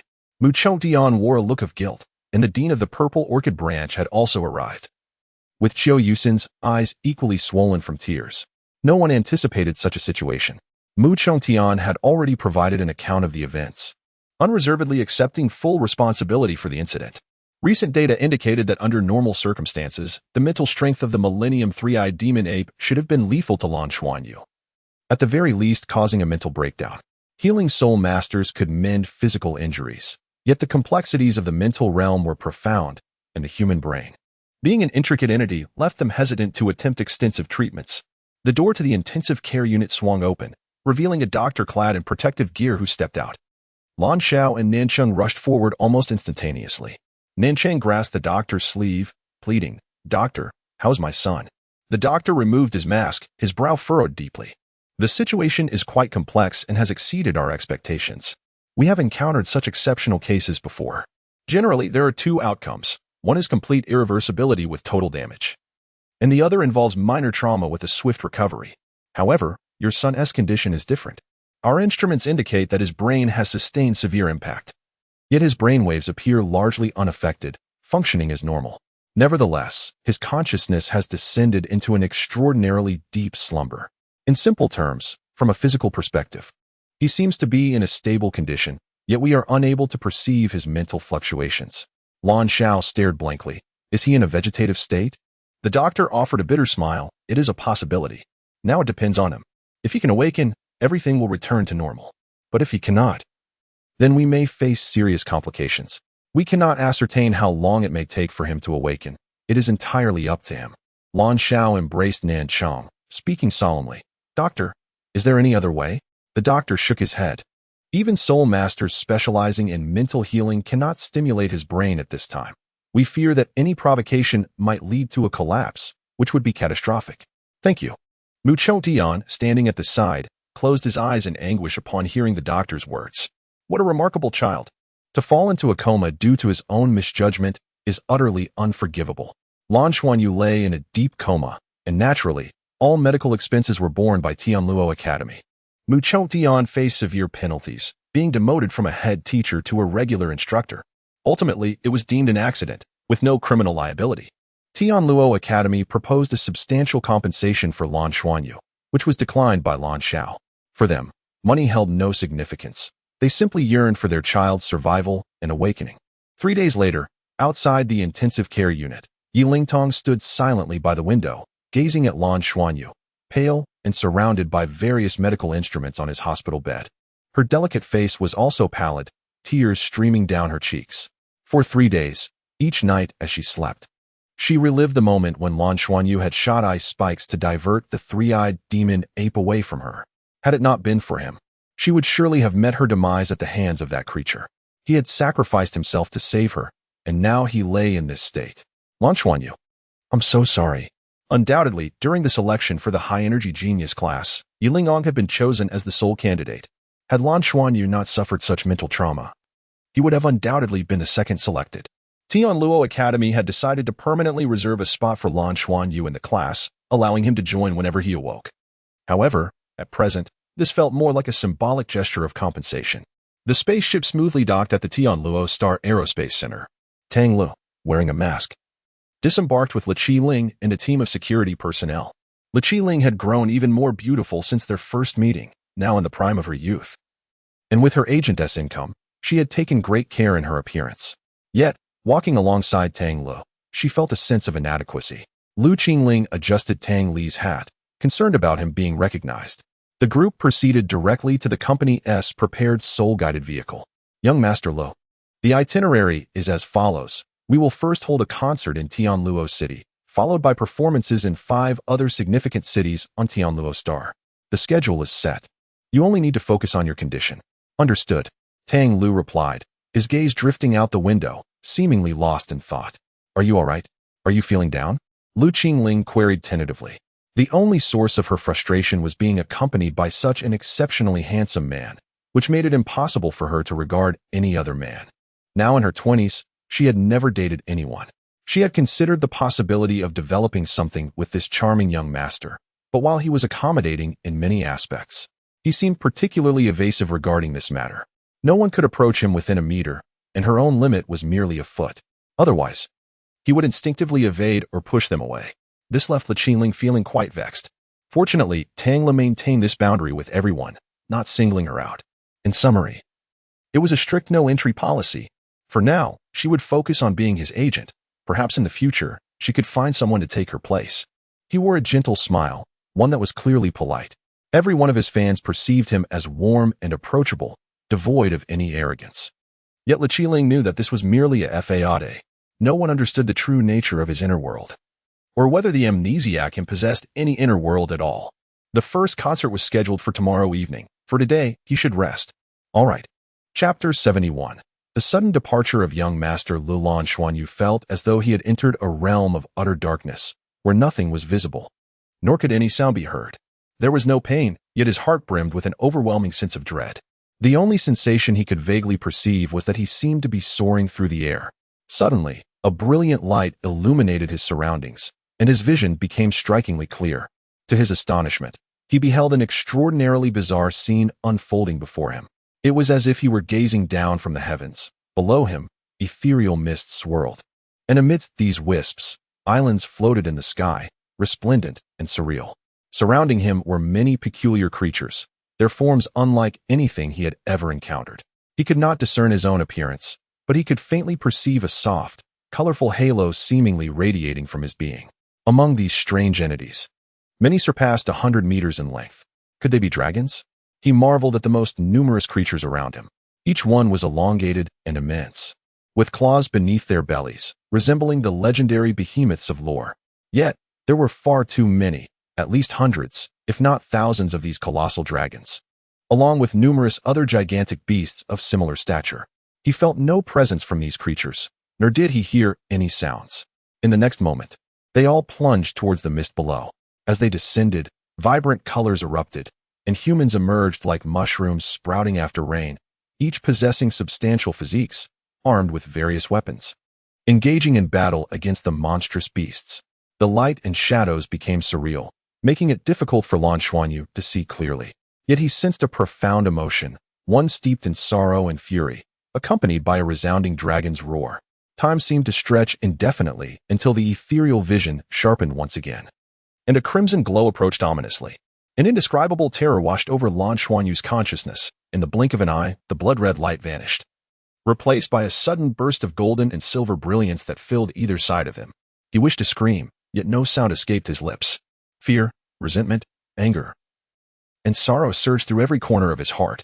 In the intensive care unit of the Heartfelt Hospital in Ziliyuoqing, Nanqing stood vigil outside the room. In truth, the ICU had its own provisions and required no one to guard it, yet she remained, even taking a leave of absence from her job. Lan Xiao, who was supposed to be promoted to work in Tianluo City, chose to stay as well, for the unfamiliar environment of Tianluo City felt daunting. And Lan Xuanyu could not endure any further upheaval. Suddenly, the blaring alarm pierced the air. Nanqing was startled, springing to her feet to peer into the ICU. Inside, Lan Xuanyu thrashed violently upon the bed, his entire body trembling uncontrollably. Golden patterns emerged on one side of his face while silver patterns appeared on the other, intertwining in a chaotic dance. Doctor! Doctor! Nanqing cried out in panic. Yet, even without her call, the doctors were already rushing towards the sound of the alarm. Quick! Prepare for cardiac defibrillation. Administer a sedative. Ensure brainwave monitoring is in place. His brainwaves are fluctuating violently. The doctors wore grave expressions, acutely aware that Lan Xuanyu had been in a coma for 20 days. In such cases, agitation could signify a life-threatening crisis. This beautiful child should not be subjected to such calamity. The compassionate hearts of the medical staff were equally heavy with sorrow. As the sedative was administered, Lan Xuanyu's trembling body gradually calmed, though the golden and silver patterns on his face lingered, particularly at the intersection of the colors on his brow, where a faint, colorful halo shimmered. The doctors and nurses toiled for half an hour before finally stabilizing him. After conducting a thorough examination, they confirmed his physical condition was stable. In the grand stadium of Tianluo City, young Master Li's silver attire accentuated his azure hair, exuding an air of elegance and charm. A gentle smile adorned his face, yet his eyes reflected a melancholic bewilderment. This seemingly ordinary expression tugged at the hearts of his fans. 80% of the audience consisted of female admirers, who waved their arms ecstatically, releasing their fervor. Young Master Li sang softly. Her breath is like orchids and musk, lingering in my nostrils even through the ages. Her hands are soft and slender. Her embrace is my eternal haven. In life, one lives through 3 realms, one in existence, one in society, and one that dwells deep within the heart. In which realm does she reside? The song Mian had been sung countless times, yet each rendition resonated differently within the souls of the listeners. Young Master Li seemed entirely immersed in his melody. Whenever he sang this song, his emotions would enter a unique state. He could not recall why, but within the song, he felt a faint calling from someone profoundly significant in his life. Suddenly, as he continued to sing, young Master Li's brow furrowed, breaking the spell of melancholy that enveloped him. In the next moment, he appeared momentarily stunned, and his melodious voice ceased abruptly. While the music persisted, the singing halted, and the entranced fans gradually returned to their senses, their faces reflecting sheer astonishment. I'm sorry. I must step away for a moment, young Master Li said, bowing slightly before taking a step forward. In an instant, To the bewilderment of all present, he transformed into a streak of golden light and vanished. The fans stood in stunned silence, unable to fathom what had just transpired. Was this a prearranged act by the organizers? Had young Master Lu truly flown away? And so swiftly? Confusion reigned as whispers began to ripple through the crowd, escalating into a chaotic frenzy as the atmosphere grew increasingly unstable. Please remain calm. This is a surprise prepared by young Master Lu. A unique delight for the people of Tianluo Star. Chapter 72. Tang Lu and Lan Xuanyu. This concert was devoid of a host, and the voice that resonated was unmistakably that of Qi Ling, who was backstage. Surprise? As the representative of the Tianluo Star's organizing committee, Zhuang Zijian felt puzzled. He could not recall any special surprise arranged for today. If there were, would Master Li's management company allow him an extra fee? Furthermore, he himself was a sole master of considerable strength. Yet, he questioned whether it was even remotely possible to soar away like Master Lu without the aid of a mecha. Li's manager, what on earth is happening? Where has Master Lu gone? Zhuang Zijian inquired anxiously of Qi Ling. With a serious expression, Qi Ling replied, I already mentioned it is a surprise. How could I disclose it in advance? Just wait a moment. Master Lu needs time to prepare. Her words brought a wave of calm to the audience, who fell into a hushed anticipation. What kind of surprise could Master Lu possibly unveil? His previous concerts had never featured such an element. What changes could this event bring? The audience was eager, as he was indeed their beloved Master Lu. Meanwhile, at the heartfelt hospital in Ziluo City, Nanqing wearily leaned against a chair outside the intensive care unit. Finally, Lan Xuanyu's condition stabilized. His vital signs were normal, and there was no imminent threat of demise, which greatly relieved her. This was not the worst news, and for her, that was already sufficient. As for miracles, she dared not hope too much. In her heart, as long as her son survived, it was enough. The doctor had mentioned that if there were no significant improvement within a month in the ICU, he would be transferred to a regular ward, where family members would have to call out to him, perhaps offering a chance for awakening. Nanqing had prepared herself for this and resolved to stay in the hospital every day, calling out to her son, firmly believing she could rouse him from slumber. I'm so exhausted. I can't sleep. What if my son becomes restless later tonight? Lan Xiao had also been under considerable stress lately. She decided not to inform him just yet. Tonight, she would stay here and keep watch. Rubbing her stiff cheeks, Nanqing forced herself to remain alert and sat up straight. However, this effort did not last long. She was utterly drained, especially mentally. Moments later, she succumbed to her body's need for rest, leaning against the wall and drifting into sleep. Unbeknownst to her, at that very moment, a silvery figure silently appeared in the intensive care unit. With long blue hair cascading down his back, all surveillance equipment malfunctioned the instant he entered. As if he possessed a unique magnetic aura, Tang Lu stood in a daze at the bedside, perplexed as to why he found himself here. During his earlier performance, an unseen force seemed to guide him to this place. Upon arrival, he beheld the child lying on the bed before him. The boy's delicate features appeared pale, with short black hair, lying extremely still, surrounded by various medical apparatus, exuding an aura of fragility. Yet, an inexplicable connection seemed to bind him to Tang Lu, evoking a sense of familiarity despite this being their first encounter. Tang Li's gaze was somewhat vacant, yet he was certain of his feeling of familiarity. He instinctively raised a hand and gently brushed the boy's cheek, which felt cool to the touch. However, the moment his fingers met the child's soft skin, Tang Li's heart quivered. It was as though a tranquil yet confused lake had been disturbed by a pebble, stirring hidden emotions within him. Had he fallen ill? A strange pang of pain gripped Tang Li's heart. He placed his hand gently on Lan Xuanyu's forehead, a faint golden glow emanating from his palm, gradually enveloping the boy. After a moment, Tang Lu furrowed his brow, sensing the swirling energy within Lan Xuanyu and his deep, tranquil slumber. After a brief contemplation, he placed his hands on the boy's forehead and abdomen. Instantly, a warm golden light enveloped his body. Lan Xuanyu's temperature began to rise gradually, and soon, delicate golden patterns appeared on his skin, shimmering gently. In Tang Li's eyes, golden light flickered, exuding an unspoken authority that quelled the previously agitated energies of gold and silver within Lan Xuanyu. For a significant while, Tang Li's hands began to tap lightly on Lan Xuanyu's body, much like rain upon banana leaves, causing the boy to tremble with each gentle touch. Upon seeing the blue and silver grass, Tang Lu felt as though he had been struck by lightning, his entire being jolting in response, instinctively raising his hands. Two translucent vines shimmering with a blue-golden hue emerged from his palms. Suddenly, the soul communicator on his wrist erupted with a cacophony of beeping sounds. Tang Lu furrowed his brow. Earlier, during high-speed flight, the communicator had failed to receive any signals. Now that he had settled in Ziluo City, communication was restored. Ling, what is the matter? Tang Lu inquired calmly. Understood. Tang Lu ended the call and cast a lingering glance at the slumbering Lan Xuanyu, gently caressing his soft cheek. With a flash of golden light, he vanished from the room. In Tianluo City, 30 minutes had already elapsed. Where was the surprise? The fans' restlessness resurfaced, and more critically, Tang Lu had yet to make an appearance. Fortunately, the organizers displayed remarkable adaptability, having distributed bread and water to the crowd. In the late hours of the night, sustenance provided a modicum of comfort, momentarily stabilizing the fans' emotions. Yet, sustenance could only last so long. The fans began to grow increasingly agitated. How long must we wait? Organizers, provide us with an explanation. Where is Master Lu? Where is he? We demand Master Lu to come out. We purchased tickets for this.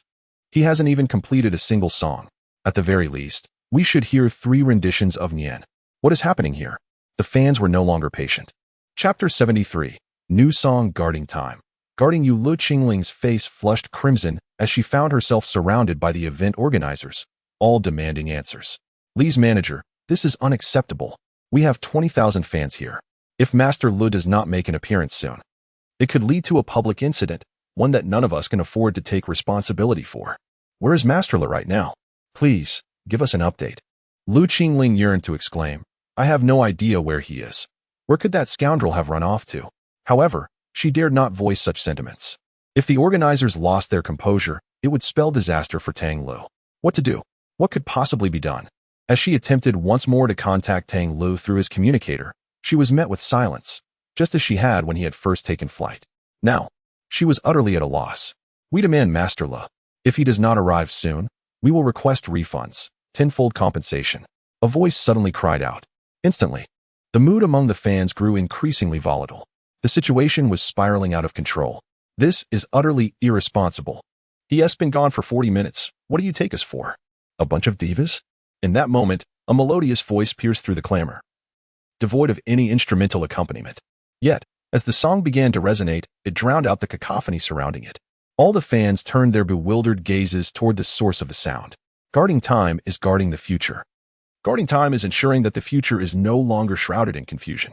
The voice soared, reverberating within the hearts of every individual present.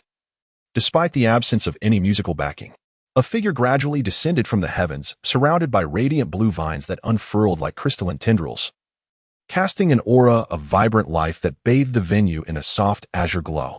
The vines danced in a harmonious spiral, resembling a colossal canopy that gently descended, calming the agitated hearts of the crowd beneath the life-affirming energy. Amidst the swirling blue vines, Tang Lu appeared, resplendent in silver attire. His presence illuminated by the ethereal vines that encircled him, safeguarding his essence. Gazing upon time, one ultimately gazes into the depths of their own soul, as fleeting moments evoke an endless stream of emotions and reflections. Hope within time often arises from the most unexpected moments. Perhaps a single glance can stir one's heart. It is the familiarity of time, an inexplicable call that guides one in search of hope. When hope arrives, it brings with it a tinge of fear. The desire to touch it is tempered by the dread of its potential extinguishment. Yet, with the arrival of hope comes joy and the promise of a brighter future. The transient nature of time revitalizes hope. My hope has arrived. Perhaps I shall no longer be lost. Yet, I hesitate to reach out, fearing the shattering of my dreams. Oh, hope of time, please accompany me. Do not forsake me, even if it means never truly unveiling your essence. Oh, hope of time, pray tell, what is your origin? Why does that familiarity feel as though it hails from antiquity? As the voice gradually subsided, the floating blue vines transformed into shimmering specks of blue light descending from the sky, bringing with them a fragrant freshness that soothed the restlessness within each heart. At that moment, the fans remained entranced by the intoxicating melody, as if undergoing a profound interrogation of their very souls, a poignant touch upon the roots of their emotions. A new song had emerged, a true revelation. This was perhaps the first time Tang Lu had spoken so much at a concert. He had gifted the new song to Tianluo. In that instant, all discontent among the fans dissipated, replaced by astonishment and an indescribable sense of fulfillment and pride. It was worth every moment of anticipation. This was indeed Master Li's new song, his second piece. Compared to the first song, Yin, this new offering, Hope and Time, was even more uplifting. As if narrating that guarding time equates to safeguarding hope. As the performance concluded, Tang Lu bowed and turned toward the backstage. The crowd remained silent for over 10 seconds, until applause erupted from an unknown source, soon swelling into a tidal wave of sound, chanting Master Lo, Master Lo, Master Lo, guarding time, guarding you. In an instant, the atmosphere transformed into an unprecedented fervor. Tang Li's two sentences in a new song had completely reversed a seemingly irreversible situation, igniting an unparalleled enthusiasm among the audience. A fan tugged at the arm of another nearby, recalling, "Didn't you say you wanted a refund? Sell me your ticket. I'll pay you the original price. What do you say? Dream on. I want to keep it for when Master Lu releases his album. I'll get him to write Guarding Time, guarding you on it. It's simply beautiful, truly moving. Guarding time, guarding you. Master Lu, I shall protect you for a lifetime." Not even Li Qiling could conceal her astonishment at the unfolding spectacle. A new song had indeed emerged. Had his earlier absence been to compose this very piece? If so, everything suddenly made sense. It was mesmerizing, truly a song brimming with hope. Furthermore, it seemed to leave the fans with a slogan of their own, one that belonged solely to Master Lu. Guarding time, guarding you. How splendid. Were so many fans truly committed to protecting Master Lu? This song commemorates my new book of the same name, Guarding Time, Guarding You, a sequel to Embracing Lies, Embracing You. Chapter 74. Awakening. The fervent fans lingered, passionately chanting slogans, their excitement palpable. Undoubtedly, this concert, though peculiar, was a resounding success. Tang Li sat dazed in the backstage lounge, unaware that the song he had just performed, devoid of accompaniment, was merely a spontaneous expression of his current emotions. Who was he and why? Despite being in a distant city, did he feel an inexplicable connection to his pain and helplessness, as if summoned to his side? The essence of this child felt so familiar, yet he could not recall why. Furrowing his brow in confusion, Tang Lu pondered the reason behind his continuous amnesia since awakening. Could it be that this child was somehow related to him? Tang Lu, you were incredible. Did you know the fans are going crazy for you? That new song today was simply magnificent. Everyone is chanting protect time, protect you. Li Qiling rushed in with excitement. Tang Lu looked up at her. Qiling. Approximately 1,000 kilometers northwest of Tianluo City. Which city would that be? Lu Qiling paused. It should be Ziluo City. Oh, Tang Lu nodded. Do we have a performance scheduled in Ziluo City? Of course. Ziluo City is one of the important cities in Tianluo Star, Lu Qiling replied. Tang Lu contemplated. Could we prioritize that performance? I wish to go there. It's merely an illusion. I'm just off to write songs. Don't inquire further, Tang Lu said nonchalantly. Lu Qingling's expression turned peculiar as she suddenly grasped one of Tang Li's hands, channeling her spiritual energy to probe within him. Tang Lu felt empty inside. No different from an ordinary person. There truly is no spiritual energy. Is the illusion technique this formidable? When did you learn it? Li Qiling pressed on. It's a secret, Tang Lu replied. Lu Qingling, exasperated, understood Tang Li's nature. There was no use in pressing him further. Morning dawned. As the first rays of sunlight bathed Ziluo City, Nanxing finally awakened from her slumber. Shivering slightly, she hastily stood and murmured, "Darn it, how did I fall asleep?" Xianyu. In recent days, Nanxing had learned to read instruments, glancing at the values displayed, noting little change. Sighing in relief, she relaxed slightly, rubbing her aching head with a bittersweet smile. As long as there's nothing wrong, everything is fine. At that moment, she noticed the boy lying there. Lan Xianyu seemed to stir. Nanxing froze momentarily, then chuckled at herself. Am I seeing things? But then she saw him move again. His right hand, previously by his side, now rested on his abdomen, even shifting slightly. Nanxing's eyes widened in astonishment, and she nearly screamed, "Doctor! Doctor, come quickly!"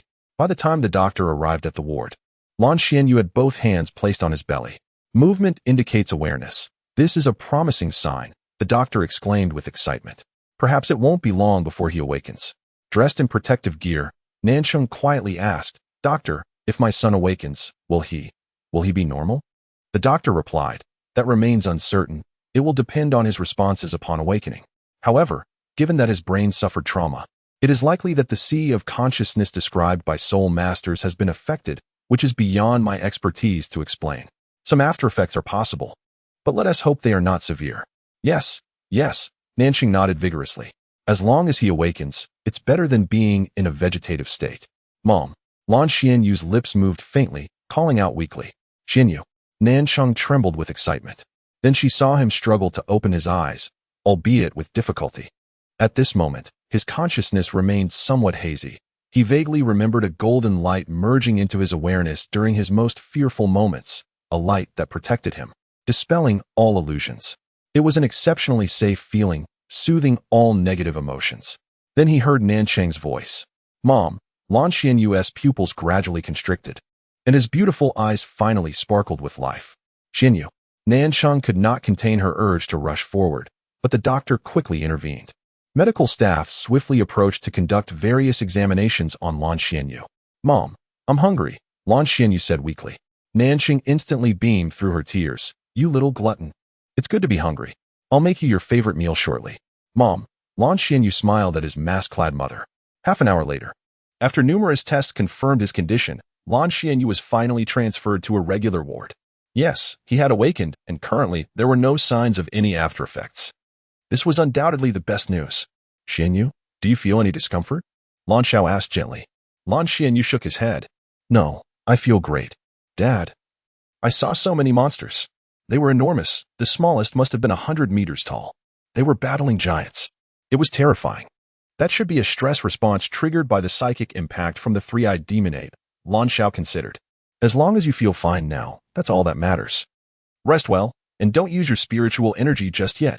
Focus on recovery first. Lan Xianyu's awakening was indeed a stroke of fortune amidst misfortune. Lan Xiao suspected that this was indicative of Lan Xianyu's extraordinary lineage. Had it been an ordinary person with the same level of spiritual energy, they likely wouldn't have survived the simulation chamber. Chapter 75. Concert tickets. After lying in bed for over a month, Lan Xianyu's body was naturally somewhat weakened. However, his appetite remained undiminished. After 3 days of nourishment, he finally regained most of his strength and could no longer tolerate lying in the hospital. The principal and teachers from the academy had visited him personally, and upon confirming his recovery, everyone was overjoyed. Xiao Yusen informed him that he had been accepted into the high-energy youth class, and Yu Lingong had already arrived. However, Lan Xiao and Nancheng clearly did not wish for their son to ponder these matters. Everything was to be set aside until he had fully recuperated. Mom, I want to be discharged, Lan Xianyu pleaded with Nancheng for what felt like the umpteenth time. Just a few more days, Nancheng replied curtly. You need to recuperate properly. After all, you were unconscious for so long. But I can recuperate at home. Lan Xianyu countered. It's much better there. Mom, I don't want to stay in the hospital anymore. Fine. I will ask the doctor. You can only be discharged if they agree, Nancheng conceded. In truth, she had already inquired, and according to the examination, Lan Xianyu indeed met the discharge criteria. Yet, her concerns lingered, prompting her to insist on a few more days of observation. At that moment, a nurse entered, holding a paper bag. Mrs. Nan, this should be your delivery, she said, handing the bag to Nancheng. The package appeared peculiar, merely labeled with the intensive care unit number from when Xuanyu had been hospitalized, without a name attached. Could it be from Tianluo Academy? Nancheng furrowed her brow, then tore open the package to reveal its contents. Inside were 3 thick cards, each the size of half a book, adorned with gold foil stamps and exquisitely crafted. They even contained specialized identity authentication chips. Tickets to Mr. Luo's concert? The nurse suddenly exclaimed, only realizing her indiscretion after the words left her mouth, but her gaze towards Nancheng had utterly transformed. Nancheng was momentarily taken aback. Tickets to Mr. Luo's concert? What is going on? Did my husband buy these? But Lan Xiao didn't mention anything about it. Wow, this is incredible. They seem to be front-row tickets. Mrs. Nan, how did you manage to get these? Do you know? Fans across Tianluo Star's major cities are going crazy right now, Mr. Luo announced a new song at the first concert. It's absolutely marvelous. The fans in Tianluo City are so fortunate. The next stop is our Ziluo City. I believe it's tomorrow night. The tickets sold out months ago. How can you still have tickets now? Nancheng was equally puzzled. Who sent these? Is there a sender's name? The nurse shook her head. There is no sender listed. It's an anonymous delivery. But whoever sent it, this is undeniably wonderful news. It's Mr. Luo, after all. Nancheng's heart raced. She had adored Mr. Luo for quite some time. Since his debut, she had followed his career. But she had never considered attending a concert. Concert tickets were notoriously expensive. She never anticipated that her dream would materialize so swiftly, with 3 tickets suddenly appearing before her. Mom, is it that Mr. Lu? Lan Xuanyu asked curiously. Yes, indeed. I wonder who is so kind as to send us these tickets. All right. I'll go take care of your discharge paperwork now. Okay. Xuanyu, do you think your body can handle attending the concert? Nansheng looked at her son with concern. Lan Xuanyu rolled his eyes. Mom, I'm perfectly fine. I'm a soul master. As he spoke, he lifted his left hand, effortlessly conjuring an ice spike in his palm without even releasing his silver-patterned blue-silver grass. Well then, that is wonderful. I'm so delighted we can go see Mr. Tang's concert, Nansheng said with a beaming smile.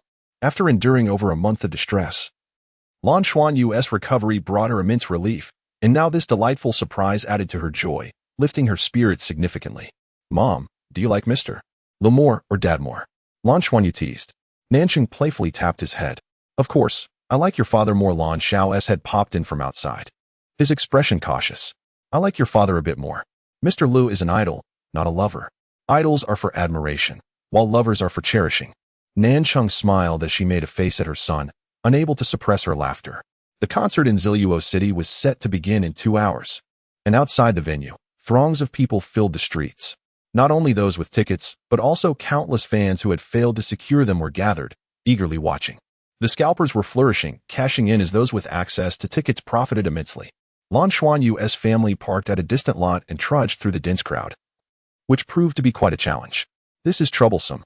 Chung, can we not attend next time? Lan Xiao said helplessly, surveying the seemingly endless throng. Nansheng shot him a glare. This is my only hobby. Can't you support me? Lan Xiao shrugged. But I don't share this interest. Nansheng replied. Your only interest should be me and our son. With us, what else do you want to enjoy? You win. The line was excruciatingly long, yet thankfully, the organizers were quite adept at maintaining order. The entire process of entry was relatively smooth and efficient. At long last, it was Lan Xuanyu's family's turn. Nansheng produced the tickets and handed them over. The staff member glanced at the tickets with surprise. These tickets aren't for this entrance. Nansheng was taken aback. Not for this entrance? What do you mean? It clearly states concert tickets. A sudden thought crossed her mind. Was this an elaborate prank? After waiting so long in line, the thought of being duped was infuriating. Your tickets are for the VIP entrance, which has a special lane. There is no need to queue. Allow me to escort you. The staff member said respectfully. Mr. Lu was currently a superstar, and obtaining VIP tickets to his concert was no small feat. He instructed another staff member to continue checking tickets and quickly led Lan Xuanyu's family in a different direction. Nansheng was bewildered. VIP tickets? How much do those cost? No, it seems you can't even buy them with money. Who could have given us VIP tickets? This is simply unbelievable.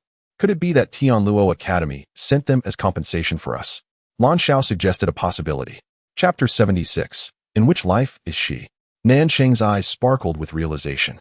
It was indeed a possibility. Perhaps they thought that since we weren't charging for our presence, they could seek compensation in other ways. Darling, I feel a twinge of regret. We should have accepted that money. Our son is fine now. Do you think we should pursue compensation from them? The VIP tickets indeed had a dedicated entrance, small and inconspicuous. However, once inside, a red carpet stretched ahead, leading directly into the venue. The second row. When the Lan family found their seats, they were pleasantly surprised to discover they were in the second row. Moreover, the VIP seats were significantly more spacious, complete with a bottle of water and a paper bag. Inside the bag was a figurine of Lord Lu, adorned in silver attire with blue hair, remarkably handsome. Second row. How wonderful! Nansheng exclaimed, excitedly clutching her son's hand and shaking it. Lan Xuanyu, feeling a bit impatient in the queue, asked, Mom, is it really that impressive? I'm feeling sleepy. I think I'll take a short nap. Nansheng was taken aback. Son, are you feeling unwell? Not at all. Don't worry, he replied, leaning back against the chair and closing his eyes. His spirit had yet to fully recover. The impact on his spiritual sea had been quite severe. The venue was filled to capacity. It took over an hour to complete the entry process, and by the time ticket checking concluded, not a single seat remained unoccupied. There were hundreds of security personnel present. Dear audience, the announcement began. The concert of Lord Lu is about to commence. Please maintain silence and let us appreciate the melodious voice of Lord Lu together. As the announcement echoed, the audience fell silent, their gazes fixated on the stage. A brilliant light suddenly descended from above, illuminating the stage. Nanqing's eyes gleamed as she took in the view from the second row, allowing her to see the stage clearly. Lan Xiao, too, was filled with curiosity as he joined his wife in watching the performance. At that moment, a figure gracefully descended from above, accompanied by a melodious voice. Her presence was as fragrant as orchids and musk, lingering in my senses even through the ages. Her hands were soft and slender. Her embrace was always my sanctuary. A person's life encompasses three realms, one in existence, one in society, and another deeply embedded within the heart. In which realm does she reside? The song was enchanting, imbued with a subtle melancholy and stirring emotions that resonated throughout every corner of the venue. Lan Xuanyu, who had been dozing off, gradually awakened, captivated by the beautiful sound. Unconsciously, he turned his gaze to the stage. Lord Lu appeared in his signature silver attire, his blue hair cascading down. Observing him up close, one could truly appreciate the striking handsomeness of his features. Under the stage lights, he was nothing short of perfection, particularly with his slightly melancholic aura that left the female fans utterly entranced, including Nanqing. Upon seeing Lord Lu for the first time, her breath seemed to catch. Her cheeks flushed, indistinguishable from the young girls around her. So handsome, truly too handsome, she thought, enchanted by his melodious voice. With the song Nian, countless hearts were ensnared. Nanqing finally comprehended why so many fans claimed that listening to this song live was an entirely different experience than through a broadcast. It was a genuine collision of souls. The melody resonated not merely in the ears but within the heart itself. As a sole emperor of the Sixth Ring, she prided herself on her steadfastness, yet against Lord Li's serenade, all defenses crumbled effortlessly. It was all too easy to become entranced, to lose oneself in the music. How delightful! Lan Xuanyu gazed wide-eyed at Lord Lu on stage, feeling an inexplicable warmth envelop him. What was this feeling? He couldn't quite articulate it, but it was as if he felt an innate desire to draw closer to Lord Lu. As the song concluded, the audience fell into a brief silence for 10 seconds before erupting into thunderous applause, screams, and cheers, as if the very ground would be lifted by their fervor. Lord Lu bowed slightly, acknowledging the crowd. For some reason, Nanqing felt that his gaze swept across her direction. Just a glance made her breath quicken. His eyes were simply dazzling. Guarding the passage of time, guarding you. The crowd roared, chanting their slogan. Indeed. This very phrase led Lord Li's management to alter the title of his newly composed song after discussions with him. Lord Lu agreed. He bowed again, then raised his hand in a gestural pause. The previously raucous atmosphere quieted in an instant. Thank you for your love. However, today, I wish to sing in only once. Next, I present to you Guarding the Passage of Time, Guarding You. Additionally, I would like to invite an audience member to join me in performing this song. His words sent the crowd into a frenzy. Collaborating with Lord Lu? When had he become so approachable? This was the notoriously aloof Lord Lu. However, the excitement was palpable. Since the announcement of his new song in Tianluo City, Lord Lu had introduced yet another surprise in Ziluo City. It felt unlike him. A girl had already jumped up in excitement. In an instant, nearly all fans were in a frenzy, especially the female fans. Lord Lu would be singing Guarding the Passage of Time, guarding you? Inviting someone to sing with him meant she could potentially be that person. What a splendid opportunity. The atmosphere was electric. In the backstage area, Li Qiling was astonished. This was not prearranged. The organizers were equally taken aback. Li Qiling's lips twitched as she turned to Wang Zijiang. Mr. Zhuang, I must inform you that Lord Lu has spontaneously decided this on stage. And I had no prior knowledge. Do you believe me? Zhuang Zijiang's expression mirrored hers. Well, all right, let him be. As long as the audience enjoys it. The manager of Lord Lu sighed. Collaborating with you for an event truly makes my heart race. Thankfully, it's not a sudden departure. Now, I will select an audience member. Lord Li's voice resonated once more. Please, everyone, quiet down. Thank you. Chapter 77. Accompany me on stage at last. The venue managed to settle into a semblance of calm. Yet the gazes of the female fans transformed into fierce daggers. Undoubtedly, the fortunate individual chosen would be subjected to the curses of all the women present. Simultaneously, each one fervently whispered within, "Choose me, pick me." The tension was palpable as fists clenched in anticipation for this moment. As the gaze of the illustrious performer swept across the audience, a cacophony erupted wherever his eyes lingered. Arms were raised high, desperate to catch his attention. Nanqing's heart raced with nervousness and a flicker of hope. She recalled that just moments ago, his gaze had briefly rested upon her. Could it be that he was looking at her? If she were chosen, would her husband feel a twinge of jealousy? Stealing a glance at Lan Xiao, who sat between them, she noted that his focus remained fixed on the performer, oblivious to her surreptitious observation. Is he truly watching me? Nansheng's heart tightened. Suddenly, the performer's gaze paused. In that instant, Nansheng felt as though his clear blue eyes were indeed locked onto her. Could it possibly be me? Then, the performer moved. He stepped forward to the edge of the stage, and amid gasps from the audience, he leapt down and made his way toward Nansheng. Breathless and overwhelmed, she instinctively clenched her fists. Her first reaction was to glance at her husband, Lan Xiao. If it were me, would you? Lan Xiao too sensed something amiss as the performer approached their direction. Fans stretched out their hands, yearning to touch him, yet for an inexplicable reason, they found themselves unable to breach the 1-meter barrier around him. What? Lan Xiao was at a loss for words. Strangely, he felt little jealousy in the presence of this performer, perhaps due to his extraordinary handsomeness. He drew nearer, and the excitement flushed Nansheng's cheeks. This was the performer. As he closed the distance, his unique aura became increasingly palpable, his allure intensifying with each step. Nansheng's eyes sparkled involuntarily. As the performer neared, the gazes of the other audience members converged on her, filled with envy and disappointment. Yet, this was the performer's choice. Seated in the second row, Lan Xianyu's family was quickly reached. When the performer finally stood before Nansheng, she instinctively rose, unable to contain her exhilaration. This spot had been exclusively hers. Thank you, the performer acknowledged with a slight nod. Then, to her astonishment, he moved past her. Nansheng froze, as did the surrounding audience. Suddenly, it dawned on her that his thank you was perhaps in gratitude for her standing to give way. After all, the space between each row of seats was limited, but there were no other women beside her. Could it be he intended to invite Lan Xiao on stage? Was the performer not interested in women at all? The stark contrast left Nansheng's heart in turmoil. However, at that moment, she noticed the performer had stopped right beside her, bending down with a smile, asking, "May I request your company on stage?" Nansheng turned to look, stunned.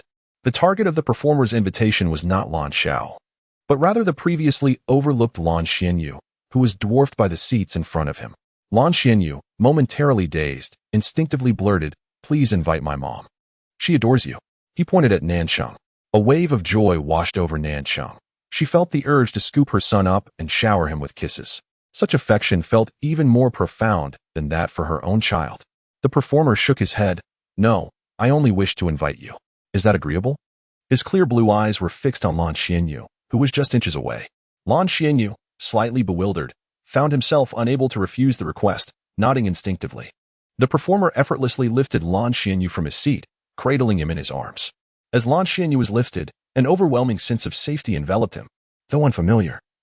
It felt oddly comforting, reminiscent of the warmth he had only felt with teacher Nana. Yet, while he longed for closeness with her, the assurance exuding from the performer was different.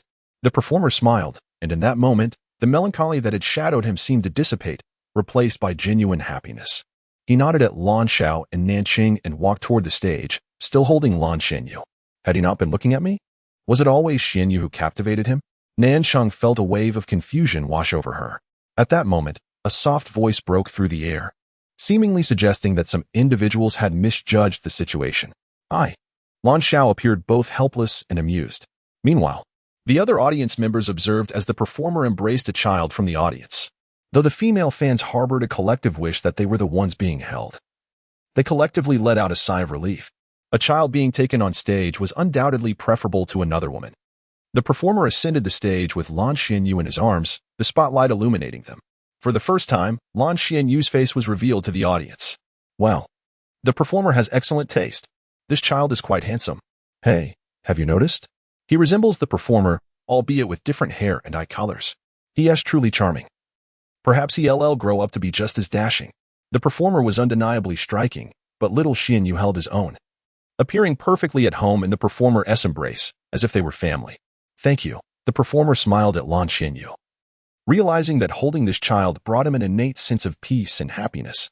At that moment, music began to play, a melody hastily composed after his impromptu singing session. Explaining the delay of this second concert. Chapter 78. Uncle, I adore you. Gazing into the passage of time, one often finds reflections of their own soul. Time flits by in an instant, laden with unutterable sentiments and lingering sorrows. The first line he sang was exceedingly gentle. His gaze, once melancholic, now brimmed with focus, directed solely at the child in his embrace.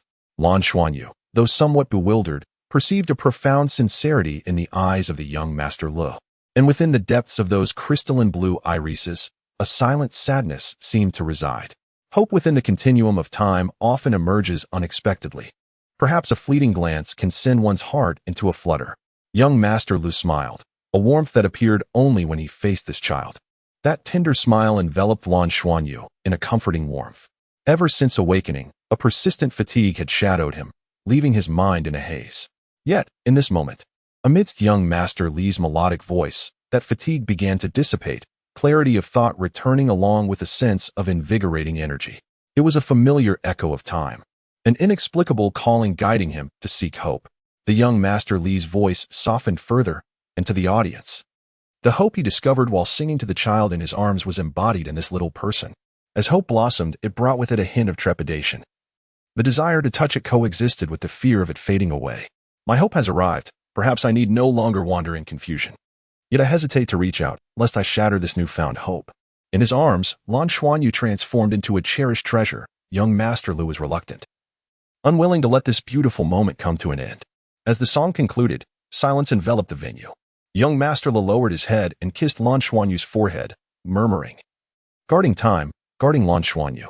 In that moment, Lan Xuanyu, seemingly oblivious to the reason, felt an extraordinary sensation erupting within him.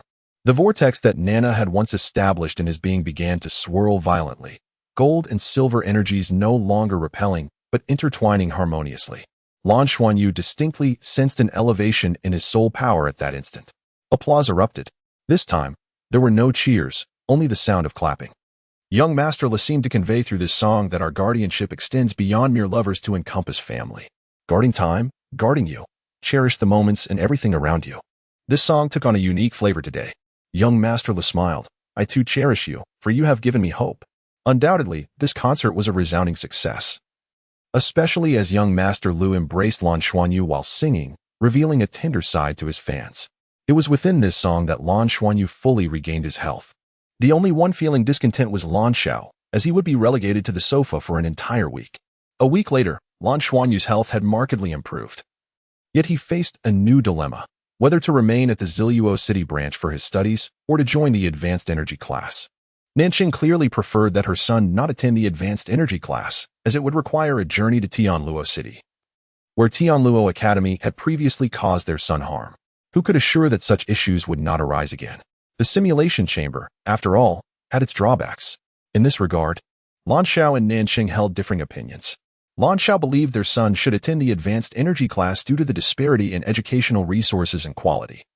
It would undoubtedly concentrate the finest resources from Tianluo Academy. Lan Jin observed with a smile, and ultimately, he and Nanqing decided to let Lan Xuanyu make his own choice. Nanqing, still somewhat unconvinced, asked, "Why do you want to go?" "To protect Mom." Lan Xuanyu replied naturally. Nanqing was momentarily taken aback, unsure of how to respond. Lan Xuanyu continued, "If I could be as formidable as Teacher Nana, I could protect Mom." What a wonderful son. Lan Xiao stepped forward and lifted Lan Xuanyu into his arms. What could Nanqing say at that moment? Her heart had already melted. In the end, the family reached a consensus. They would move, due to work-related transfers and settling in Tianluo City. It took the family half a month to arrive in this unfamiliar metropolis, the largest city on Tianluo Star. Tianluo City is situated in the central part of the ink-blue continent of Tianluo Star, located in a plain area, serving as a vital stronghold. Akin to Tian City and the continent of Tian, both being the most significant main cities of Tianluo Star. Tianluo City boasts a space center capable of interstellar travel, rendering it, in some respects, even more important than Tian City. Compared to Ziluo City, Tianluo City is vastly larger, with an area nearly 5 times that of Ziluo City. The city radiates outward from the space center, forming a massive hexagonal shape. Hence it is divided into 6 major districts, a design established during the city's early construction. It is said that the original designer, perhaps due to laziness, delineated these 6 areas based on the colors of soul rings, namely the white, yellow, purple, black, red, and orange districts.